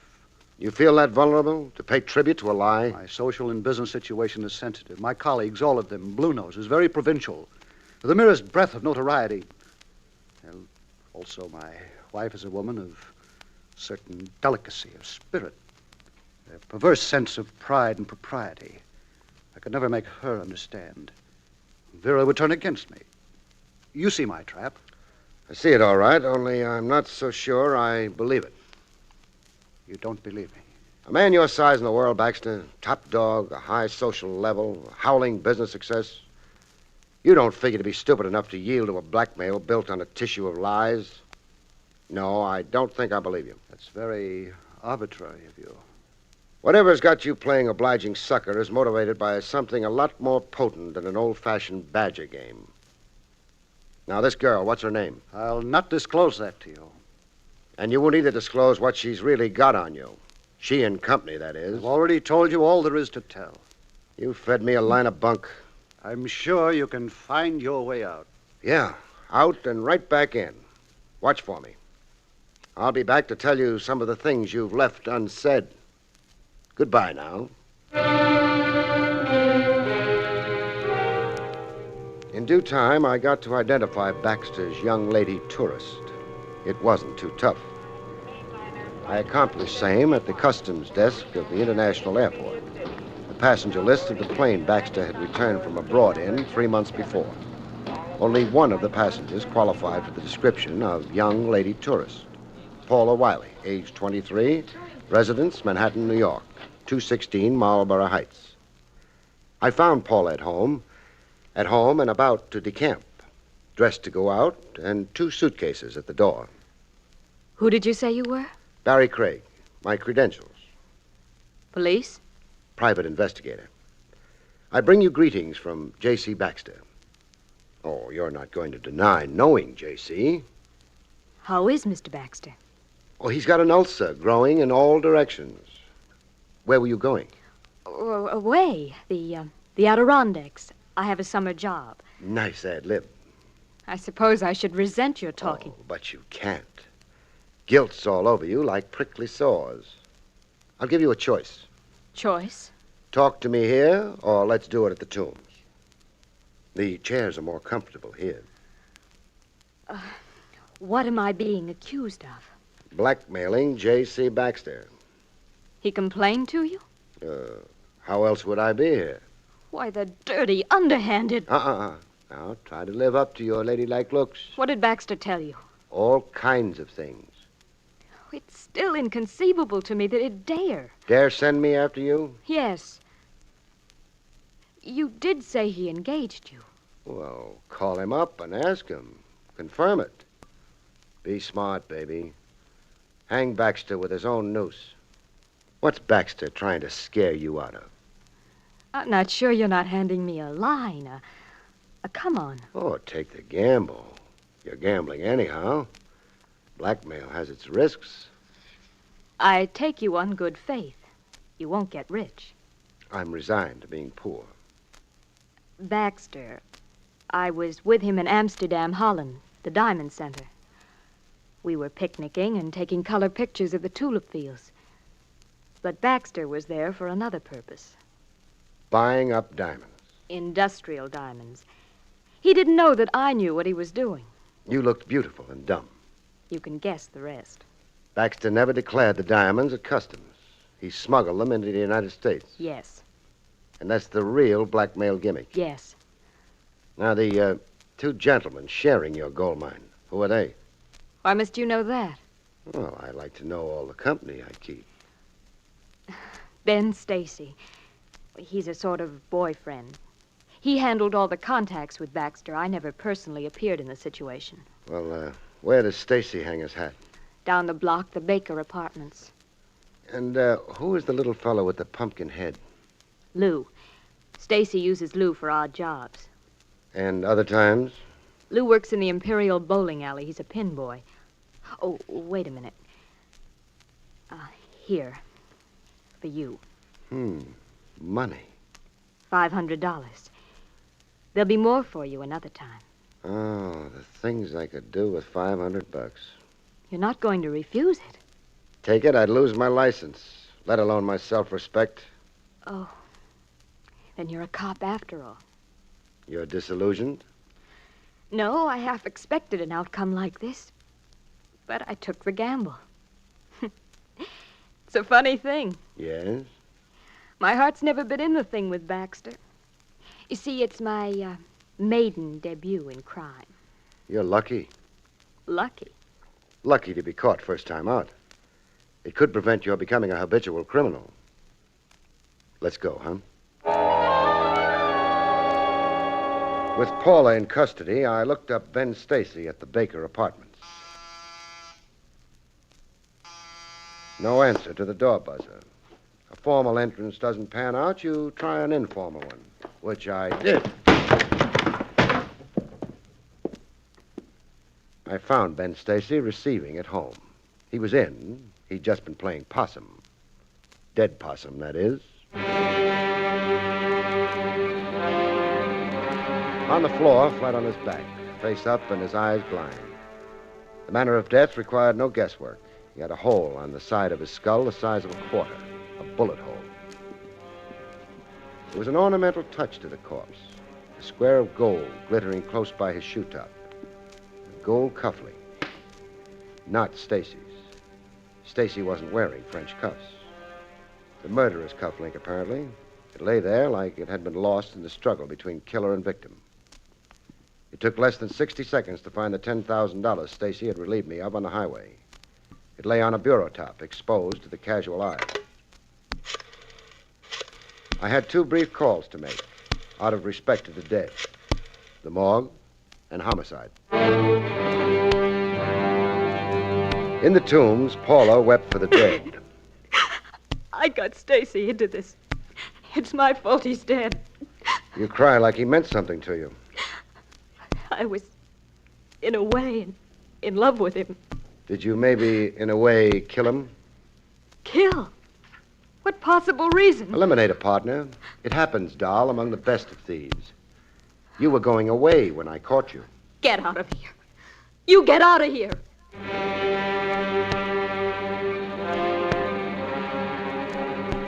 In the Imperial Bowling Alley, the balloon-headed stooge Lou looked like he only wished he'd lived a clean life.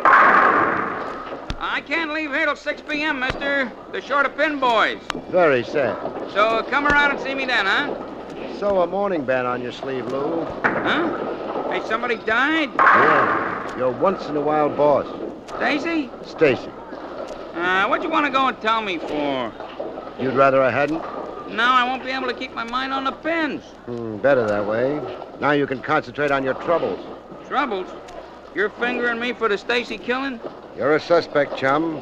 Please join me. Wait till I set up the alley. And lend a hand there on number 4, huh? Like I told you, they're short-handed today. In a more fragrant setting, by the shade of ye old apple tree, Mrs. Vera Baxter clutched her heart. Murder? Murder it is. You've really got a domestic nightmare now. Oh, no, you can't let your suspicions... I can't exclude your husband as a suspect. He had a pretty impressive motive against Stacy. But he's incapable. He's a gentleman. An ungentle crook. A crook? Smuggler, I should have said. But the characterization of your mister doesn't really surprise you. No.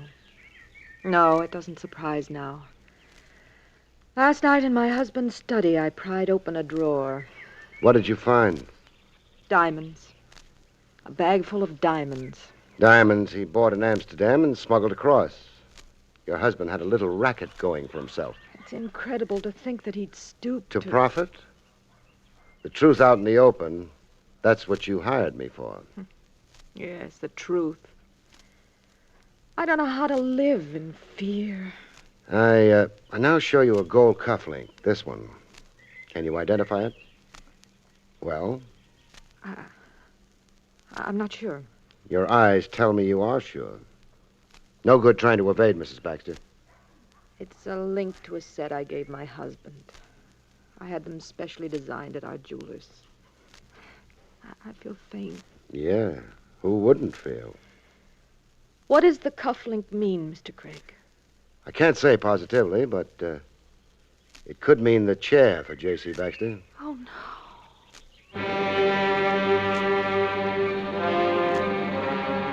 While the DA's office figured out which of the three was eligible for electrocution, Baxter, Paula, or Lou, Mrs. Vera Baxter decided to be the best wife a husband ever had. She was in my office in the bright and early a.m. My husband couldn't have murdered this man, Stacy. Why not? I believe the word is alibi. You can alibi his time? I can. Jay was at home with me all that day and evening. Well, that's a sudden thought. I was too upset to even think yesterday. You wouldn't be telling a big lie. I'll swear to what I say. Jay couldn't have done this murder. Funny thing, I'm inclined to agree with you. I've been doing some clear thinking myself. You don't need to alibi him to save him. A nice try and a nice lie, but unnecessary as it happens. No, your husband couldn't have done the murder. Neither could the other pair. Not the other pair? Paula or Lou. You see, while the corpse lay on the floor, the $10,000 lay on the bureau, where I found it. I don't follow your reasoning. Neither Paula or Lou would eliminate Stacy and overlook the loot. Only the loot could be their motive to kill. Cut Stacy out, grab everything. And if your husband killed Stacy to stop blackmail, he would cart the $10,000 away. Not only to recover his money, but to provide a red herring. Make it look like a job done by Paula or Lou. I'm glad you're exonerating my husband, but if you also eliminate the others, then who? I boil it down to one last suspect. You. Me? Uh-huh. You murdering Stacy to implicate your husband. Your revenge. What revenge would I want? Revenge for infidelity. You all along thought your husband was paying blackmail to conceal an indiscretion. You didn't know until last night that his actual crime was smuggling. Not philandering with Paula, but smuggling. I'm afraid you played some kind of a crazy joke on yourself, lady. I don't know what to say. Well, don't say anything. Think for a long time. And when you're through thinking, make a simple confession, huh?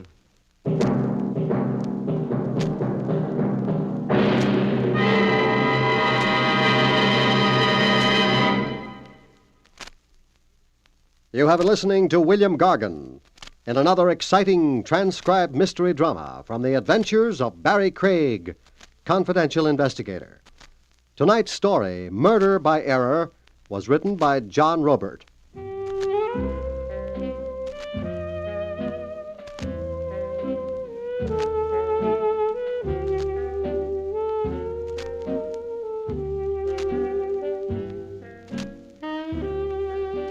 Next week, it's the strange story of Death's Little Helper, about which Barrie Craig has this to say. We call next week's story Death's Little Helper. It deals with a beautiful girl and a couple of highly unbeautiful corpses, and winds up when a killer realizes that death doesn't need any help. Good night, folks. See you next week.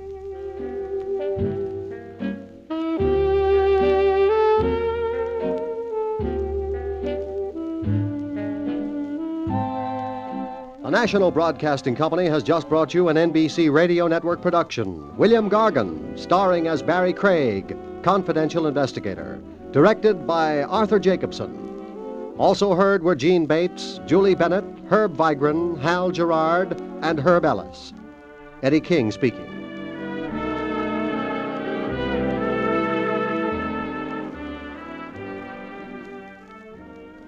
Hear tonight's exciting Dragnet adventure on the NBC Radio Network.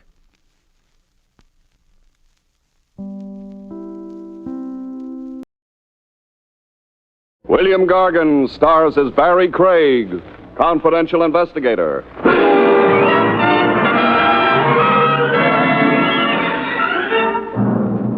The best time to die, folks, is in your own good time. But try arguing with a bullet.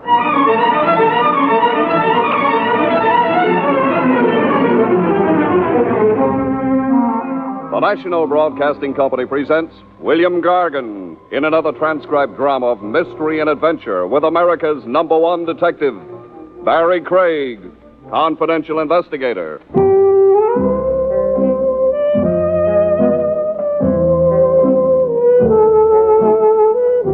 Barrie Craig speaking. Not every client you get is a socially upright citizen. But then the only society of angels is up in heaven. Mere mortals are honorable only to a degree, the almighty dollar being what it is. The gent who plopped beside me on the Fifth Avenue bus didn't look too kosher to me, and it wasn't only because of the scar on his cheek. I know Scarface judges. Just call it my hunch. I transferred my wallet to the side pocket furthest from him. I'm not a dip, friend. Second story? Wrong again. Carnival show with arson as a sideline? Now, don't tell me you're in some honest trade. I am. No, this is. You better yourself every day, friend. Begin bad, end good. That's life, no? No comment. So tell me. You think I sat next to you on purpose? I can tell when a guy does. You got me sized up by now? Not quite. Well, am I hired or no? First, consider what I say. I murdered a man an hour ago. Oh, it's a fine day for it. I shot him. Now I've got him in a sack. Busy, little bean. I had the best of motives. That ought to reassure the corpse. You're a confidential investigator. Guilty. Your license makes you a technical arm of the law, sworn to uphold it. You've been reading my wall literature. It's your duty to detain and arrest me. I'm not the obliging type. Sorry. I'm getting off the bus. Getting off. Adios, amigo.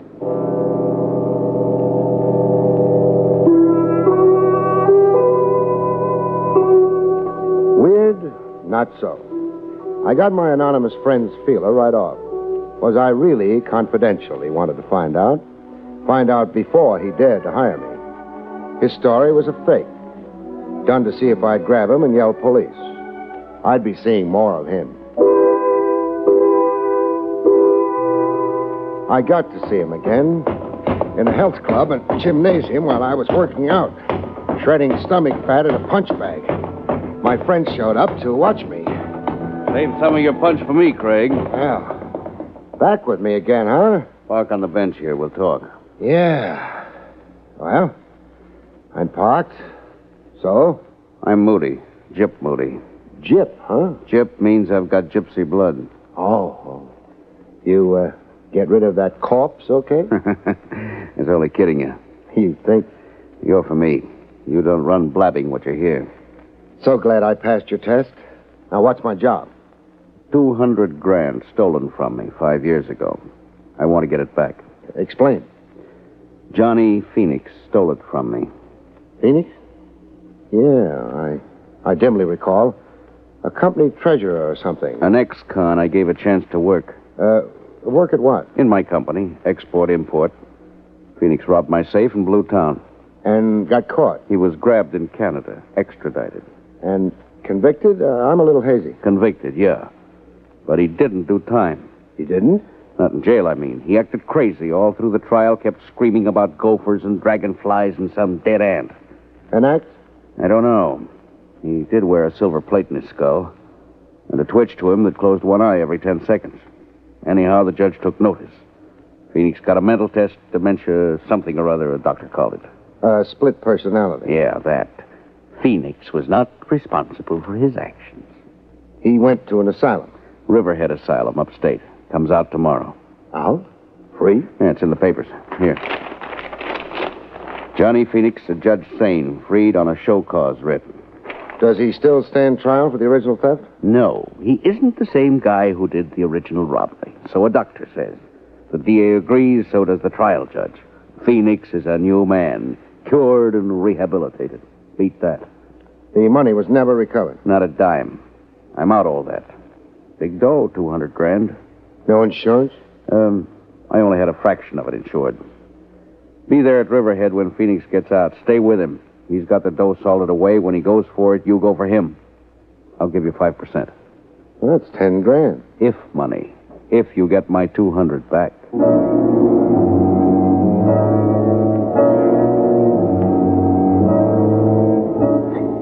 I was in the Riverhead Railroad Station, upstate, right with Johnny Phoenix. He'd been freed about an hour earlier. I kept out of sight while we waited for the train. A good-looking guy, Phoenix. Bushy hair with nature's own Marcel in it. Spare, broad-shouldered, a good clothes horse when he could get properly togged out. No pallor to his skin, you'd never know he'd been confined. Well, the train rolled in, and I watched Phoenix climb aboard. When I tried to do likewise, I found opposition. One moment, sir. Hey, let go of my arm. My authority. A bag. I'm Sims of the state police. In civvies? Yeah, I'm off duty. However, you're under arrest. For what? Molestation. A woman complained. Molestation, meaning mashing? That's right. Her description of the man fits you. Well, I'd laugh, but right now I haven't got a sense of humor. Getting tough won't help. I'm a policeman myself. I'll show you credentials. Yeah, you do all that. At the station house. Are we going through with this farce? I have authority to shoot a resistor. Put your gun away. I've missed my train anyhow. Well, there's a train every 2 hours. This train was special. Let's go see your complainant.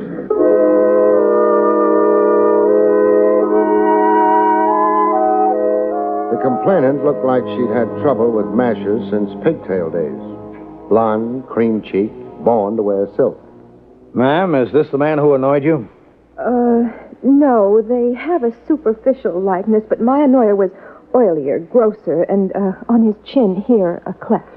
Thanks for the exoneration, doll. Followed me around the station, talking at me in some strange tongue. Esperanto. Can I go now? Sorry if I caused you any inconvenience. Oh, it was nothing at all. I'm only out a probably lousy $10,000.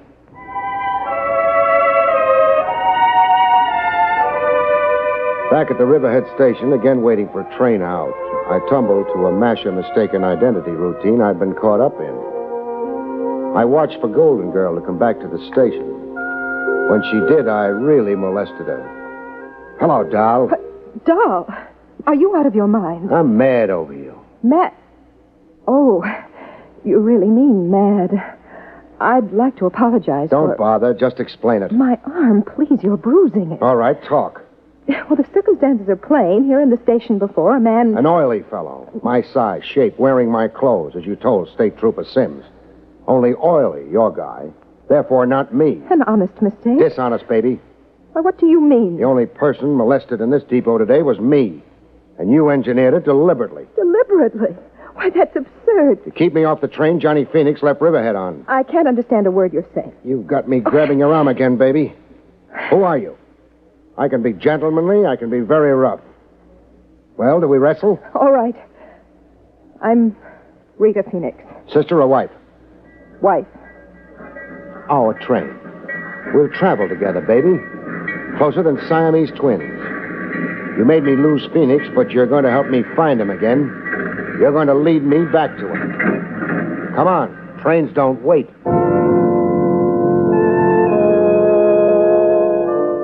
On the train, we sat as close as the law allowed.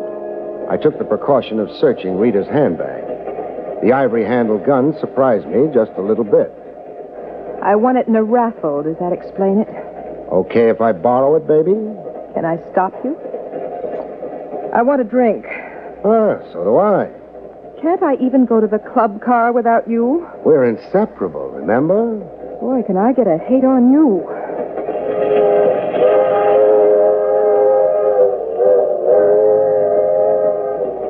Inseparable. Only thing I was wishing aloud. We were going to be separated. By no choice of mine. It happened in the club car while Golden Girl was watering her tonsils with Smirnoff vodka. The fellow flopped on the lounge beside her.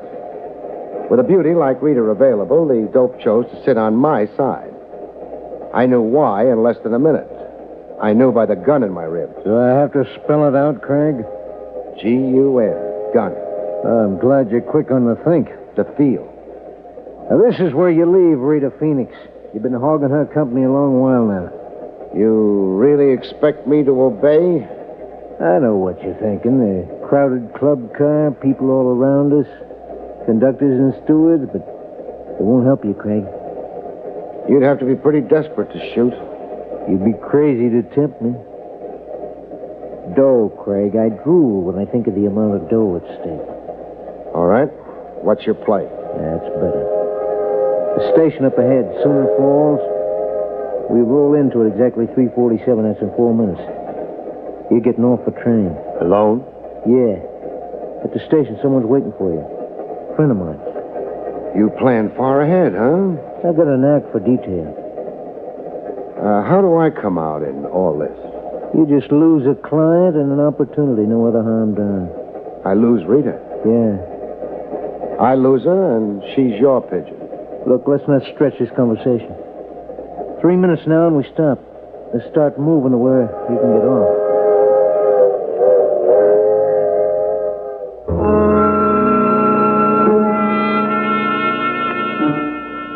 In Sooner Falls, I watched the train continue on to New York.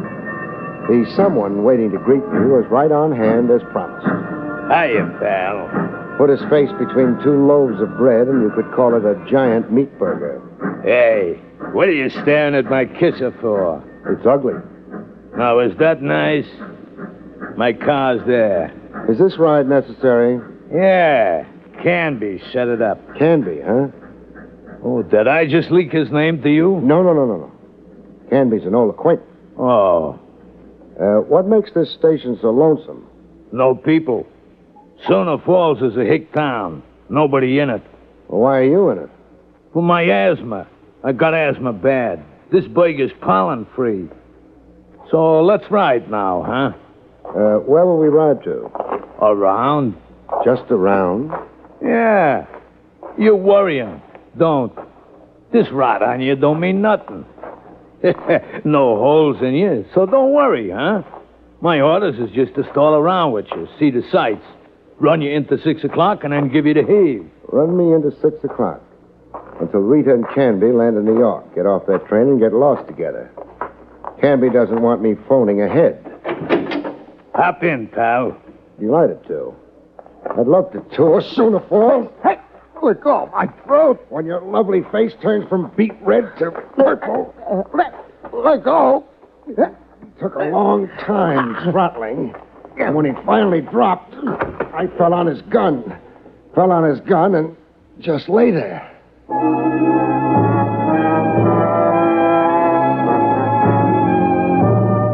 I left my meat-faced friend in a semi-conscious stupor and hurried into a pay station telephone.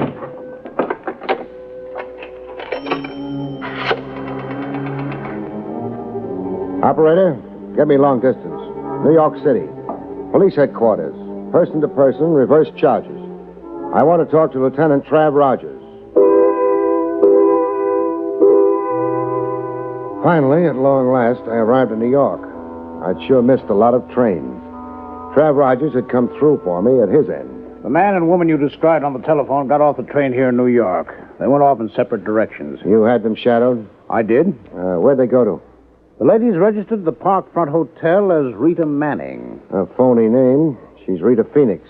How about Canby? He checked in at the Kilgore Hotel. Kilgore? New name to me. Over in Brooklyn Heights. Oh. Rita, the Parkfront Hotel. Canby, the Kilgore. Anything else you can enlighten me on? I think so. That story of Johnny Phoenix you told me over the long-distance phone. The original theft from your client, Jip Moody.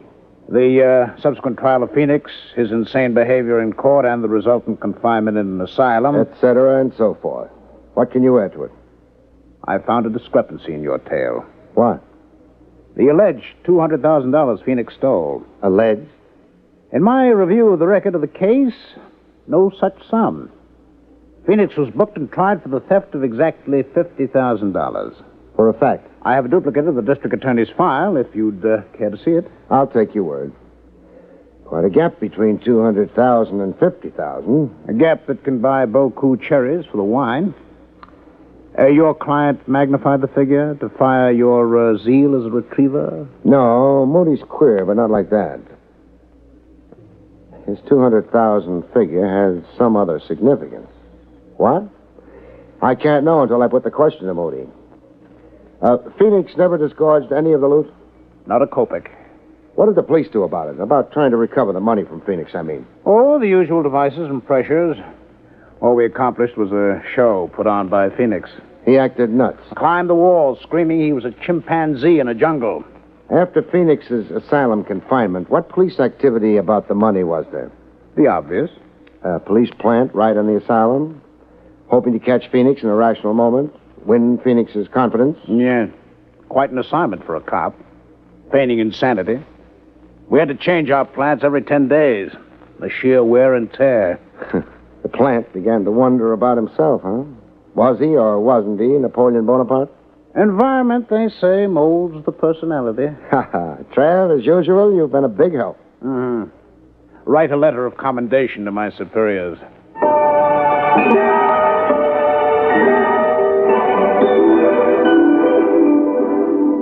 My client, Moody, didn't exactly like explaining the discrepancy between $50,000 and $200,000.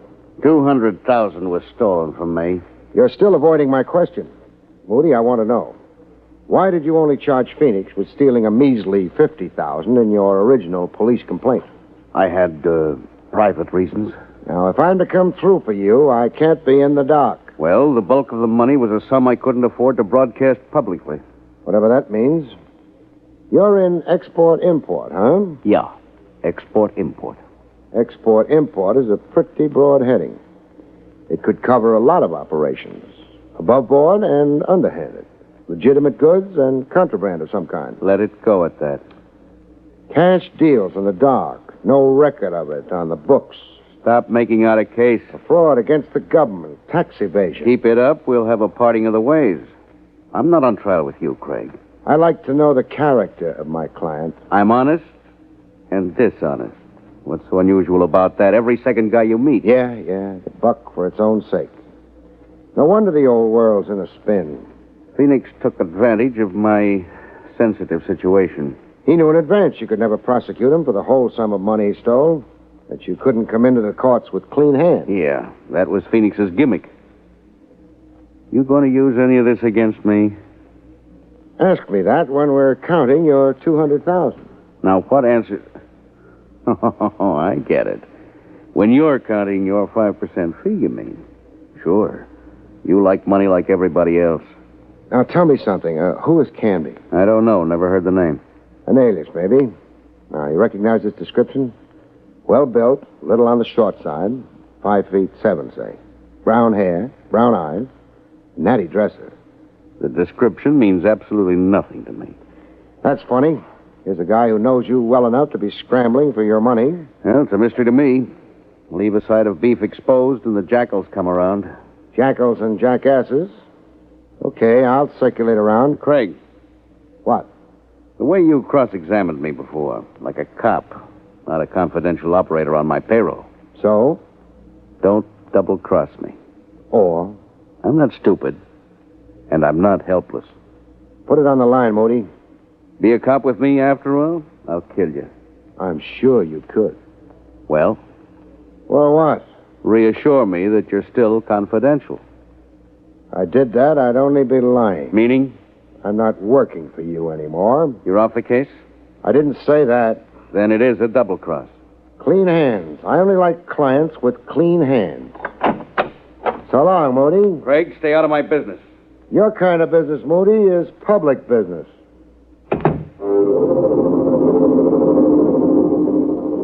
they happen like that. A case where you dump a client midstream. Where from confidential cop you change to Boy Scout. You're working without fee in the public weal and welfare. Great. Only it doesn't buy any groceries. At the Kilgore Hotel over in Brooklyn Heights, I got Canby's room number from the desk clerk. I also got an advance hint on how frantic it could get up in Canby's room. I spied the desk clerk on the telephone a second after I started for the staircase. The desk clerk tipping Canby off to my visit. There'd be a gun upstairs waiting to greet me. What kind of a hotel was it? It was that kind of a hotel. In the hall outside Canby's room, I had a scheme to outmaneuver Canby's gun. Canby? Frank Canby? Yeah, what is it? Linen service. I got your fresh linen. Just a minute. I flattened against the side wall of the hall, out of line of fire, and waited for Canby to open the door. Come right in. Hey! It's my turn to shoot now.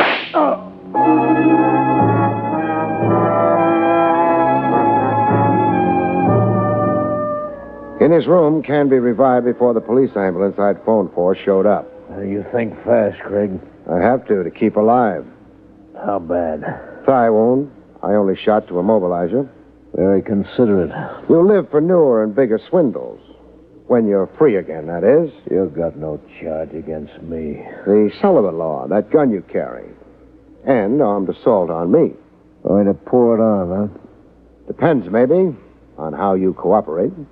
Cooperate how? Frank talk. Ask me. Where do you come in on Moody's missing $200,000? I forced myself in. Meaning? Well, I'm out of left field. I don't know Moody and I don't know Phoenix. But I do know about the dough, you understand me? I think so. You freelance in crime. You're a fly. Honey anywhere draws you. That's it, yeah. Got a prison record? So far, no. Been lucky, huh? Until you. Who tried to detain me for you in Sooner Falls? Hutch. Who is he? The next pug. Blackballed out of boxing for throwing fights. He hires out to me. You got away from him, huh? I out-wrestled him. I was afraid of that. Afraid you'd get the phone ahead to New York. Hutch is a pin brain. You hired him. You should have knocked me off on that train. Yeah, I second guess it that way, too. Only, Only? Murder. I shy away from it. You shot at me out in the hall. I shot to nick you, slow you up. Well, what are we waiting for? Police ambulance. Snake eyes for you, Canby. You're out of the game. Pass the dice.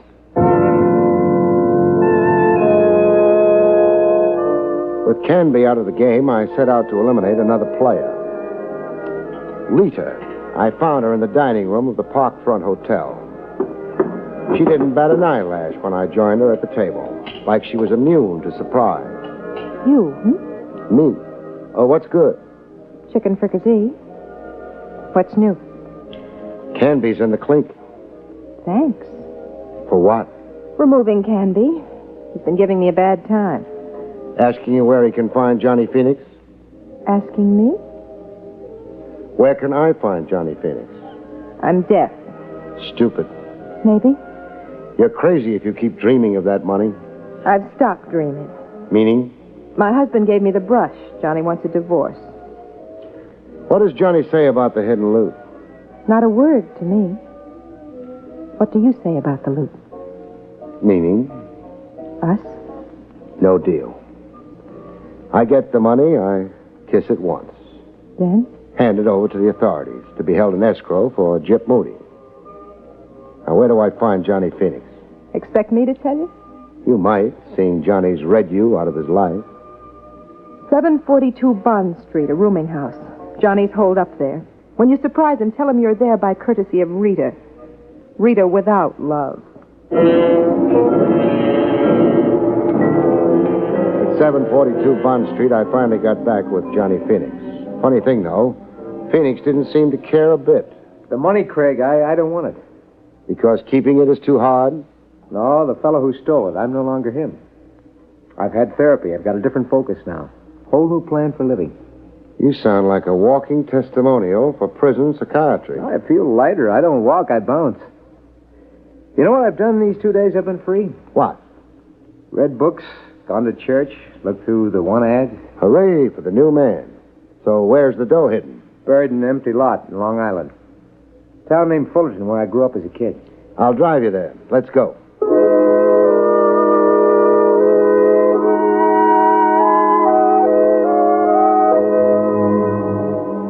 In Fullerton, we ran into a surprise. No empty lot. I don't recognize the setting. You've been away 5 years. Just what's different? Well, what you see, the house standing there, that Cape Cod. You say the house there was built on the empty lot you buried the money in? Yeah, the exact spot. There are markers around. I recognize that clump of trees there. I counted 20 paces north and 2 paces east. Then I buried the money. That would put the money smack in the middle of the foundation of the house. What do we do now? How deep did you dig 5 years ago? 6 feet.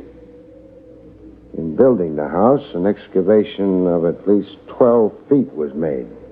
Meaning the money was exposed to the builder. Meaning? You wait here. I'm going to make some inquiries inside the house. Yeah, but what possible good? Inquiries inside the house. Inquiries around Fullerton, generally. Then some research into police files. I'm curious as to why a house was built on that exact spot. Badly chosen location, in a lowland where rains create a swampland. And with the nearest town neighbor east, west, north, and south, at least 200 yards away. Wait here, Phoenix.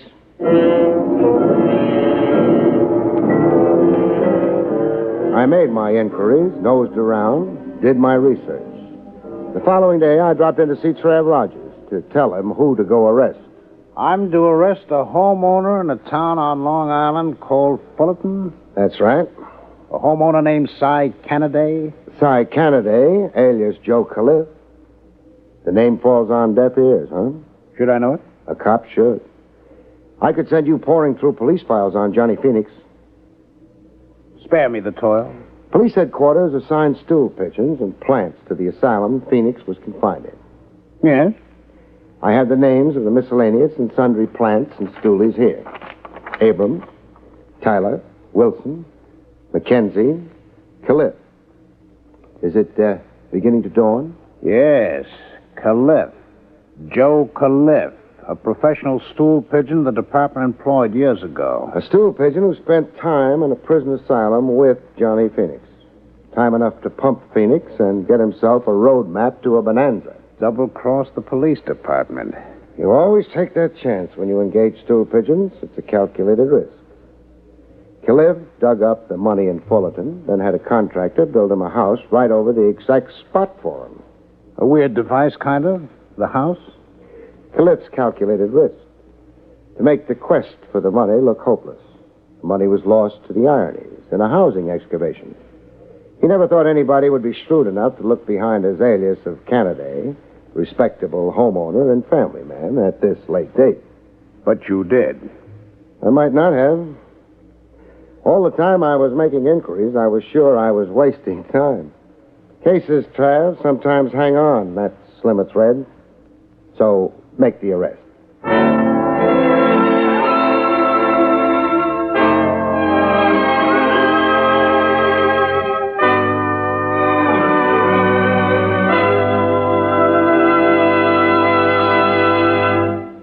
You have been listening to William Gargan in another exciting transcribed mystery drama from the adventures of Barrie Craig, confidential investigator. Tonight's story, The Schemers, was written by John Robert. Next week, it's the strange story titled The Man Who Wanted to Be Guilty, about which Barrie Craig has this to say. What did the man want to be guilty of? Murder, of course. And he discovered that all you had to do to accomplish that was to kill someone. But he had a little trouble. Listen and find out about it, Good night, folks. See you next week.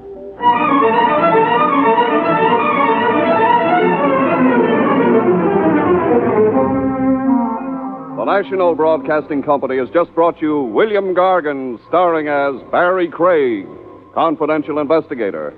Featured in the role of Rita was Terry Keane. Don Pardo speaking. It's another exciting Dragnet adventure tonight on the NBC Radio Network.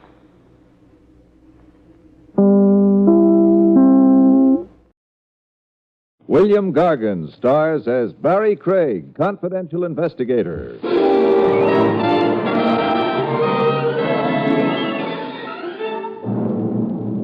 One nice thing about being a murderer, you don't have to worry about being included in the old age pension fund. You're not going to have an old age. The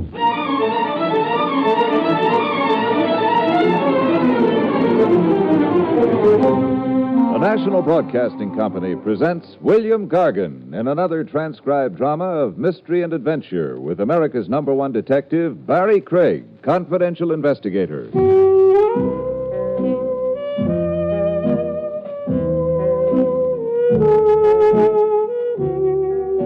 Barrie Craig speaking. I was drinking myself to death this particular evening. Not liquor. At Willie's wagon, it's the coffee that's fatal. Also, I was finding out from the newspapers that chorus girls were still busy suing elderly millionaires, that a hood named Ben Moran had knocked off an armored car and disappeared, and that the police were questioning his girlfriend, Penny Lane. Her picture was spread across the front page. It wasn't art, but it would sell a lot of papers. Also, we were going to have some more weather. That don't surprise me. That's because you're a cynic, Willie. Do I ask you about your religion? It was around 10:30 at night. But it looked later for the girl who came into the wagon as though it was the last stop on a trip she hadn't planned on making. Excuse me, but can you tell me if there's more than one Hotel Meeker? The only one I know of is around the corner from here. You tried a phone book? Yes, I did. I must be going insane. Hey, Mr. Craig. I've got it. She passed out. Yeah, take her in the back room. I got the couch there.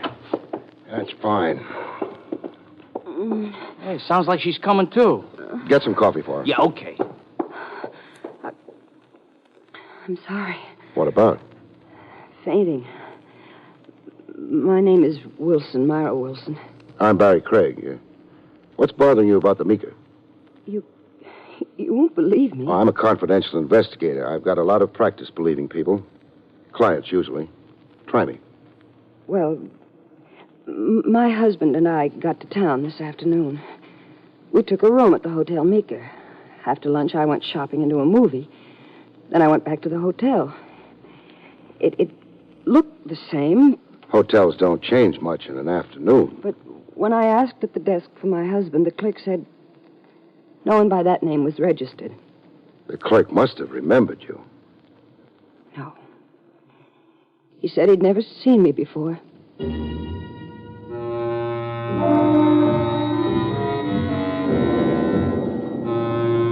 was a nice story.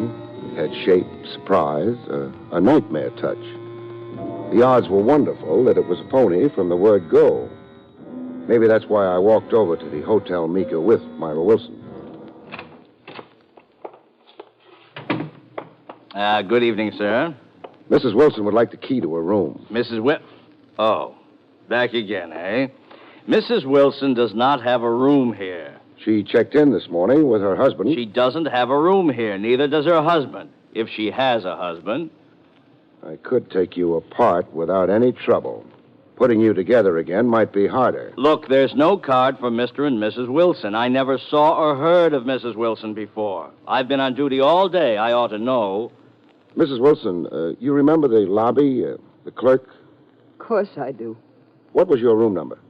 312. Let's go take a look at it. No, you can't do that. Why not? Oh. That gun standard hotel equipment? Ollie, will you? What are you doing with that gun? Taking care of this hoodlum, Mr. Roberts. The hoodlum's name is Craig. This is Mrs. Wilson. You manage the hotel? I do. Farley, put away that gun. Mrs. Wilson, did you see Mr. Roberts this morning?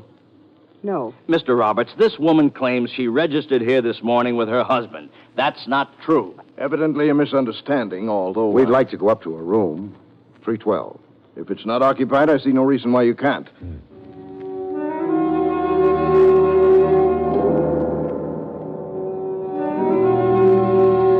We went upstairs. The clerk Farley had been very tough. Mr. Roberts was very smooth.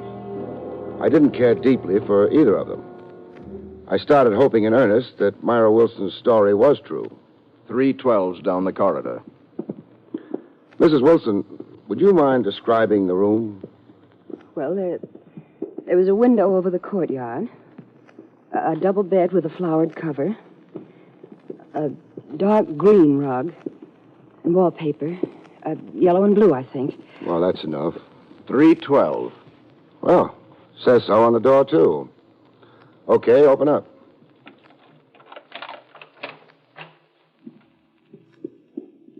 Oh, there's a bed. Outside of that, twin beds, not a double. Carpeting is maroon, not green. And the wallpaper, dark brown, striped. It's not at all the way I described it, but it is the same room. It must be. Well, Mr. Craig? Sorry to have bothered you. Let's go, Mrs. Wilson.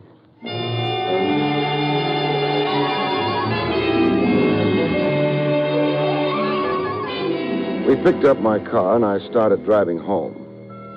That gave me a small chance to think. First thought was I'd heard the story before, only that was about a girl in Paris in 1890 or thereabouts. She'd lost a hotel, too, along with her mother. The explanation there was that her mother had died of the plague, and the whole thing was hushed up so people wouldn't be scared away from the city. That wouldn't work here. We don't have plagues anymore in New York, which left what? I didn't know, but I thought it might be fun finding out. Now, this is my house. Here's my key. Go on in and try to get some sleep. Where are you going? Believe it or not, I'm going to a hotel for the night.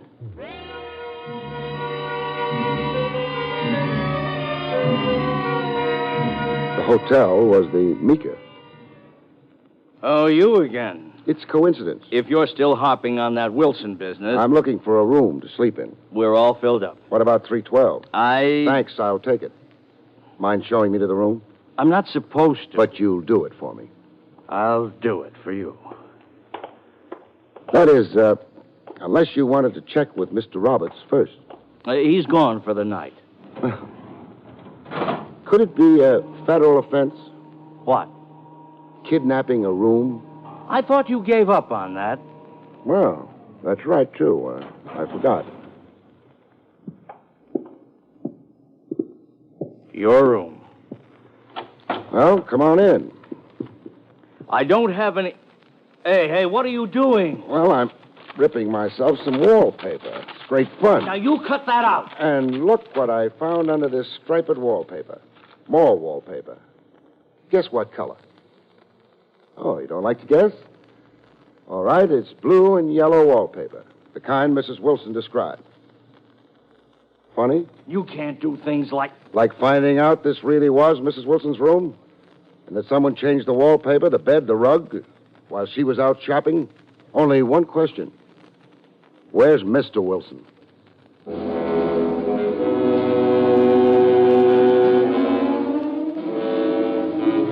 clerk didn't answer that one, or anything else. I left the hotel for a doorway across the street. I put in time in nicer doorways, but this one was okay. It kept me out of sight. Until the clerk came out of the hotel and started walking. I walked after him. He led me to a dark street filled with discouraged brownstones. He started up the steps. I was maybe 30 yards from him when he opened the door and walked into bullets.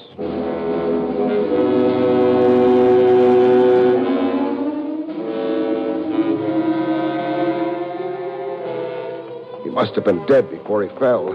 All the bullets had hit him. When I got to him, it was only to confirm the obvious. I had news.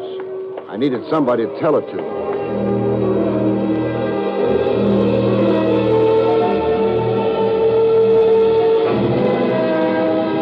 Roberts was in the phone book.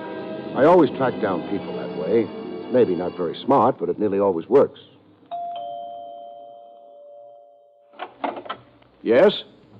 Oh, Mr. Craig. Mind if I come in? Well, it's late, but come in. Thanks.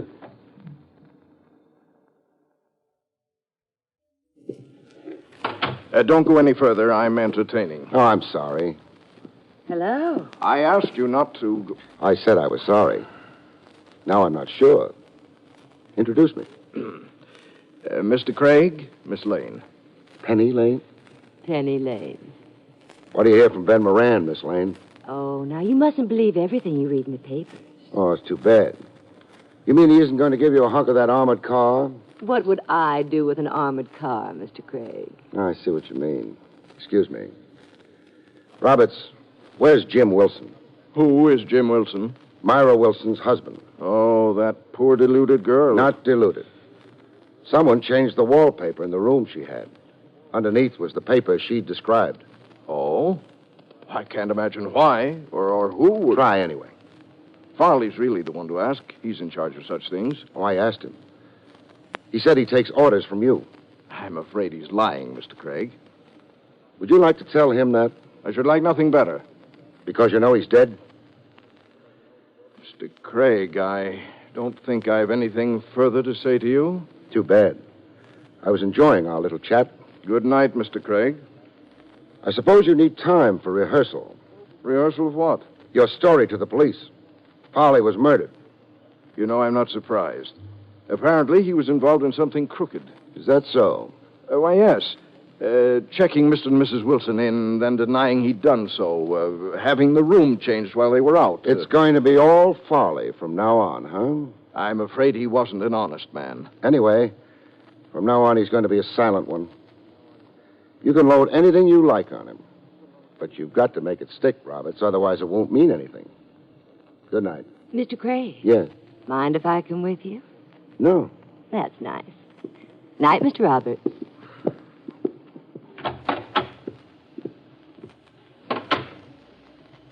You know, Mr. Craig, what's your first name? Barrie.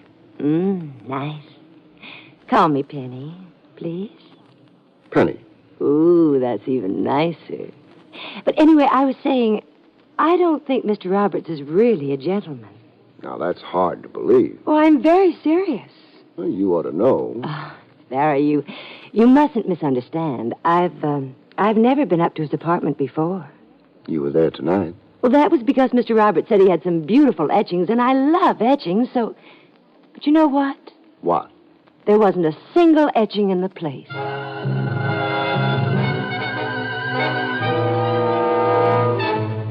We got into my car and drove away. Penny was a very beautiful woman who sounded like a half-wit and wasn't. She was putting on the Parison's springtime routine, pretending she'd fallen for my manly beauty, but she wanted something from me, and it wasn't love. What it was, I hoped I'd find out. Ben Moran must have been a rough playmate. I don't know why you keep talking about him. He fascinates me. Wanted by the police for a few murder raps, swindles, armed robberies, income tax evasions, passing a red light. Ben would never pass a red light. Oh, sorry. Apology accepted. Take me home. Where? 27 Carlton Drive. Okay, that's only a couple of blocks over. Penny. The moon's still beautiful. The night's young. The air's filled with the fragrance of flowers. Where's Ben Moran nowadays? I used to be a friend of his. I'm not anymore. If you don't believe me, ask the police, and I hate you. So kindly shut up. Yes, ma'am. Well, you're home. Thank you. Oh, before you go, Penny, there's something I have to ask you. What? Who told you to play Mata Hari with me? Play what? Beautiful female spy. I think you're absolutely insulting. I said you were beautiful. Good night.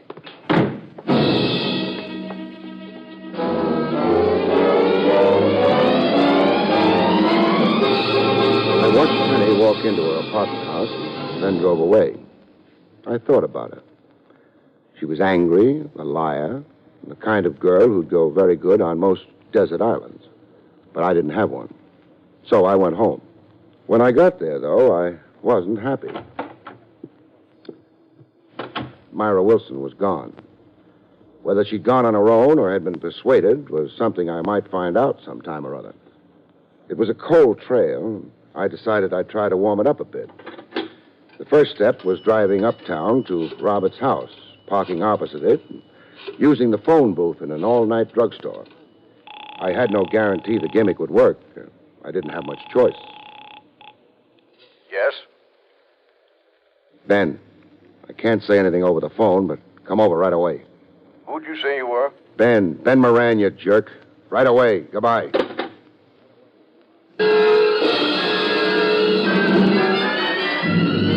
I figured the phone call, if Roberts didn't have too good an ear, would make things happen.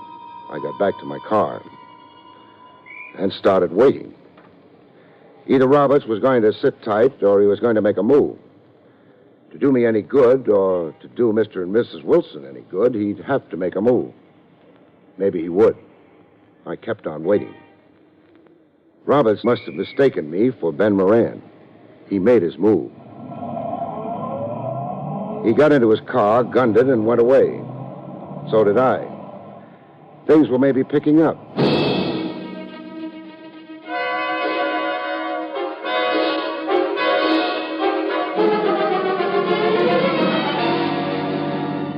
We were across the river in Jersey, up a dark road to a small house whose lights picked out pieces of the dark sky. I pulled up and stopped a ways down the road from the house. I watched Roberts get out, knock, and go inside. And then I started walking. I knew Roberts was in that house. I could be pretty sure a killer named Ben Moran was there. And who else? I could afford to wait and find out. That is, I had thought I could. The front door was closest. I didn't bother knocking. Hello? Mr. Craig.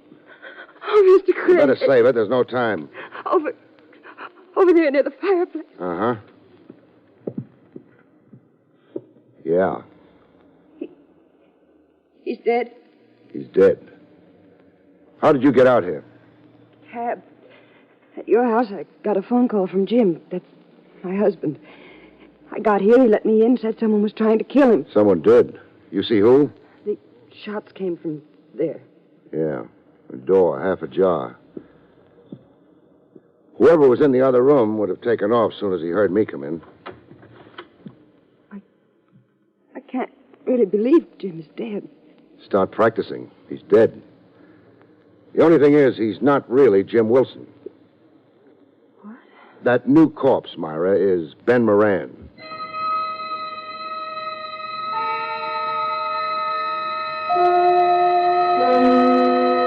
Went through his pockets, found nothing but small change, called the nearest sheriff, and got out with Myra. Why? How could it have... After his last job, Moran was hot. He had to hole up and picked your town for it. Married you under the name of Wilson. Maybe that was even his real name. He had a birth certificate. Then it was. Ben Moran was his business name. Oh, I should have known long ago. He didn't work, but always had money. He hasn't got it anymore. But maybe Roberts can tell us about things. The hotel manager? Sure. He knew Moran, helped Moran on that disappearing hotel routine. That was to get rid of you. Well, you better face up to it. Makes it easier to forget. I suppose so. Moran must have decided the time was ripe to start spending his dough. Had to get rid of you without the police being called in. Or even if they were called in, not believing your story. They wouldn't have. No. But maybe we'll get them one now they will believe.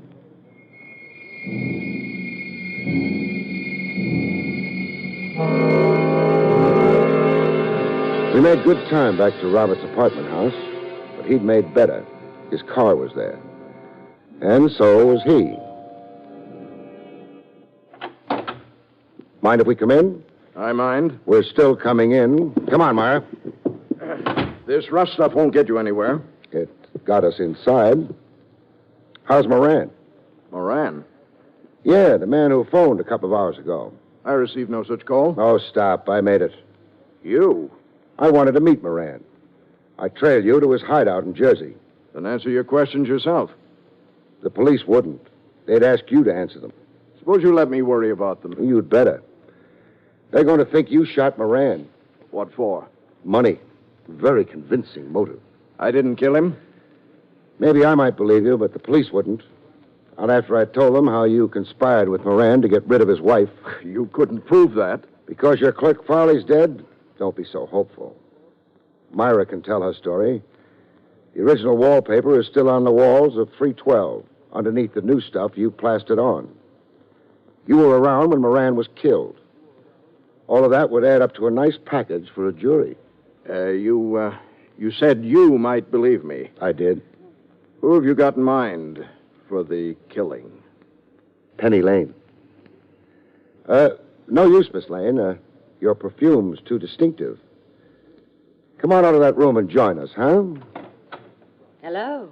I was looking for an etching. You were looking for a lot of etchings, with the Secretary of the Treasury's signature on them. I didn't find even one. Too bad. I'm sure Moran wanted you to have them. And I'm going to get them. Well, the gun loaded? Uh-huh. Barry, raise your arms. Why?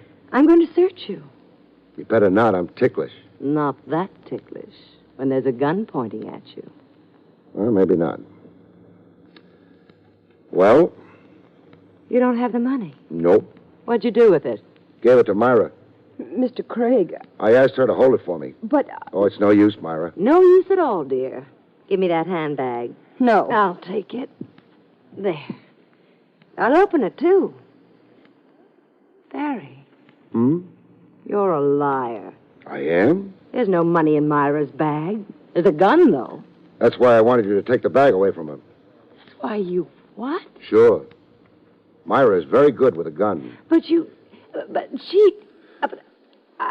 Stop making noises and point your gun at Mrs. Wilson.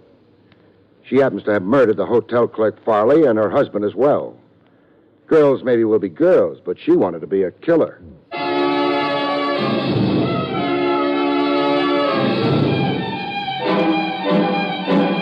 Myra was very quiet about it all. She said nothing. Even when the police came and took her away, she said nothing.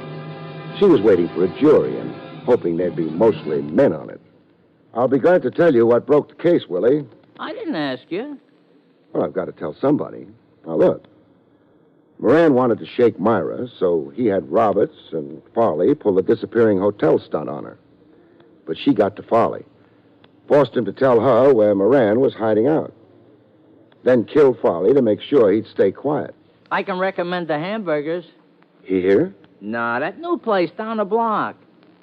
Well, anyway, the way she gave herself away was she told me her husband had phoned her at my place. Told her where he was hiding out in Jersey and so on. Well, Willie, how would her husband or anyone else have known that she was staying at my place? They serve it with a kind of coleslaw that ain't all bad. Isn't all bad? Willie, nothing can be all bad. Have another cup of coffee? My mistake. Anyway, here I am, left without a case, without a fee, without... Hey, stop breathing down the back of my neck. Turn around and I'll breathe down the front of it. Oh, hello. Hello. But you can't say I'm left without a penny.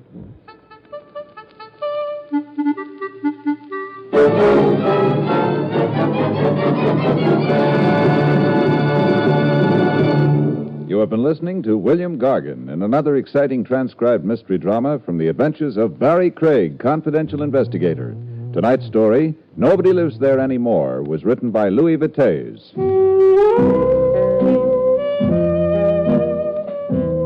Next week, it's the strange story of the moving target, about which Barrie Craig has this to say. In next week's story, The Moving Target, a high-flying globetrotter finds that sheer elbow room is no insurance for survival when a felonious blonde makes a passionate effort to bring him down to earth, really deep down, that is. The National Broadcasting Company has just brought you an NBC Radio Network production with William Gargan starring as Barrie Craig, confidential investigator, directed by Andrew C. Love. Heard on tonight's cast were Jerry Hausner, Joan Banks, Stanley Farrar, and Doris Singleton.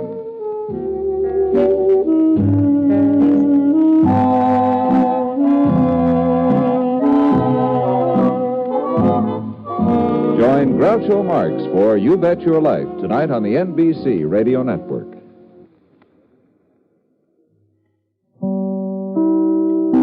William Gargan stars as Barrie Craig, confidential investigator.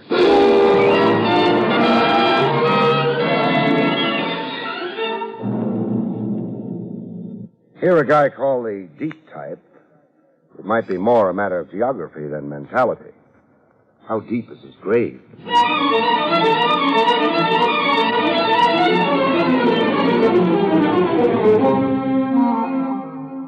The National Broadcasting Company presents William Gargan in another transcribed drama of mystery and adventure with America's #1 detective, Barrie Craig, confidential investigator.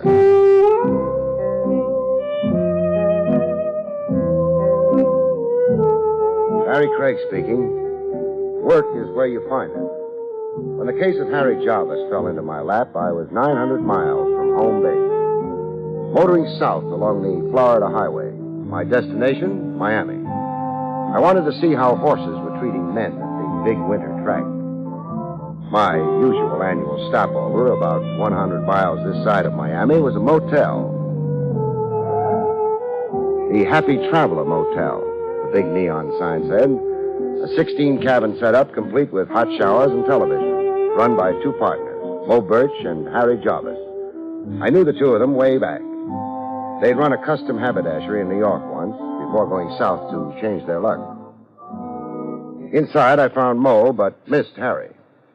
The last I seen Harry, he said goodbye. For keeps, Mo? Yeah. After you two being inseparable for 10 years? 12. A business partnership's like a marriage. Sooner or later it gets tired, there's a divorce. One way of looking at it. Who saw it first, you or Harry? Harry. You heard the words faithful unto death? Who hasn't? That's me. I'm a sentimental slob, Craig. To change the subject, how's business? You saw my vacancy signs driving in? Yeah. Then tell yourself the answer. Business is lousy. I thought the Happy Traveler Motel was a going concern. It was until Harry demanded his half-interest in cash. Oh. The books couldn't liquidate Harry's claim and still balance, huh? Harry put $30,000 in his pocket. There wasn't even enough left to pay the towel and linen service. So where do you go from here? I don't know. You loved Harry. We knew ups and downs. Times were tough, we shared a crust of bread. Times were good, we bought each other diamond stick pins. Then what's really got you worried about Harry? Last spring, Harry married a cabaret girl, a Kiki Adams, a singer in a roadhouse. I didn't know that. A homely shrimp like Harry, 44 years old, not a hair on his bald head, taking a young cabaret chicken for a wife. 44 is the dangerous age for men, they say.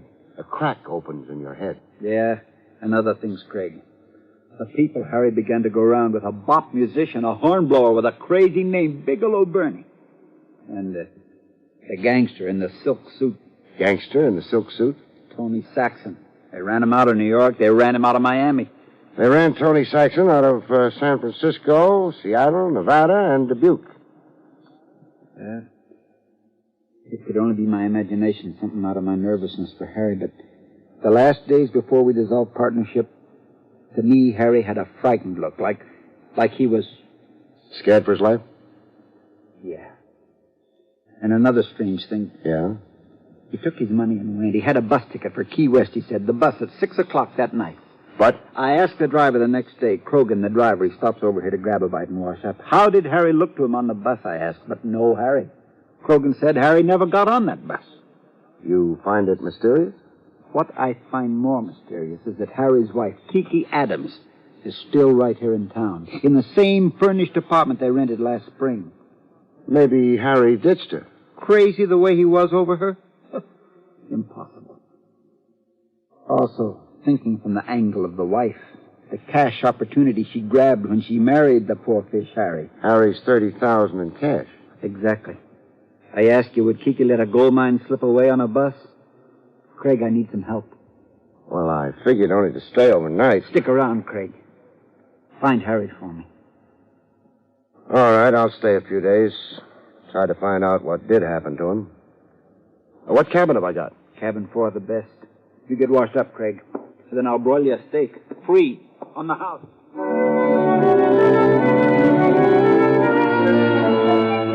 2.5 pounds of porterhouse steak later, with my stomach a foot in front of me, I went calling on Kiki Adams. 212 Elm Street. I had directions on me written out by Mo Birch. Drive east across the railroad tracks, then north 1/4 of a mile past the county jail. 1/4 of a mile past the county jail, I stopped. 212 Elm Street was a 2-story frame building sandwiched between an abandoned schoolhouse and a plumbing supply wholesaler. A big front door with isinglass slits on it and a brass knocker. I banged the knocker a little while, and then I tried the doorknob. I made less progress there. The doorknob came off in my hand. A situation like that can become embarrassing. This one did. All right, drop it, Sam. It? The doorknob, Sam. I saw you cop it. You misjudge me, friend. I'm on the steps there beating my feet. I got a cold eye on you, Sam. You're low down jelly belly to the grass. Jelly belly? Hey, what kind of jive? Bigelow Bernie, Sam, and don't scratch your violin at me. Bigelow Bernie. I've heard about you. You're the bop musician. Hey, man, who's been scatting scandal about Bigelow Bernie? Never mind who's been scatting. Look, I'm a detective. Barrie Craig. I'm here to visit a lady, Mrs. Harry Jarvis. Oh, Kiki, huh?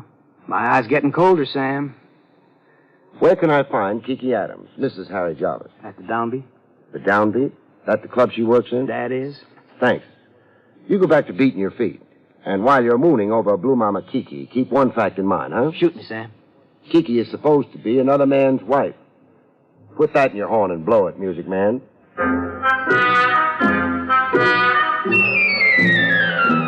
I caught up with Kiki a half hour before her cabaret act commenced.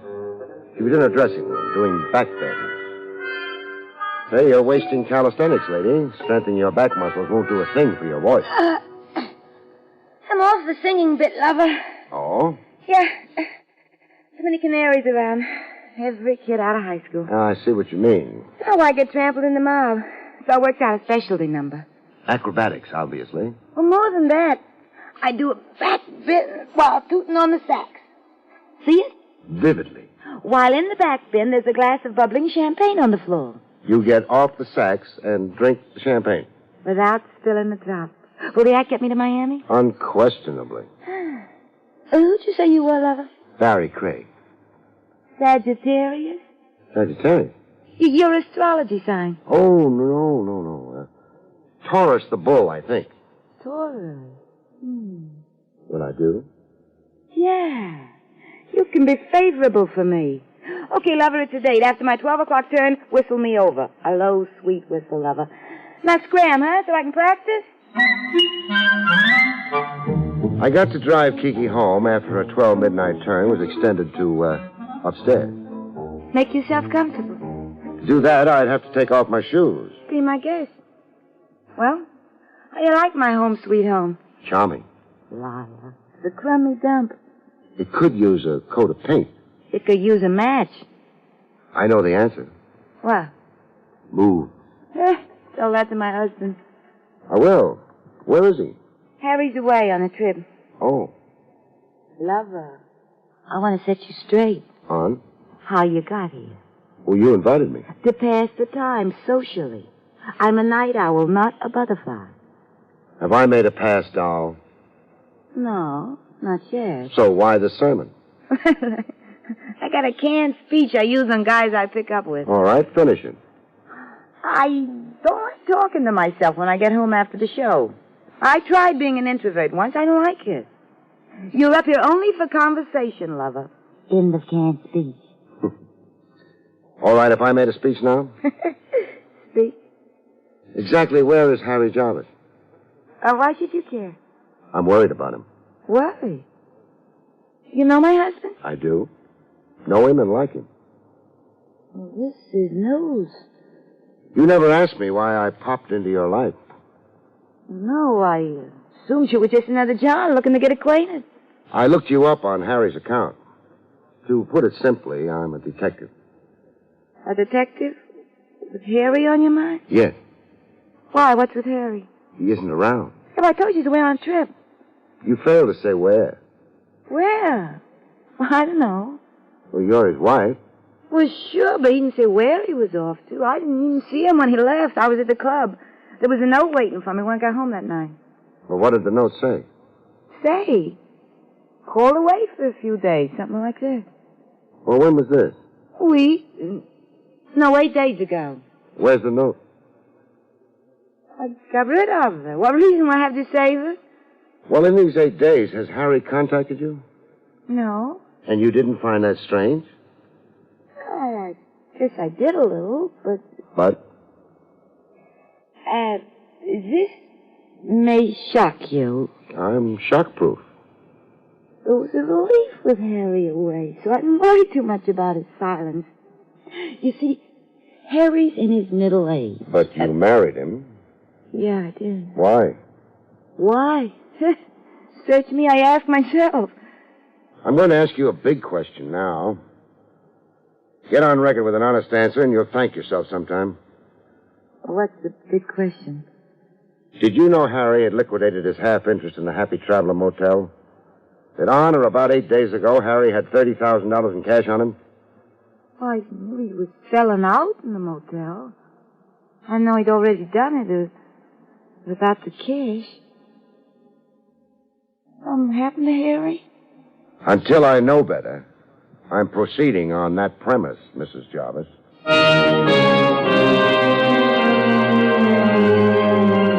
I left Kiki to waste her fragrance on the four walls of the flat. Downstairs, I ran into a familiar figure. Back sitting on the next-door schoolhouse steps, busy, quote, beating his time, the bop musician, Bigelow Bertie. You're real low-down jelly-belly to the grass, Sam. I don't rate the cold eye, Bernie. I did nothing but converse with Kiki upstairs. It's still you and her husband in the field. I mean, if Passion Flower upstairs still has a husband. What's your thought about that, Bernie? Harry will be home. Then, why do you sit outside here beating your time and mooning over Kiki? Another man's wife, and no chance for yourself, you can see. I got an answer for you, Sam. I'm dying to hear it.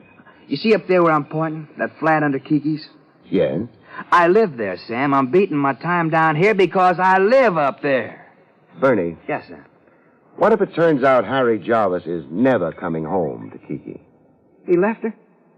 Could be, no? Oh, never. Okay, so Kiki's one dish a man doesn't walk out on. But suppose Harry doesn't ever come home for a wholly different reason. Man, only one reason would keep Harry from coming home. Okay, anticipate me. Go ahead. He'd have to be dead, Sam. Real gone. Sam, is that what you mean by Harry not coming home? That's exactly what I mean. That Harry's dead? Dead. With you out in front now in the grab for Blue Mama. You hitting around and maybe I killed Harry? I'm asking you, would you kill Harry Jarvis? No, N.O., man. Then finger somebody for me. Somebody who would kill Harry. Hey, you were supposing before, now you're not. I've given up supposing. Come, Bernie, help the law and you help yourself. Well, man, if Harry is dead, there's only one man I know Who is this man? sporting a silk suit. Tony Saxon? Man, Tony Saxon. Why would Saxon want to kill Harry Jarvis? Money, Sam. Harry was into Tony Saxon for money. Gambling debts? Tony Saxon is a gambler. Where do I find Saxon in this town? 3 acres. That's the Fieldstone house on Chestnut and Raleigh. Man, Harry is dead, huh? That's my morbid surmise. Say, all right for me to go comfort the widow? I'd say it's more decent to wait until the corpse confirms that fact. You know, I'm glad I had this talk with you, Sam. No more feeling low down, jelly belly to the grass, huh? Oh, no, I'm high in the stars, Sam, on a happiness jag. You sure go for Kiki. Oh, she's under my skin, Sam, under my quivering skin. Blue Mama Bigelow Bernie's blowing a high note tonight.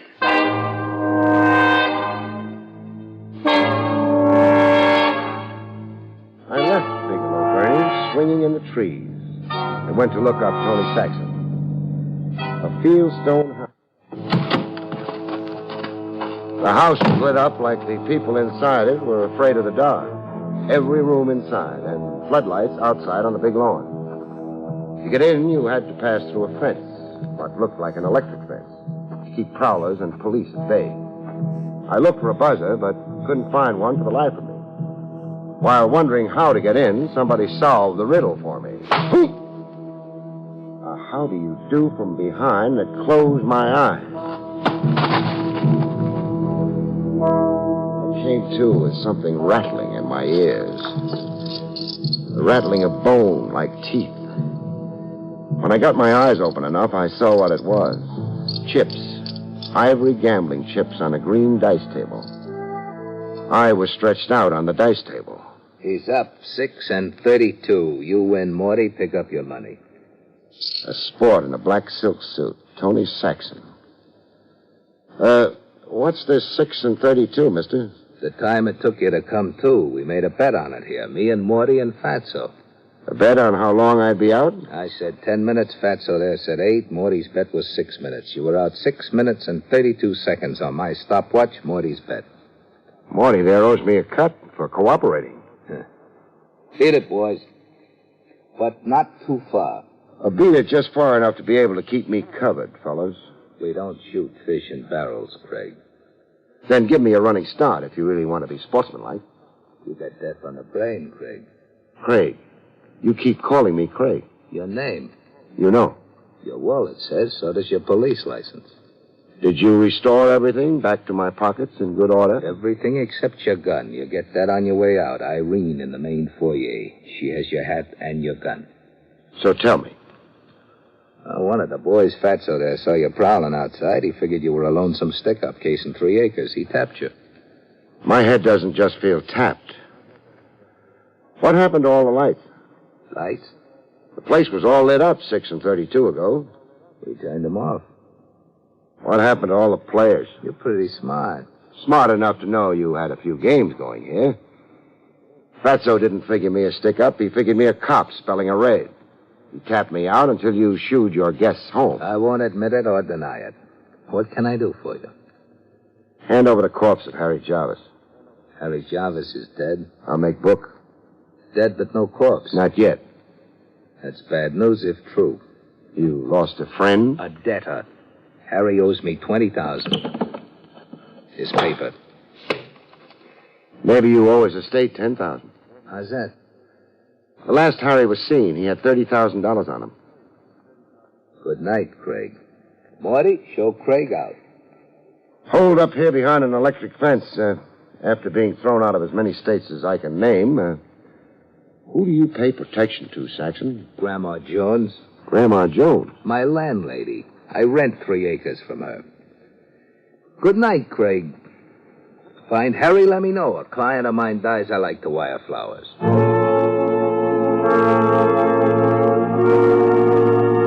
Outside Saxon's fortress wall, I found fresh company. A chap parked in my car, sprawled on the rear seat. He looked dead until he spoke. Don't you be alarmed, friend. You better be alarmed. I'm pointing a gun at you. Well, put it away. My name's Frawley. Bill Frawley. I'm the law here in Northgate. That is all the law they got this side of the county seat. Why don't you put the gun away? When I see the badge. Here it is. See, I was by the spruce across the street a while before. When that Saxton croupier came down on your head. You just watched the show? For now, I'm the law, but I'm peacefully inclined when it comes to Saxton's game. He's the county commissioner's problem, and I got my complaint about Saxton up with Commissioner Hawkins right now. Besides, I was standing under that spruce with other things claiming my thoughts. What other things? Harry Jarvis, is he dead? What's your answer to it? Dead. Same conclusion you came to, friend. How do you know?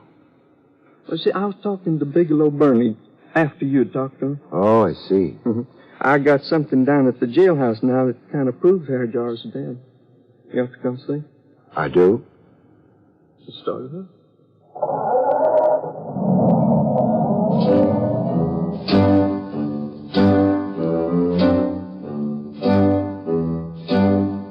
The Northgate jailhouse was a clapboard frame shack a March wind could blow off its foundation.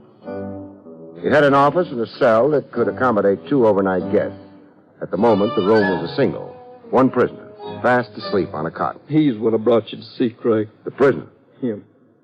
Looks like a hobo. Well, that's the trade he claims. Says his name's Dusty Ames.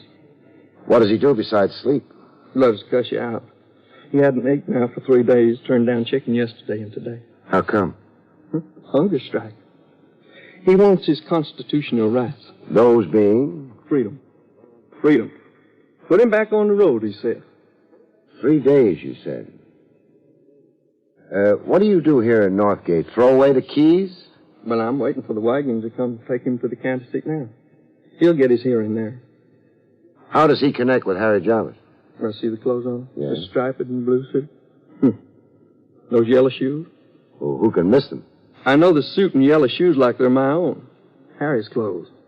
This Dusty Ames was wearing Harry Jarvis's clothes when I picked him up over in Route 9.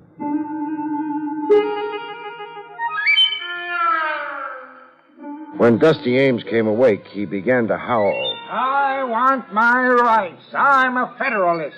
President McKinley will hear about this. He does. You have a miracle on your hands.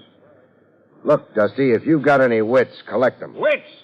Why, sir, I was professor of cosmological dialectics in Katydid College. But the road got into your blood, huh? Call of the wild Mackinaw.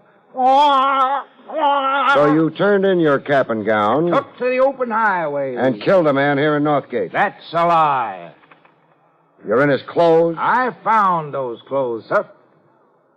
We've been asking you where. I wouldn't tell the sheriff. Why should I tell you?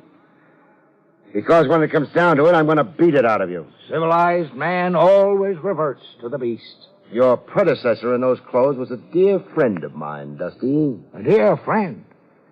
Man's greatest possession in a cold, materialistic world. Sir, I have a poem right here in my pocket, after the fashion of Edgar Guest. I'll read it. No matter where the road may go, I'll always think of dear friend Joe.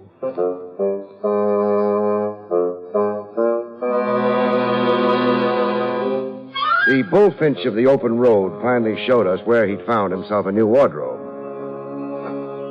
A tree hollow in the piney woods. The clothes were right in there, sir, wrapped in tar paper set to burn.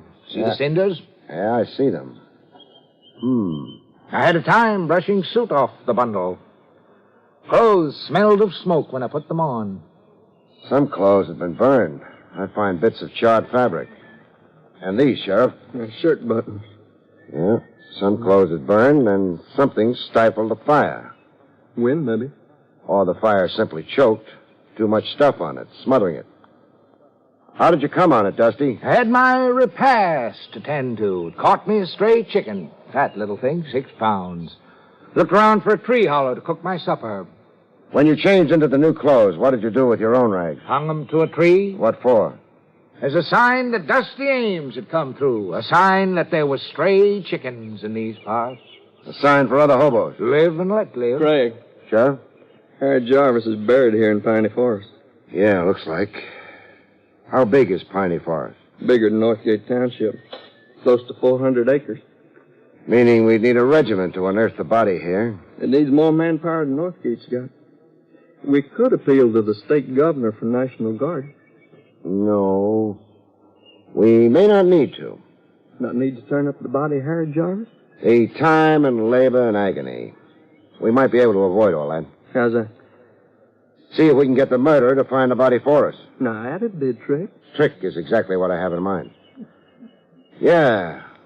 We'll try to make a trick do for manpower, Sheriff.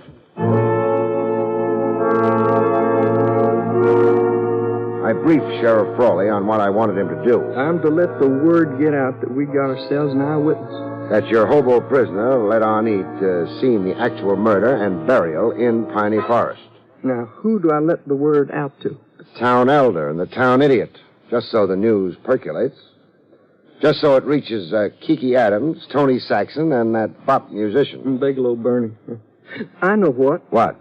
I'll step into that downbeat club and have some beers. You know, ain't nothing like a barroom for loosening a man's tongue. Yeah, you do that. Now, when the word does percolate, I still ain't exactly clear. Our phony eyewitness right off becomes a marked man. The killer, whoever he is, must pull a repeat performance. Kill Dusty Ames, I did. Yes, yes. Yeah. Oh, the wool around your brain. Well, I still don't see. Dusty Ames is safe in the jailhouse. Safe? A 9-year-old boy can get into your jailhouse, Sheriff. Just provide him with a dime can opener. Besides, you won't make it tough for the killer to get in. I won't? No. Front door unlatched. Just the cell door closed. With Dusty Ames a sitting duck in a cage. The easiest target in the world. A dream pigeon. Now get on it, Sheriff. Sometimes it plays exactly according to script. Sometimes it doesn't. This time it did.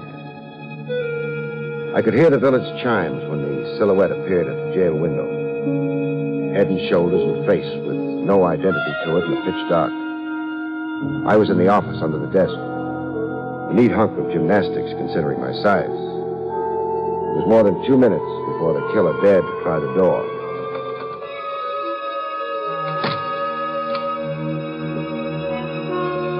His feet were 6 inches from my nose when he stopped dead center in the office. I had to imagine the rest. My line of vision was too low now.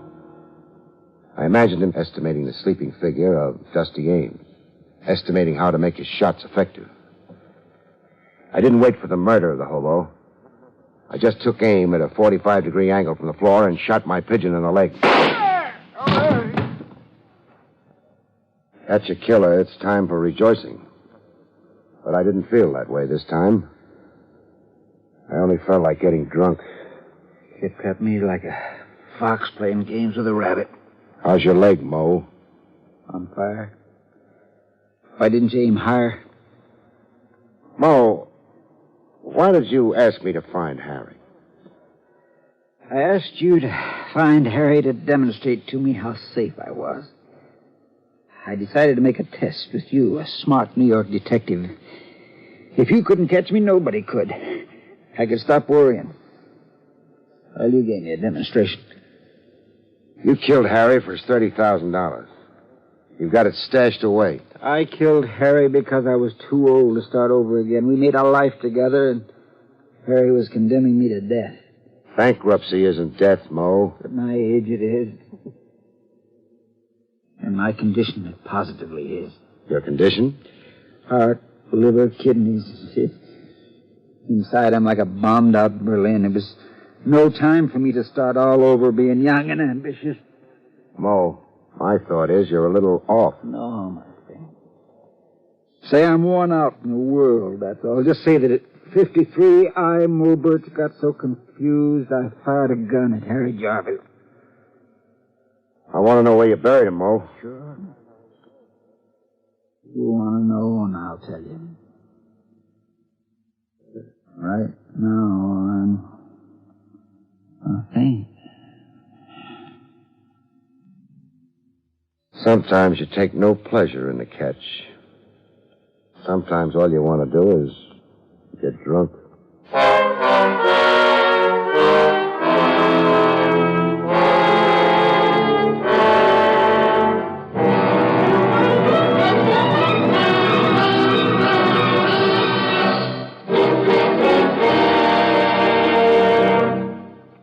You have been listening to William Gargan in another exciting transcribed mystery drama from the adventures of Barrie Craig, confidential investigator.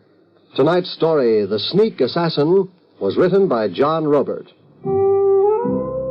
Next week, it's the strange story of Sweet Goddess of Murder, about which Barrie Craig has this to say.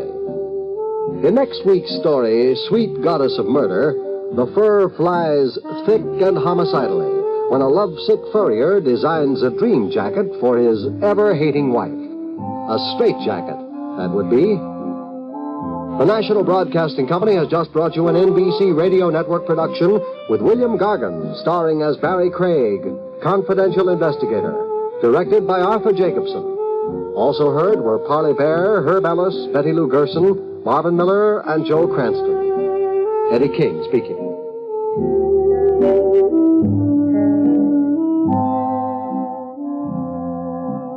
Follow the Abbotts in another exciting mystery tonight on most NBC radio stations.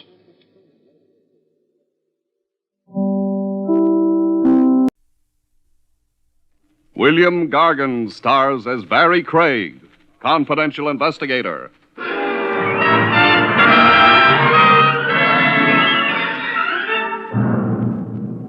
I knew a murderer once who was planning to get married. So he killed a man for money enough to furnish a house. didn't work out, though. All he got was the chair.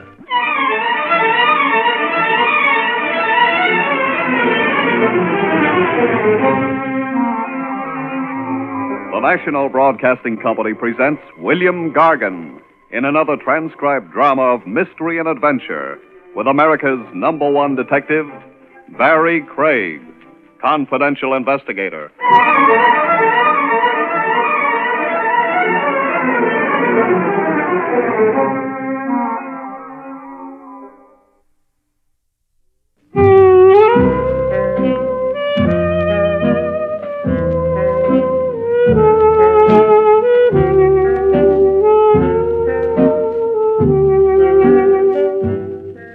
Barrie Craig speaking.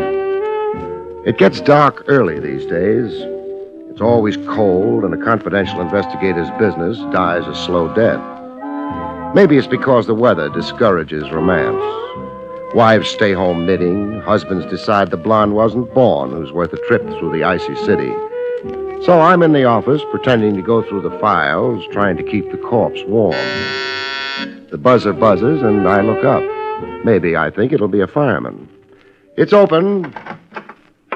If it is, he forgot to bring the fire with him. You, Craig? I'm Craig. Sit down. Yeah. And cold out. That's why I'm still here, Mr. Hearn's the name. Joe Hearn. How do you do? Are you in a position to take on a job? A job for when? Tonight. Oh, you're lucky. It so happens I'm free tonight. Now, if you'd wanted me to go to work tomorrow, you'd still be lucky. I'd be free then, too. What's the matter, Pop? Huh? Oh, nothing, just cold. I ain't so young anymore. Who is? This job for tonight, what's it about? It's just that I want you to go along with me to pay a visit. Sounds easy enough. Yeah, I used to have one of those. What? Oh, investigator's license? Yeah. Nothing but night watchman now, though. Job won't take more than a couple of hours. Would $25 be enough? Sure. Here, I got the dough with me. It's out on Staten Island. Ouch. Yeah, it ain't too bad. You can stay inside on the ferry. You better meet me around 8:30, hmm? Okay. Down in the Bay Drive corner, Western, 8:30. Place we're going to is maybe a 5-minute walk from there. Bay Drive and Western, 8:30. Yeah. Well, I guess I'll see you later, huh? Oh, Mr. Hearn. Yeah? $25 for company on a visit is a little on the rich side for you, isn't it? Yeah, but on this visit, Yeah? I want to make sure I don't get killed.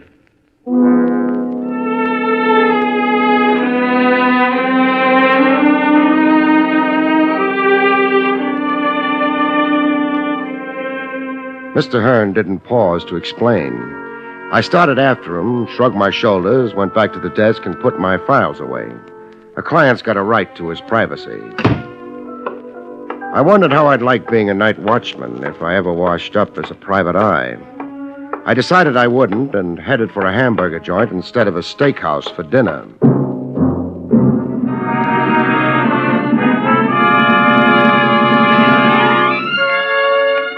The ferry had been fine, but Bay Drive turned out to be right on the bay.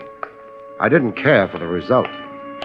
I was maybe 3/4 of a block away from the intersection of Bay Drive and Western when the car passed me. The street didn't run to many lampposts, and the pedestrians were all home. I didn't think the car's driving without lights was accidental. I began to run. I could see Joe Hearn shuffling his feet, trying to keep warm on the corner. The car moved in fast, and... Then it went away. No license plates. I got to where Hearn was hugging the pavement and bent over him. He'd given up trying to keep warm. He'd never be warm again.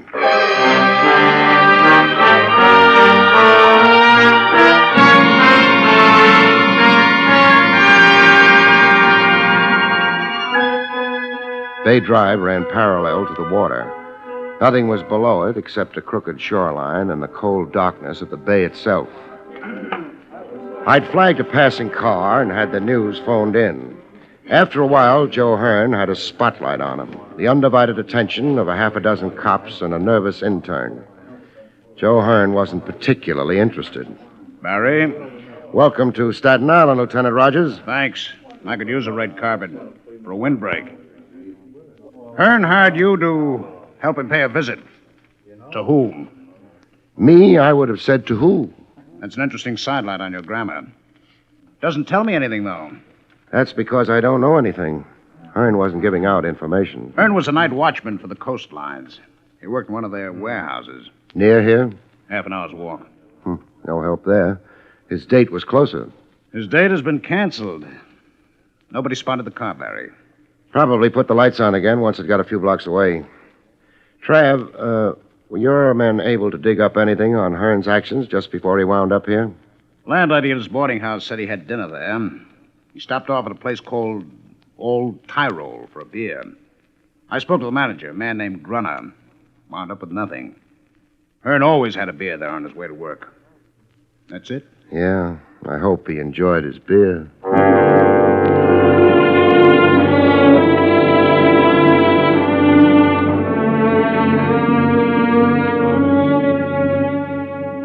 They finished with the chalk marks and the flashbulbs. Hearn wasn't a heavy man. They had no trouble rolling him onto a stretcher and taking him away. The last I saw of him was a pair of tired shoes. The right one had a hole in it.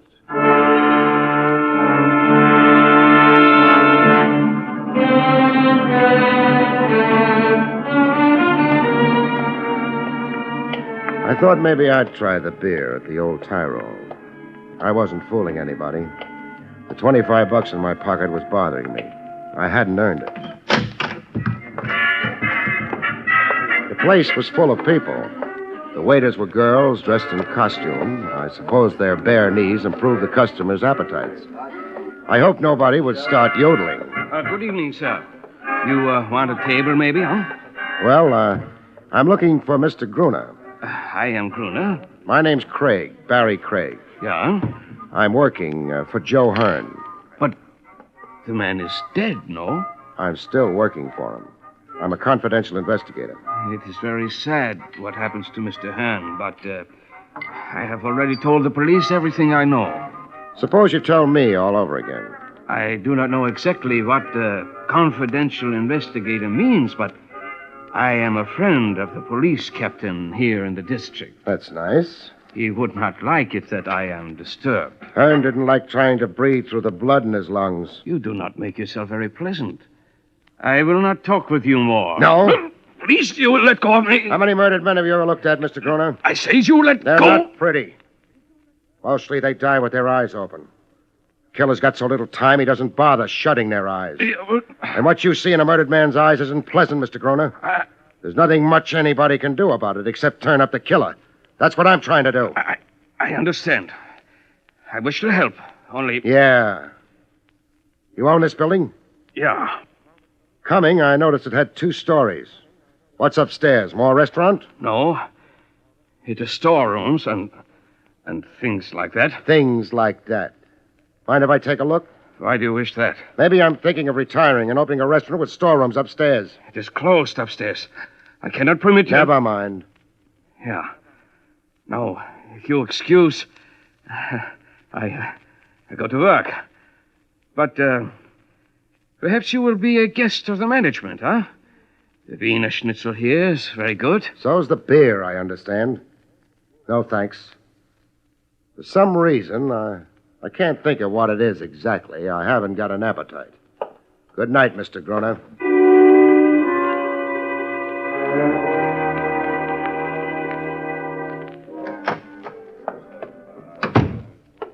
Welcome to the Bay Drive precinct, Barry. Hello, Trav. How's the beer at the Old Tyrol? What makes you think I've been there? We've met before. You're bothered about Hearn. Sure. I owe him $25 worth of investigation. Uh-huh. Worrying about money? What else? I won't tell anybody you're sentimental, Barry. Thanks. I'll keep quiet about your reading books. That makes us even. What'd you find out, if anything, at the old Tyrol? Nothing. You? You gave us the fact that Hearn was a private eye once upon a time. So? The reason he quit was because the commission revoked his license. They must have had a reason. They had. A good one? Not too good, but they couldn't help themselves. Happened around 10 years ago. You going to talk without prompting? The way it went was Joe Hearn had an office downtown, on the waterfront. Had a lot of jobs for shipping outfits. Was doing pretty well. Until he testified against a man named Pete Solder. They had a law then about testifying against men named Pete Solder? The charge against Solder was smuggling. His lawyer brought in a lot of witnesses. In the higher income brackets, Barry. That made them good witnesses? Well, it helped. The case against Solder was shot full of little holes. Hearn almost got himself charged with perjury. Was Solder guilty? Sure. Ran gambling houses, too. He was deported a few years later. But at the time of the trial, his guilt couldn't be proved. So Hearn had his license taken away. Was that or a perjury charge? Trav, let me have a list of the witnesses that testified for Solder, huh? Yeah, I've got it here. Thanks. Brunner isn't on the list. No. Thanks, Trav. You're leaving? Uh-huh. And going where? Back to the waterfront. Got a lead? No. But you're going anyway. All for $25? No. I keep remembering Hearn's shoes. What about them? They had holes in them.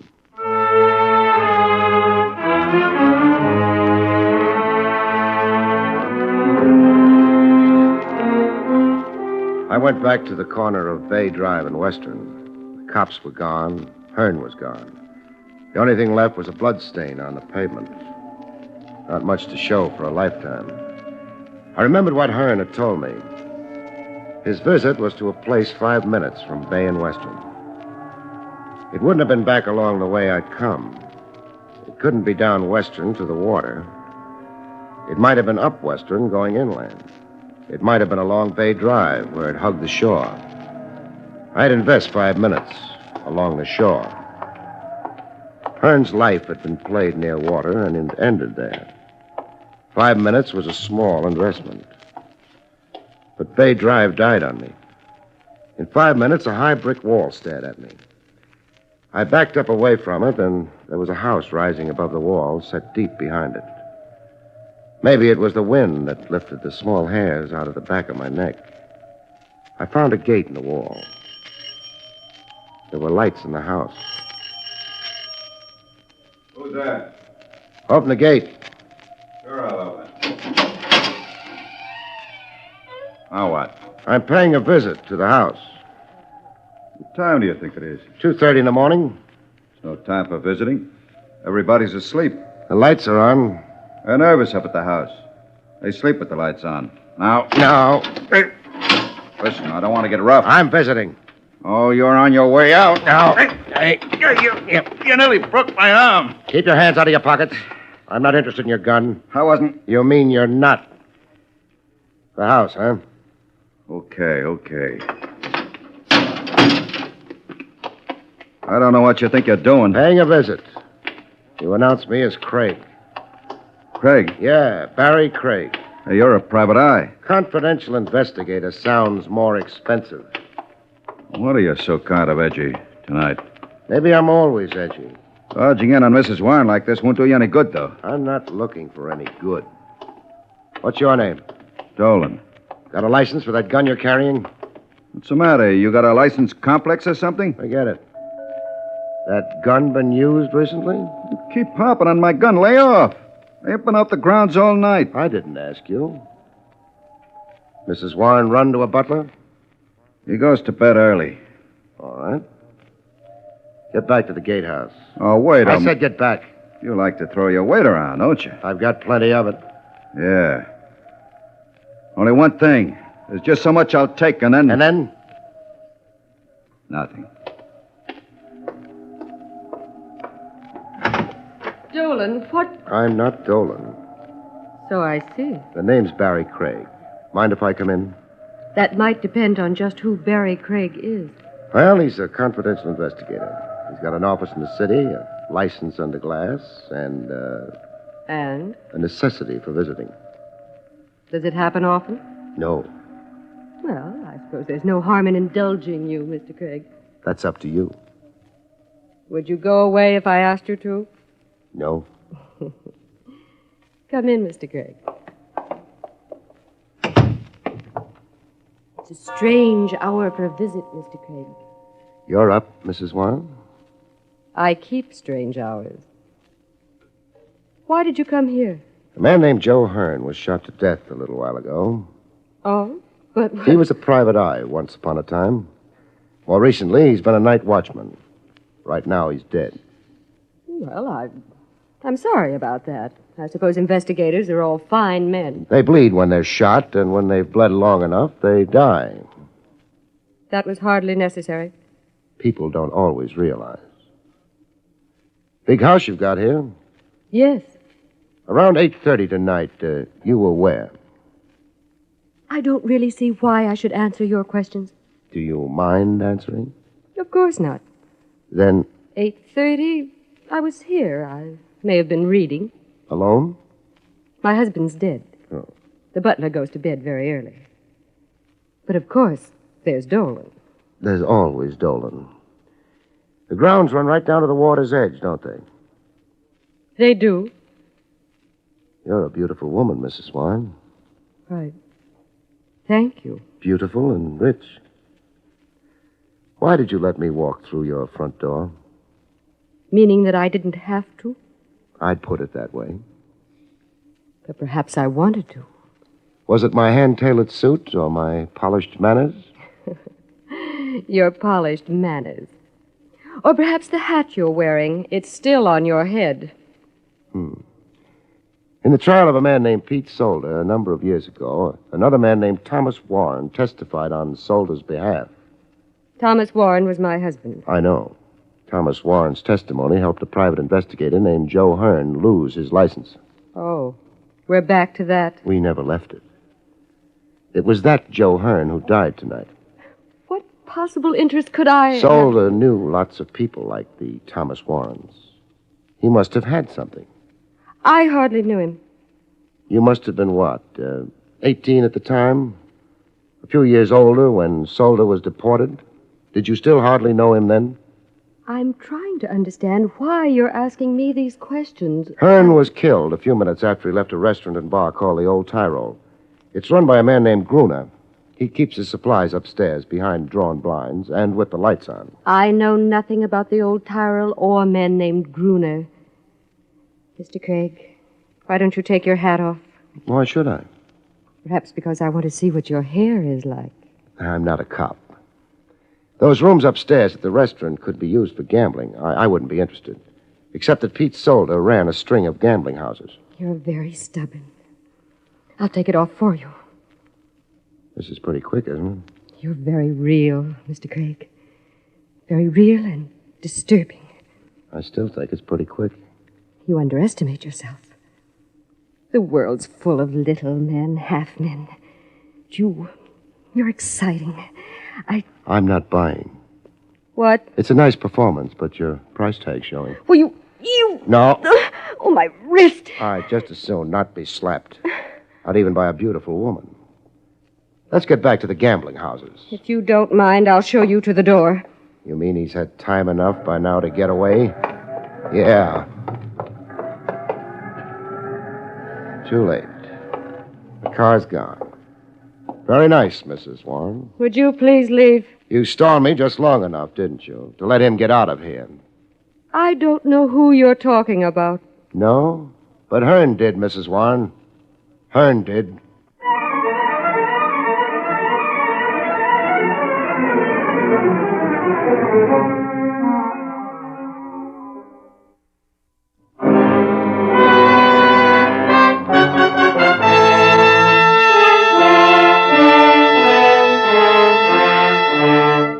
I left. Dolan didn't try to stop me. I hadn't expected him to. Out in the bay, the boats lay at anchor, rocking with the tide.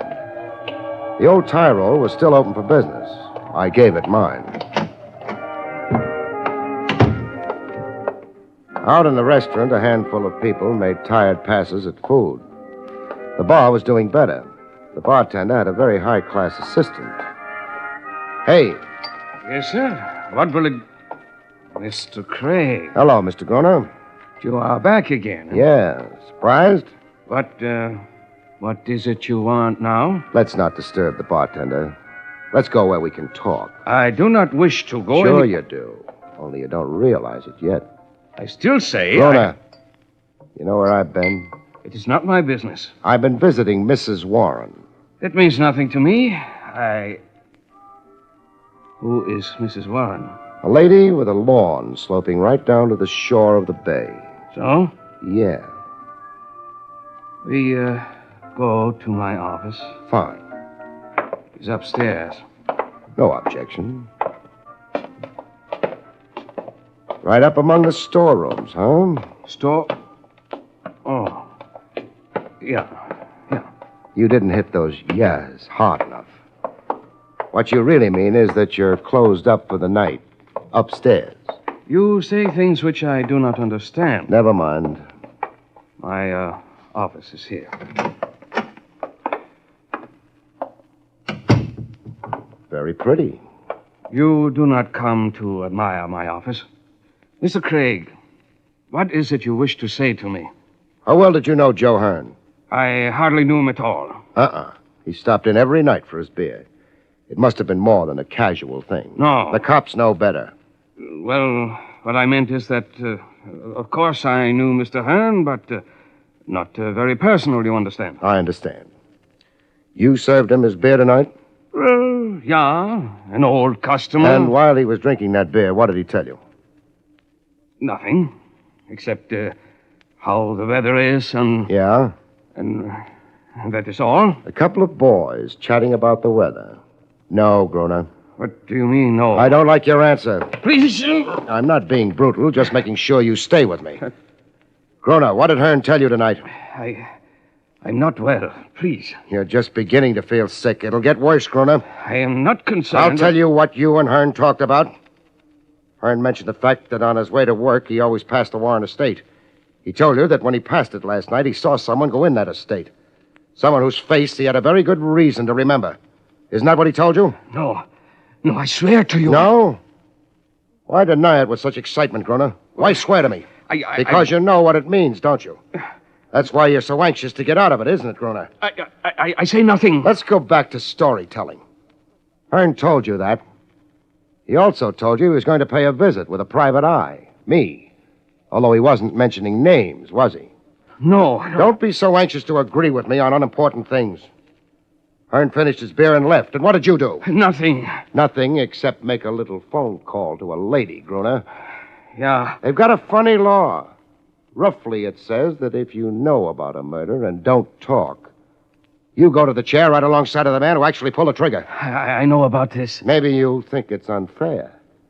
You'll go right on thinking that until they shoot the high voltage through that fat body of yours. I know nothing. You phoned Mrs. Warren. You passed on what Hearn had told you. Maybe I did. It is not against the law. What did you think would happen with that information, Gruner? What do you think did happen? It is not of my doing. They got to Hearn before I met him. He didn't die very pleasantly. I'm angry about that. Please, Mr. Craig, you are hurting it. Try breathing with lungs full of blood sometimes. That hurts more. Who did Hearn tell you he saw entering Mrs. Warren's estate last night? You let go of me, and I tell you. Thanks. I wish that it is on the record that I did not know what will happen. It'll be on the record. Now stop washing the blood off your hands and talk. All right. Then I speak. The man Hearn sees who goes into the Warren estate... Get out! Rona! Nice shooting, Dolan. Come out from behind that door. I've had a bead on it since we came into the room. The angle's wrong for you. Come out from behind that door, Dolan. Okay.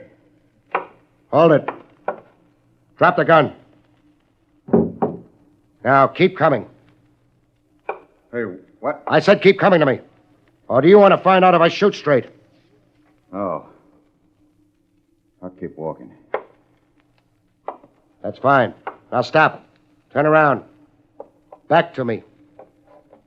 Face that door you just came out of. Yeah. Now, you start back to the door, Dolan. What's the idea? One dead private eye is enough for tonight. So we play it this way. Start walking. I'll be right behind.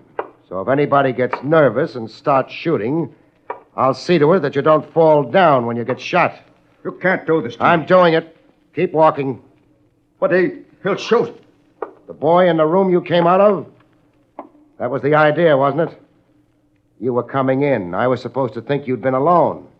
I wouldn't be watching the next room. I'd make a nice target. But I like you better as a target. No. Kick the door open all the way. Okay. Yeah. Better. Much better. Hold it, Dolan. As for you, you can try shooting it out with me. Not much of a chance for you, though. Or you can drop your gun and hope. You may stay alive a little while longer that way till a jury gets around to you. What'll it be, Mr. Solder?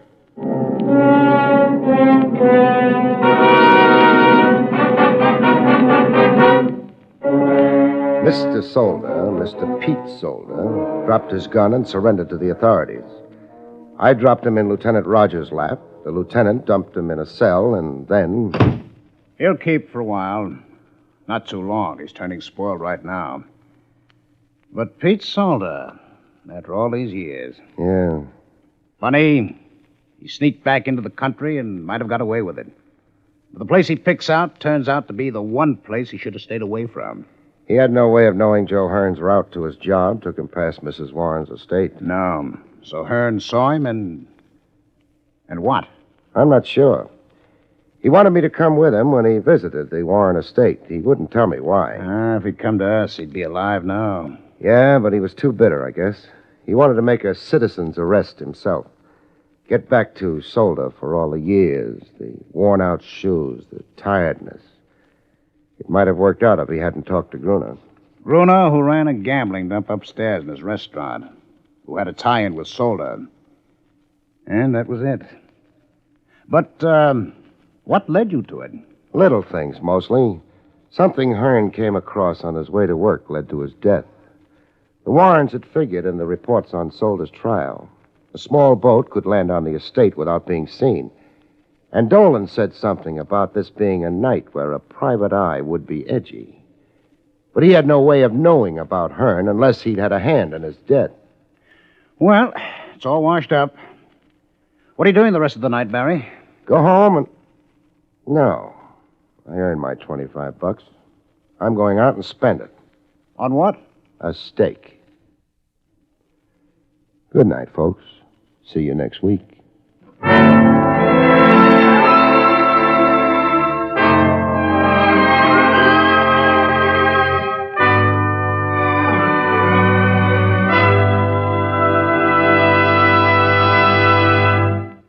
You have been listening to William Gargan in another exciting transcribed mystery drama from the adventures of Barrie Craig, confidential investigator.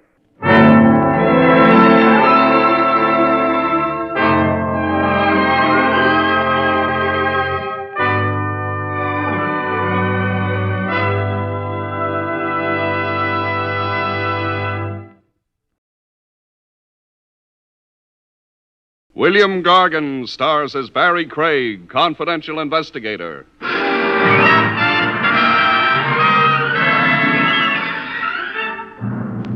Buying yourself a murder can run into pretty big money, but after that, you've got nothing to worry about. The only charge for the chair you're invited to sit in is electrical.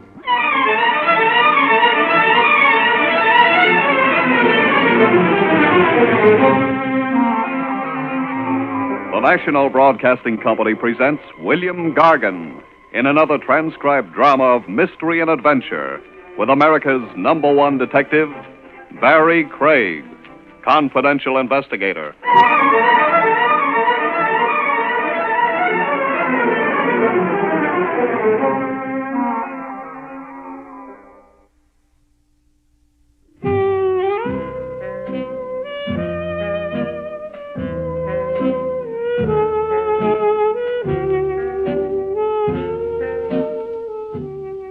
Barrie Craig speaking.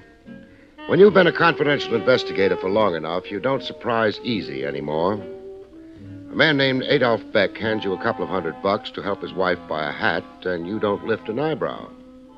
You take the couple of $100 and you meet Mrs. Beck the next morning at the Beck apartment. Adolph's gone to work, but you don't miss him. Barrie Craig? Barrie Craig. Nice. Will you wait? Sure. I couldn't very well go shopping in this, could I? Not unless you wanted to hold up traffic.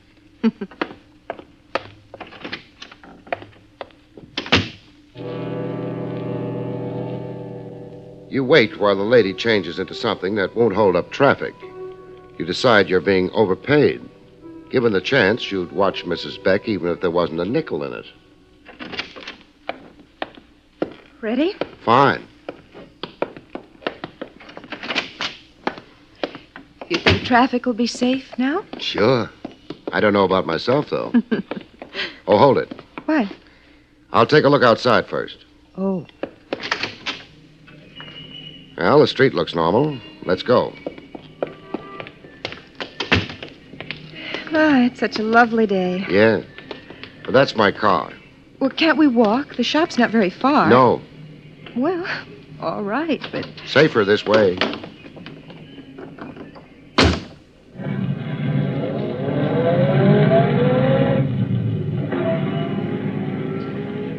I don't know exactly what you think you're protecting me from. I don't either.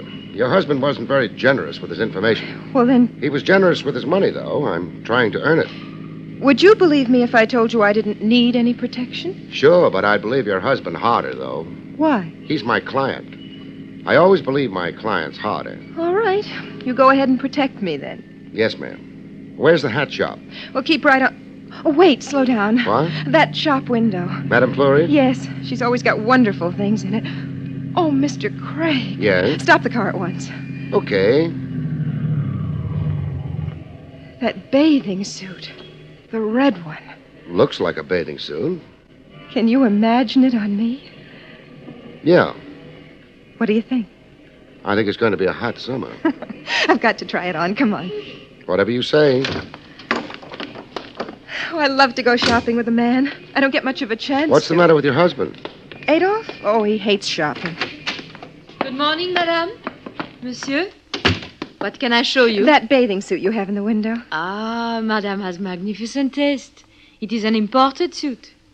I hope I have here madame's size. Ah, oui. Altogether, I import only 3 such suits.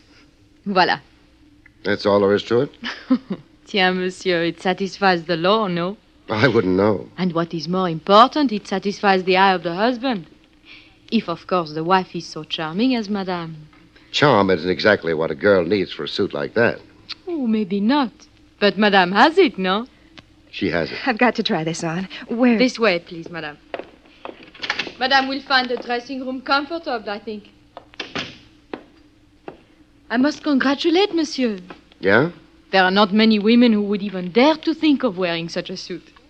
It is, of course, ridiculously expensive. It is, huh? But monsieur will not mind paying, eh? I guess he won't. I guess in the kind of deal he's got, he pays and likes it. Or anyway, pretends to like it. Madame Fleury wasn't quite sure how to take that. So she shrugged her shoulders, charmingly, the way the French do, and shut up. Time went by, and I got restless. Monsieur looks forward to seeing his wife in the suit, eh? Monsieur has been looking forward to it for too long. She's been in there over 15 minutes. Oh, a pretty woman always keeps her husband waiting, no? I wouldn't know about that. I still think she's been in there a long time. Would you mind hurrying her up? If monsieur is impatient. He's impatient. Tiens, then I go to advise madame. Madame? Madame? What's the matter? Madame does not reply. The door. She's locked. Well, let me. Yeah. Locks automatically? Automatic? No, it is necessary that one moves the latch. One has moved the latch. Mrs. Beck. Mrs. Beck. Madame Fleury. Oui? Get back a bit. I'm going to break the door down. But, monsieur, I'll explain later. Right now, I'm in a hurry. But this is barbaric. Is monsieur so jealous? Monsieur is scared. Well, latch wasn't too strong. Oh, nobody home. Not even in the closet. But that door there, where does it go? The back of the shop, a storeroom. Fine. Storeroom. Nobody home here either. But I do not understand. You and me both. You always keep that window open? Mais no, one cannot because of the thieves. Well, it's open now. Yeah. Short drop to the alley outside. She could have managed it. Tiens, you are of the opinion Madame flees? That could be the opinion I'm of. Come on.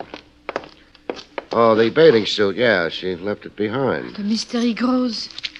Fixing that door up is going to cost you a few bucks. Here's 10. Merci, monsieur, but what... Put the bathing suit back in stock. I've got a feeling Mrs. Beck isn't going to return for it.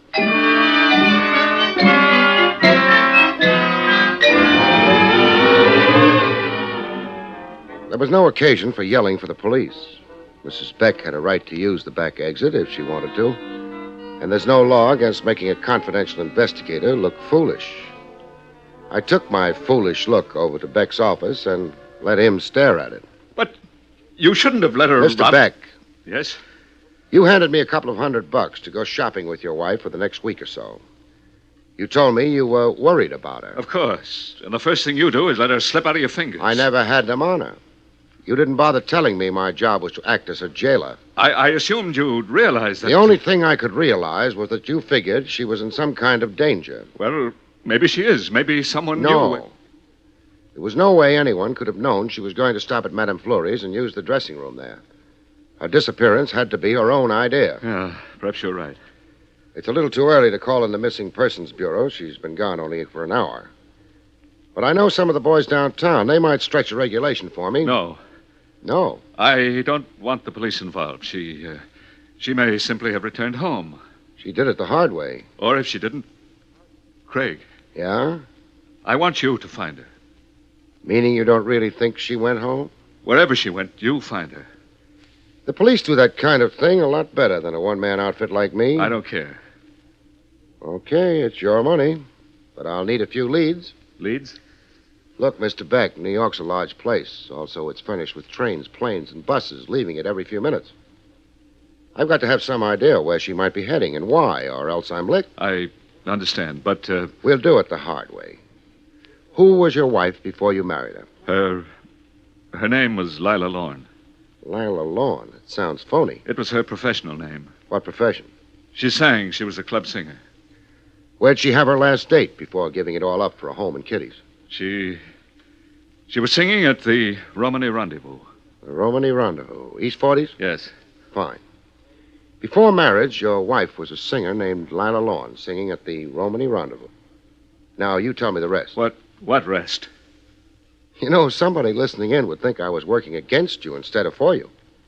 I had to drag this information out of you. Why? There's nothing wrong with a girl singing in a nightclub. Nothing to explain a disappearing act, either. You're shrewd, Craig. Isn't that why you hired me? I didn't think shrewdness would be necessary. The way you talk, people might get the idea you didn't want her found. I do. Okay, then what's the rest of it? Before Lila married me, she was sort of engaged to Eddie Myron. What does he do? Pitch for the Dodgers? He owns the Romany. Keep going. Well, Myron was very angry with Lila. And myself, I suppose. I've always been afraid that he might do something. That's why you hired me? Yes. Myron didn't grab your wife. Nobody did. That flight out of the back window at Madame Fleury's was both unscheduled and strictly her own idea. So I understand. Meaning maybe she decided money wasn't everything? Look here, Craig, this is terribly difficult for me. And I'm not helping. All right, I'll get started. Only one thing. Yes?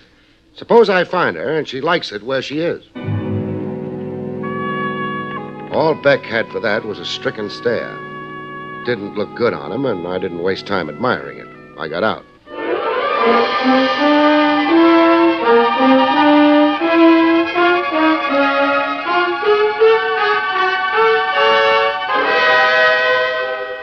Back to William Gargan, starring as Barrie Craig, in just a moment.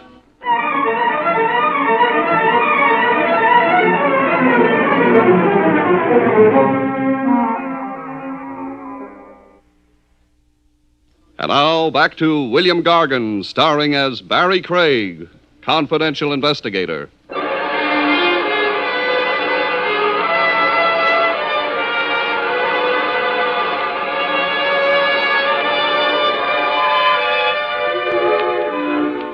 It was a little early for the Romany rendezvous when I got there. A handful of tourists were fighting the stakes and trying to believe they were living. There wasn't a gypsy around. Good evening, sir. I have a splendid table. Save it for the Iowa delegation. They're due any minute. I beg your pardon? Eddie Myron. Eddie He Myron? wouldn't be on public view. Lead me to him, huh? Mr. Myron is not in, sir. That sir must have hurt. All right, he's not in. You've done your duty like a nice little head waiter. Now take me to him. Hey, wait a minute. Careful, the gutter's beginning to show. What makes you so tough? Clean living. Well? You didn't mention a name. Oh, careless of me. Barrie Craig, how's that? Craig? Private eye? Confidential investigator. More syllables, higher fees, class. Let's go, huh? Okay.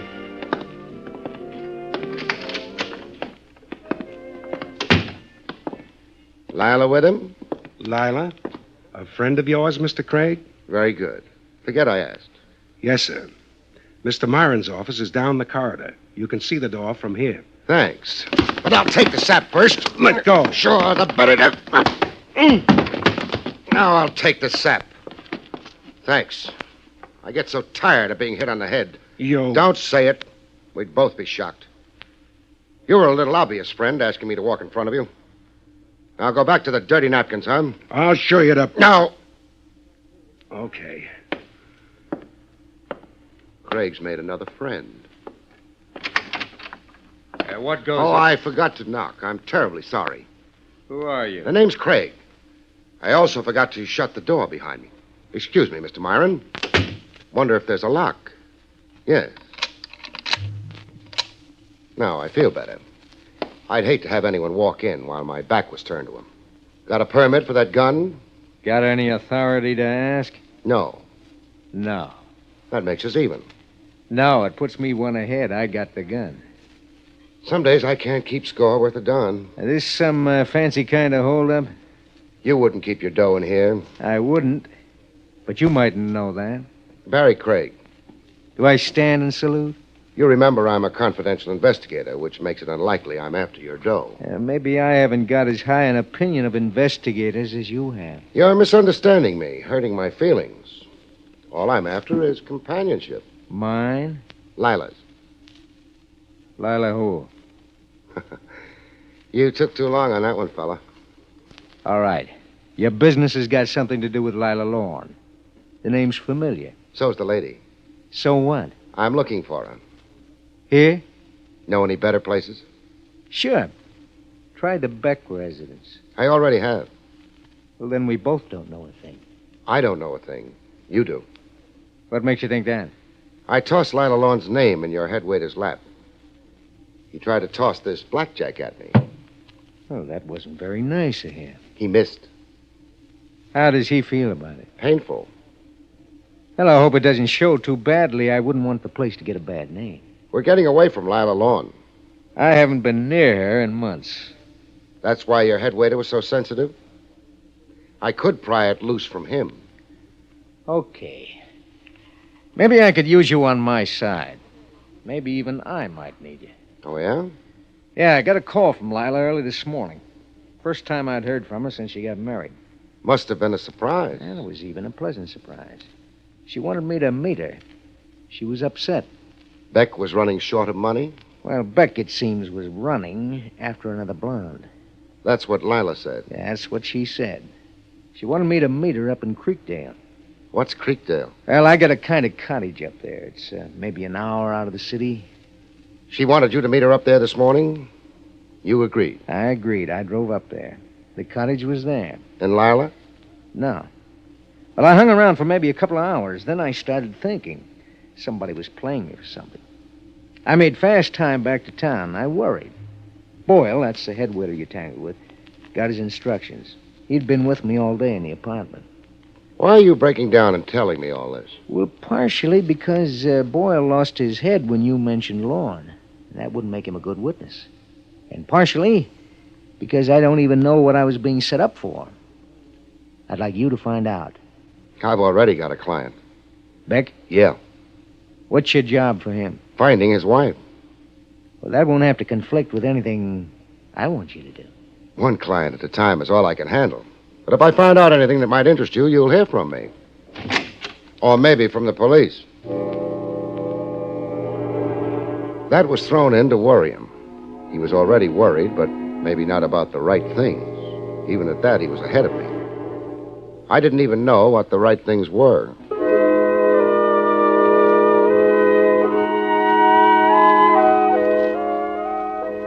I checked with Beck. His wife was still out. That left me a choice. I could do nothing. I could try the Creekdale end. According to Myron, that was a dead end. But he could be a liar. Evening.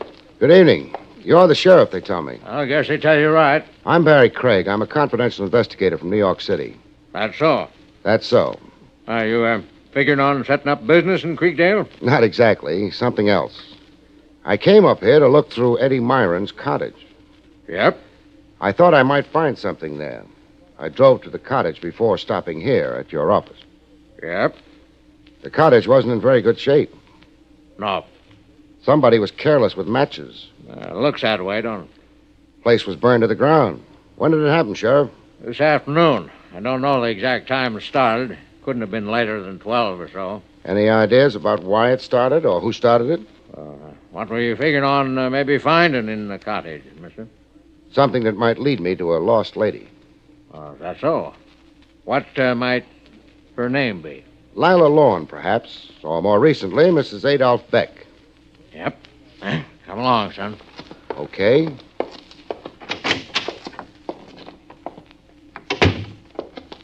There she is, son. What? Yep.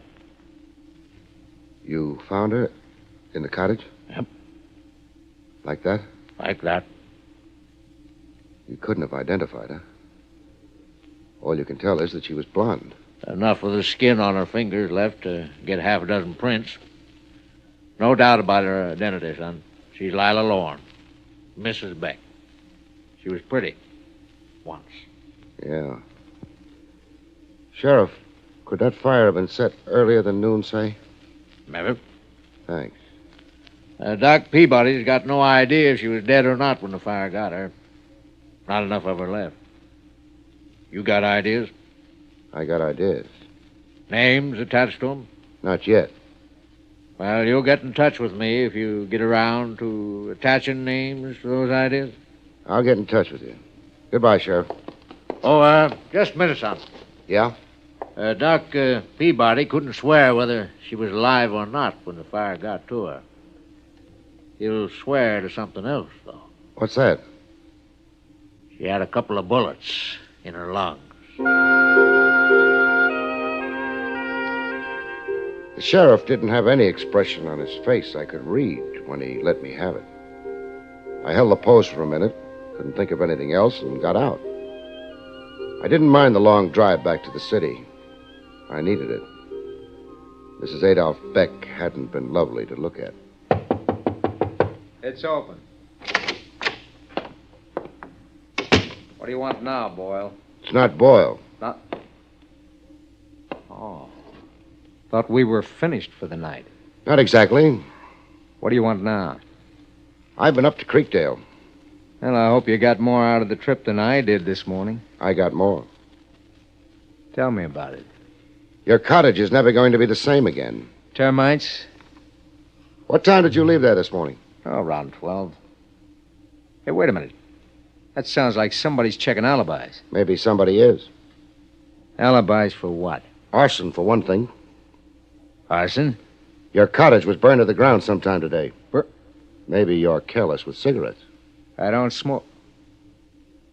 I think you better get out of here. Okay, but nobody really worries about arson in connection with a cheap summer cottage. What do they worry about? Lila Lawn is never going to be the same again either. I didn't give him much of a chance to respond to that. I walked out. That would give him an opportunity to figure out what his response would be. I had another job. Who is it? Barrie Craig. Oh, come in. Thanks. Well, it's very late. I hadn't noticed. I hope you've got something to report. I have. You found her? Yeah. Splendid work. Is she coming back to me? I don't think she's got any choice in the matter. I hope you didn't bully her or... The reason she's got no choice is because she's dead. What? Yeah. The shortest way is sometimes the kindest. She was shot and then burned to death in a summer cottage that belongs to Eddie Myron. She'd gone back to him. For a while, it seems like. Or maybe a shorter while than she figured on. Have they arrested him? Not yet. But they'll get around to it once they tighten up a few things. The way it goes, your wife ducked me this morning, phoned Myron, and met him at the cottage shortly before 12. Uh-huh. What happened and why right after that, we don't know for sure. What we do know is that Myron headed back for the city sometime after 12. And sometime after 12 is also when the cottage started burning. Oh. Then it's not really proof, though. No. That's why Myron's not under arrest. He's a suspect. You could be one, too. Me? You're joking. You've got a funny sense of humor. Motive. Another woman. According to Myron, anyway. But that doesn't matter, because I saw you 10 minutes after your wife ducked out. I spent time with you. You couldn't have made it up to the cottage in time for the shooting and the burning. Not after I left you. Oh, then you were joking. Just showing you how tricky these things can be. Anyway, the main reason I came was to tell you my job's over. Your wife's been found.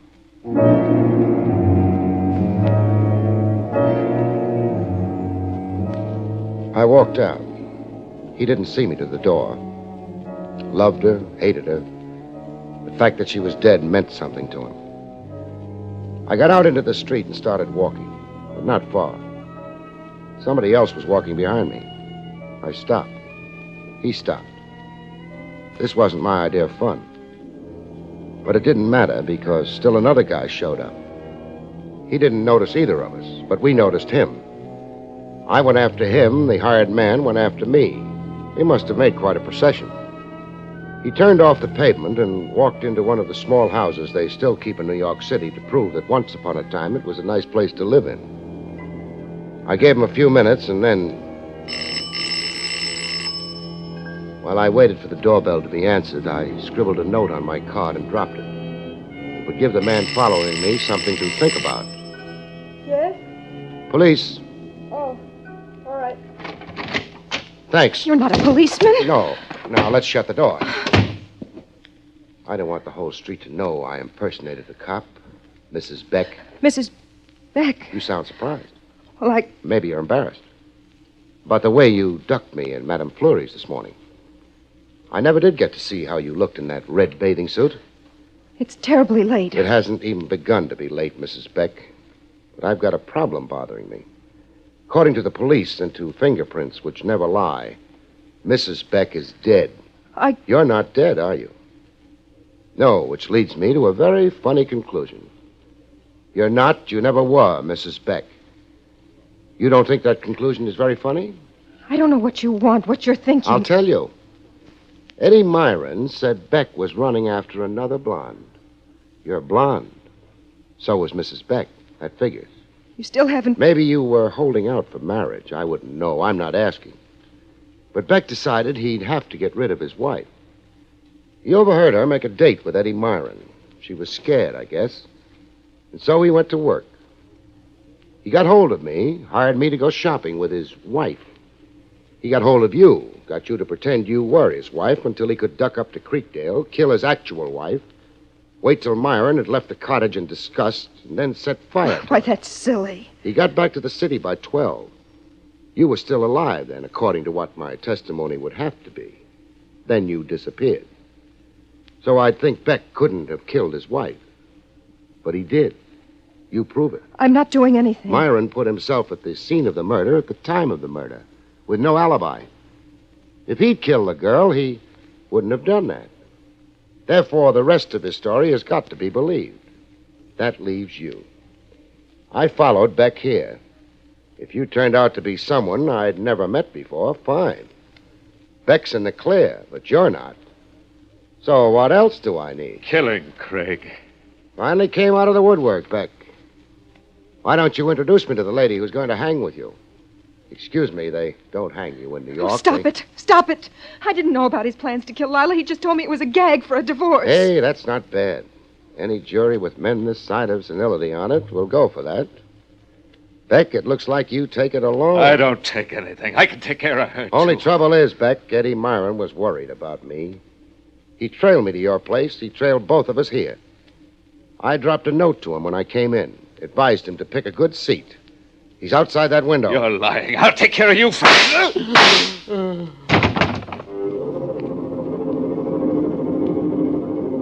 I wasn't lying. Myron winged our boy prettily. The police thanked him. They tossed me a polite nod, too. They didn't seem to mind finding the lost lady either. Headquarters would be a brighter place for a little while. I wouldn't be hanging around waiting for her to come out, though. I don't like red bathing suits.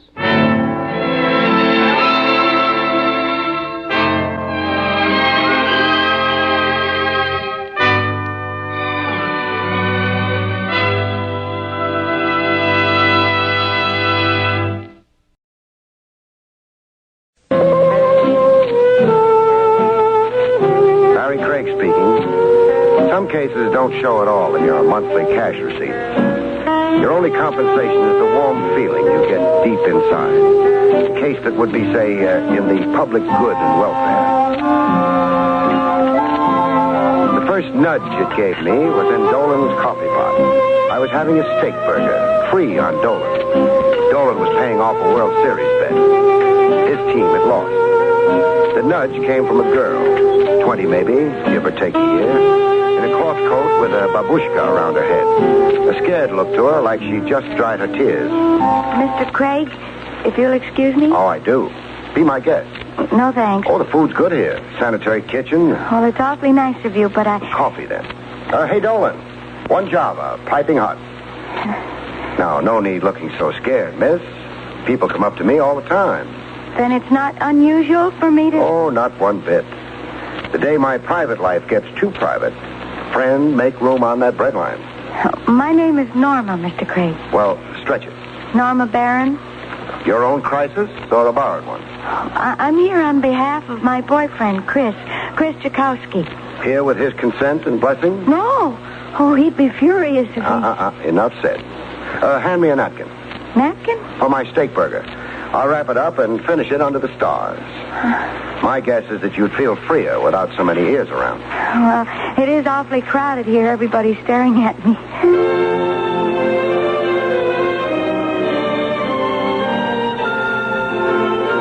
The stars looked down, and the sounds of the river made like tubas in the Philharmonic Orchestra. Norma got around to the point of her mission.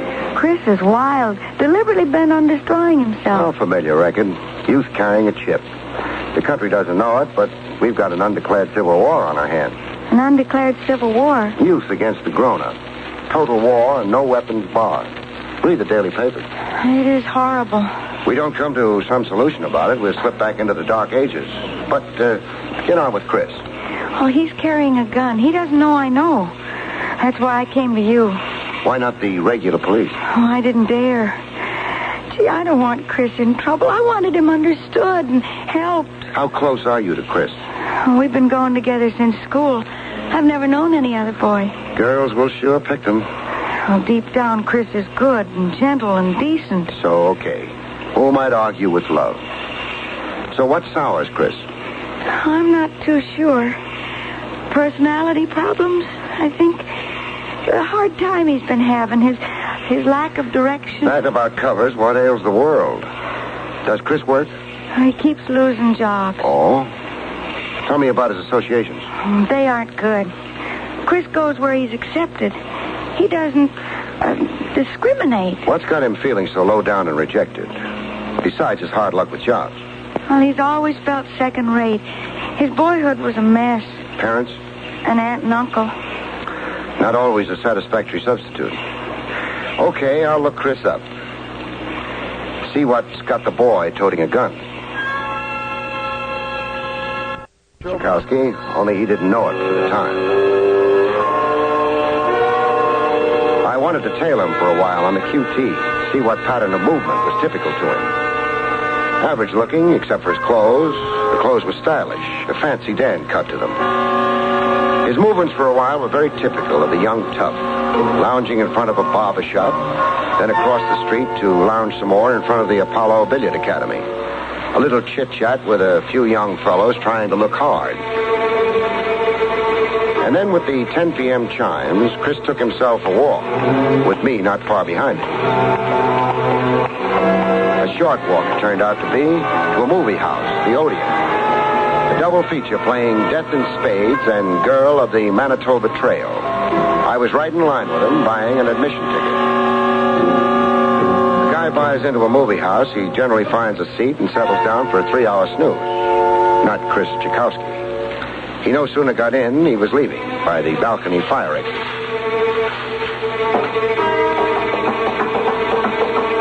Follow a guy down an iron staircase, you can't always be the quiet man who isn't there. The staircase underfoot sets up a whine, loud enough for Chris to hear. I saw him waiting for me in the alley, looking very suspicious and hostile. Hold on a minute there, mister. Holding on. Yes? 2 of us on that staircase. How come? The picture was from hunger. Like you, I decided to leave. Why the fire exit? Oh, the fastest out. No pushing past people in the lobby. I got my cue from you, Sonny. So what's bothering you? I don't like strangers behind me. Nice persecution complex? No? Nothing. Fancy talk. All right for me to keep going? Yeah, I guess. All right, sure. Yeah, you read about muggers all the time, mister. Sure. Always suspect a guy creeping behind you. That way you grow up to be a grandfather someday. So scram already. Let's don't make it a coffee clutch. Sure, let's don't. But before I bow out, I've got something for your nervous system. For my nervous system? Now what? A jolt. A real one this time. Hey, you got a run on me. Haven't I, though? You ain't gonna make out. All I got is $1 and a pack of smokes. And a gun? Come again? I said you've got a gun. Oh, now what makes you think that? My X-ray vision. Keep your buck and cigarettes. Just pass up the hardware. Let's have it. Sure. You know something? What? You know, stick up, you're a cop. Know something? What? You're so right. I know an empty warehouse a few blocks south. Let's go to it, huh? What for? Privacy. There's a loading platform we can squat on. Have a nice, long talk. Nice, long talk? Hey, what's with... Perambulate, Sonny, or I'll get you there the hard way.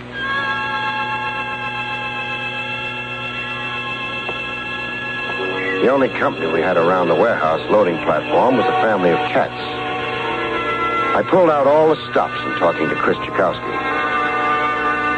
You were in and out of the Odeon Theater to establish a time alibi covering 3 hours in case of a pinch.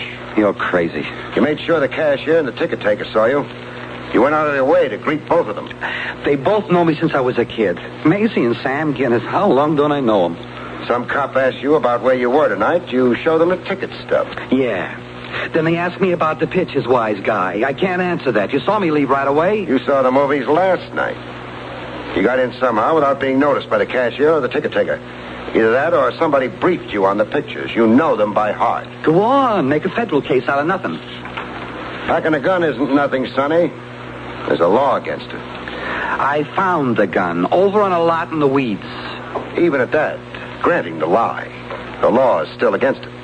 I didn't know how to dump it. There's the police station house. For the cops to push me around? Oh, wouldn't I be nuts? There's a sewer on every block. The sewer, yeah.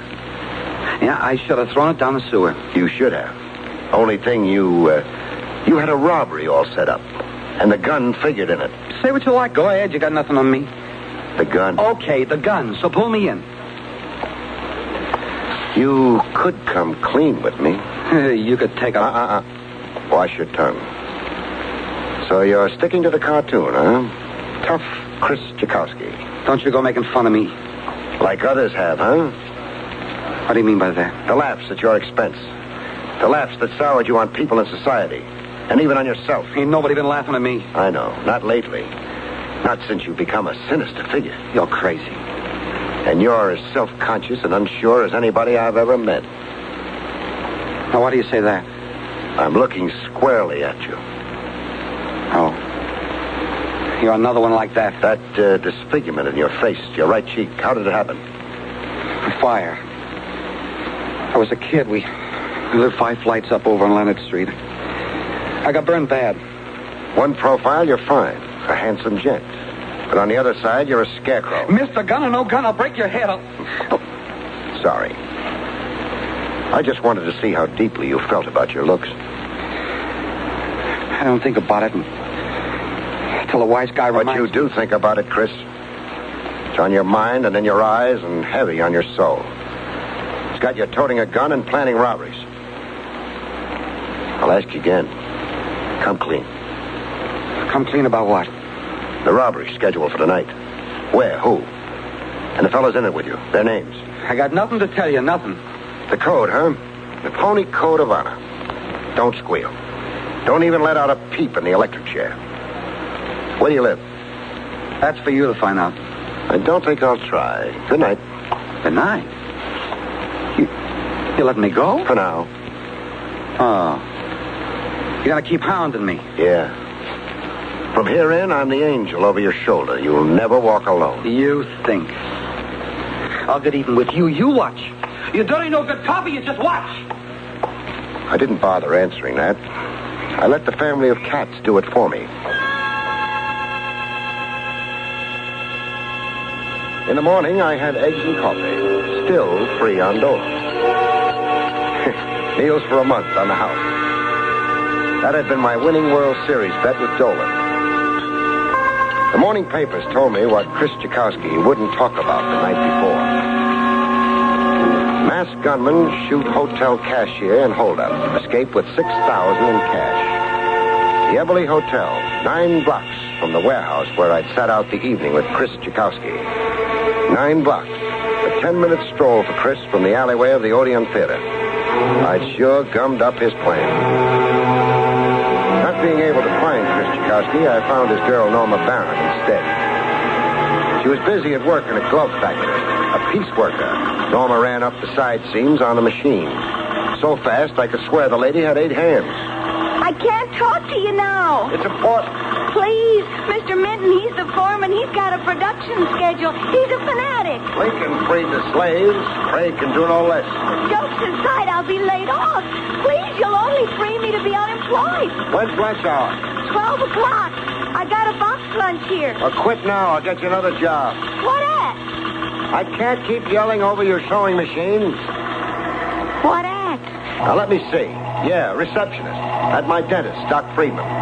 40 per and all the National Geographics you can read from 10 to 5. See, I've been dying to get paid for doing nothing. So? Hasn't he already got a receptionist? Yeah. But Hannah's getting married over the weekend. Fell in love at a roller skating rink. Well, you quit now? Do I? Oh, just give me 2 minutes. For what? A choice word I've been saving up for the foreman, Mr. Minton. Have I been dreaming of this day? Norma was just too nice a girl to be making 2 hands do the work of 8. I asked her help in finding Chris. I'm afraid Chris has gone away. Why do you think that? His room, he wasn't in it this morning. His room? Furnished room at Mrs. Bester's. I ring Chris's bell mornings and we eat breakfast together and then he walks me to work. Did you go up to his room? Yeah, It looked like Chris had vacated it. His personal stuff wasn't around. No note for you? Note? Of explanation? Oh, no. No note. Your nose just lit up. My nose just... It always does when a nice girl stoops to falsehood. Now, let me have the note. I was always a poor liar. Here. Norma, going out of town for a while. Maloney's, first chance I get. Chris. What does Maloney's first chance I get mean in lover's code? Where Chris will telephone me. Maloney runs the barber shop. Hey, what trouble is Chris in? I'm not sure. The morning papers, however, are full of a hotel shooting and stick-up. Chris? No. So happens I'm his alibi for last night, thanks to you. thanks to me? If you hadn't sent me after him, it's my notion Chris would have been one of the masked gunmen last night. Oh, I'm so relieved. Now, don't be too relieved. He's on the lam, voluntarily or by force. Force? Chris didn't show up with his gun last night. His friends want to know why not. They had a job blueprinted with Chris fully informed. That makes Chris a possessor of dangerous knowledge. Yeah, Chris might have lammed voluntarily or by persuasion. You said before a hold-up and a shooting. A shooting? The night cashier in the Hotel Eberly. Oh. He's got a bullet in him, pierced the lung. First surgery was successful, but a second might not be. It could be murder. If the cashier dies, a man of 65, Norma, shock alone can kill him. Oh, what a lucky thing that Chris was... Pause in your prayers and write out a list of Chris's so-called friends, huh? All of them you know.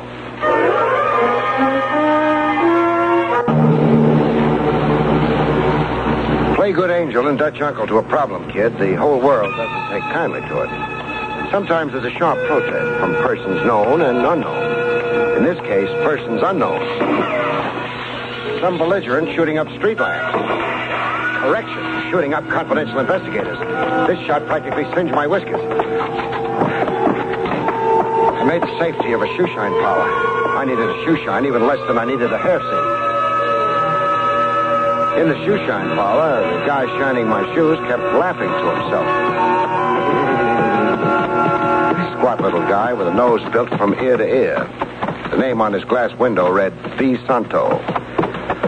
Why not share the joke, cousin? You laughing at me or at the world? Hey, let's have the other shoe. Just where would you prefer it? Oh, tough, huh? Just a little sensitive right now, laughing boy. I'm laughing about what went on. Went on where? The street out there. You not knowing where all the shots were coming from. Oh, but you knew, huh? Yeah, I knew. Now I'm going to let you hear what's been breaking me up like this. The joke you asked about. So tell me. It so happens I know where your next shot's coming from. You do? Yeah. See? My, it's small. The size of my hand. Don't tell me the gun's been in your palm all the time you've been flipping the shine rack. It has. Look, I'll show you how the tricks work. See, I'm shining them up. All the time I got the gun palmed. Well, what do you know? Cute, huh? Very. Well, I ran right into the spider's web. Right straight in. Don't suppose we'll get to the other shoe now. Nah, I'm off that. Don't suppose you want payment for half a job. It's on the house. Thanks. Well? Well, what? What now? You come down off that chair. Yeah. Off the chair. First things first. Sure. Okay. Coming down to your left. Ow! You dropped something, cousin. Oh, my hand. Hey, very foolish reaching to get your gun. I said very foolish. I only fire one warning shot. That's all that's required of any cop. You're not too bright, cousin. Ordering me down off a high perch, you should have backed out of range of my feet. Oh, my thumb's busted. Nothing fatal. A busted thumb, how do I make a living? Which raises the question, just how do you make a living? I'll answer that for you. You do odd jobs from Maloney to Barber. Maloney to Bob? Who's he? I like my guess. From that surprised look on your face, I like my guess very much. Mess with Maloney, you're a dope. Maloney's the dope. A rifle isn't standard tonsorial equipment for a hair singe. Park your shine rack, Junior, and grab your hat. You locking me up? I'm turning you over to a chap named Trav Rogers, Lieutenant Trav Rogers. He's locking you up. What charge? Concealed weapons for a starter. Let's go. Hey, that's the yard out there. I know.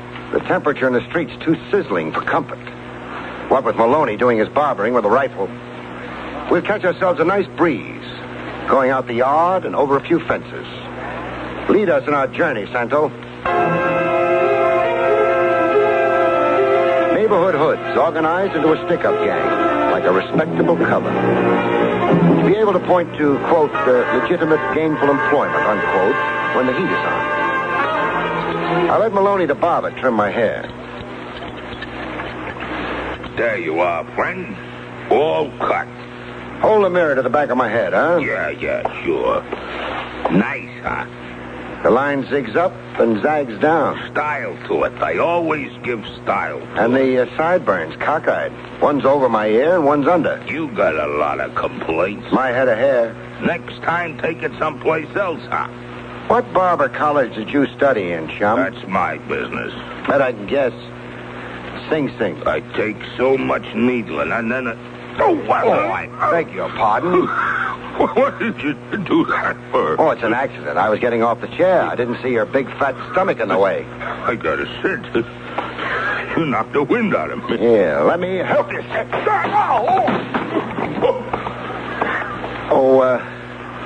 Maloney. Yeah? You conscious? What's got into you? You're a lousy barber. As a matter of fact, I don't even think you are a barber. You're crazy. Just asked around the neighborhood. You're a barber like Santo down the street is a shine boy. Santo? Santo. The last I saw him, he was being fingerprinted.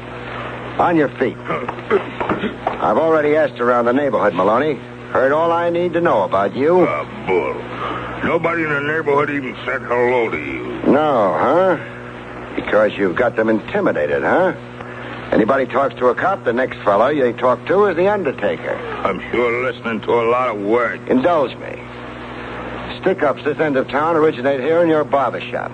Like the one last night in the Eberly Hotel. Like 20 others that have gone unsolved the last 2 months.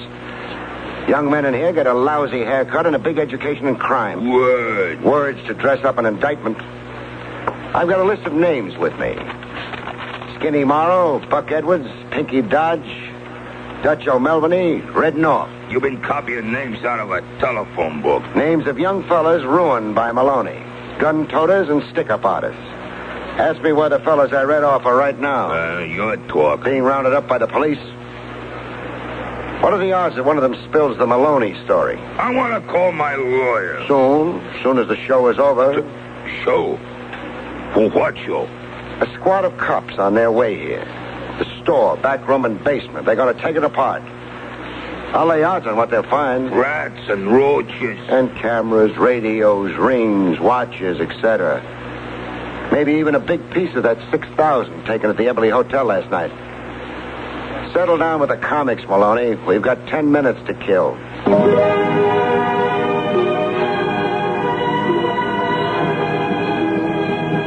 I bagged a lot of wild game. I had the standing room only sign out at the local clink. But I still had the problem of Chris Chukowski on my hands. I thought that one over, and then I took my thoughts to a fellow uptown. A fellow with an odd name who wore a short white coat with the pomp of a Maharaja in his ceremonial robe. His name, Igor von Strater. Dr. Igor von Strater. I had Norma Barron along with me to solemnify the occasion. I'll be pleased to do what you ask, Mr. Craig. Great. And I can't tell you how much I appreciate it. Medicine has a soul, too, Mr. Craig. Like your profession. Then the sum we agreed on. Here, $300. You'll find it all there. But I will be pleased to accept nothing. A $2,000 job for a measly 3 C's is charity enough. You have got an overhead. When will you send a young man to me? Tomorrow or the next day. I've got to work over him before you can. Let's go, Norma.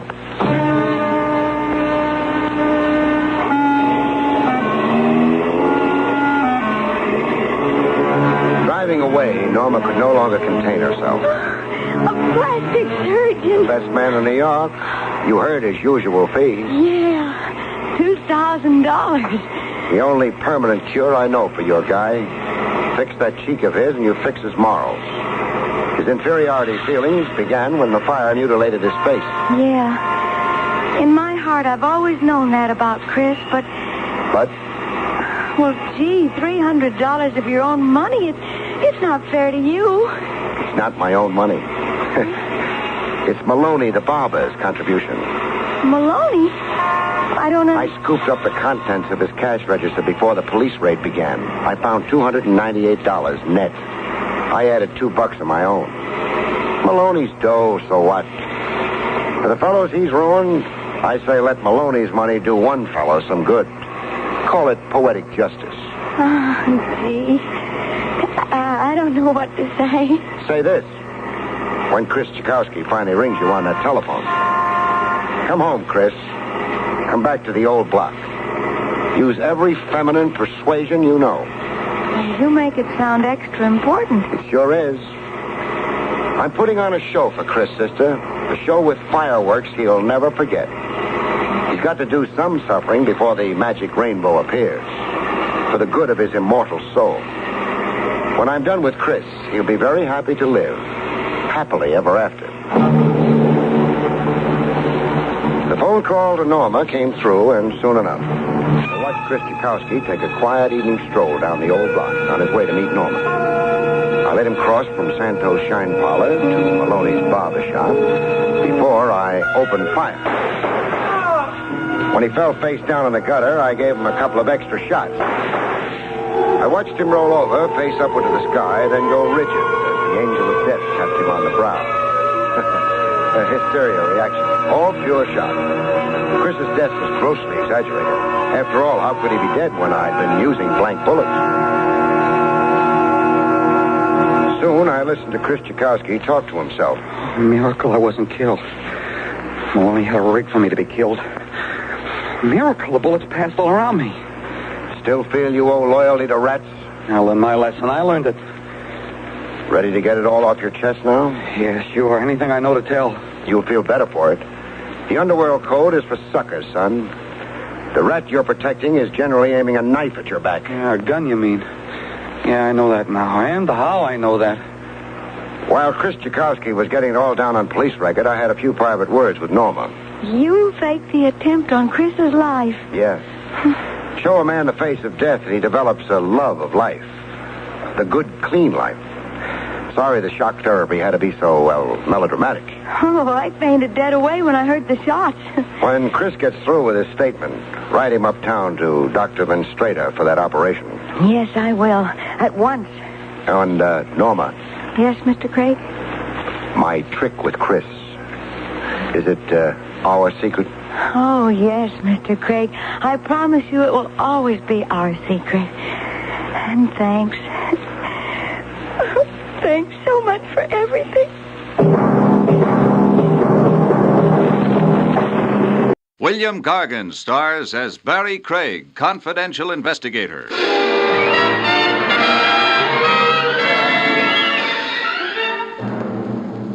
Overexertion can be dangerous, folks, but no exercise at all is even worse. Complete inactivity can only mean you're either muscle-bound or dead.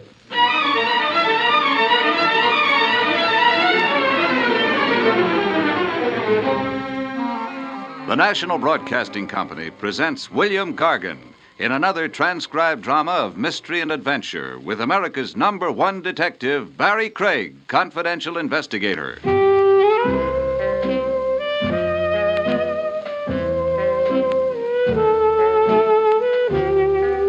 Barrie Craig speaking. Every profession has its system of reciprocal favors among colleagues. A doctor consults a fellow practitioner. Lawyers put their heads together. And even private police operatives requisition each other's time and brain power. The colleague and competitor who sought my aid one fine day was a chap named Max Marcy. Marcy operated a one-man investigation agency a half-mile from the dump I call my own. Not too young, Marcy, along in years. Ready for retirement, but too poor to afford it. I'm 35 years in the business, Craig. I'm afraid there's only one way I know of to quit. Feet first, huh? In a pine box, yes. What keeps you coppering, Max, when you could be riding a rocking chair? The same thing that started me working 3 decades ago. Food, shelter, and the high cost of government? A livelihood, yes. Nothing socked away, Max? Oh, maybe $500 in war bonds. Not much for a lifetime in harness. You know, there's an old axiom, Craig. Yeah, it's up there on my wall, reading Cops Die Broke. Work for me, Craig. On what? The man I frankly find impossible to locate. For 3 weeks now, I've used every trick I know, every avenue. His name? Anatole Barber. The only clue I have is that he was once a rug dealer. A rug dealer? Oriental rugs. 15 years ago, he had a store on 3rd Avenue. Cold Trail, huh? Cold like ice. Who assigned you to look for Anatole Baba? That information is confidential. I understand. Client doesn't want his name bandied about. So you're really stuck, huh, Max? Oh, not so much stuck as... As? Sick. Exhausted. I don't have the old strength. You know, the machine runs down. This coming October, I'm 64, Craig. Then why not just dump a tough case? Why aggravate yourself? $2,000. Who can dump $2,000? No cop I know. Find Anatole Baba. I'll split with you. The fee's all yours. I'll just tap you for expenses. Baba, a one-time rug dealer. You've, of course, got a full description of him. Even a photograph. Oh, Craig, I don't know how to thank you. I'm not doing it for you, Max. I'm really doing it for me. I look at you and I see me. Me a quarter of a century hence. I'm out asking a younger cop to help me stay in business. One cop runs into a blank wall. Another cop finds a door through the wall. The luck of the game. What was tough for Max Marcy was easy for me, as it turned out. An ex-Oriental rug dealer is a member of a clan. The tricky science of rugs limits the colony of dealers to a small, tight elite. One big family of operators, so to speak. My information on Anatole Baba came from a gentleman named Amar Sarabi. Yes, Anatole Baba is well known to me. Under which rug is he hiding? For a long time now, Anatole is not in our trade. He had a store on Upper 3rd Avenue some 15 years ago, I hear. Yes, the Mecca Bazaar. He was the cleverest trader of all of us, Anatole. But he folded his tent. Why he gave up his business, nobody knows. You make it sound mystifying. Fine Oriental rugs are more than a business, Mr. Craig. They are a culture and a passion. I might even say a cult. It is in our blood. Now, really enlighten me, huh? Where can I find your renegade colleague, Anatole Baba? He lives in Sackett Bay. Sackett Bay out in Long Island? Yes. He's using his mother's name now, Belmar. His mother was English. Anatole Belmar? Yes. Tell me, how is it you have Anatole Baba Belmar's whereabouts at your fingertips? We have a trade association. I am corresponding secretary. Even though Anatole is retired from our trade, he has faithfully kept up his dues. I see. Well, I want to thank you, Mr. Sarabi. I've been privileged. You are perhaps interested in a fine Bokhara rug at a great sacrifice price. Mr. Sarabi, please, let go of my coat lapels. I phoned Max Marcy the good news. Hello, Max. Yes, Craig? That $2,000 fee, start spending it. You found Anatole Baba? Anatole Baba Belmar. He's using his mother's maiden name. Lives out in Sackett Bay. 30 miles out in Long Island, Max. Craig, I'm at a loss for words.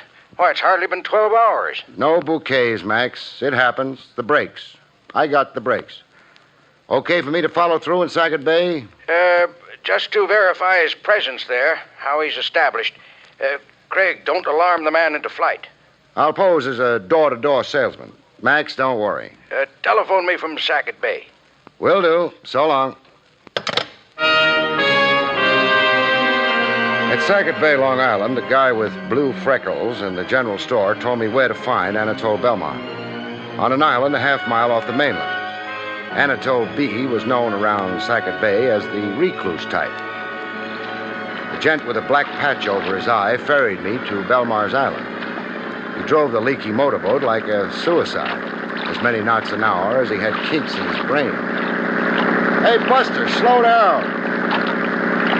Hey, Buster, I'm 2 premiums behind in my insurance. No answer. Either a deaf mute or not the talkative type. I found a suitable prayer and began to mumble it.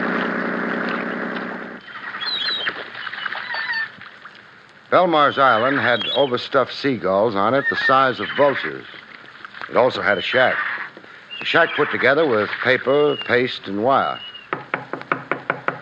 I knocked politely. Oh, Anatole Belmar. No answer. I did the impolite thing. I just walked in. Inside, I again did the polite thing. I remove my hat. You generally do if you've got visiting manners. You even make a special point of remembering to remove your hat in the presence of the dead. How dead was Anatole Belmar? Dead beyond recall. He was hanging by his neck from a beam 8 feet off the floor. I changed my first diagnosis of suicide when I saw the lump on his head. He'd been slugged and strung up by somebody hoping to pass it off as suicide. I had news for the local police, and after that, I had mournful news for Max.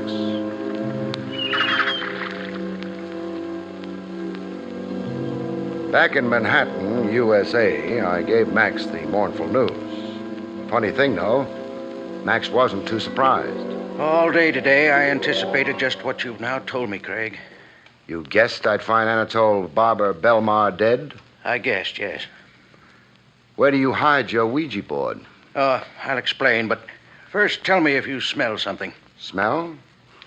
Yeah, smoke. I smell smoke. Come, I'll show you why. In my file room. Look, Craig. You've had a fire in here, huh? When, Max? This morning. How come the fire was localized to the one room? Chemical extinguishers. The building porter discovered the fire. He broke down the door and managed to put the fire out. An incendiary fire, obviously. Plain as my nose. And said nose is as plain as an aviation landing strip.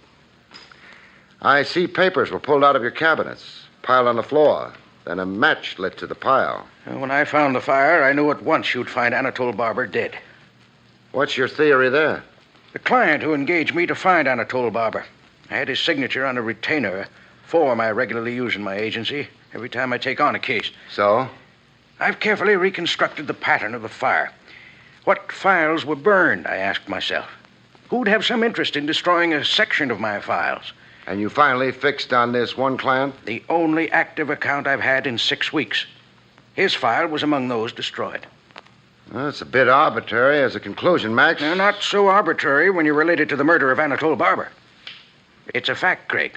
The purpose in engaging me was to find Anatole Barber Belmar so he could be murdered. And the trick with my files was to erase every clue there could be to the murderer. The murderer being the man who engaged you in the first place? Yes. What was the signature on that retainer form? Alan Merritt. A traceable signature, no doubt. Cinch for a cop to find in some public record. That's why he had to recover it and destroy it. Yes. And the fire was set to confuse matters as a cover-up. Alias Alan Merritt. What does he look like, Max? Oh, like anybody. Nothing distinctive to his appearance. He's average in height, build, complexion, dress, speech. Oh, great. What reason did he give you for wanting you to round up Anatole Barber? Barber owed him $10,000 from an old business investment. He wanted to locate Barber so he could file civil suit. Fish story. A lie, yes. Surely a lie. Max. Yes, Craig. The sad truth is, in finding Anatole Barber, you gave an unwitting assist to a murder. Also, to give credit where credit is due, so alas did I. We were fingermen. One other thing, Max. What? This alias Alan Merritt. Even with the traceable signature on that retainer form no longer worrying him, he's still got a loose thread dangling. A thread that can become a hangman's noose. What thread? You two ever come face to face? You can identify him. I can, yes. Are you reading my mind, Max? Yes. This alias Alan Merritt, to really be safe, he must also kill me. That chance meeting face to face, somewhere, sometime, fate's little irony. Your client must right now be fretting over it. He'll try to kill you, Max, and that puts us right back in business. Or puts me in a grave. To get at you, he's got to show himself. He shows himself, and I nab him. Craig. What, Max? After you make the arrest, please see that Max Marcy gets a decent burial. A hearse drawn by 16 prancing chorus girls, Max. I make you that promise. In due time, the attempted murder of Max Marcy, Private Eye, came to pass.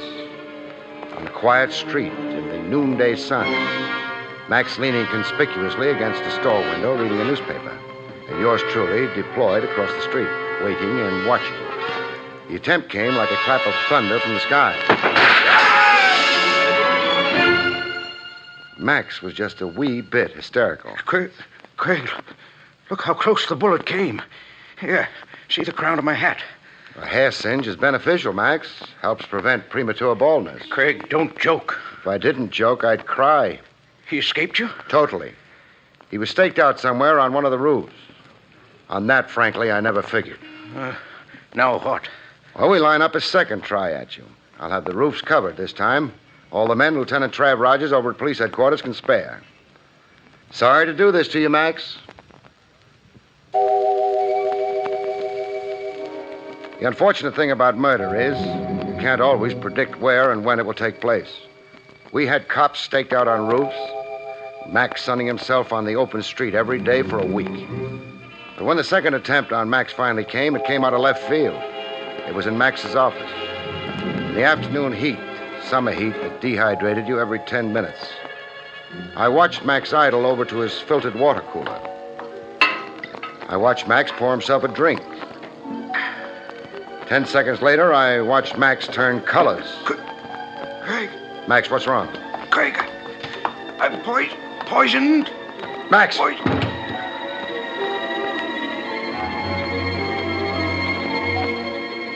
Poison in the water cooler, but not enough to kill, luckily. In the hospital 6 hours later, Max managed a whispered conversation. Craig. Yes, Max. 1, 2 attempts. Number 3. Superstition. Fatalistic talk. Think of it this way. 2 strikes so far. Strike 3, the killer's out. How long will I be laid up? Overnight. You got a mild dose. Only enough to give you stomach cramps. Oh, it's hopeless, Craig. Alias Alan Merritt would even more in the dark. Better to give up. He's shrewd and slippery, our alias Alan Merritt.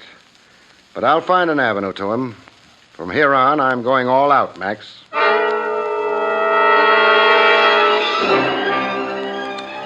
For utter lack of a lead, I did next best to the aimless thing. I stopped in to admire Oriental carpets in the shop of my original contact, Amar Sarabi. Yes, I have heard the sorrowful news. Police check disclosed no next of kin, no relatives. Anatole Barber was alone in the world. How about best friends? Anatole Barber turned friendships away. He was suspicious and secretive.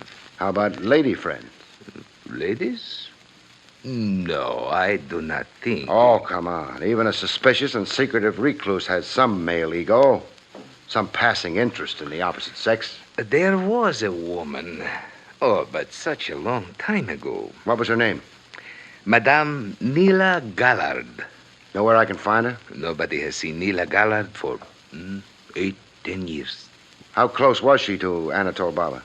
All I know to say, she worked in his store, the Mecca Bazaar. They would work together, take their meals together. Sounds chummy enough. Say, Sarabi. Yes? Anatole Barber's burial. The police have it scheduled for the day after tomorrow. A Potter's Field burial under the auspices of the city. Oh, this is regrettable. I shall see that the association extends the honors due him. That is to say, pays the bills for the funeral. Oh, that's fine, but keep that quiet. What I want you to do is spread the word around that a kinsman's being given an obscure pauper's burial. Create sentiment and sympathy. Make old friends and business associates want to pay their last respects. Give Anatole Barber a decent send-off. You think Nila Gallard will hear this and come to the funeral, huh? I hope Nila Gallard will put in an appearance.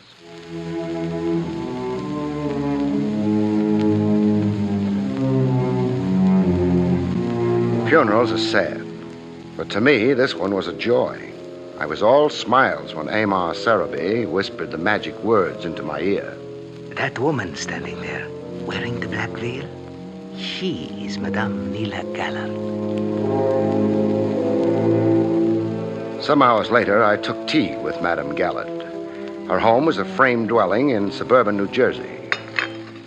A middle-aged woman, once beautiful, you could tell, but heavy lines in her face now like she'd known troubled times. I knew it was a mistake to come to Anatole's burial. Now, look, you're a dignified woman, so let's do this with dignity. Don't make me talk like a bad-mannered cop. I have a sealed envelope given to me by Anatole Barber. I have kept it unopened for 15 years. He wanted it kept unopened? Yes, he was afraid. Afraid of what in the end was his fate. Murder? Murder. Here's the letter. On the envelope, you will see Anatole's own handwriting. To be opened only in case of my death. You're in the total dark, making blind circles, and then a bar of clear daylight knifes through the blackout. Suddenly, you're in the know. I let Max Marcy in on the contents of the letter left with Madame Gallant. Oh, you're a bloodhound, Craig. You keep moving and hoping. You've sooner or later got the spark. Anatole Barber spells out his secret in this letter. Blackmail. 15 years of it. Anatole Barber had been blackmailing an important social figure named Win Blake. Win Blake?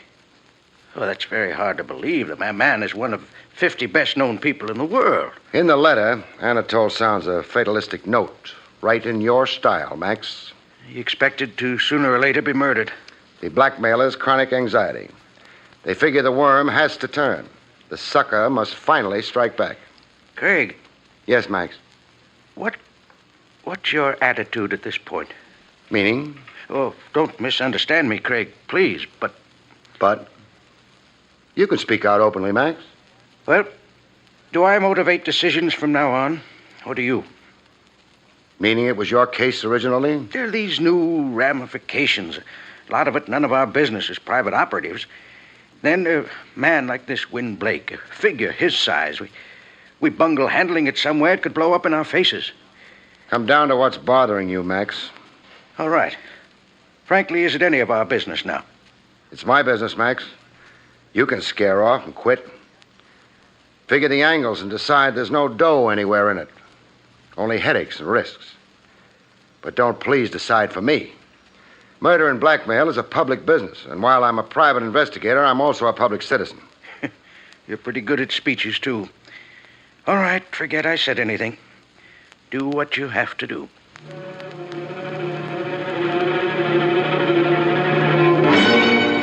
What I had to do was go see Win Blake, which I did. The Blake house was not only upper class, it was the top story of the upper class. And the guy who wielded the scepter in the palace looked every inch his role in life. Gray, distinguished, with a stiff, aristocratic spine. A polished surface veneer with only one thing marring it. His eyes. I'd never seen sadder eyes. I wondered when it would be that a man just like yourself, a detective, would come to Blake Manor. You've been wondering that nightmare for 15 years. Yes, for 15 years. The ordeal of it, sir. The eternal apprehension. The ghost in your closet clanking his chains. And these days since the death of Anatole Barber, I've barely weathered them. Remorse? I'm not surprised at the innuendo. I rather expected it. Who else would care to murder Anatole Barber? I have no answer to that. Barber, a leech who's been blackmailing you for 15 years. But I paid his every demand all these years. Why then now would I want to do violence to the man? I've got a simple answer to that. You just couldn't find Barber to kill him. I did not murder or cause the murder of Anatole Barber. What was he blackmailing you for? What did he have on you? Without legal counsel, I'm not sure I... All right, I'll tell you. I was involved in an accident in the summer of 1939. Automobile accident? Yes. A late hour in the driving rain, very little visibility. It was on a downtown street. I struck and killed an elderly pedestrian. Hit and run, huh? I'm ready now to face the charges, but I was coward enough and fool enough to drive away. I let my panic override my better judgment, my more decent instincts. You see... You had a lot to lose, you figured. You didn't want a vehicular homicide against you. I just drove away. But not unnoticed and undetected as you believed then. Somebody saw the accident, jotted down your license plate number. Anatole Barber. Mm-hmm. He operated a store where the accident occurred, a rug shop, the Mecca Bazaar. He saw everything through his store window. And he's bled you ever since. He promptly closed up shop and made you his chief business from then on, huh? He extorted a fortune from me in these 15 years. When did he tap you last? 2 weeks before he died. How much did you give him? The usual periodic $10,000 in cash. I left the money in a designated place, as I always did. Barber never showed himself personally. He wasn't taking any chances. Did you hire a private detective to locate Anatole Barber's whereabouts for you? I did not. No, huh? Anybody else in your family aware of your predicament with Anatole Barber? My wife knew, and so does my son. Your wife knew, you say? My wife is dead. Oh. And your son, where is he? He lives away at his school. What's the school? Eagle University, a medical college. Stuart's in the senior class. But my son couldn't possibly have anything How to can you be sure? I suppose I cannot be sure. Son trying to get his pop out of a situation. A son nervy enough to commit the murder his father shrinks from doing. Win Blake or the son Stuart Blake? I ask you, who else would want to murder Anatole Barber? And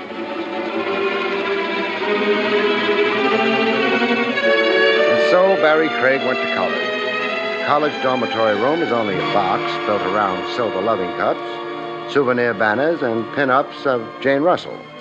Barber was vermin. Murder was too merciful for him. Asked me, he deserved 15 years of some insidious Oriental torture. Did you kill him? Did I what? Murder Anatole Barber. Yeah. Yeah, sure I did. He had it coming, and I gave it to him. Nice try, Sonny. Try? Try at taking the heat off your father.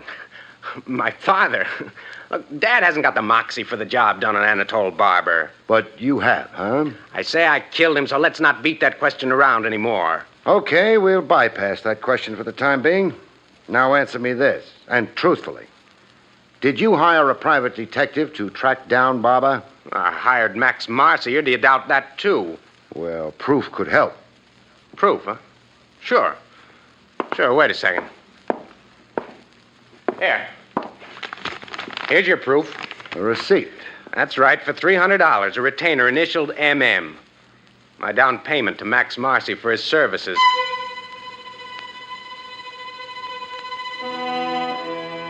There was a statue in bronze on the college campus steps. General somebody or other. There was almost a second statue unveiled there about the time I was leaving. A statue of yours truly, stiff in the joints with an undertaker's glaze on top. A shot that froze me. Froze me but didn't chill me. I was marked for murder. I had the case wrapped up and the killer knew it. I brought Max Marcy up to date. The son is plainly lying to protect the father. That's my thought.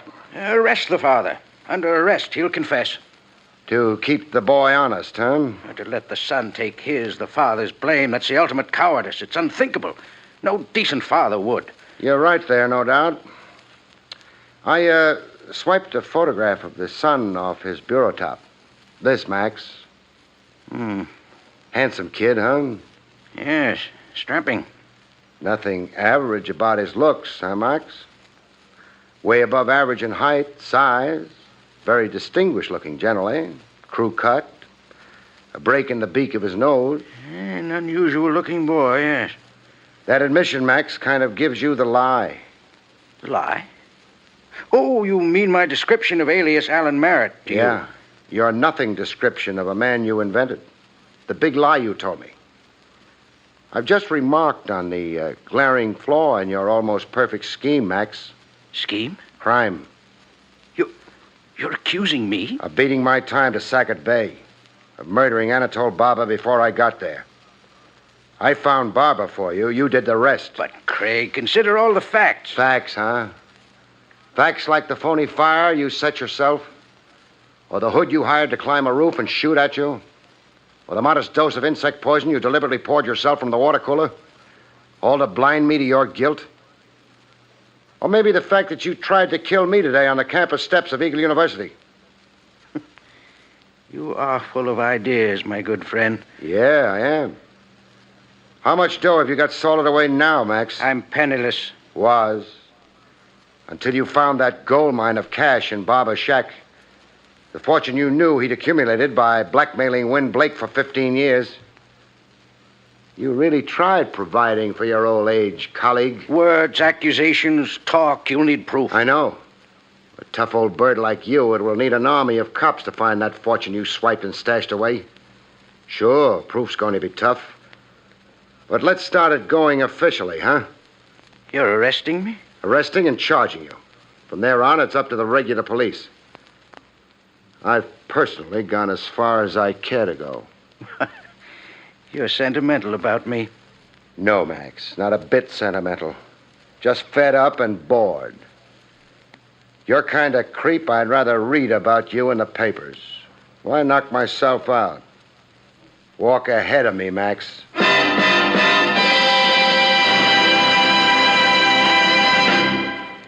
You have been listening to William Gargan in another exciting transcribed mystery drama from the adventures of Barrie Craig, confidential investigator. Tonight's story, Blood Money, was written by John Robert. Next week, our story is titled Hay is for Homicide, about which Barrie Craig has this to say. Next week's story is titled Hay is for Homicide. And the reason for this has something to do with a hayride and a farmer's daughter.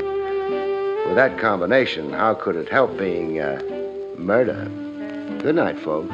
See you next week.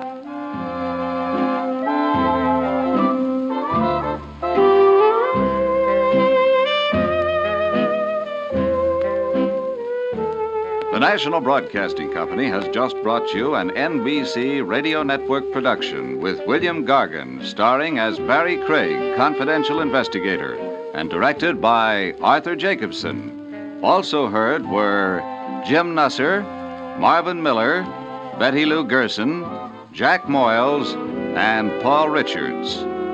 John Lang speaking.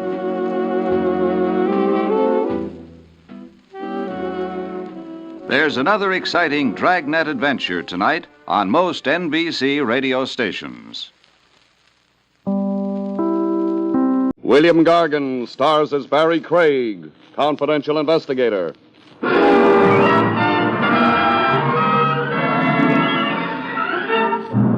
Murderers really have a hard time.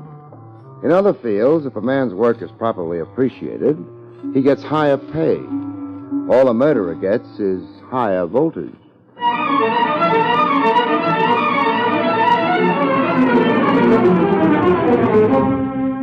The National Broadcasting Company presents William Gargan in another transcribed drama of mystery and adventure with America's #1 detective, Barrie Craig, confidential investigator.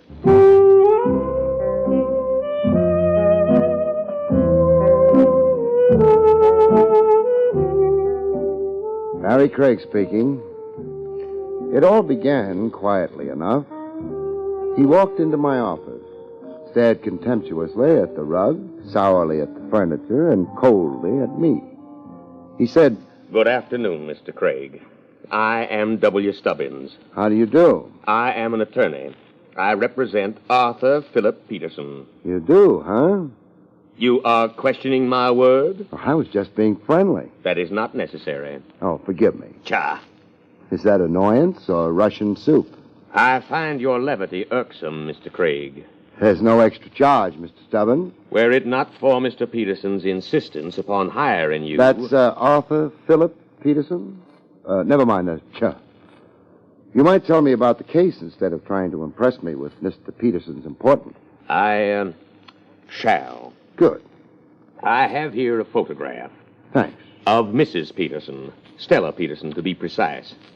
"Now I have the photograph." "Also, on this paper..." "Uh-huh." "The address of the lodgings where Mrs. Peterson was last known to be, plus her last place of employment."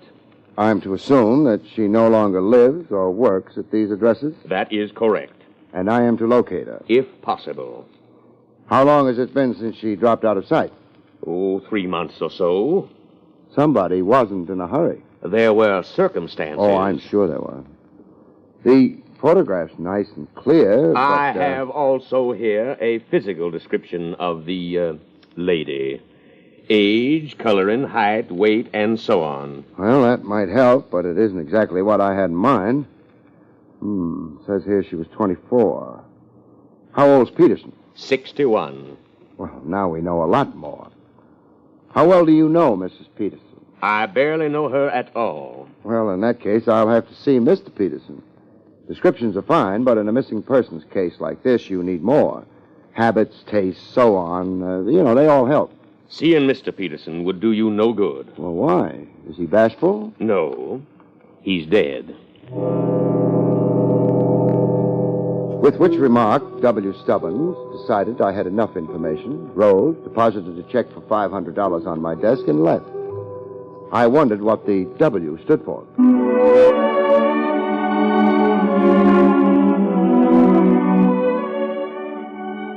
The address of Stella Peterson's last known lodging was 1217 West 29th Street. The neighborhood wasn't nice. Unless the photograph was telling lies about Stella's appearance, it wasn't the right neighborhood for her. As a matter of fact, it wasn't the right neighborhood for anyone. Yeah, You're Mrs. Cole, the janitor? superintendent. Sorry. I've been checking the mailboxes in the hall. Stella Peterson's name isn't on any of them. Why should it be? Well, she lives here, doesn't she? No, Oh, she must have moved then. not from here she didn't. Not from here. Mrs. Cole, you trying to tell me Stella Peterson never lived here? I told you. Oh. She may have been using a different name. If you'll take a look at this photograph, you might recognize her. What would a girl like that be doing in a house like this? Well, that's one of the things I wanted to ask her. Don't bother dropping around with the answer when you find out. You don't recognize her? No. Well, tell me, how long have you been superintendent here? 10 years? Thank you, Mrs. Cole. Don't mention it. One thing puzzles me, though. Yeah, You recognized her name immediately. Didn't ask to have it repeated. that's so. I'm still puzzled. You oughtn't be, mister. What makes you think you're the first one who's been here asking for her? The interview was definitely at an end. Mrs. Cole shut the door in my face. I had no regrets about leaving that house. It was a process that only the dead wouldn't have enjoyed. I climbed into my car and went away. I wondered how big a liar Mrs. Cole was.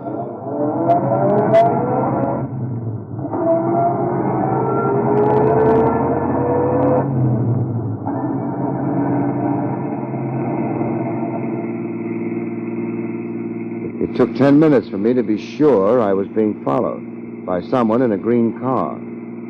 I decided it was too early in the case to get drastic about it. I let him follow.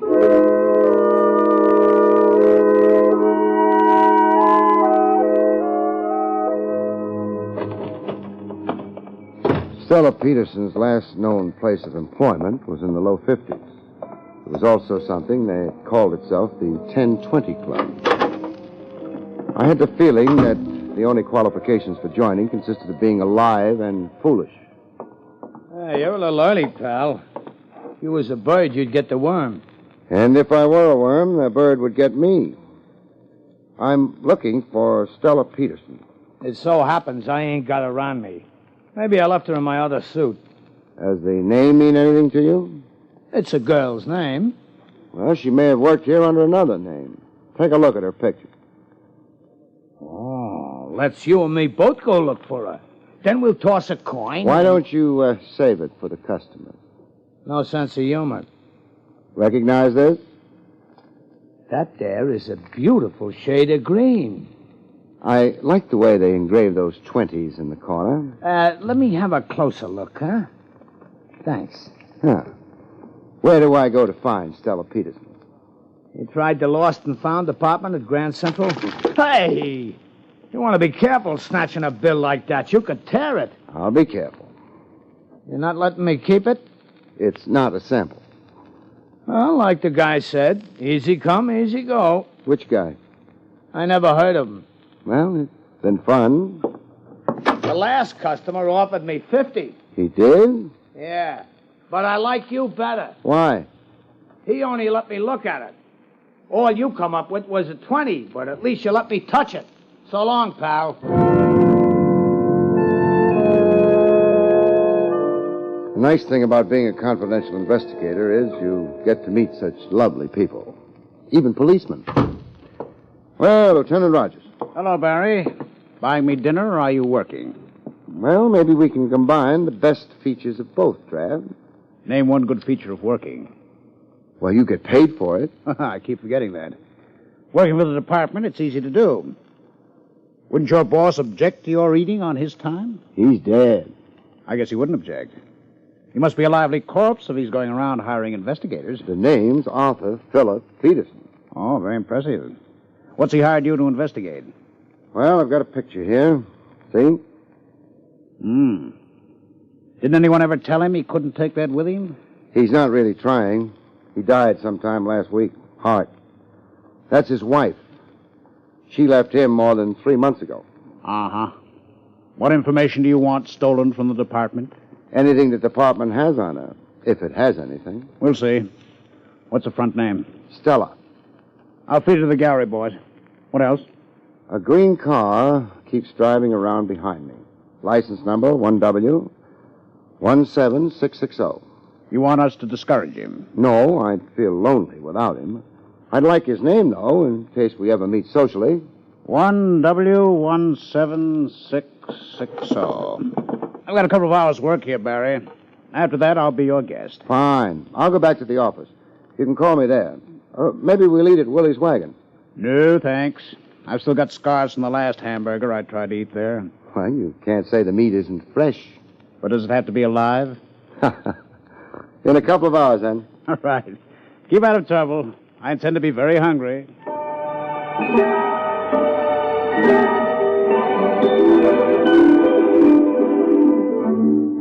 I headed back for the office.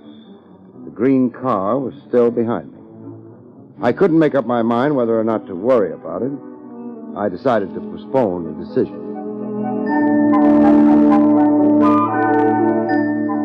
But I didn't use the front entrance to the building.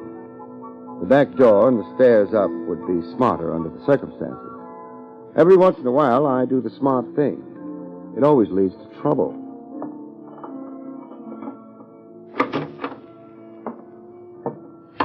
No. Huh?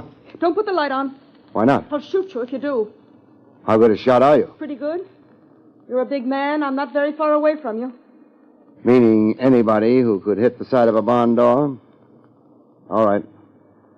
I'm willing to discuss the matter. We're not going to discuss the matter. Get away from the light switch. Want me to leave? No. Go to your desk. What am I supposed to use instead of vision? Radar? Your eyes must be getting accustomed to the dark. Just walk straight forward. Straight forward. Women and cats are much better at this kind of Look thing. out! Oh! That was a chair you ran into. Thanks for telling me. I tried to warn you. If you really cared, you'd let me put the light on. No. Sit down. You mean I happen to be directly above a chair right now? The one you knocked over. Pick it up. Oh, okay.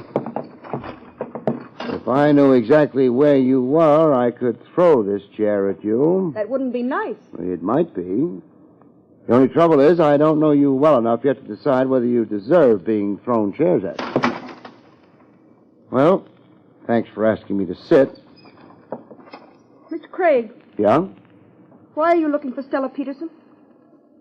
What makes you think I am? But you are, aren't you? One of the things you want to look for if you ever hire a confidential investigator is whether he knows how to keep his mouth shut. About confidential things. Well, yes. You're looking for Stella Peterson isn't a secret. It hasn't made the front page of the Times either. You've been asking people about her. When I went down to lunch today, I asked the boy at the newsstand who won the 6th at Jamaica. I'm not investigating a racehorse. That's not the same. No, it isn't. But there's nothing you can do about it. Look, Why not try telling me why you're so interested in anyone looking for Stella Peterson? I'm interested because Yeah?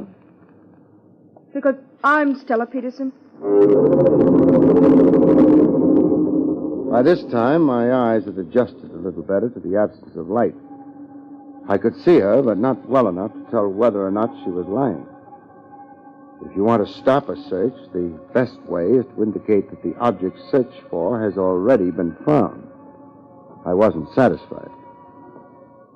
You may be Stella Peterson, Don't you think I know who I am? but I don't. Well, I am Stella Peterson. Repeating a lie doesn't make it into a truth. I'm not lying. I didn't say you were. I'm not saying you're telling the truth either. One way or another, I've no way of telling. Why should anyone imitate me? Why should you be afraid of letting me look at you in the light? It's too dangerous. Someone outside should see the light go on here. Sooner or later, it'll have to go on. But not when I'm here. Okay. Good night. But you haven't told me why you've been looking for me. I haven't told you that I am looking for Stella Peterson either. Too early for Trav. Someone's out there. Yeah. Outside the door. What are you doing? Moving up to the door on one side of it. Door isn't locked. We're going to have company. Don't use that gun of yours. So glad you could come. Hey, let go. Never come visiting with a gun in your hand. Okay, I'll drop it. You're breaking my arm. Oh, thanks. Now, get over to the side. All the way over. Wise guy. No, nice. The gun. Yeah. And I think the lights. Where the... The door to the next office. Jimmy'd open. That's how she got in here. How? Who got in here? You don't see anyone here now, do you? She could have got out through that door to the next office. Who could have? The one who got in. And who was that? Well, that's what I asked you. We're back at the beginning again, huh? Yeah, it looks that way, don't it? All right. So far as you're concerned, it began with your walking in here, carrying a gun in your hand. Why the gun? I thought the joint was being burgled. I am a public-spirited citizen. And you happen to be strolling past the office? Up on the 4th floor of an office building, late in the evening? Yeah, that's right. It ain't so drafty up here like down on the street. Not as safe either. You're not going to try any rough stuff, are you? A police lieutenant named Rogers is going to be along in about a half an hour. I already got all my tickets to the policeman's ball. Maybe, but what he'll give you is a burglary charge. Burglary? Yeah, breaking and entering. Plus attempted armed robbery. Add it up for yourself. Add it up? That could be 10 years. Easily. Oh, now wait. I didn't burgle. My word's a lot better than yours. It ain't enough. Maybe you're right. See that pen on my desk? Yeah? Pick it up and put it in your pocket. Well, what do you... Hey, wait. That'll prove that I robbed you. Nothing doing. Would you rather I shot you as you were breaking and entering? But you didn't. But I will. Pick up the pen. No. What do you want from me? What's your name? Empty. Who hired you? You prefer 10 years up the river? Meaning you're more afraid of whoever it is. I better get out of here. Hey, come back here. You knew I wouldn't use the gun on him. Barrie Craig here. Barry, I won't be able to make that dinner date. Why not? A homicide was just phoned in. Woman named Cole over on... On 29th Street? Yeah. Hey, how did you know? 1217 West 29th Street? She was the janitor? The superintendent there? That's right. I'll meet you there. All right. By the way, before I forget, we checked the license on the green car that was trailing you. Yeah? It belonged to a woman named Stella Peterson. So long.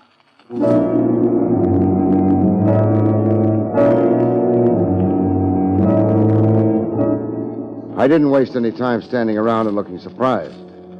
The green car was registered in Stella Peterson's name.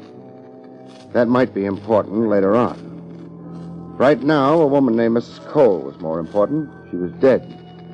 But I thought she might have something to say to me anyway. Hey, Lieutenant. Oh, hello, Barry. How was she, Strangled? Not pretty, but quiet. Yeah.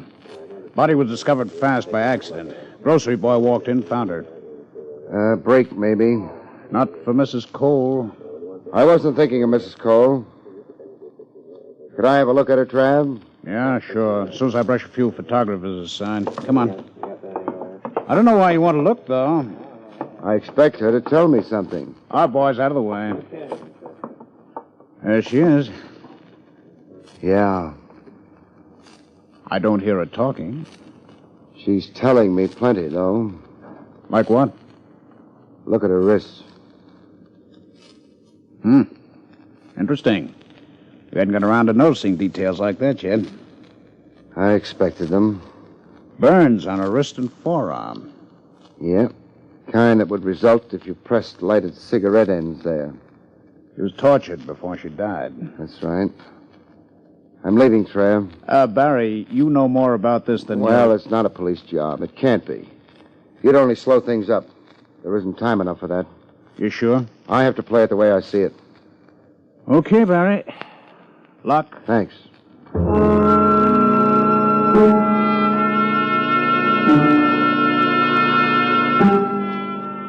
The thing was forming into a pattern. I didn't feel bright realizing it because the pattern was backwards. And I was a step behind, as I'd been since the beginning of the case. Maybe a fatal step.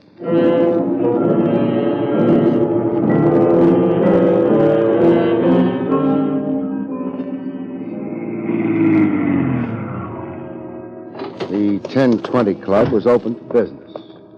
I went around to the back. The green car wasn't anywhere, so I went inside. Hold it, huh? Hey, it's the pal with the $20. You still got it? What's your name? Wendell. Is that the name that wins the 20? Mrs. Cole is dead, Wendell. Mrs. Cole? This conversation is getting out of hand. Who's Mrs. Cole? Janitor over on 29th Street. The house Stella Peterson stayed in for a while before ducking for cover. Yeah, well, janitors don't lead healthy lives. Lots of them die. Of strangulation? Well, maybe she was cheating on her husband or not emptying the ash cans right. She was tortured before she died. Tortured? Yeah. The way I figure, whoever tortured her got what he was after. How do you figure that? He wouldn't have killed her otherwise. She was a lead. Maybe the only real lead he had. That could be. Where's Stella? Out on the island. A beach shack. Phone? No. Neighbors? Not for miles. Come on, we're in a hurry. A big hurry.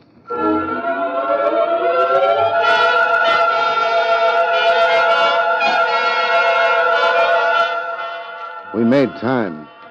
I didn't break too many traffic laws. Only one. The one that keeps your speed down. We were lucky. We didn't pick up any traffic cops on the way. Or were we lucky? How much further? Oh, maybe another 10 minutes at this rate. You carry a gun? No. Then don't try being a hero when we get there. You ain't expecting anything good, are you? No.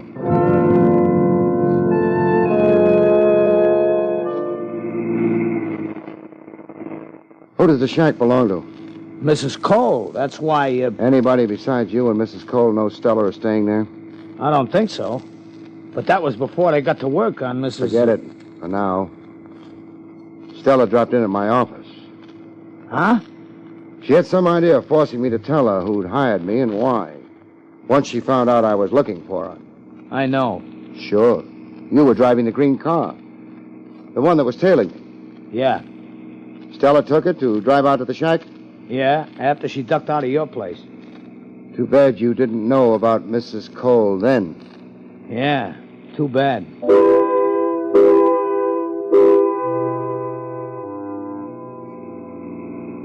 Better slow down. Shack is off a private road. Turning's right ahead. Okay. You run out of road another 100 feet. Uh-huh.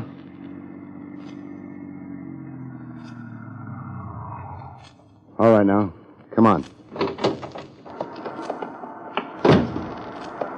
This time of year, the beach is deserted. That's why Stella figured it was safe. It was for a while. That the shack? Yeah. The light's on. Odds are against her being alone. Wendell, maybe you better get back to the car and... Oh, no, I'm in this with you. Okay. Stella's a good kid. She must be, to get this kind of loyalty. Although, would the fact she's inheriting Peterson's dough make a difference?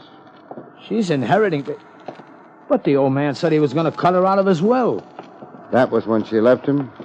Yeah, he said if she did... He changed his mind. The window. Yeah. Stella and Empey. The guy? Yeah. He must have picked up another gun someplace. He may be jumpy. We'll have to handle this carefully. Is there a back door? Yeah. Leads to the kitchen. You can see the kitchen door from here. Now, give me a count of 30. Then knock at the front door. Count of 30. Okay. Think it'll work? It'll have to. 10. 10, and I made the back door. 5, and I had it open. Crossing the kitchen without knocking over the pots and pans took 8. That gave me 7 seconds. I used them in getting the door to the living room open a crack, and then I waited. Wendell knocked on cue, and I moved fast. Empey had turned to the door. He heard me coming, but before he could get around, Mr. Craig! Yeah. That's Wendell at the door. Open it for him, huh? Yeah, all right. That was when I heard the sound of the car. I didn't hang around. I ducked into the kitchen. Hiya, Stella. Wendell. Mr. Craig knocked the man out, the one who... Mr. Craig? What happened to him? I don't know. He was just here. He must have gone out the back way. Oh, I better get this boy's pop gun. He's coming, too. I got it. He'll be all right. He'll be fine. Mr. Stubbins. Mr. Stubbins, drop the gun, you. Me? Yes. Oh, I didn't know you meant me. Yeah, better. Empey? He don't feel good. The idiot. How he ever let you get the best of him, well, never mind. Mr. Stubbins, what are you going to do? What do you think? But why? What have I done to you? It wasn't you, my dear. It was that blithering husband of yours. I don't understand. You left him, justifiably enough. He was turning into a senile idiot. You left him, and he threatened to disinherit you. You ignored his threat, for which my compliments. Thanks, but I... Of course, he tried to get you back. We did discover your address, the place you worked, but I made no great effort. I was waiting for Peterson to carry out his threat. But why did you care? He planned to leave his money to various charities, of which I would be sole administrator. I counted on that. As a matter of fact, I rather anticipated the event. I borrowed some of the money. And then the idiot decided he admired you for your courage in leaving him. Oh, and then... And he did not disinherit you after all. I faced jail, my dear. I kept hoping until the last moment, but then he died, leaving you his money. And if I die too? The money will revert to the estate. I can arrange matters to my satisfaction there. That is why I persuaded Mrs. Cole to give me this address, why I sent Empey on ahead to hold you, and why I shall now... Oh, no! Sorry, my dear, but it's oh, yeah. Wonderful kitchen you've got back there. Mr. Stubbins is all right. He'll live to die.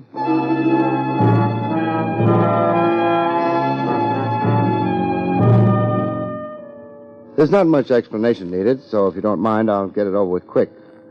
With Peterson's death, Stubbins had to move fast. But he didn't dare move without confusing the trail. That's why he hired me. If I could find out, fine.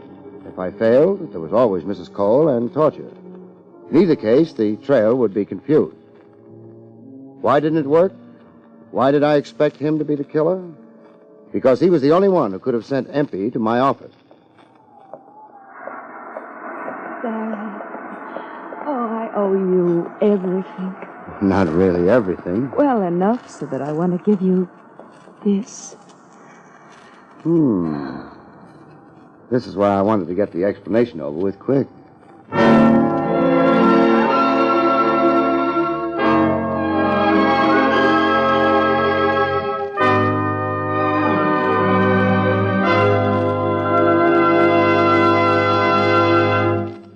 You've been listening to William Gargan in another exciting transcribed mystery drama from the adventures of Barrie Craig, confidential investigator. Tonight's story, The Corpse Who Was Wrong, was written by Lou Vittis. Next week, it's the strange story titled The Corpse Who Stayed for Breakfast, about which Barrie Craig has this to say. Next week's story deals with at least 2 corpses, a house on the river, a midnight swim accompanied by bullets, and, the corpse who came to breakfast didn't eat a thing. Good night, folks. See you next week.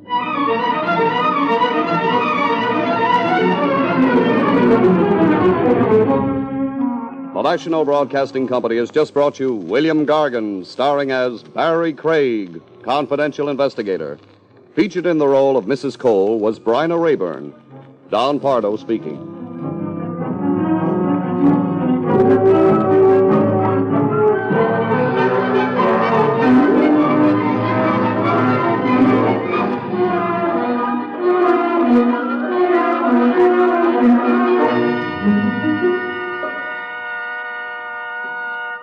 Hi, I'm Dinah Shore, and I'm here to tell you a little about our twice-weekly radio program on most of these NBC stations.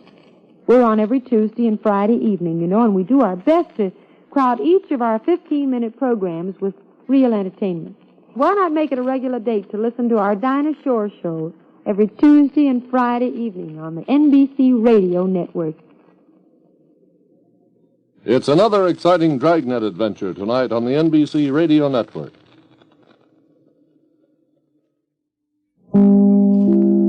William Gargan stars as Barrie Craig, confidential investigator.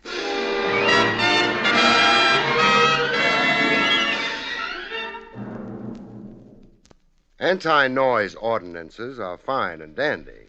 Makes living a lot more serene. But how can you legislate against the really disturbing noises, folks? The noises in your head, that would be.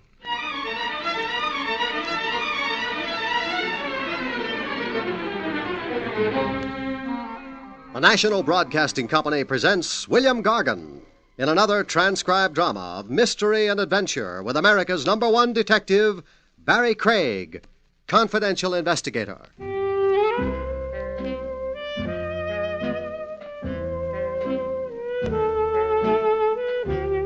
Barrie Craig speaking. The footwork a confidential cop puts in isn't always paid mileage. Some of it's for free in the public weal and welfare. Like a trip I took to the Tombs one day to see an inmate named Maxie Potter. I'd gotten a begging letter from Maxie. Could sweet charity move me to hurry to his side? End quote. Having a pint or so of the milk of human kindness in me, I complied. I found Maxie sitting on the edge of his cot. His eyes lit up like 100-watt bulbs when he saw me. Barrie Craig? That's me. Oh, you got a heart. And you've got a nerve. Just for asking you to come? For confusing me with the Legal Aid Society. What's wrong with helping people? Starvation. I don't get paid. No cream in my farina. I'll tell you what. I'll owe you your expenses. The road to hunger is paved with bad debts. Oh, shades of Mrs. O'Houlihan. Mrs. O'Houlihan? My teacher in continuation school. That saying you said, she used to say it. But it made no impression on you. No. What I went for was, it's blessed to receive. And so you wrote to me. And so you're here. Now, what do you want? For you to get me out. I never engineer prison breaks. Bail. Put up the bail. How much? $500. Dollars? Sure, dollars. Well, I haven't got it. Well, Uncle Real Estate, then. They'll take that for bail. I've only got a cemetery plot. See, now, wait. You're a citizen in good standing? Opinions divided on that. Well, Judge Ferganza, he'll let me out on what's the word I'm trying for? Recognizance. Yeah, on your... Well, will you? You've sure got a cheek. I got troubles. I share 'em. I'm not proud. What's the charge against you? Assault, 3rd degree, hardly nothing. Who'd you hit? Randy Lomax, the talent agent. You might have heard of him? Everybody has. He's been promoting my girl. Feeding her baloney about how he's going to make her a big star. I lost my head. I hit him. What with? A brick. But that's between us. In court, I'm denying it.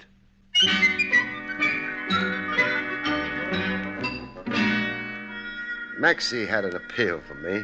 He was pure Damon Runyon. I arranged his freedom on my recognizance. When that was done, I bought him a hamburger and coffee.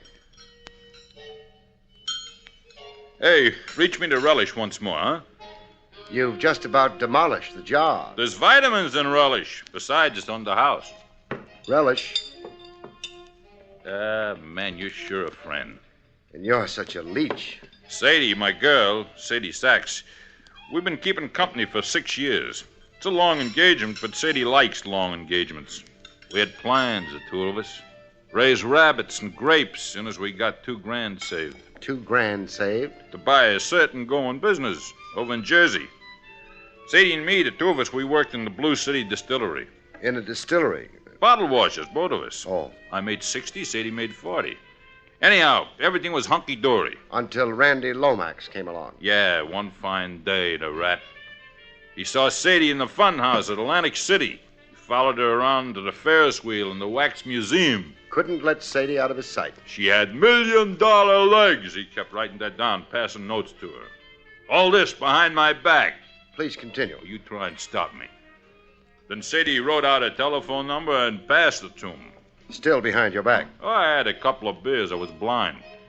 Anyhow, they met next day, and Lomax sold Sadie a bill of goods. Would she be a model? And did she have theatrical ambition? To which Sadie said, yay, brother. Well, what girl ain't conceited? That's the story, anyhow. Sadie signed up with Lomax. He gave her a new name, Paula Paloma. From a dirty blonde, he made her jet black so he could pass her off as Spanish. What a name. Paula Paloma. Which brings us to your fight with Lomax. He told Sadie to give me the brush. I was wrong for her future. I was a slob, and she was now